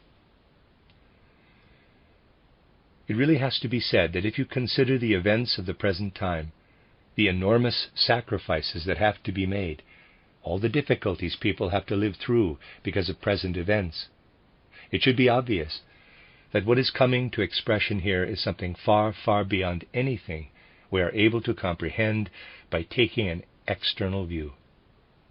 And we might paraphrase the words written by St. Paul, quote, "And if Christ be not risen, then is our preaching vain, and your faith is also vain." Close quote. Paul found affirmation for what he had to give to the world in the reality of the resurrection. His words have been much misunderstood. With regard to what is happening now, we have to say, quote, "These deaths give expression to the belief, to the firm avowal, that man relates to more than merely the things existing in the world accessible to the senses." Close quote. It is not only that religious feeling is growing more profound, but it is possible to see that in these very times we live in souls forcefully protesting against the whole of materialism, and they do this by the way in which they enter into death. We have to say that whatever else these events represent, they also contribute to the overcoming of materialistic ways of thinking and the materialistic way of life which has gradually evolved. Out of a profound awareness of current developments, the human soul has to say to itself, quote, "If it were to happen that materialistic attitudes, materialistic ways of thinking were to prevail on earth once the sun of peace is shining again, would we not have to say that all these deaths must have been in vain, unless a spiritual way of thinking develops on the plane that lies open to the gaze of the dead?" Close quote. We might therefore paraphrase the words of St. Paul as follows, quote, "All the infinite suffering would be in vain, and all the many individuals would have gone through death in vain at such a young physical age, if a materialistic way of thinking and a materialistic way of life were to spread in the fields of peace." Close quote. These days will have to be like a great warning beacon for those who live through them, a light entering deeply into human hearts and minds and souls, that man shall develop a genuine desire to live in the sphere of the Spirit. We cannot concern ourselves deeply enough with the events of our time. And this is also why one hopes that vision will broaden among those who profess themselves anthroposophists, to extend beyond the narrow horizon that tends to limit it, toward an ever-expanding horizon. We really must come to understand the way everything happening here on earth is connected with events taking place in the spiritual world. This will give us a feeling for the tasks set for us in the difficult times of the present. Some people have a facile way of saying that present events need not have anything to do with the spiritual development individual nations are undergoing. To anyone able to see through these things, and discern their true course. Everything happening in the external world is an expression of something spiritual. Let us hold on to this more and more. Let us try more and more to use the very experiences that can come to us through spiritual science to take ourselves out of those narrower confines and to unite this self, a self freed by spiritual science, with the great events now taking place. Let us forget purely personal concerns and grow together with the profoundly disturbing events mankind as a whole must now experience. This is the note I wanted to strike in your hearts with the things put forward in these lectures. I very much hope that they will be pondered before we meet again in April. An element put through the test of the great events of our time is now ascending into the spiritual world and bringing an influence to bear from up there. It must be met with the kind of understanding that can be won through spiritual insight, for only then will it be possible to achieve what these events are challenging us to achieve. It is true that, quote, out of courage shown in battle, out of the blood shed in war, out of the grief of those who are left, out of the people's deeds of sacrifice, spirit fruits will come to grow, if souls with knowledge of the Spirit turn their mind to spirit realms. The end of Lecture 10. You are listening to RudolfSteinerAudio.com.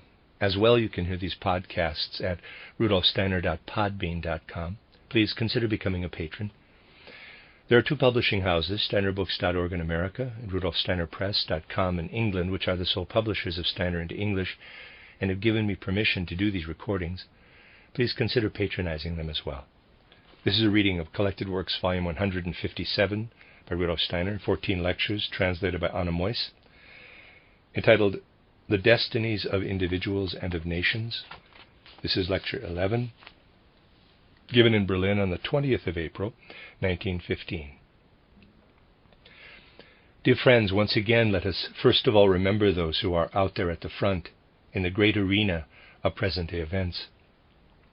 Quote, spirits of your souls, guardian guides, on your wings let there be borne the prayer of love from our souls to those whom you guard here on earth. Thus, united with your might, a ray of help our prayer shall be for the souls it seeks out there in love. Close quote. And for those who, because of those events, have already gone through the gate of death. Quote, spirits of your souls, guardian guides, on your wings let there be borne the prayer of love from our souls to those whom you guard in the spheres. Thus, united with your might, a ray of help our prayer shall be for the souls it seeks out there in love. Close quote.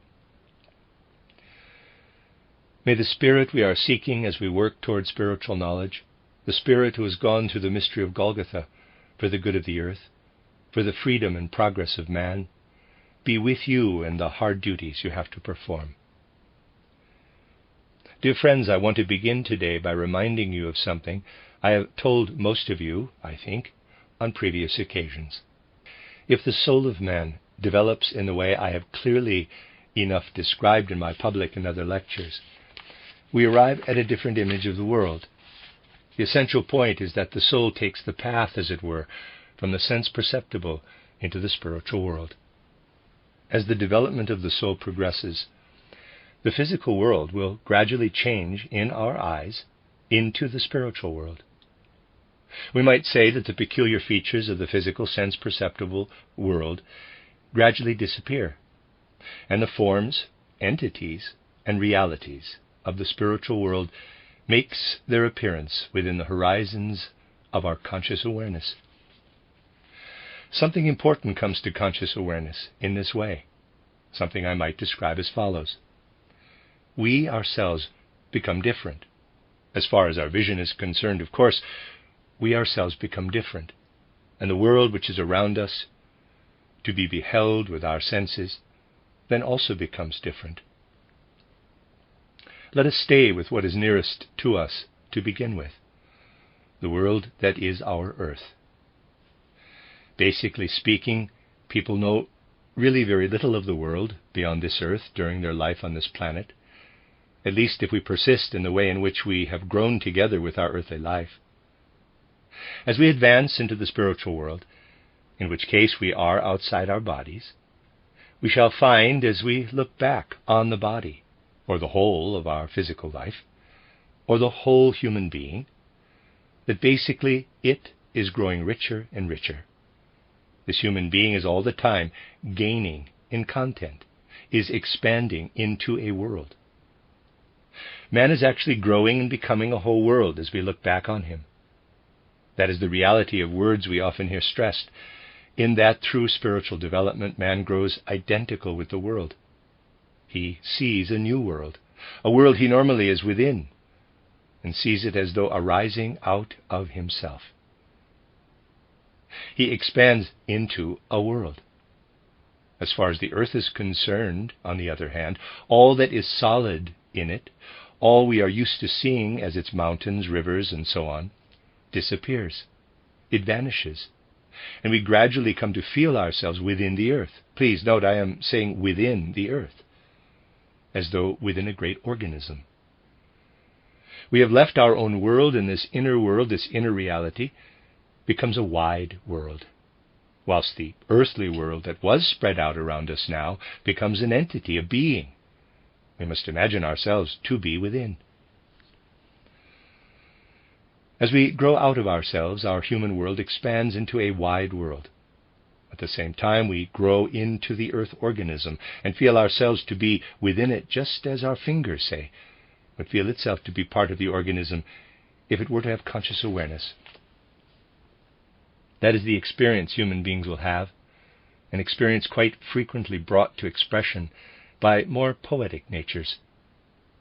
It is very common, for instance, for people to compare their awakening in the morning with the awakening of nature around them, their life in the course of the day with the ascent of the sun, and dusk with the need for sleep that develops as we get tired. Such comparisons arise with the feeling men have of being part of earthly nature.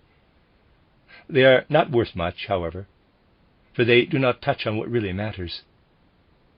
As I have said on a number of previous occasions, if we want to choose a comparison that is really in accord with the facts, we cannot compare what goes on when we go to sleep and wake up with the processes occurring in nature outside. Instead, we must compare 24 hours in our life with the seasonal cycle of the year. We must take the whole cycle of the seasons to make a fair comparison with what happens in us in a single waking and sleeping cycle of 24 hours. And it is quite wrong to compare the period during which a person is awake, between waking up and going to sleep, to summer, for instance. This waking state has to be compared to winter in outside nature, whilst summer has to be compared to the sleeping state in man. Making the comparison, we would therefore say the human being goes to sleep, and this means he enters into the summer of his personal existence, and in waking up he progresses into the winter of his personal existence. The waking state would approximately correspond to late autumn, winter, and early spring. Why would this be in accord with the facts? Because in evolving into part of the whole earth organism, in the way I have indicated, we would indeed have to note that the spirit of the earth is asleep in summer. The earth is then truly asleep. The great conscious awareness of the earth's spirit is dimming. As spring comes, the earth's spirit begins to go to sleep. It wakes up again in autumn when the first frosts come. Then it is thinking. It is awake and thinking. That is how a day for the earth's spirit corresponds to the cycle of a year. Looking back upon a sleeping person, we can indeed see how his going to sleep means that ego and astral body are leaving the body. A kind of plant-type activity does actually develop in the organism when astral body and ego have departed from it. Their departure initiates a particular activity in the inner man. We really experience the first stages of sleep as the onset of a vegetative process. And sleep progresses in such a way that to the clairvoyant eye, EYE, the body is pervaded with vegetative growth processes that are genuinely apparent to imaginative perception. This vegetation has a different way of growing from that of the Earth's vegetation, however. These things can be told, and they can be much meditated on, and in this way we continue to make progress. The plants of the earth grow upward from the soil. It is different when we observe this plant growth in man. The plants have their roots outside and grow into the human being. This means that we have to look for the flowers inside the human being. The human being is very beautiful when seen asleep by someone who has grown clairvoyant. He is like a whole earth shooting and sprouting, with vegetation growing into it. The picture is to some extent marred, however, for we get the impression at the same time that the astral body is gnawing away at the roots. That is how the progress of sleep presents itself.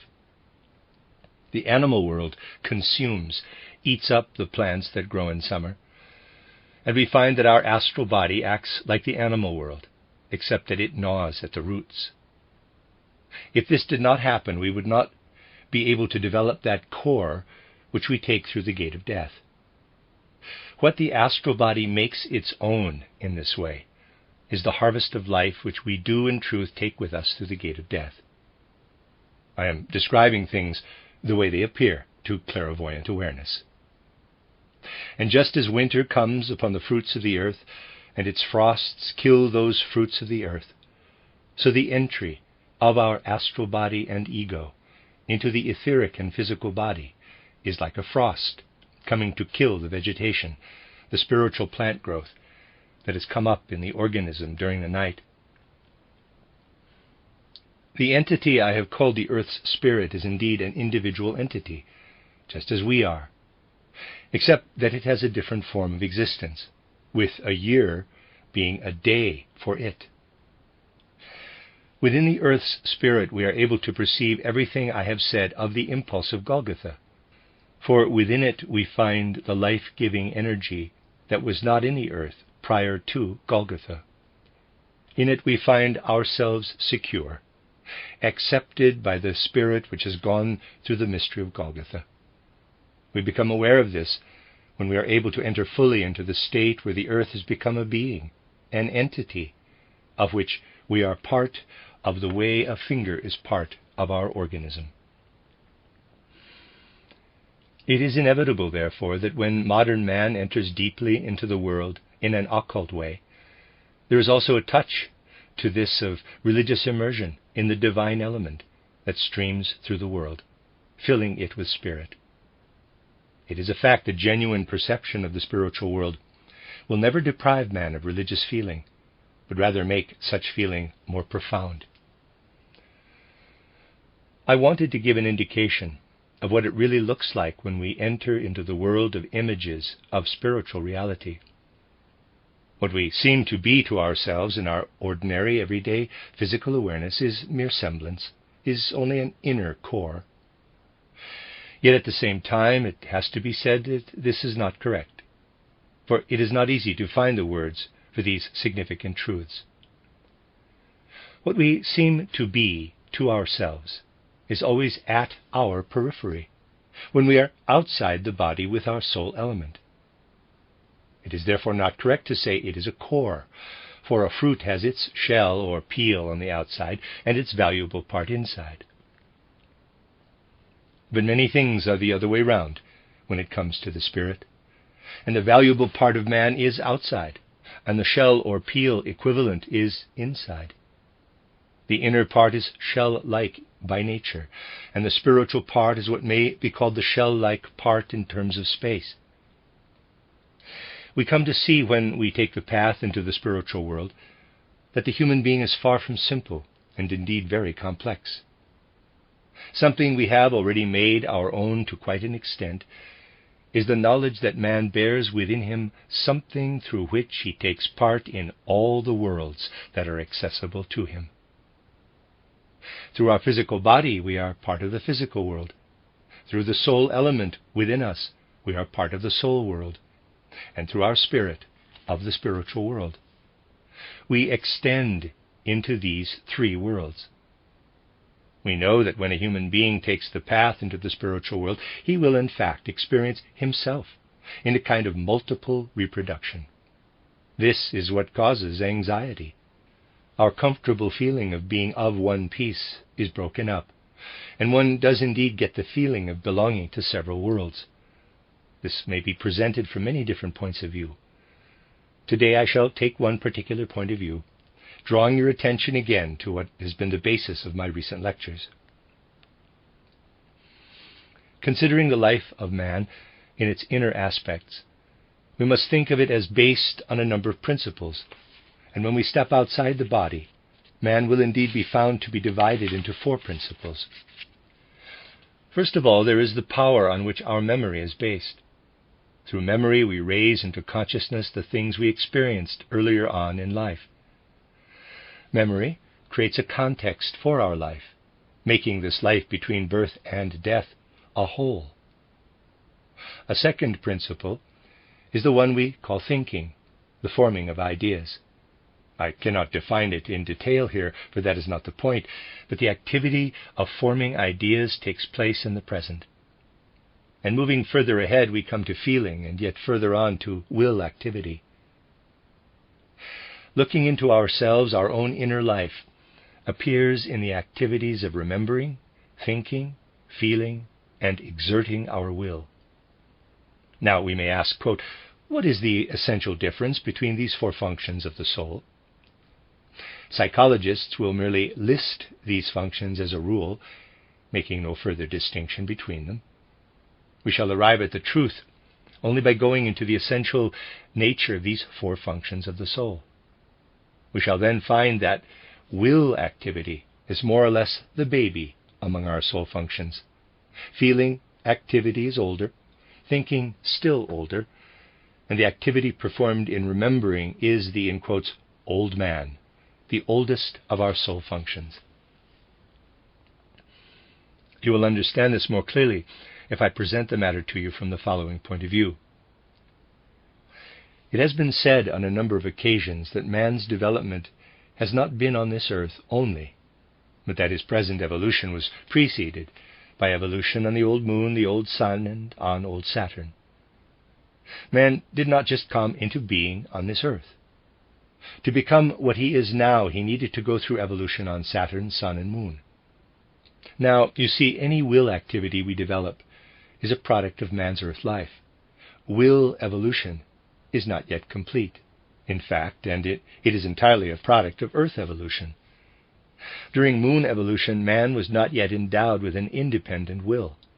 Angels willed for him. Will activity may be said to have radiated in only with earth evolution. Feeling, on the other hand, was already acquired during moon evolution, thinking during sun evolution, and remembering during Saturn evolution. If you now take this together with the thoughts expressed in my title, Cosmic Memory, and title, Occult Science, you will discover an important connection. During Saturn evolution, the first beginnings of man's physical body arose. During sun evolution, those of man's ether body. During moon evolution, those of man's astral body. And now, during earth evolution, the human ego is evolving. Let us now take a separate look at the process we call remembering. What is this? The soul retains something of the image of an event we have experienced, just as a book we are reading has within it something of the thoughts of the person who wrote it. When you have a book before you, you are able to read and to think, not always perhaps, but I'll ignore that, everything thought by the person who wrote the book. Remembering is a subconscious reading process. The record consists in signs the ether body has engraved into the physical body. If something happened to you years ago, you went through the experiences to be gained from that event.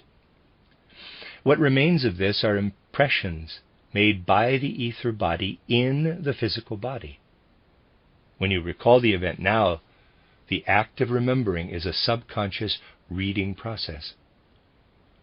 The hidden processes in the organism, which enable the ether body to engrave the signs on which memory depends, were informed into it during old Saturn evolution. It is a fact that our organism holds within it this hidden Saturn organism. This may be perceived as a genuine entity into which the ether body is able to enter the signs which record the experiences that come from outside, to recall them again in the process of remembering. Essentially, man owes this subconscious recording faculty to the fact that his body, and specifically the element within the physical body, which is to receive those imprints, is still pliable during the first 7 years of life. It is therefore important not to subject children to forced memory training. I have drawn attention to this entitled The Education of the Child.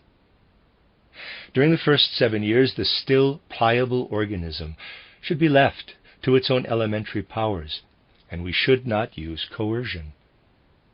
We should tell children as much as we can, but not attach too much value to artificial memory development, rather leaving the child to itself, where memory development is concerned. This is a point where spiritual science is of tremendous importance in educational life. The ability to remember is thus one of the oldest elements in human nature. The activity on which thinking is based is part of what may be said to have evolved on the sun. It too is relatively ancient. The sun forces contain a principle which organizes man's ether body in such a way that it is able to perform this specific function of thinking, of forming ideas.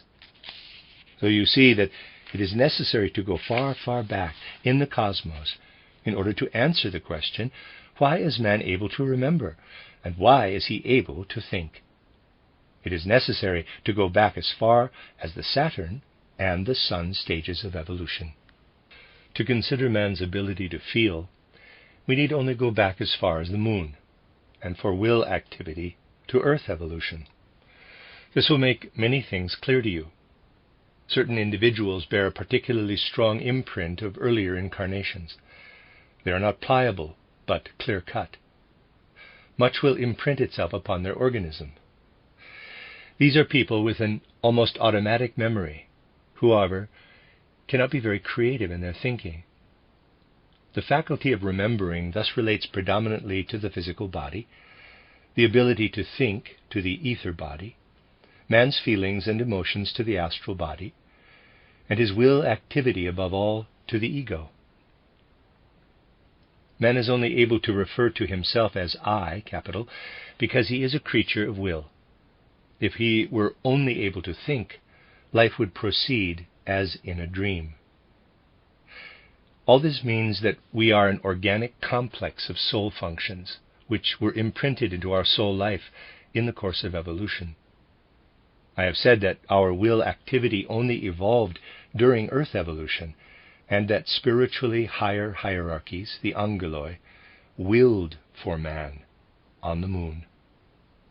The result was that during Moon evolution, all will activity in man was such that if we recall it to clairvoyant consciousness, we will indeed see it to have been at a higher level. Yet it was involuntary will activity in man, as we see it in animal evolution on Earth today. Animals will of necessity follow whatever seethes and boils up within them, for they live within the common will of the species. During Moon evolution, therefore, spiritual entities of a higher kind, the angeloi, did our willing for us. Now, the spiritual entities of a higher kind are active in determining our karma from one incarnation to the next. The angeloi are no longer active in our will, but in the ongoing stream of our karma. During Moon evolution, man did not feel his will to be his own. In the same way, we do not, living on Earth, believe that we make our own karma. It is controlled by spirits from the higher hierarchies. Only at times when our will is for once able to be still, as it were, will it be possible to have a glimmer of the progress of karma, even for non-clairvoyant consciousness, a progress that normally stays hidden. Please hold on to the fact I have stated, that a core forms in man which enters into the spiritual realm through the gate of death. This core is the vehicle for our karma. Karma has, today, already determined what each of us will be doing tomorrow. We would be able to see through our karma if it were not our mission on earth to develop the will. We would be able to see through it to the effect that we could, under certain circumstances, foresee our immediate future. But the will erupts into the karmic stream, and this obscures the prospect, say, of what will happen to us tomorrow. The will has to be completely silent.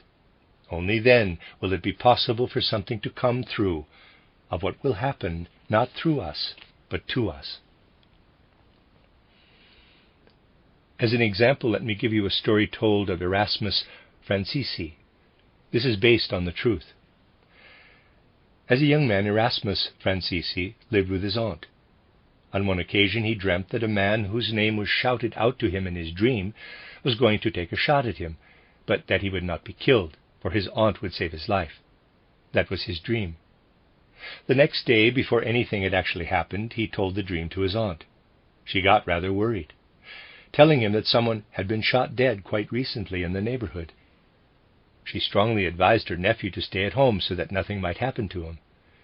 She gave him the key to the apple loft so that he might go up at any time and get himself some apples. The young man went up to his room and sat at his desk to read something. Yet what he had been reading was of less interest to him at the moment than the key to the apple loft, which his aunt had given and which was in his pocket. He decided to go up there. Hardly had he got up from his chair when a shot rang out, and the bullet went exactly to the place where his head had been. If he had not got up, the bullet would have gone straight through him. A servant in the house next door, whose name was indeed the one called out to Erasmus Francisci in his dream, a name not known to him before, this servant had not known that the 2 guns he was supposed to clean were loaded, and the gun went off as he started to handle it.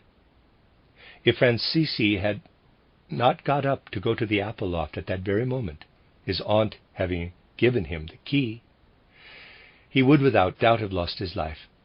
His dream, therefore, had shown exactly what was to happen the following day.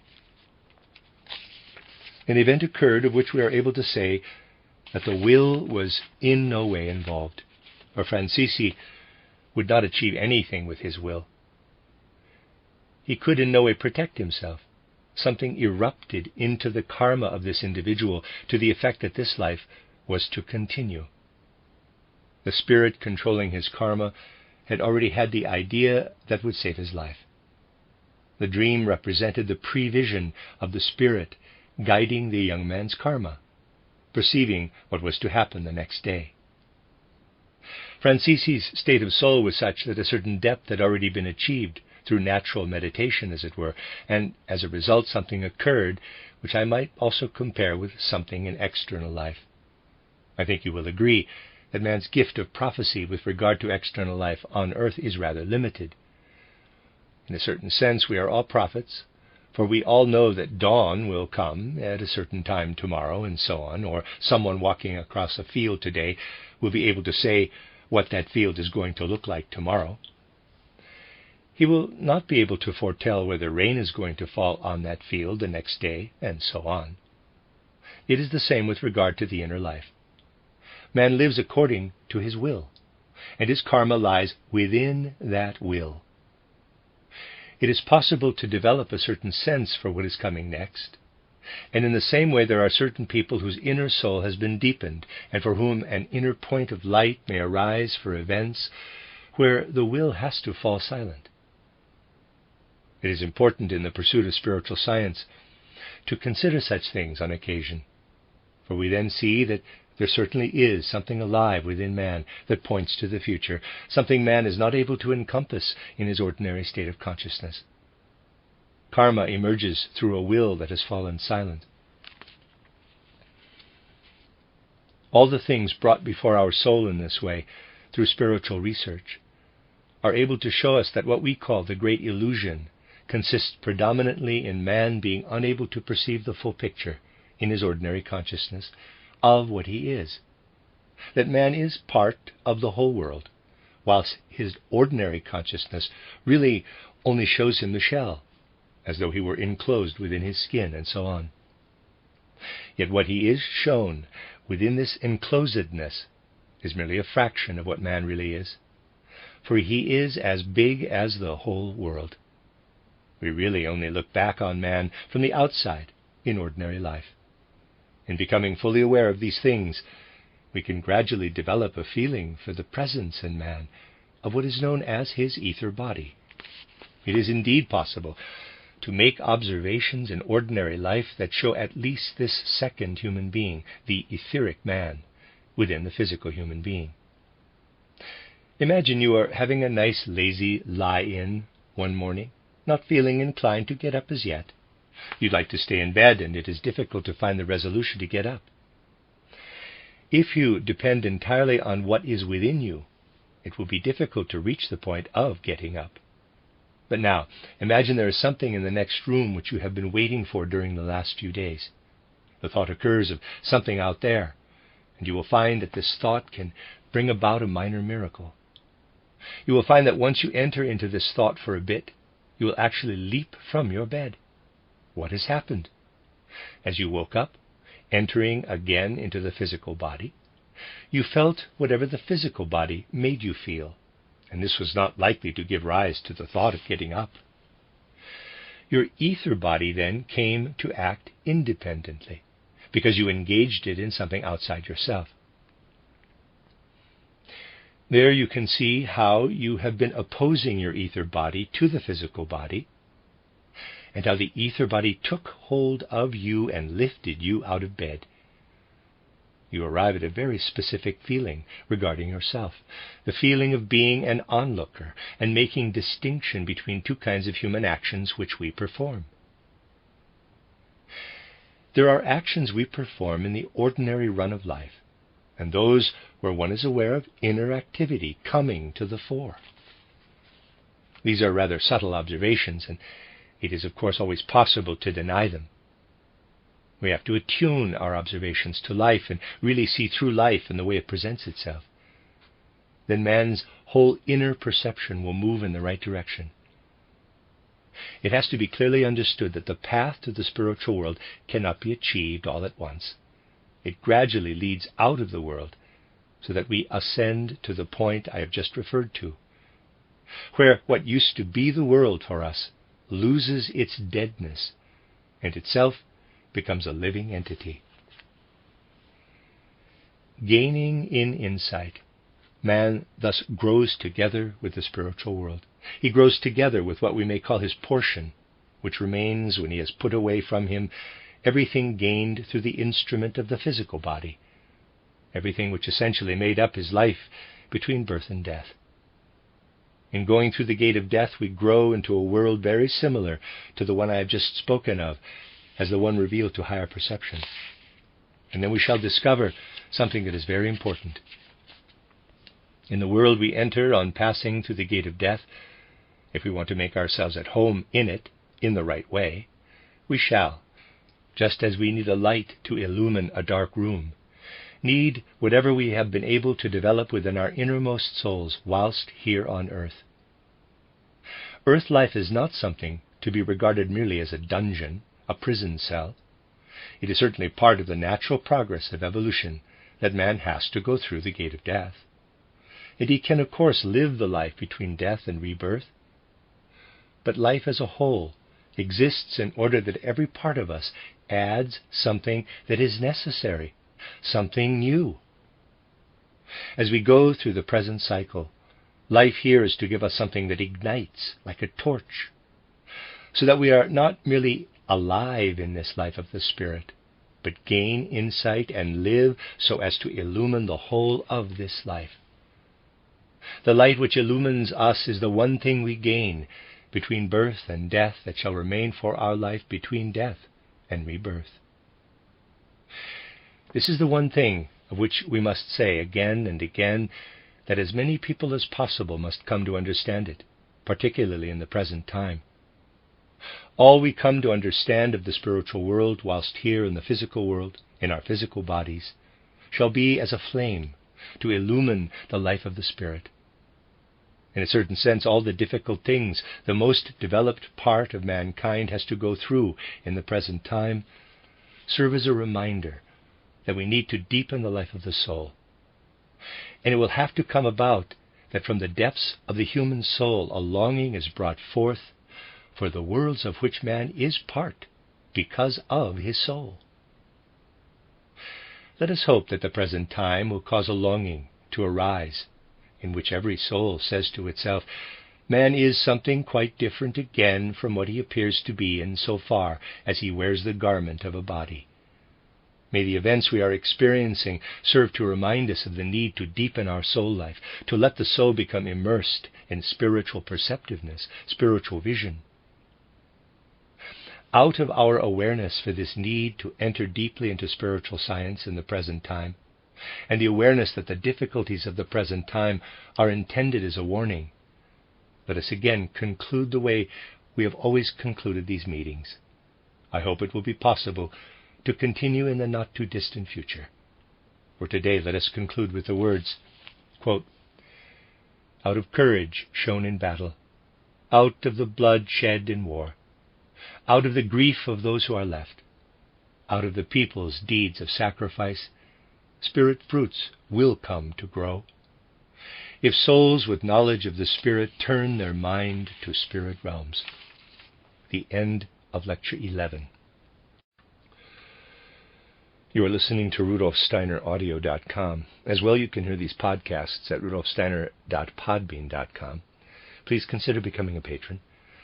There are two publishing houses, SteinerBooks.org in America and RudolfSteinerPress.com in England, which are the sole publishers of Steiner into English and have given me permission to do these recordings. Please consider patronizing them as well.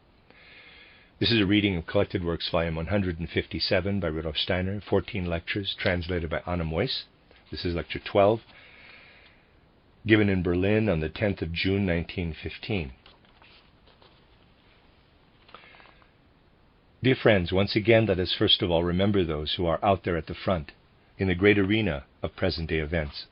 Quote, spirits of your souls, guardian guides, on your wings let there be borne the prayer of love from our souls, to those whom you guard here on earth.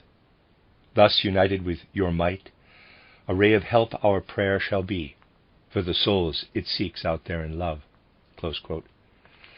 And for those who, because of those events, have already gone through the gate of death, quote, spirits of your souls, guardian guides, on your wings let there be borne the prayer of love from our souls, to those whom you guard in the spheres. Thus, united with your might, a ray of help our prayer shall be, for the souls it seeks out there in love. Close quote.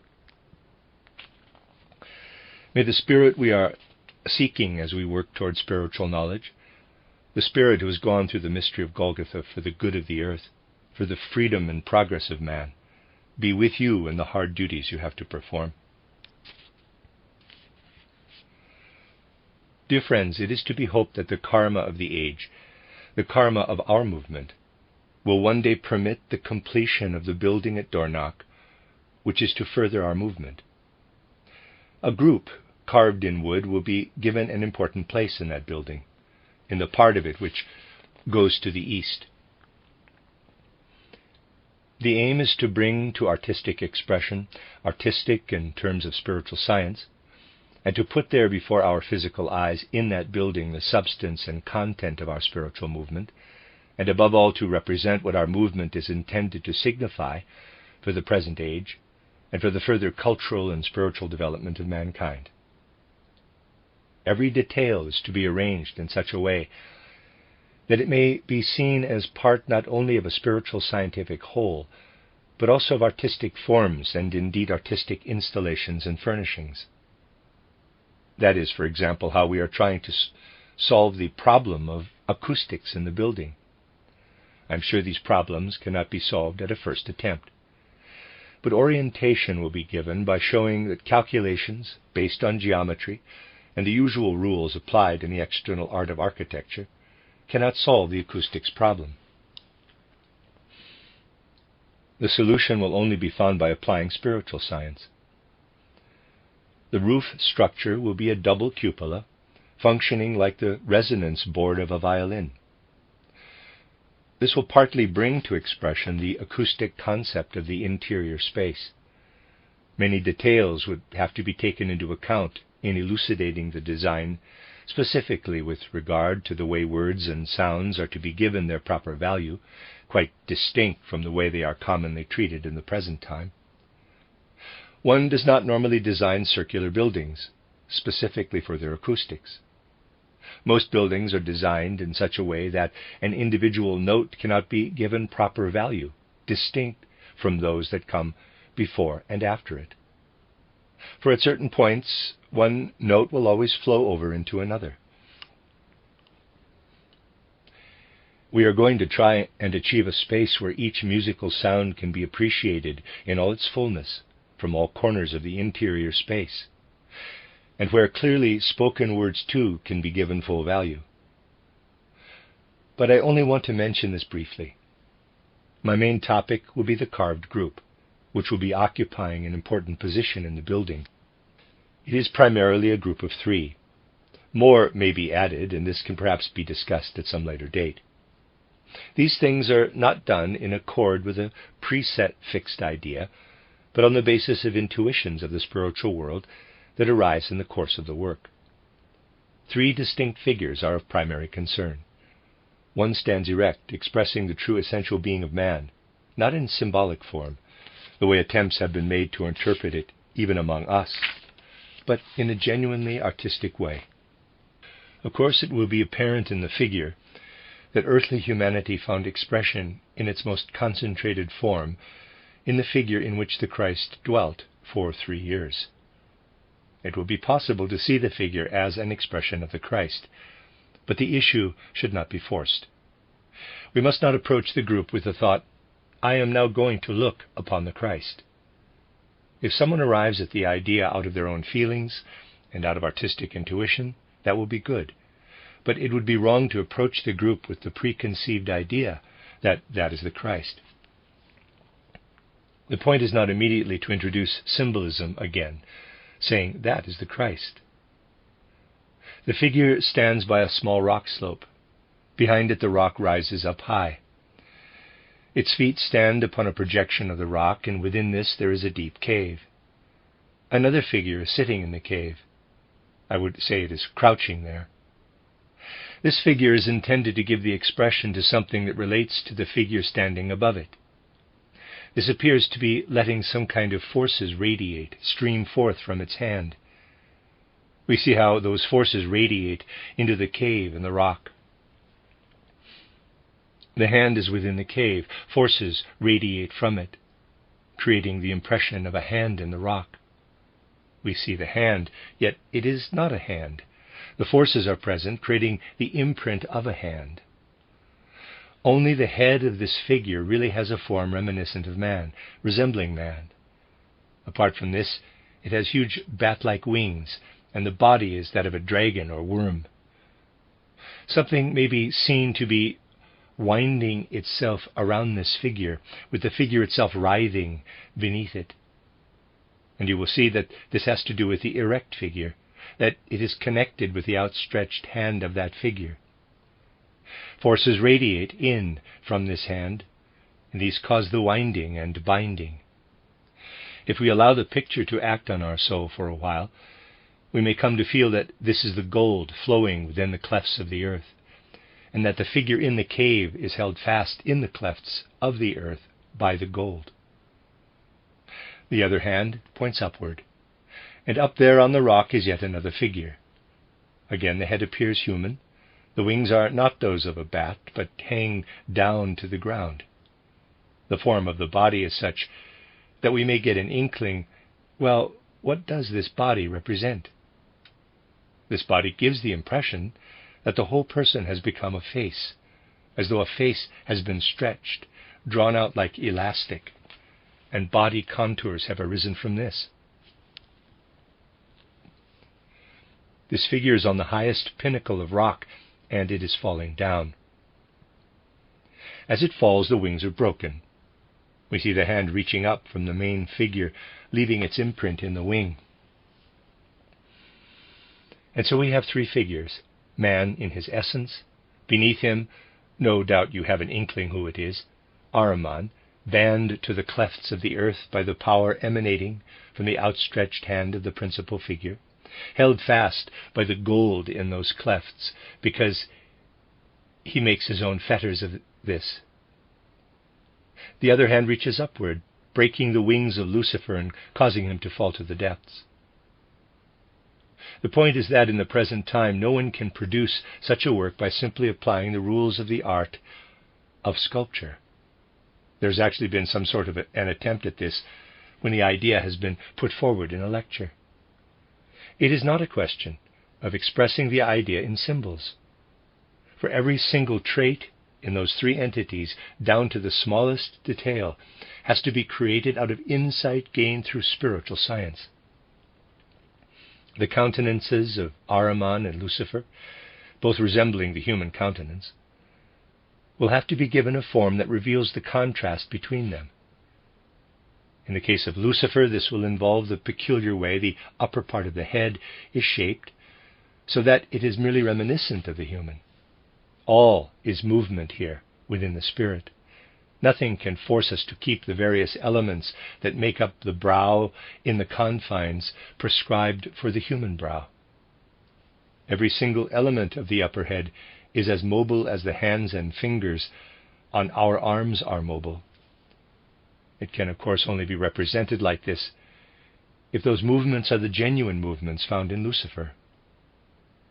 Something else to be noted is that this figure also contains an element which has remained with Lucifer from the moon. This projects above a deeply receding countenance. It will be evident to you from my description that we are dealing with something very different from the ordinary human countenance. It is as though the skull had an existence of its own, with the part which in man is the countenance pushed in beneath it. Another thing is that particularly in Lucifer, there is a certain connection between ear and larynx. These two organs have only been cut apart in man since he started to live on earth. On the moon they were a single organ. The small wing-like structures on the larynx were tremendously expanded at that time and then formed the lower part of the auricle, external ear. Huge auricles developed more or less in that region, with the upper ear, which now extends outward, developing out of the brow. Today these organs are separate, and when we speak or sing, those activities are directed outward, and it is only the ear which listens. On the moon they went in an inward direction, and from there into the music of the spheres. Man was one great ear. The reason for this is that the wings were the ear. And so you have the ear, the larynx, and the wing-like structures moving in melody and in harmony with the sound waves of the cosmic ether. And these give rise to the peculiar appearance of Lucifer. They introduce something that is macrocosmic, for Lucifer merely shows in localized form something that in reality is entirely cosmic. You will realize that concessions have to be made so that people do not get a shock on seeing a face that does not have human form. You will also realize that it has to be an elongated face. Lucifer has to look like an elongated face, for he is all ear. The wings are all ear, a long drawn-out auricle. Ahriman is the exact opposite, and it comes naturally to merely hint at things in Ahriman that in Lucifer are fully modeled out and enormously expanded. In Lucifer, the wing-like brow is greatly developed. In Ahriman, the lower jaw. The whole of the world's materialistic attitude comes to expression in the development of the masticatory organs and teeth. Of course, none of this can be done on the basis of such a description. Instead, the description had to be made afterward. Special importance, dear friends, attaches to the following. It proved necessary in modeling the principal figure to deviate from what would seem natural to everybody, which is to make the human countenance symmetrical. A countenance usually appears symmetrical. There are, of course, minor asymmetries, but these are scarcely noticeable. In the case of the principal figure, it is a question of the whole of the left side being oriented upward, toward Lucifer, with a left brow formed differently from the right, the latter tending toward Ahriman. The left side of the face follows the upward moving hand, the right half the downward moving hand. And so it comes to expression that the principal figure had to be given greater inner mobility than one would find in a human being. Above this sculptured figure, the whole theme will be shown in painting, so that the two may be seen in juxtaposition to demonstrate how the arts differ. Painting cannot convey the same thing in the same way. Everything has to be presented in a different way. I want to stress the following. It will be very important for us to sculpt the movement of the hands in the principal figure, the way the left hand moves upward and movement of the other hand is downward. We must make sure no one immediately feels that the principal figure is reaching up for Lucifer with the left hand, breaking Lucifer's wings with its emanations, and wrapping veins of gold around Ahriman. This must be avoided, for the specific reason that at the present time in particular, we are still in the process of really grasping the Christ through spiritual science. The Christ neither hates nor does he love unjustly. He does not stretch out his hand to break Lucifer's wings. The Christ is the one who stretches out his hand because it is his innermost nature to do so. He does not break Lucifer's wings, but Lucifer up there cannot tolerate the emanations coming from that hand and breaks his wings himself. It has to be brought to expression in the figure of Lucifer that his wings are not broken by the Christ, but that he breaks them himself. It is something one sees quite often in life, that people living close to good people cannot tolerate this, for the influence of those good people makes them feel ill at ease. Lucifer feels something in his heart of hearts that causes him to break his own wings. Here Lucifer comes to recognize himself, to experience himself. The same holds true for Ahriman. Christ does not do anything to those two. Neither his left nor his right hand is stretched out to harm either Lucifer or Ahriman. He does not do anything to them, but they bring everything upon themselves. This is the basis on which spiritual science intervenes in the present age to present Christ in his true light. Understanding this, we have to say, these things are put forward in all humility, for the building at Dornach is only a beginning, as yet feeble and imperfect, intended merely to show where the path leads, a path we can in no way claim to be perfect. I therefore ask you to take what I am going to say as being in no way presumptuous, but very matter-of-fact. There have been many portrayals of the Christ in the course of history. One of the greatest among them is Michelangelo's titled Last Judgment in the Sistine Chapel. Consider the Christ shown in the Last Judgment. His stature, Napoleonic, poised in the ether, he shows tremendous power as he directs the good to one side and the sinner to the other. That is a Christ who cannot be the Christ of the future, for he rewards the good and condemns the evildoers. Future Christians will reward and condemn themselves because of what has come into the world through Christ. Michelangelo lived at a time when the most profound truths relating to the Christ could not yet be given expression. The figure presented by Michelangelo, in fact, has Luciferic traits on the one hand and Ahrimanic traits on the other. Those are painful words to have to say today. But the civilization of mankind only progresses when we show that past ideals cannot be our ideals for the future. The ideals of the future will be such that the Christ principle is taken to be what it is, and not merely what it does or will do when Earth evolution has reached its end. It will be a principle which will cause to happen whatever has to happen within souls, just because it is there. The wood sculpture we will be placing in an important position in our building will also give expression to the fact that the view held of Christ until now cannot continue on into the future, because the relationship between Christ, Lucifer, and Ahriman has not been rightly understood until now. We cannot understand the Christ unless we also have the right relationship to the powers seen as Lucifer on the one hand and as Ahriman on the other, for these are genuine cosmic powers. The issue can be made clear by referring again and again to a pendulum. The pendulum swings to the left and to the right. Moving to one of the extremes, it is not in a state of balance, and the same holds true for the other extreme.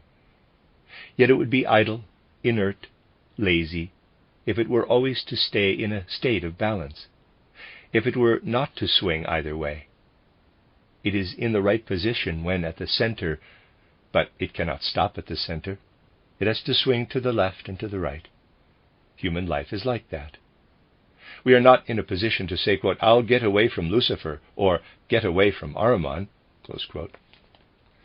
If we were to say that, we would not be living. It would be like a pendulum that does not swing. Human life does indeed go through pendulum swings, swinging toward Lucifer on the one hand and Ahriman on the other. We must not be afraid of this. That is important. If we were to run away from Lucifer, there would be no art.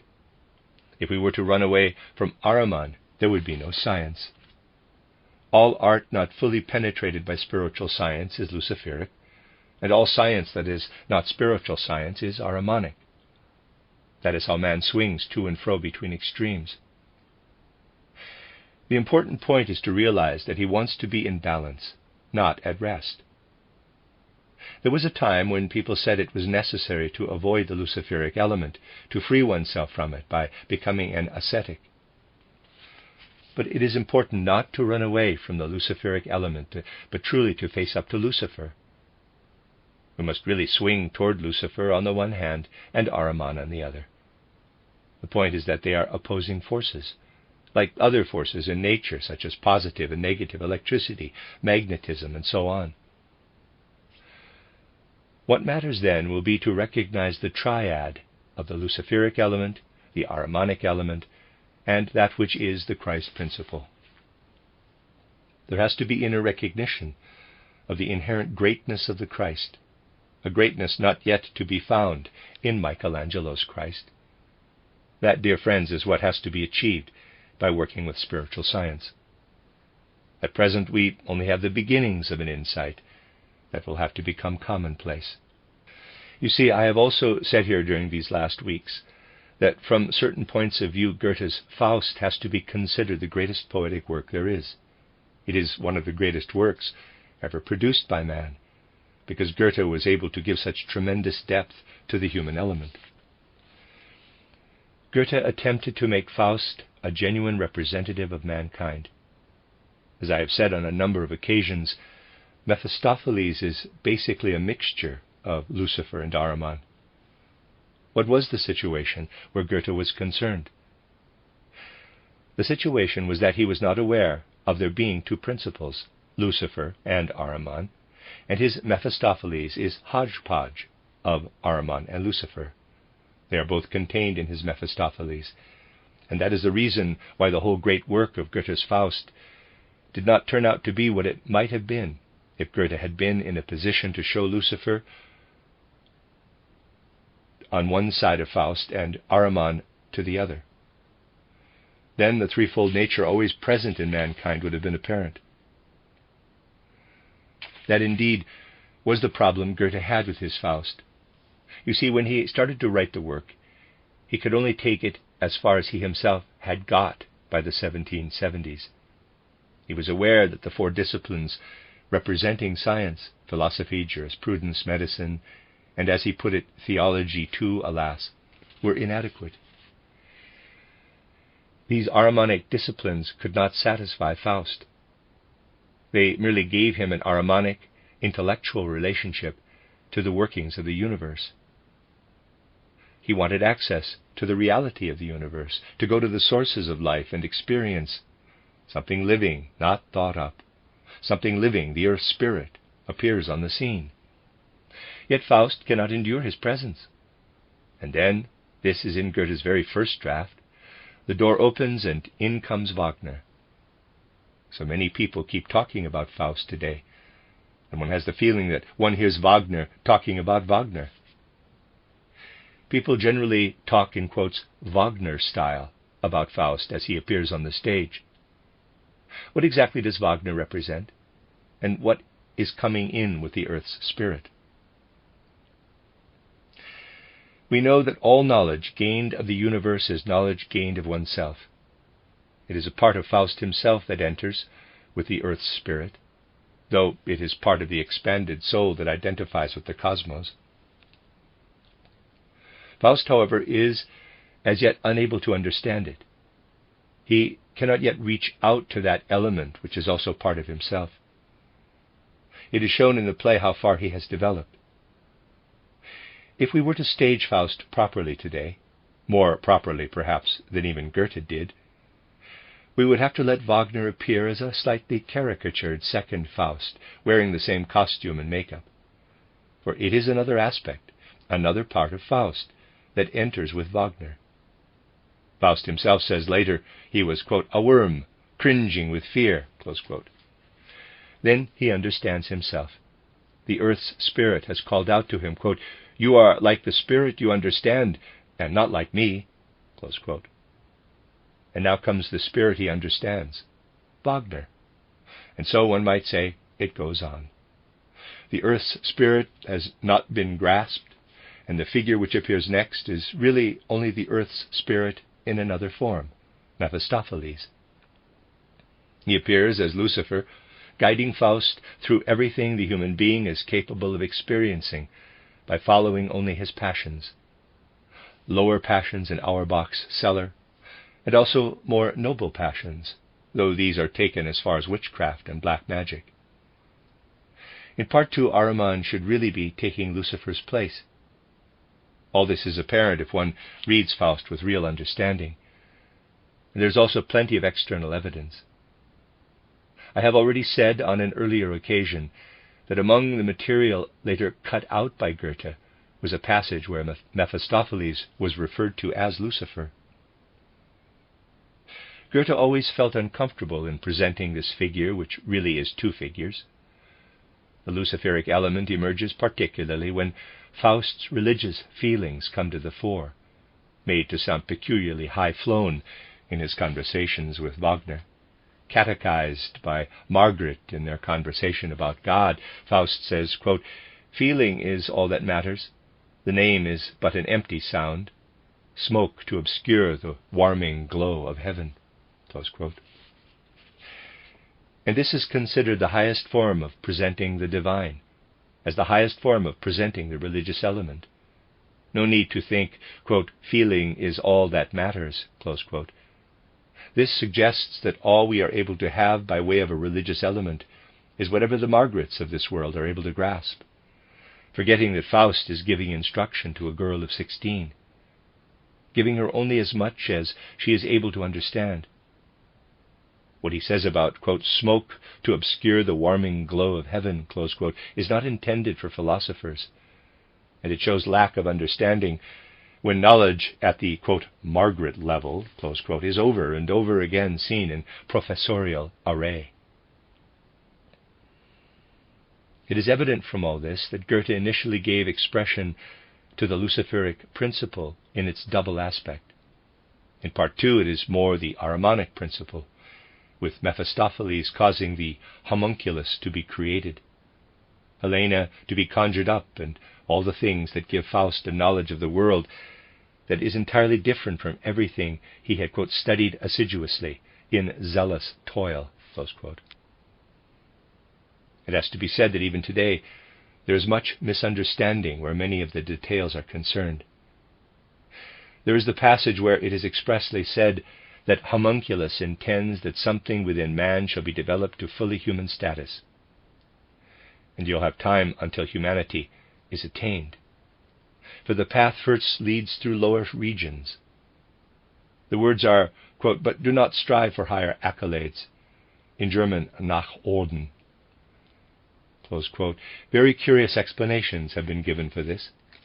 In reality, the words should of course be, Goethe was once again using the Frankfurt dialect, quote, but do not strive for higher places. In German, nach Orten. Close quote. It does not mean to say that homunculus and others like him are awarded decorations the way people are. Then there is the scene where homunculus is created, and Wagner describes something stirring in the retort. Quote, there, it emerges. The mass is stirring, getting clearer. Super creation, getting ever nearer. Close quote. The word super creation is a compound of creation, just as Superman is a compound of man. People have only been talking of the existence of Superman since Nietzsche wrote of Superman. Yet Goethe spoke of Superman long before that. As it is, people read the word to be Überzeugung, conviction, when in fact it is a compound of Zeugung, procreation, creation, and therefore Überzeugung, super creation, just as we speak of man and Superman. These things have to be understood in detail before we can perceive what Goethe intended to say. But we also need to achieve a grand and independent vision. We really have to realize the mission of our age where spiritual science is concerned, and that a mind like that of Goethe was seeking to prepare his age for this mission. In 1797, when Schiller pointed out that he ought to complete his Faust, Goethe said he had dug the whole Tragelaph up again. A Tragelaph being a creature half animal and half human. Readers aside, Tragelaph is spelled Tragelaph, Tragelaph. And a reader's aside. Goethe called it an old Tragelaph, and at the end of the 18th century he called it a barbaric composition. This is something we must take very seriously, for Goethe knew well how good and how bad his Faust was. All these are things spiritual science should bring out so that we achieve independent vision where these things are concerned. Goethe wanted to show the spiritual self, the immortal part of man, working to attain to higher things. This is evident from an outline he wrote around the turn of the 18th century as to what he intended his Faust to be. First he wrote, quote, pleasures of life for the individual, seen from outside. Close quote. Then, quote, pleasure of creation, seen from within. Close quote. Finally, when he had followed Faust's path all the way, he wrote, quote, epilogue, in the chaos on the road to hell. Close quote. Oh, the discussions I have had to listen to on the subject. They are enough to cause the deepest surprise. For people were reflecting, did Goethe really still believe at the turn of the 18th to the 19th century that his Faust would have to go to hell?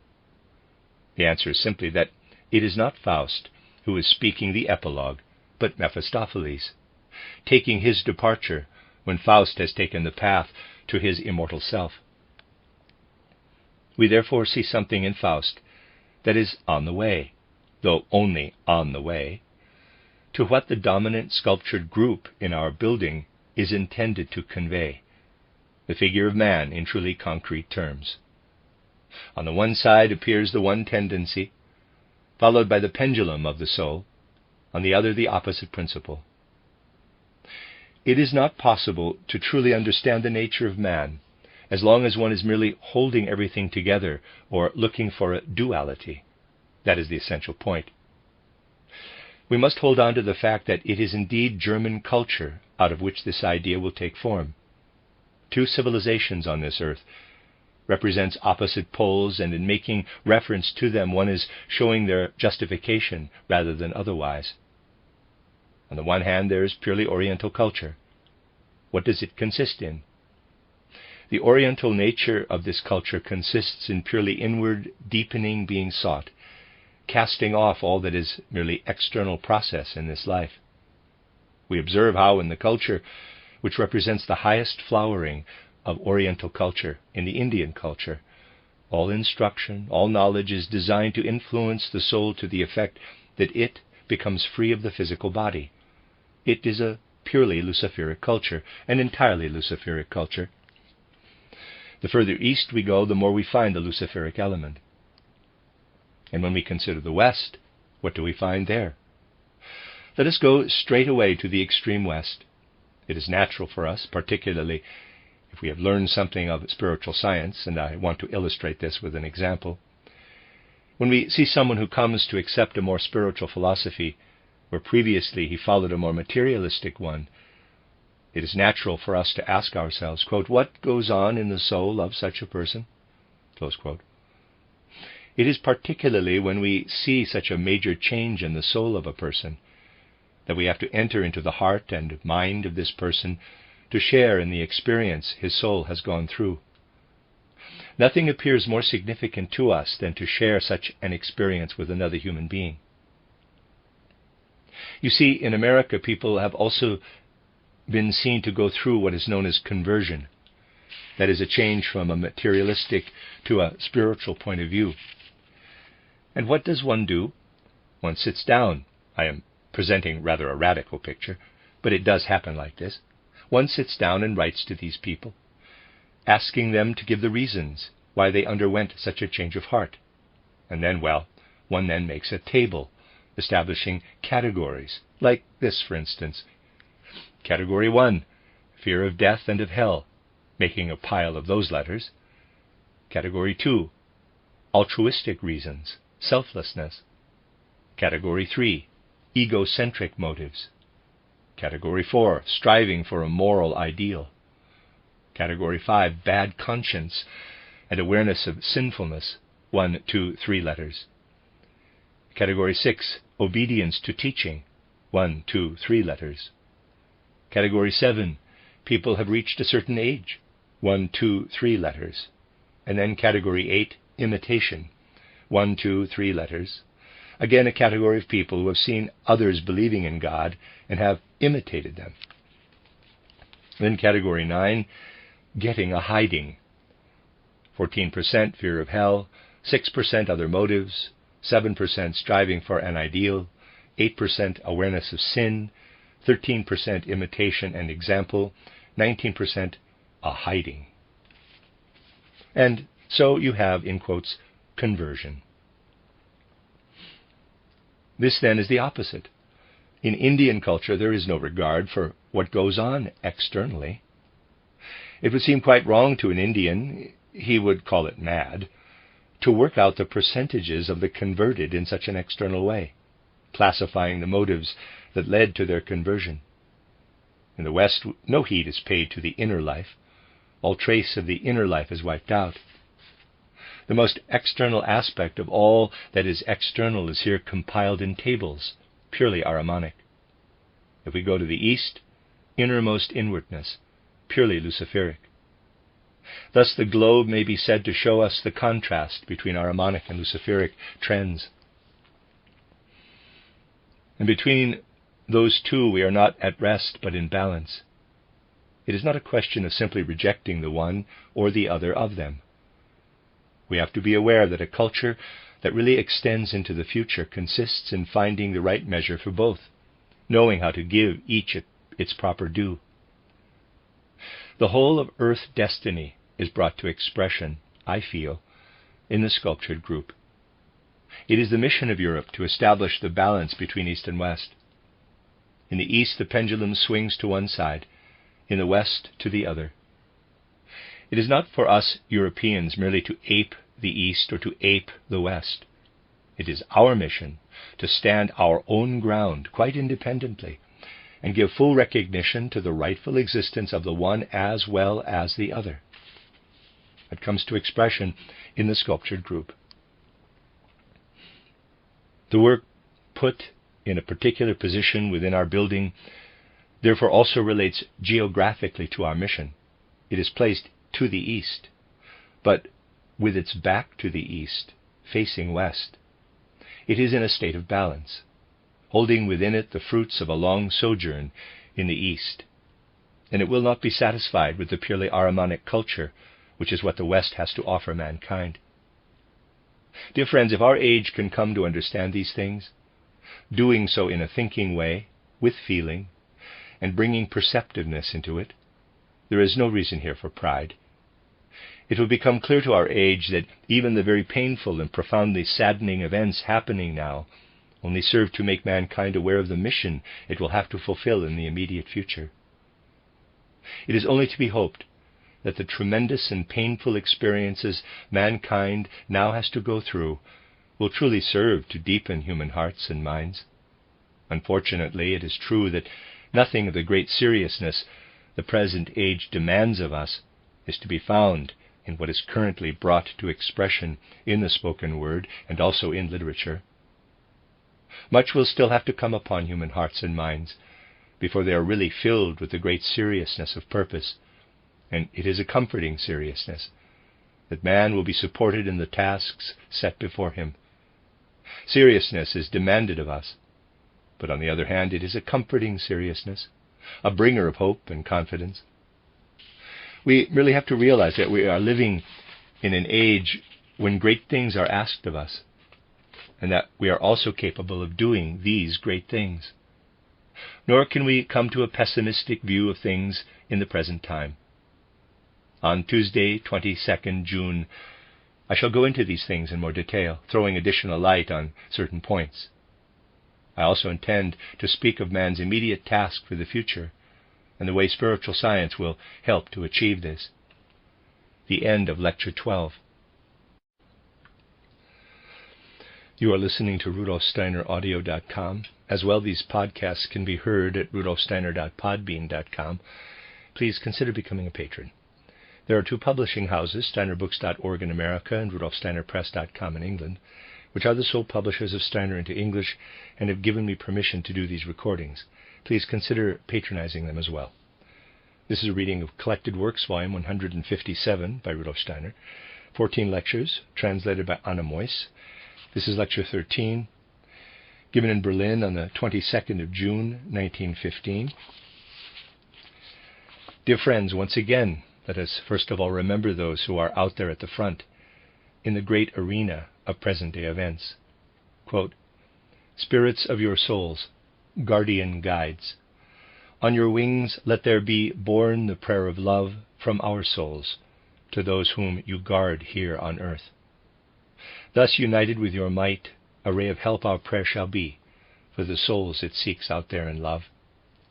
Close quote. And for those who, because of those events, have already gone through the gate of death, quote, "Spirits of your souls, guardian guides, on your wings let there be borne the prayer of love from our souls to those whom you guard in the spheres.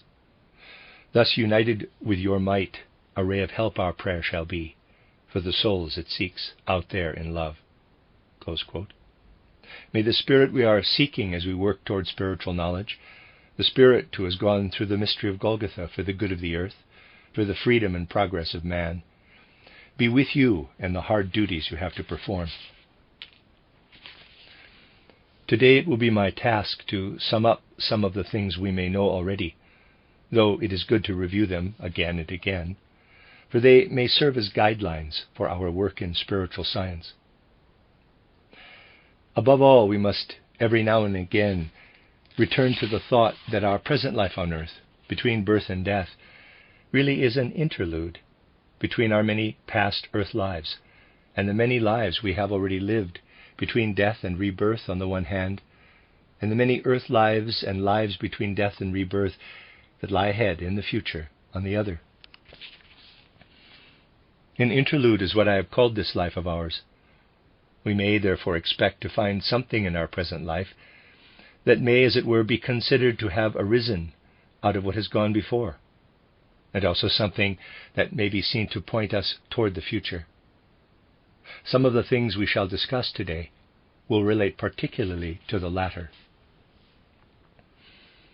A person could easily believe, in considering his life, that there is really nothing in this life to indicate that the germs, the seeds of our future life are already within us. Yet that is the case. It really is the case that what is to happen with us in the future is already in preparation. We merely have to interpret our lives correctly, and we shall find out that something already lies hidden within us, just as the plant now before us holds within it the hidden seed of the future plant, for a plant that is still to come into being. One element in our present life, which often tends to be incomprehensible, is our dream life, a subject only too well known to us all. Our dream life does, of course, have aspects that we may consider to be, to some extent, comprehensible. We dream about things which remind us of something or other we have gone through in life. It does, of course, often happen that things we have gone through the day before or some time ago appear changed in our dreams, that they have undergone some kind of transformation. But still, it will often be fairly obvious that part of the life we have behind us comes up in what we are dreaming, even if it has changed. On the other hand, I think no one who pays at least some attention to himself and the world of his dreams can deny that there are dreams which show us such strange things that we cannot really say they derive from something or other we have gone through in our lives. It really is a fact that a person only needs to reflect a little on his dreams, and he will be perfectly aware that things come up in his dreams which he could never have thought of, could never have had an idea of, at least as far as he is aware from what he remembers. We shall understand how all this fits together if we take a closer look at what really happens when we dream. As you know, when we are asleep, we are outside the physical and ether bodies with our astral body and ego. The physical and ether bodies are lying on the couch. With our astral body and ego, we are outside them. Under present conditions on earth, it is not possible for anyone to have conscious awareness of what the astral body and the ego go through whilst they are asleep, unless they somehow acquire special faculties. These things are at a subconscious level. However, clairvoyant perception shows that what the astral body and ego live through outside the physical body is just as rich and varied, just as clearly defined, as what the physical body experiences. It is just as rich and varied, showing just as great a variety of form as many of the things we experience here on the physical plane. Our consciousness cannot take it in, but it is there, and it is experienced. The astral body and the ego are normally so far away from the physical and ether bodies during sleep that these are not aware of anything that goes on in the astral body and the ego. Dreams arise when the astral body and the ego come so close to the physical and ether bodies that the ether body is able to receive impressions of what goes on in the astral body and ego.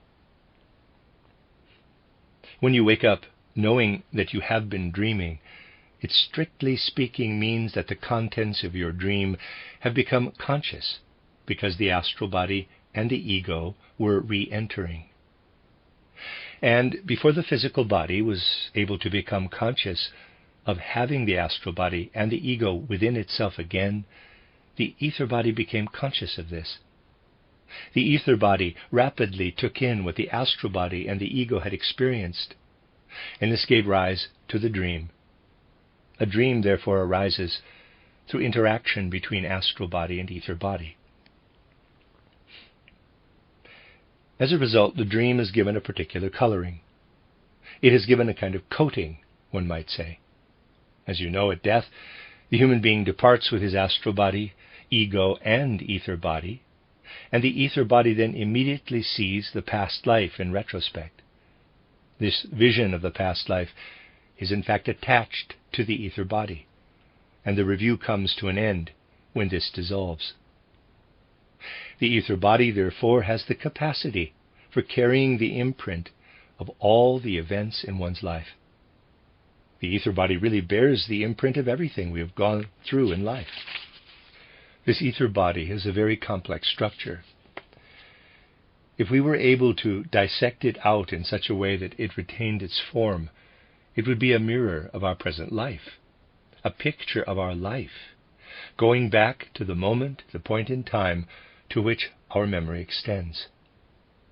As we enter into the ether body with our astral body and ego, and the ether body comes to meet the incoming astral body, it carries things, memories of things it has experienced, toward that which is coming in with the astral body, and it uses its own images for what in the astral body is something real. I want to put it more precisely. Let us assume someone is asleep, and with his astral body and ego out there, encounters, let us say, another individual. The person will know nothing about this. He experiences the encounter. He experiences a certain friendly feeling toward the other, and knows that he is about to do something together with this other individual. Let us assume he experiences this outside his ether body. This is possible. Yet he'll know nothing about it. Then the moment of waking comes. The astral body and the ego return to the ether body, bringing toward the ether body whatever has been experienced. The ether body meets the astral body with all that is inherent within it, with its world of images, and the sleeper dreams. He dreams of something he undertook maybe 10, 20 years ago. And the person will say to himself, quote, "Ah, yes, I have been dreaming about something I experienced 10, 20 years ago." Close quote. But if he reflects carefully, he may well find that the past event has undergone a complete change. It will still, however, remind him of something he experienced in the past. Now, what did really happen in this case? If we follow the process carefully, using clairvoyant perception, we find that the ego and astral body have experienced something that in fact will only take place during the person's next incarnation. An encounter with an individual, something or other, which has to do with the individual. But the person is not yet able to take this in with his ether body, for this only contains, is only able to hold, the images of his present life. When the astral body enters, the ether body expresses what really is part of a future life in images belonging to the present life. This peculiarly complicated process actually takes place all the time in the human being when he is dreaming. Considering everything you have already heard in spiritual science, this will not seem strange to you. We must be aware that in the principles which depart from our physical and ether bodies, in the astral body and the ego, we have that which tends toward our next incarnation, which is preparing in us for our next incarnation. As we gradually learn to separate our dreams from the images deriving from our present life, we come to know the prophetic nature of dreams. The prophetic nature of dreams can indeed be revealed to us.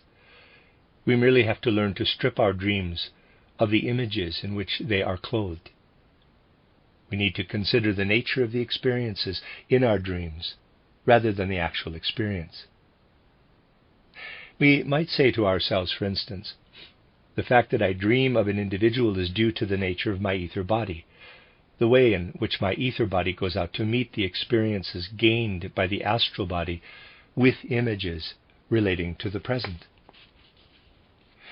To identify the things which have already been prepared for our next life, we have to focus our attention more on the manner or essential nature of the dream, separating it from the image belonging to the ether body. Through our dreams, we really have prophecies in us of things that will happen in the future. It is really most important to pay serious attention to this. Human life will be more and more revealed the more we take account of its complex nature. We'd like to have it simpler, that would be easier, but the fact is that it is complicated. You see, someone who is in the outer physical world does not realize that there are all kinds of things within him. We have just come to see that there is a foreteller of future lives within us. But there are many other things in us, and in gaining self-knowledge, we come to see more and more of what there is in us, what is at work within us, making us happy or unhappy. For all the things that are in us make us happy or unhappy. People do not usually realize that prior to this earth life, they went through life on Moon. Not they themselves, but that which has made them human beings on earth. We know something of life on Moon, and also of earlier life stages on Sun and on Saturn. Let us first of all consider life on Moon. At present we are, of course, living Earth lives, but life on Moon was essential if Earth life was to come about. Life on Moon was preparatory, producing the causes of life on Earth. And in a certain way, this Moon life is still in us. On Moon, man had a dreamlike clairvoyance. He perceived reality through dream images. Today we still have in us what we once have been on Moon. It is still in us.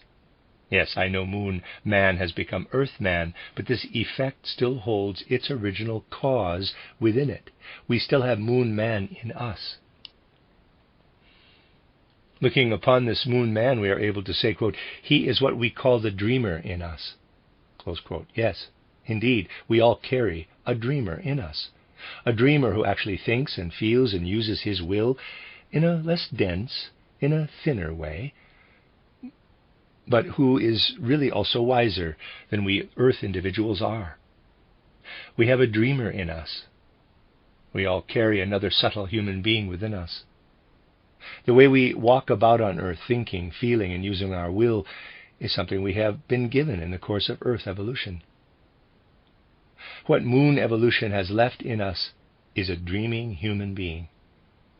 We are, however, given more in this dreamer than we are able to have in our thoughts, feelings, and will impulses, and this dreamer is not entirely inactive. We do not take him into account, but we do many, many things that we are really only half aware of, things the dreamer in us is directing and guiding.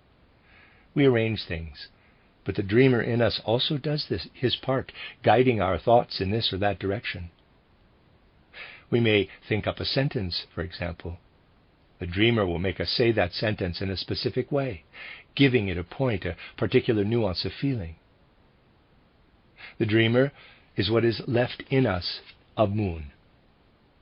Let us refer to an outstanding individual and show how the dreamer can be found in him. When people get to know people in life or get to know outstanding individuals through their writings, they usually consider the other as a human being on this earth and not as a dreamer, a poet. Yet it is there that he expresses himself more profoundly. Emerson was a great writer. He had the peculiarity that he always became so engrossed in whatever subject he was dealing with that it is easy to show up the occasional contradiction in his work. The reason is that he was always completely taken up with the subject he was dealing with at the time, failing to take into account that what he was characterizing at the moment was contradictory to the characterization he had given when involved in another subject. In the case of Emerson, it is always possible to detect subtle undertones of his Moon being, of the dreamer, wherever he became completely involved in a person or an object. Emerson wrote 2 excellent essays, one on Shakespeare as the typical poet, and one on Goethe as the typical writer. Now, what happens is that people read this and that in Emerson's essay on Shakespeare, and read this and that in the essay on Goethe, and this satisfies them. They are content. But we can also take things further and say to ourselves, quote, surely there is some subtle touch of something unusual in these works of Emerson, close quote. And we shall discover something very strange indeed. For Emerson's intention was not to characterize Shakespeare as Shakespeare, but to make him the representative, the example of poets.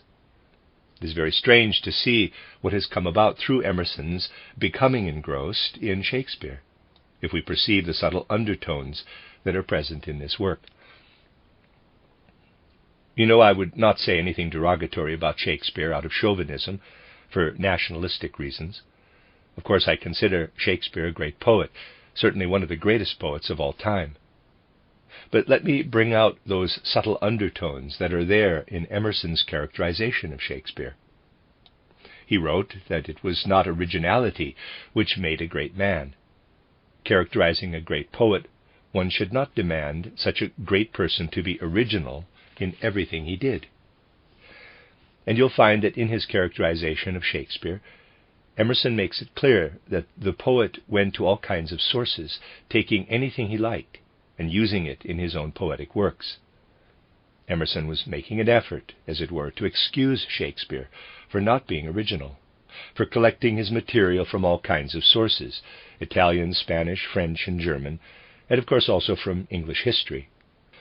Oddly enough, Emerson, a man giving such loving concern to the work of Shakespeare, characterized Shakespeare in the following words, quote, "Great men are more distinguished by range and extent than by originality. If we require the originality, which consists in weaving, like a spider, their web from their own bowels, in finding clay and making bricks and building the house, no great men are original. Nor does valuable originality consist in unlikeness to other men." Close quote. He excused Shakespeare's lack of originality, the fact that he collected his material from many sources. Indeed, he went so far as to say that one had to consider the nature of English audiences at the time, for Shakespeare sought to be to their taste. Emerson wrote some strange things about Shakespeare. Quote, "It is easy to see that what is best written or done by genius in the world was no man's work, but came by wide social labor, when 1,000 wrought like one, sharing the same impulse." Close quote. And the strangest thing Emerson said about Shakespeare, in his loving characterization, the strangest thing, please listen to this.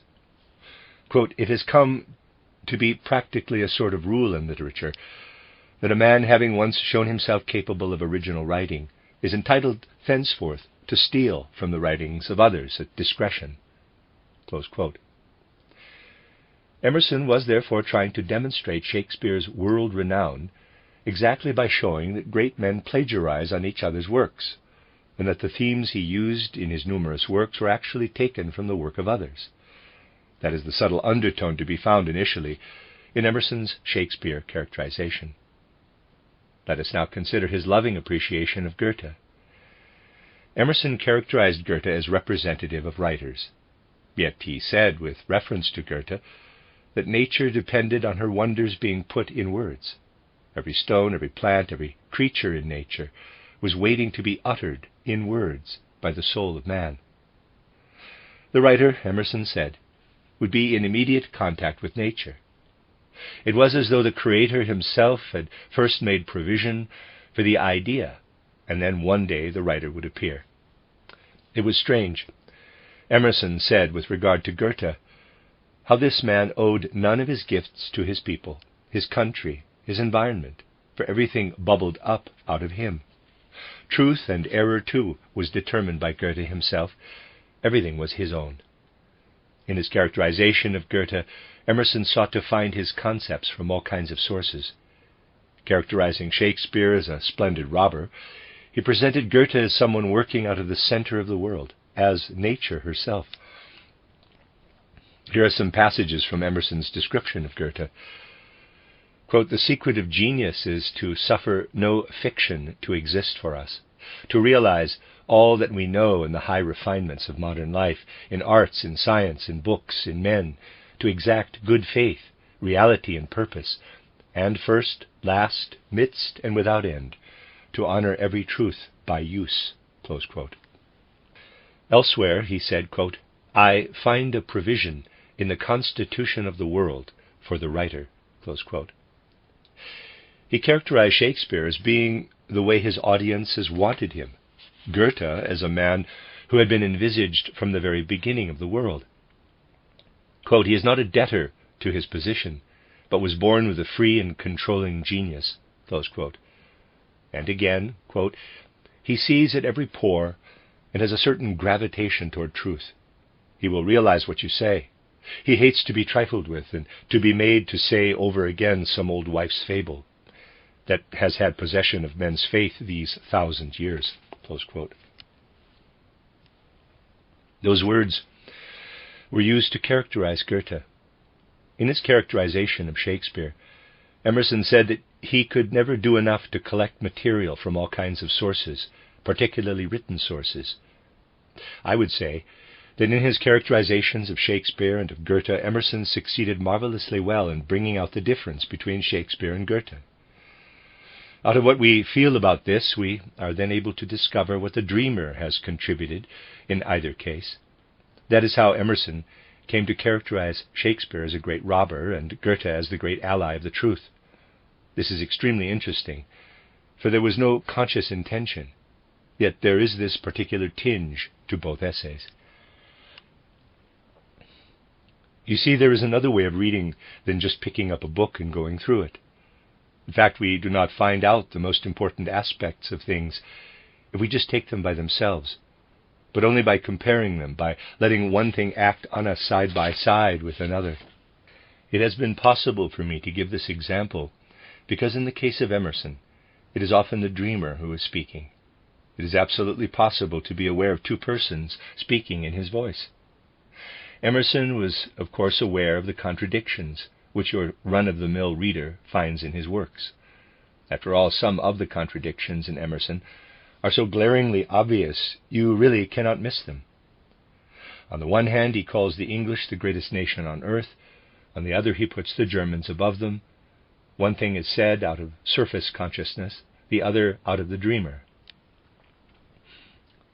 It is particularly interesting to read the two conclusions to the essays on Shakespeare and Goethe one after the other, taking them simply as conclusions.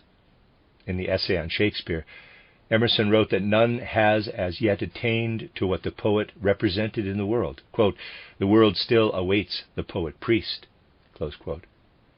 Something of a feeling of resignation is apparent in the conclusion of the Shakespeare essay.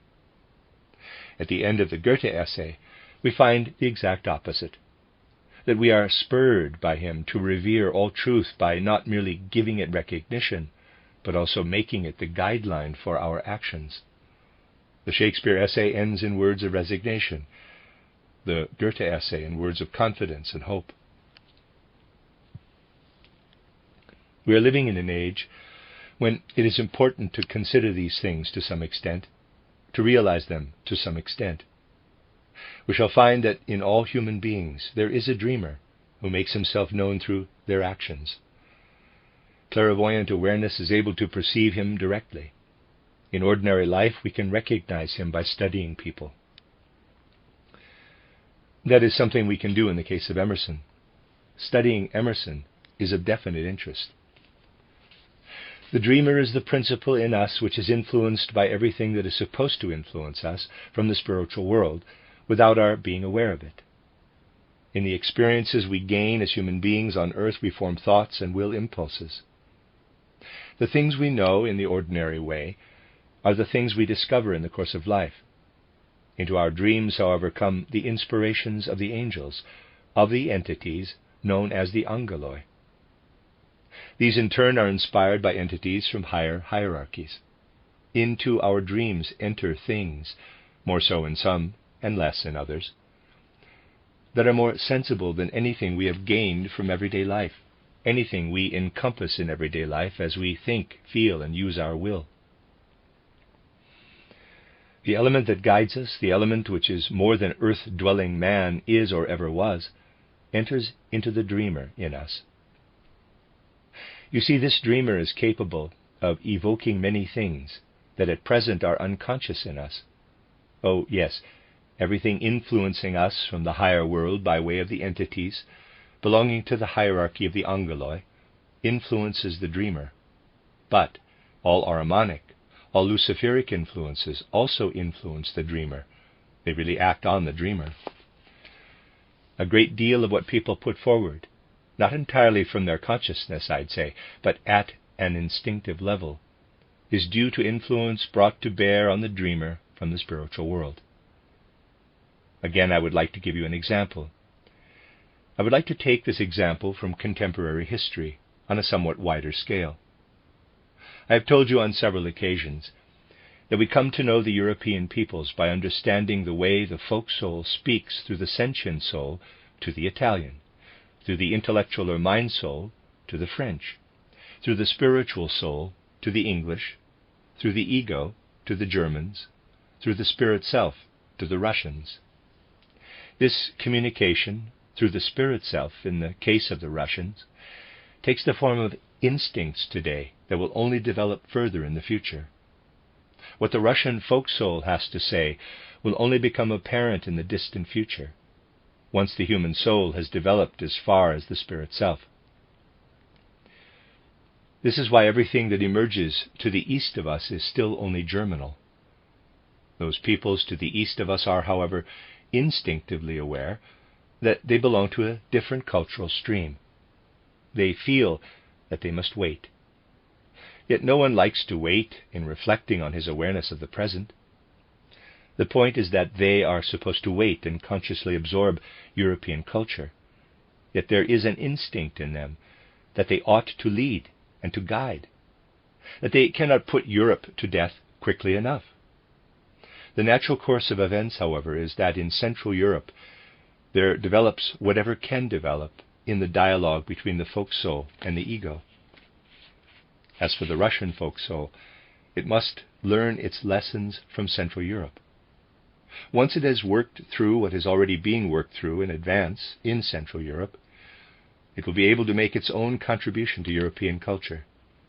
Instead, wild, chaotic instincts are giving rise to something very strange, so that we are able to see that these instincts are brought to life in the dreamer out of all kinds of Ahrimanic and Luciferic impulses.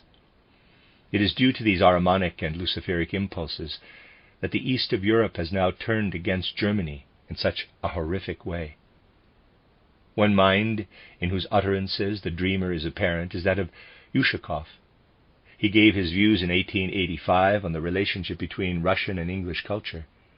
I suggest you consider his ideas, for it seems most desirable that as many people as possible today develop ideas like those which not all that long ago arose in the mind of a Russian who then wrote them down.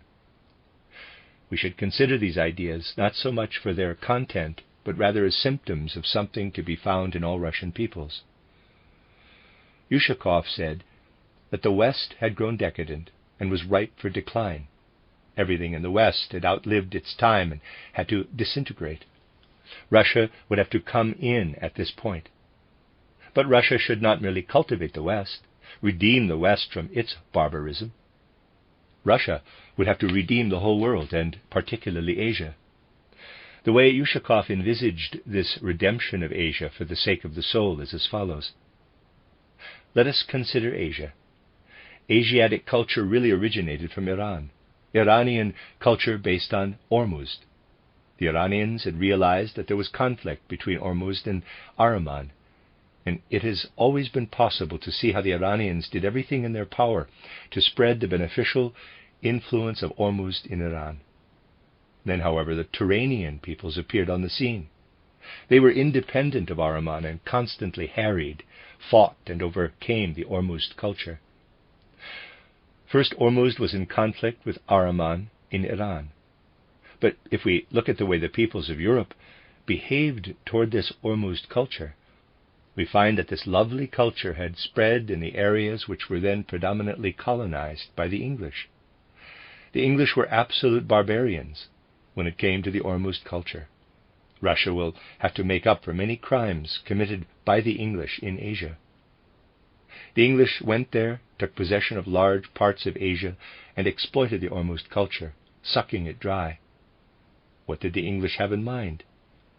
Those Englishmen believed the Ormuzd culture to exist for their benefit.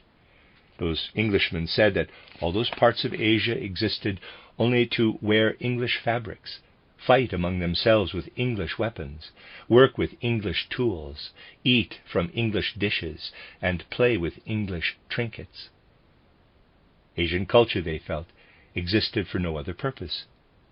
The whole of Asia was to their mind booty won by England. Ushakov put it very precisely, quote, "England is exploiting millions of Hindus, and her whole existence depends on the obedience of the various peoples inhabiting that rich peninsula. I desire nothing of this kind for my own country. I can only rejoice that it is sufficiently far removed from this brilliant, yet at the same time also lamentable situation." Close quote. That was written in Russian by Ushakov in 1885. And what did the Russians do? Ushakov asked. They had not been able to emulate the Western European nations, the English, and without legal justification attack and arrogate for themselves the Ormuzd culture which existed in Asia. They only went to the places where the Ahriman culture had spread, holding back the peoples in whom Ahriman was at work, so that they could do no further harm to all that Ormuzd had achieved for Asia. Once the Russians had liberated the peoples of Asia from the evil of Ahriman, they would have to liberate them from the evils due to the sins the English had committed against the Ormuzd culture in those areas. To prepare for their future mission in Asia, following the liberation of Asia from Ahriman, they would also have to make good the harm European peoples, and above all the English, had done to the Ormuzd culture. Asked why those peoples were unable to carry on with the Ormuzd culture, Ushakov's reply was that they had become slaves to industrialism and individualism, that they always thought of themselves first, whilst the Russians always thought of themselves last. Such people were of no use. Having blended industrialism into their individualism, they had become bloodsuckers in Asia. Russia, he said, would forge different links, a link between the Cossacks with their brilliant military skills and the country people who were working with nature. Out of this would come the people who were to liberate the people of Asia. The individual who was to liberate human evolution would come from Asia. That was Ushakov's ideal, that the one to liberate the world would come out of the union between the Cossacks and the country people tilling the soil. Dear friends, you see an ideal set up here that surely makes it clear beyond doubt that something of the Ahrimanic spirit entered into Ushakov's own mind, into the dreamer. This influence on the dreamer has gradually created a mood in a whole nation, the mood we now perceive in the people who are to the east of us. We are dealing here with a popular mood, a mood brought to expression in Ushakov's words. You see, I also wanted to show how spiritual science lets us enter more and more closely, giving us deeper insights into what people say and dream. We all have the dreamer in us. The dreamer is in all of us. Both good and evil powers influence the dreamer. We have the dreamer in us who has brought moon nature into us, and we also have a sun man in us from sun evolution. This sun man, however, is no longer able to dream. His conscious awareness is of the same kind as that of the plants. We have within us a plant or sun man who is asleep. And then we have in us a Saturn man who is completely dead as a stone. We have the sun man in us who is asleep, and also Saturn man who is at an even lower level of consciousness, below the level of consciousness we have in sleep. Saturn man, I'd say, is our oldest cause, the innermost core in us. All the knowledge man gains at the present time in external life or in science is gained because the external world influences the Saturn man in us. We are not aware of being influenced in this way, but we are nevertheless influenced. Everything we think, feel, and will penetrates to Saturn man. And Saturn man is what finally remains of us on this earth, irrespective of whether we are cremated as far as our physical body is concerned, or whether we decompose. The principle we call the dreamer does not endure. The sun man does not endure. Saturn man becomes part of the elemental realm of the earth in form of very, very fine dust particles. This endures. The earth will always contain a trace of what there has been in us. If you investigate the elemental world today, you can find in it the remains of Abraham, Plato, Socrates, Aristotle, though in the form of very, very fine dust particles. You could find the part of them that was their Saturn man. Part of man that was his Saturn man is given to the earth, remains with the earth, remains in the earth, with our permanent essential character. It was not like this in earlier times. It has been like this since the 15th and 16th centuries. Previously, the whole of the human being dissolved. Only those who had been well ahead of their time, like Abraham, Plato, and Socrates, left their remains to the earth. By now, of course, it has gradually come to be like this for all people. For this is what is so strange. Everything presently achieved by following the path of external science is imprinted in this Saturn man and becomes part of the earth when he does. Everything else there is to man will be lost, dissolving into the universe once the earth has reached its goal. The minerals, plants, and animals around us will pass away. Only the Saturn man you have been remains, in the form of fine dust particles. It will go over from Earth to Jupiter existence, forming the solid skeleton of Jupiter. Those are real atoms for Jupiter. People studying external science today, people thinking in an external way, influence their Saturn man to the effect that they produce atoms for Jupiter in their Saturn man. That is how Jupiter gets its atoms. If that, however, were the only thing to happen, the whole of Jupiter would be merely a mineral or mineral-like sphere. Jupiter would merely be a mineral-like sphere without plant growth. What we are able to take across to Jupiter through the Saturn man in us merely causes Jupiter to be a mineral sphere. Plants could not grow on it. If plants were to grow on Jupiter, the Sun man in us must also be given something. This Sun man in us only receives something from now on and into the future if men and women absorb concepts developed in spiritual science. For the concepts we absorb outside from external science enter into Saturn man. What we absorb by way of thoughts engendered through spiritual science enters into the Sun man. This is why spiritual science calls for greater activity. Its thoughts differ from those of external science in that they are active. They have to be grasped in a living way, and it is impossible to remain passive toward thinking activity the way we do in the external world. In spiritual science, everything has to be actively thought out. We have to be inwardly active. This has an effect on the Sun man in us. And if there were no Sun principle in man, the Jupiter of the future would be entirely mineral, with no plant world. People going through spiritual development take something across that will give rise to a plant world on Jupiter. Through the Sun principle in us, we take across the future plant world. All we have to do to make Jupiter barren is reject spiritual science. We can establish spiritual science now in order that there shall be vegetation on Jupiter. Unlike others, we spiritual scientists do not talk of the marvelous progress we have made. Just listen to a modern physician, one who is very much taking the present-day point of view, or to a modern philosopher, and so on. They say, quote, "We need not go far back to find people who amounted to nothing at all. Someone like Paracelsus really was an idiot, and a grammar school teacher today is cleverer than Plato ever was." Close quote. Plato's philosophy was thoroughly picked to pieces by Hebel. The latter put down in his diary as an idea for a play that a grammar school teacher had a reincarnated Plato in his class.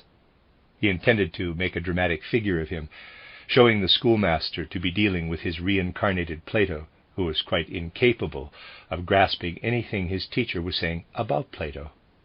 Hebel intended to make a play of this. It really is a pity he did not do so, for it really is a very good idea. But we do not consider ourselves to have made marvelous progress. We hold a different point of view.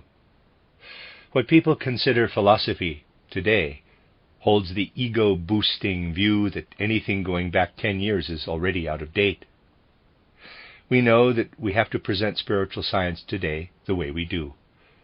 We also know, however, that a time must come when everything we now present as spiritual science will be a nonsense in a future where quite different work will have to be done within mankind. What we have to present as spiritual science today has the form appropriate for the moment, seeking out from eternity what will be for the benefit of the present age. A time will come, however, when it will be necessary for us to try and influence the dreamer in us, just as we influence the Sun Man, and the whole of our external science influences Saturn Man. Jupiter's mineral mass will be based on what external science makes of Saturn Man. Its vegetation will be based on what spiritual science makes of Sun Man.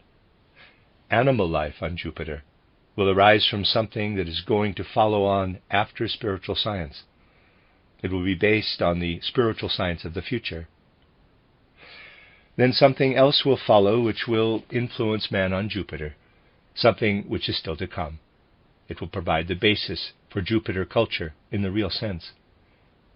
At present, therefore, we are in a period of life where we prepare the mineral nucleus of Jupiter through external science, and where spiritual science influences its plant life, providing the basis for vegetation on Jupiter.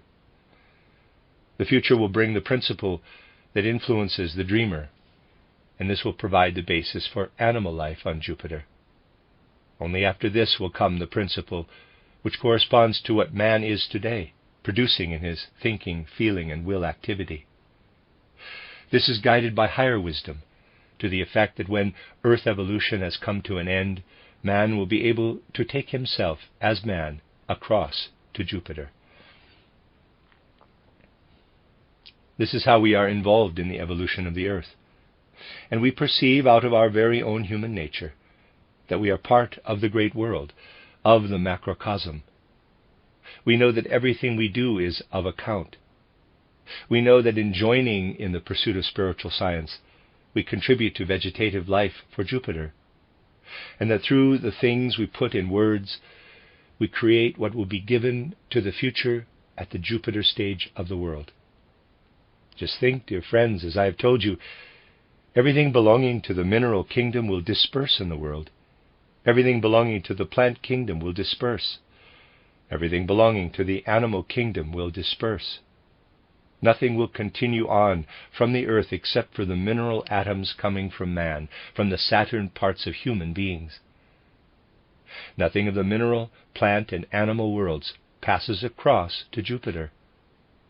The only thing which will continue is the Saturn man now within us. This will be the mineral kingdom on Jupiter. I do not know if some of our friends still remember how we first started many years ago in Berlin. We were a small band in those days. Some who shared in the experience are still with us, and we started to consider these things. Let us imagine ourselves on the Jupiter of the future. What are the atoms of Jupiter? They are the Saturn parts of present-day man. It is a nonsense to talk of atoms of the kind modern physicists speak of. Everything man gains from the whole of the earth enters into Saturn man, and later becomes Jupiter atoms. It is pure nonsense to say that our minerals, animals, and plants contain what physicists are looking for in them. Our present earth atoms were prepared during moon existence, and are what will prepare us to be sun men, just as we are now preparing the Saturn man in us. I have previously spoken of the way the atom is prepared out of the whole cosmos. You'll find this in the lectures given at the very beginning of our work in Berlin. Today I'll have to be brief, also taking into account what we have gone through in the meantime. Our stars too, the external physical stars, the physical sun, the physical moon we see out there in the universe, that too is not the way physicists see it. Physicists would be most surprised if they managed to get up to the sun, for they would find nothing at all of what they have construed. They'd be most surprised at what they saw there. What we would find, if we ever could travel up there, in accord with the times, it would have to be in a balloon that is still to be invented, in an ether balloon, we'd find the unexpected. We would not find what the physicists have construed. We'd find nothing at all by way of a physical body. It merely looks like that. The sun, moon, and stars are part of a whole that arose at some point after moon evolution. After moon evolution, it was not only the moon which perished, but everything that is part of the visible universe entered into night. And everything there is in the universe today really belongs to the earth. So that the end of the earth will not only mean the plant and animal kingdoms perishing with it, but everything out there in the cosmos perishing as well. The stars in their present form will perish into night. And then the future Jupiter world will emerge. Its atoms will be the Saturn parts of present man. Its environment will look very different from our Earth environment. A person considering all this today might ask, quote, "What will remain of the present world when Earth evolution has come to an end?" Close quote. Mineral, plant, and animal kingdoms, all that disperses and passes away. What man gains today by virtue of being man, the external power of discernment he is acquiring, will pass over into the mineral kingdom of Jupiter. The spiritual science he gains will pass over as sun-man and establish the vegetation. What we say, the words we speak, will pass over. Anything moral that happens will pass over. Was not the one who was to give meaning and direction to the whole of Earth evolution able to say some very special words? Was he not able to say, quote, "Heaven and earth shall pass away, but my words shall not pass away"? Close quote. Are we not now beginning to grasp the utter profundity of the words Christ spoke? Heaven and earth shall pass away, but my words shall not pass away. Is that not literally true? Words coming from external science influence Saturn man and become the atoms of Jupiter. Words coming from spiritual science and influencing sun man pass across to form the vegetation on Jupiter. That which acts on the dreamer passes across to form the animal kingdom on Jupiter. The moral progress made by man and what he gains through words of the spiritual science of the future, that will be man on Jupiter. It will be words, wisdom of thoughts. This shall endure. Everything all around us in the cosmos will perish. Heaven and earth shall pass away, but my word shall not pass away. So we gradually come to see words of profound wisdom flowing from this central place of activity we call Golgotha. They flow from that point. As I once said, the whole earth evolution to follow exists so that gradually men shall come to understand the words spoken by the one who went through the mystery of Golgotha. Today I have tried to explain to you, out of the whole of spiritual science as we know it so far, Christ's words, "Heaven and earth shall pass away, but my words shall not pass away." Again and again in the future there will be people who know how to explain other words spoken by Christ out of spiritual science. There will have to be many of them before the full meaning of Christ's words can be understood, for they are words of guidance, words given out of the Spirit. Yet it will only be in the course of time that they can be understood out of what human beings are able to summon up out of the science of the Spirit. We need to enter into this with our feelings, if we are to get a feeling for the utter uniqueness of the mystery of Golgotha. Through perception directed upward to the infinite, we shall gain the marvelous insight into the one thing that has given the earth meaning from the world's beginning to its very end, the mystery of Golgotha. Dear friends, it will be another few weeks until we can talk again. And so it has been my task today to speak of something we are able to take into our hearts and minds and meditate on a great deal in the weeks to come. I wanted to put some ideas into your hearts and minds which you could then develop further. It always has been our summer task in spiritual science to develop further what has entered into our hearts and minds, so that our souls shall grow more alive and mature. We do not progress in spiritual science by absorbing it as something theoretical, by merely absorbing ideas, but rather by transforming those thoughts into our whole inner life, letting them become living experience. If we let this thought of how man is part of the whole macrocosm act on our souls, we will come to feel part of it all as human beings. Faint-heartedness, hesitation, lack of hope will have to vanish before the magnitude of this thought. We must then at last come to feel ourselves human beings in all humility. And all we have been able to absorb of spiritual science, all that can and shall come alive in us out of spiritual science, as has always been our principle until now, needs to be given emphasis in the present day. Again and again we have to remember, as we consider things today, that the great events happening in our time are a warning. We must remember those who are leaving their ether bodies behind for us while still young, ether bodies that will be a great help to us in letting the Spirit enter into the culture of the future. If the Spirit is to come in, there must be souls that understand something of these spiritual things, souls that look up into that world and know that up there is not only what in abstract terms is called attraction, but up there are the living dead. Up there is what they have given to mankind on earth of their own life, their unused ether bodies. Souls that have some understanding of these things will have to work together. Souls whose thoughts reach upward to meet what is streaming down from the unused ether bodies of those who have died before their time. We must fill our souls with this image of the spiritual streaming down to join the earthly. Above all, we must look up to the spiritual realm with all our thoughts, with the part of us that is already spiritual. Thus I have always summed up in conclusion in the words that shall also be our conclusion today.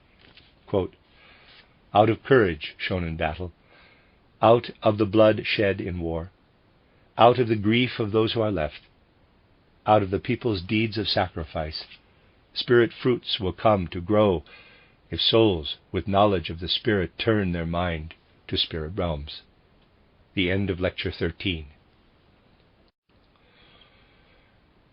You are listening to RudolfSteinerAudio.com. As well, you can hear these podcasts at rudolfsteiner.podbean.com. Please consider becoming a patron. There are two publishing houses, steinerbooks.org in America and rudolfsteinerpress.com in England, which are the sole publishers of Steiner into English and have given me permission to do these recordings. Please consider patronizing them as well. This is a reading of a collected works number 157 by Rudolf Steiner, entitled The Destinies of Individuals and of Nations, translated by Meuss, 14 lectures. This is the last lecture, Lecture 14, given in Berlin on the 6th of July, 1915. Dear friends, once again, let us first of all remember those who are out there at the front in the great arena of present-day events. Quote, spirits of your souls, guardian guides, on your wings let there be borne the prayer of love from our souls to those whom you guard here on earth. Thus, united with your might, a ray of help our prayer shall be, for the souls it seeks out there in love. Close quote. And for those who, because of those events, have already gone through the gate of death, quote, spirits of your souls, guardian guides, on your wings let there be borne the prayer of love from our souls to those whom you guard in the spheres. Thus, united with your might, a ray of help our prayer shall be, for the souls it seeks out there in love. Close quote. May the Spirit we are seeking as we work toward spiritual knowledge, the Spirit who has gone through the mystery of Golgotha for the good of the earth, for the freedom and progress of man, be with you and the hard duties you have to perform. There are a number of things I want to recall in this extra session today, themes spoken of in different lectures, which we shall bring together and consider from a particular point of view today. The rays of light which arise will then be directed at subjects we have previously considered from one angle or another. There is a particular prejudice, a feeling people have, which stops them from accepting spiritual science in the present age. People have so little idea of how small a proportion of whatever a human being accomplishes at any hour, any moment, basically is within his ordinary awareness of being a human individual in the physical world. Just consider how little we would be able to function as human beings if we were fully conscious of everything we needed in order to live as human beings. It is often stressed, and quite rightly so, that modern man knows very little, taking first of all the purely physical functions in life, how his brain, liver, heart, and so on really work in order to accomplish what man has to accomplish to enable him to live on this earth as a physical entity. All the things man has to accomplish merely to let his external physical life progress. All those things he simply has to accomplish. But consider how little man is able to follow this with his conscious mind. Just consider some quite minor thing happening in everyday life, and you'll immediately see that man as an entity in this world, an entity on earth, is one thing, and what may be called, in quotes, conscious man, is something quite different. In relation to what man is within his whole compass, this conscious man is small, very small indeed. It should therefore not come as a surprise that man feels a natural urge to extend this small conscious man more and more into the region that opens up when we consider man as part of the cosmos. We shall do this today by returning to aspects considered in earlier lectures and considering them in a different context. Our conscious existence as a human being starts, in a way, with sensory perception, with everything our senses perceive of the world outside us.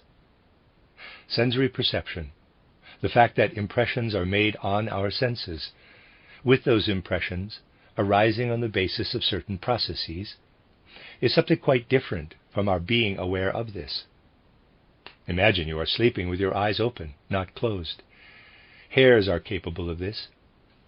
Unless it were pitch dark, the environment would constantly leave impressions on the eye, EYE.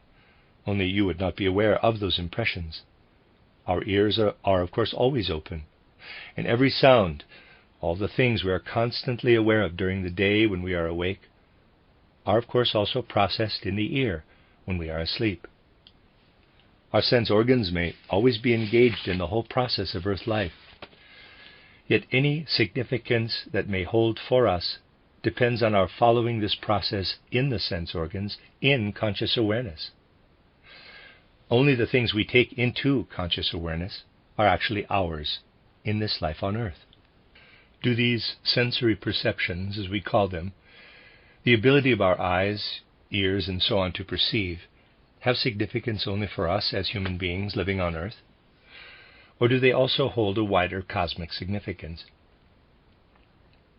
To answer this question, we need to use clairvoyant insight to form an opinion as to what it is that we actually see of the stars in the universe. I think we may say that people taking the point of view of materialistic physics would say, well, when we see a planet, the light of the sun has fallen on it and been reflected, and that is how we see the planet, close quote. That is, in fact, the way objects on Earth are seen. Physicists therefore concluded, on the basis of mere analogy, that planets are seen in the same way. There is no reason at all why something applicable on Earth, the conclusion that light falls on objects and these objects become visible through that light being reflected, should also apply to heavenly bodies. There is absolutely no reason to say that this conclusion also applies to the universe. As to the fixed stars, well, the physicists say these give off their own light. I remember how, as quite a young fellow, I asked a former schoolmate from our village school, quote, "What are they teaching you about light?" Close quote. Even in those days I had listened with a certain youthful skepticism to what was said of the, in quotes, real origin of light, of all the tiny dancing particles of ether and of light waves.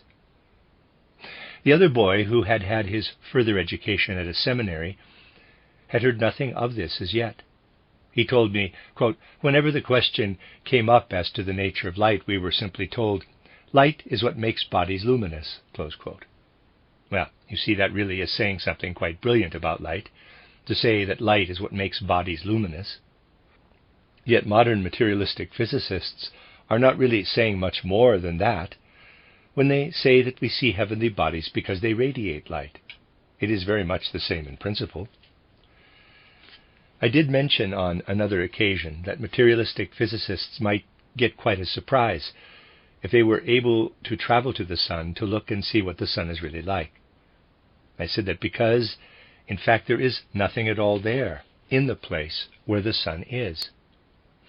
What we would find would be a composite of purely spiritual entities and energies. There's nothing material there at all.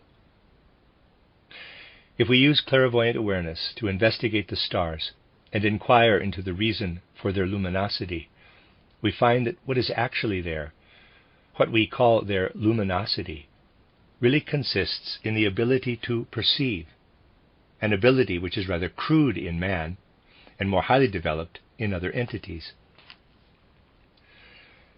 If some entity were to look down on the Earth from Venus or Mars and find the Earth luminous, it would have to say to itself, quote, "This Earth is luminous, not because it reflects the rays of the sun, but because there are men on Earth who perceive with their eyes," close quote. The process of visual perception holds significance not only for our own conscious awareness, but radiates out into the whole of outer space. The light of this particular heavenly body consists in what men do in order to see. We do not merely see in order to become aware of the results of visual perception. We also see in order that because of this process, the Earth becomes radiant to outer space. And it is a fact that every one of our sense organs has the function not only to be what it is for us, but also has a function within the universe. Through sensory perception, man is an entity within the cosmos. He is not merely the entity his conscious mind presents to him as a human being on Earth. He is also a cosmic entity. Considering the inner configuration of the soul at a deeper level, we come to our thinking activity. We are even more inclined to consider our thoughts our own. Not only are, quote, "thoughts free from toll," close quote, as the saying goes, indicating that thoughts really hold significance only for the individual person, but it is widely thought that people merely go through an inner process when they think, and that this thinking activity more or less holds only personal significance for them. The truth is very different. Thinking activity is in fact a process occurring in the ether body, and people know extremely little of what really goes on when they are thinking. Extremely little of what goes on when he is thinking enters into man's conscious awareness. As he thinks, he is aware of part of what he is thinking. Yet infinitely more thinking activity is associated with this, even when we think in the daytime. What is more, we continue to think during the night, when we are asleep.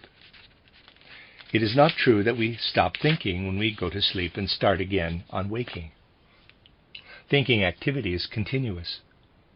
There are many different dream processes in our dream life, and part of all this is that man's ego and astral body enter into his ether body and physical body on waking. He comes in with these two principles and finds himself in the surging billows of something very active and alive. Giving just a little consideration to this, he will realize that these are weaving thoughts, and that he is becoming immersed in an ocean consisting entirely of weaving thoughts. People often say to themselves on waking, quote, "If only I could remember what I was thinking just now. Those were very sensible ideas, something that could help me enormously, if only I could remember." Close quote. And they are not mistaken. There really is something like a billowing ocean down there. It is the billowing, weaving, etheric world, and this is not simply a more subtle form of matter, the way English theosophists like to present it, but the world of weaving thoughts, something genuinely spiritual. We become immersed in a world of weaving thoughts. As human beings, we are really much more sensible and intelligent than we are just as conscious human beings. This is something that has to be admitted. It would indeed be most regrettable if we were no more sensible at the unconscious level than we are at the conscious level. For we could do nothing else in that case but repeat ourselves at the same level of intelligence life after life. In fact, we already have within us, during our present life, the potential for our next life. This will be the fruit. If we were always able to catch hold of this element we become immersed in, we would catch hold of much of what we will be in our next life. So there is billowing, weaving life down there. It is the germ of our next incarnation, and this is what we take into ourselves, hence the prophetic nature of our dream life. Thinking is an immensely complicated process, and man only takes a small proportion of what it involves into his consciousness. A thought involves something which is a process in time. Our sensory perceptions, made in conscious awareness, also make us part of the cosmos. The activity of seeing causes the earth to grow luminous, and this makes us part of cosmic space. The processes involved in thinking activity make us part of cosmic time. All that happened before we were born and all that is going to happen after death plays its part in this. Through our thinking, then, we take part in the whole cosmic process of time. Through our sensory perception, in the whole cosmic process of space. Only the earth-based process of sensory perception is for ourselves. Let us move on to feeling. We are even less aware of feeling activity than we are of sensory perception and of thinking activity. Feeling is a very profound process. You see, to discover the true significance of thinking, to find the real truth, that thinking has cosmic significance, it is necessary to progress to imaginative perception, as described in Title Knowledge of the Higher Worlds.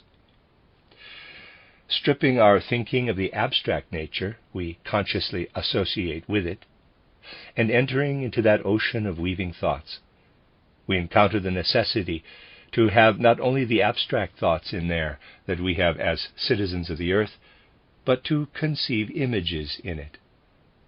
For everything is created from images. Images are the true origins of things. Images are behind everything around us. And it is into these images we enter when we immerse ourselves in the ocean of weaving thoughts. Those are the images Plato spoke of. They are the images all who have spoken of spiritual primary causes had in mind. The images Goethe had in mind with his archetypal plant. These images are to be found in imaginative thinking. This imaginative thinking is a reality, and we become immersed in it when we enter the billowing world of thoughts that move with the stream of time. We only enter into the depths of feeling when we attain to what is called inspiration. This is a higher form of perception compared to imagination. Everything that lies at the root of feeling in us really is a surging sea of inspirations. Just as the image reflected in the mirror is merely an image of the object which exists in the world outside, so our feelings are merely reflections, mirrored in our own organism of inspirations that come to us from the universe. They are a mirror image which relates to the flowing movement in the universe the way a dead mirror image relates to the living creature it is reflecting. Each of those images reflects the attributes of entities belonging to higher hierarchies, who express themselves in the world through inspiration. If we do not stop at feeling activity but progress to clairaudient perception, we perceive the world as the united activity of a great multitude of entities within hierarchies. The world is this entity arising out of the united actions of entities from the hierarchies. The deeds of the higher hierarchies are happening in the world, and we are involved. We are in the mirror. And the deeds of the higher hierarchies are reflected in our mirror. We then perceive what has been reflected through conscious awareness. As human beings active in feeling, we live in the womb of the attributes of the hierarchies, perceiving those attributes because we have consciousness. When it comes to being conscious of his feelings, man is even smaller compared to what he really is in his ability to feel than he is compared to his sensory perceptions and his thinking activity. As feeling human beings, we are also part of the hierarchies, are also working in the sphere where the hierarchies are at work. We are active in creating the fabric. We perform deeds that are not for ourselves alone, deeds through which we share in the great work of building the world. Through our feelings, we are the servants of the higher entities that are the world builders. We may think, as we stand before the Sistine Madonna, for example, that this merely meets certain emotional needs in us. The fact, however, is that when a human being stands before the Sistine Madonna and responds to the painting emotionally, this is an entirely real process. If there were no emotional element, no element of feeling, the entities which one day are to share in the work of building Venus as a heavenly body would lack the powers they need to do this work. Our feelings are needed for the world the gods are building, the way bricks are needed in building a house. Again, we have only partial knowledge of our feelings. We know the joy we experience as we stand before the Sistine Madonna. Yet what is happening there is one element within the universal whole, irrespective of whether we have conscious awareness of this or not. As to our will activity, this too is but a mirror, though in this case the essential nature of individual members of the hierarchies is reflected. We are also an entity within the hierarchies, but at a different level. Our reality lies in our will. We give substance to the world by somehow or other letting our will live in reality. Again, it holds true that insofar as we follow our will activity in conscious awareness, this has significance only for us as human beings. But apart from this, our will activity is a reality which is the material the gods used to build a world. So you see how our sensory perceptions, our thinking, feeling, and will activity have cosmic significance, how they are an integral part of the whole of cosmic life. It really seems that modern man should have a fair degree of understanding, and should, with some goodwill, be able to accept these things.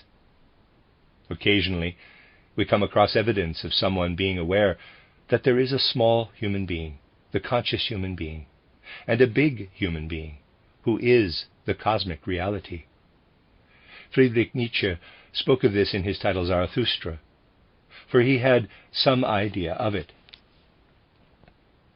The same holds true for many other people, except that they do not make the effort to follow the paths that will show how we progress from being a small human being to being the greater one.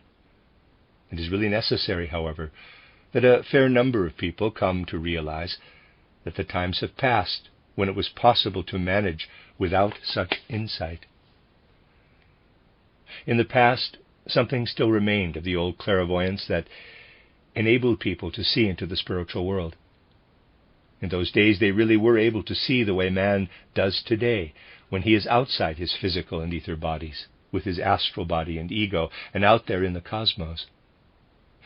Man would never have achieved complete freedom as an individual, and dependence would have been his lot if the old clairvoyance had persisted. It was necessary for man to take possession, as it were, of his physical ego. The form of thinking he would develop if he perceived the surging ocean of thinking, feeling, and will activity that exists below consciousness would be a heavenly form of thinking, but not independent thinking. How does man achieve independent thinking? Well, imagine it is nighttime and you are lying asleep in your bed. It is the physical body and the ether body which are lying in your bed. As you wake up, the ego and the astral body enter from outside. Thinking activity continues in the ether body. And now the ego and the astral body enter, first of all taking hold of the ether body. This does not take long, however, for at that very moment the thought may flash up, quote, "What have I been thinking? Those were sensible thoughts," close quote. However, the human being has a strong desire to take hold of the physical body as well, and the moment he does so, everything vanishes. Now, the human being is wholly within the sphere of earth life. It is because man immediately takes hold of his physical body that he is unable to gain awareness of the subtle swell of etheric thinking, to have the awareness, quote, "It is I who am thinking," close quote. Man simply has to take hold of his physical body and make it his instrument. Otherwise, he would not feel, quote, "It is I who am thinking," close quote, but, quote, "It is the angel guarding me who is thinking," close quote. The conscious thought, "I am thinking," is possible only if the physical body is taken hold of. Man therefore must be able to use his physical body. In the time that lies ahead, he will have to make use of what the earth is giving him and take hold of his physical body more and more. His justifiable egoism will grow and grow. This will have to be counteracted by taking hold of the insights provided through spiritual science. We are now at the beginning of this era. People might say, quote, "No need to concern ourselves with this. What do we care as to the intentions of the gods? We have no desire to inquire into the will of the gods. We'll accept whatever they offer us in the course of life on this earth. They give us the physical body to be an ever more powerful instrument for physical thinking. But to feel concerned that we should start to gain something else that is more than just power, that is too much of an effort. And we do not really have to. The gods could take another course," close quote. That, too, is what people say, only they say it by inventing philosophies and so forth. It has to be clearly understood that in the world it really makes no difference if we decide to put a limit on what is to happen, a limit to suit our reluctance to be personally involved. It is quite impossible for the measure meted out to man to be reduced. If man is intended to develop certain powers within a particular era, and only develops part of them, the rest will, nevertheless, emerge. It is not true to say that they do not emerge. When you heat up an engine, the excess heat supplied does not disappear. It radiates from the engine. In the same way, nothing that exists in human life can disappear. It is not true, therefore, that mystical powers, so much despised by modern man, do not exist. Man is able to deny them, yet they continue to exist as part of this world. You can deny them, you can be a great materialist in your conscious mind, but you cannot be a materialist with the whole of your being. What happens is that those powers will, unknown to man, develop in such a way that he will offer to Lucifer and Ahriman what he would otherwise have offered to the legitimate gods. Everything you suppress in your conscious mind, everything you will not allow to unfold, you offer to Ahriman and Lucifer. No culture in the present age, dear friends, can have been more intensely materialistic, down to the last fibers of the soul, than the Italian culture. Present-day Italian culture, the culture of the Italian nation, has developed through the influence of the folk soul on the sentient soul. It is the current mission of English culture to develop materialism. Materialism will be on the surface there, but it will be the way it ought to be.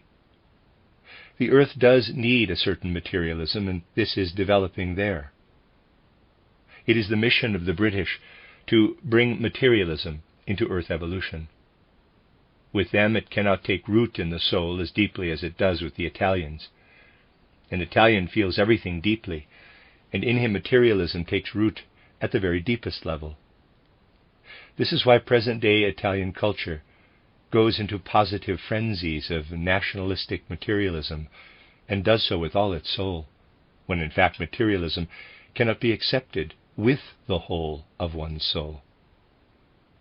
We may be its protagonists in the world, but we cannot really develop an enthusiasm for it, unless we are part of the Italian folk soul.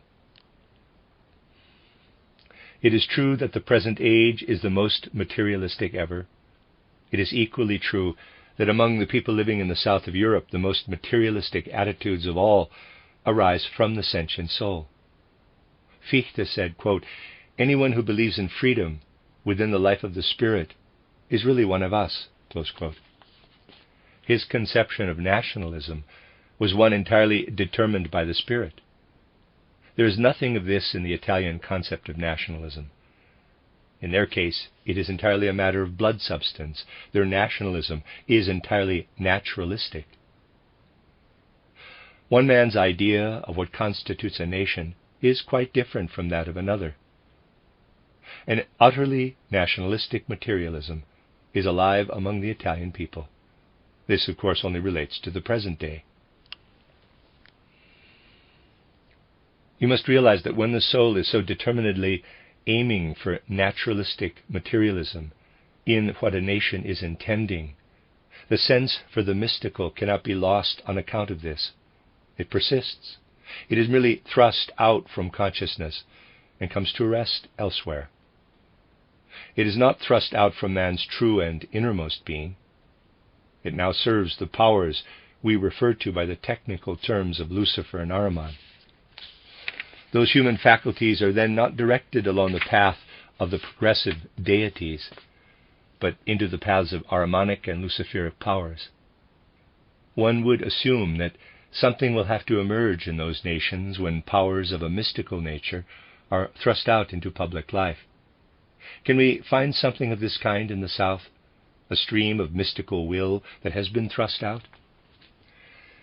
It was in May 1347, on Whitsunday, the Colle dei Rienzi walked up to the Capitol in Rome at the head of a great procession. He was wearing ancient Roman armor, which was in accord with the sentiments of that time, and had 4 standards. The Capitol is the place from which speeches concerning Rome civilization were traditionally addressed to the Romans. Rienzi proclaimed that he had come to speak in the name of Jesus Christ, as a man compelled to speak to the Romans in the name of freedom for the whole world. Rhetoric was very much the order of the day at the time. It did have a certain significance then, in 1347, but no reality. The whole was something like a puff of smoke. But that is not really my point. I want to draw your attention to the fact that this happened on a Whitsunday, on 20 May 1347. It was then that the man representing this whole stream called himself an ambassador of Christ. Later, when he had further elaborated his message, he also called himself a man inspired by the Holy Spirit. It was also a Whitsunday that war was declared against Austria. Immediately before that, a man who did not call himself an ambassador of Christ, but nevertheless let it appear in what he said that he was filled with the Holy Spirit, had walked at the head of a large procession and made speeches in Rome. There certainly was no vestige in the soul of this man of the mysticism out of which Rienzi had formerly spoken. Yet here we get an element of mysticism that has been thrust out. The words were again spoken on a Whitsunday, yet they were spoken in the service of those other powers. The Christ impulse had been thrust out from consciousness, and that it was very much the Ahrimanic element, an element we must of course expect in the present age, is evident from just a few words that were said at the time. A 20th century orator could not of course arrive in Roman armor and with 4 standards, and so he came in a car. That is the kind of sacrifice one has to make in this materialistic age. But somehow he had to bring to expression, perhaps unconsciously, that an element of mystical power thrust out by man had been ceded to another power and was now on the move in the outside world. Having been turned into its opposite, this man who calls himself D'Annunzio, in reality he is called something else, spoke in such a way that people might have believed all the great flaming speeches of Rienzi were coming to life again. It is easy to do this in Italian, deliberately making every sentence reminiscent of him. After his oration, which to the Central European mind consists of nothing but empty words, he picked up a ceremonial sword, and he kissed this sword to indicate that the power of his oratory should pass into this sword. The sword was the property of the editor of a magazine one commonly sees around when one goes to Italy. The editor of a magazine had presented the sword to the mayor of Rome as a sacred relic on this occasion. The sword belonged to the editor of the cosmic paper Asino. In time to come, a world judging these things on a different basis from that prevailing today will realize that many of the things happening at the present time have to be judged from the point of view I have presented, that much of what is present in man by way of mystical powers is thrust out, handed over to the world process, but does not get lost. It becomes the spoil of Ahrimanic and Luciferic powers. Rarely is the irony inherent in world history as obvious to the eye, EYE, as in the case I have just presented. Let us use all we have been able to absorb out of the work we have been doing these last years, and try to understand clearly that there is a certain measure of spiritual power that is given to human nature. Mystical spirituality has to be thrust out of human consciousness in order that mankind can grow free in taking hold of the physical body. Yet on the other hand, this mystical spirituality must be made part of our conscious life. Otherwise Ahrimanic and Luciferic powers will take hold of what has been thrust out from conscious awareness. Again and again, I want to remind you, dear friends, that having made such efforts for many years to absorb this into our conscious mind, we also have the feeling arise in us that something will have to emerge from the bloodshed of the present time that will lead mankind toward spirituality, toward recognition of the Spirit. This means, as I have often said, that there will have to be souls who have grown able through spiritual science to look up into the spiritual world where all the ether bodies that have come from young people are present. These have reached the spiritual world and will continue to be present because on that plane too, powers are not lost. We must look up toward them. They will unite with the power shining down for us from the spiritual world, and what the dead have to say will form the impulses of the future, if souls are present who understand their language. It is in this spirit that once again we say these simple words, quote, "Out of the courage shown in battle, out of the blood shed in war, out of the grief of those who are left, out of the people's deeds of sacrifice, spirit fruits will come to grow if souls with knowledge of the Spirit turn their mind to spirit realms." That's the end of Lecture 14, and it is the end of Collected Works Volume 157, entitled The Destinies of Individuals and of Nations by Rudolf Steiner, translated by Meuss.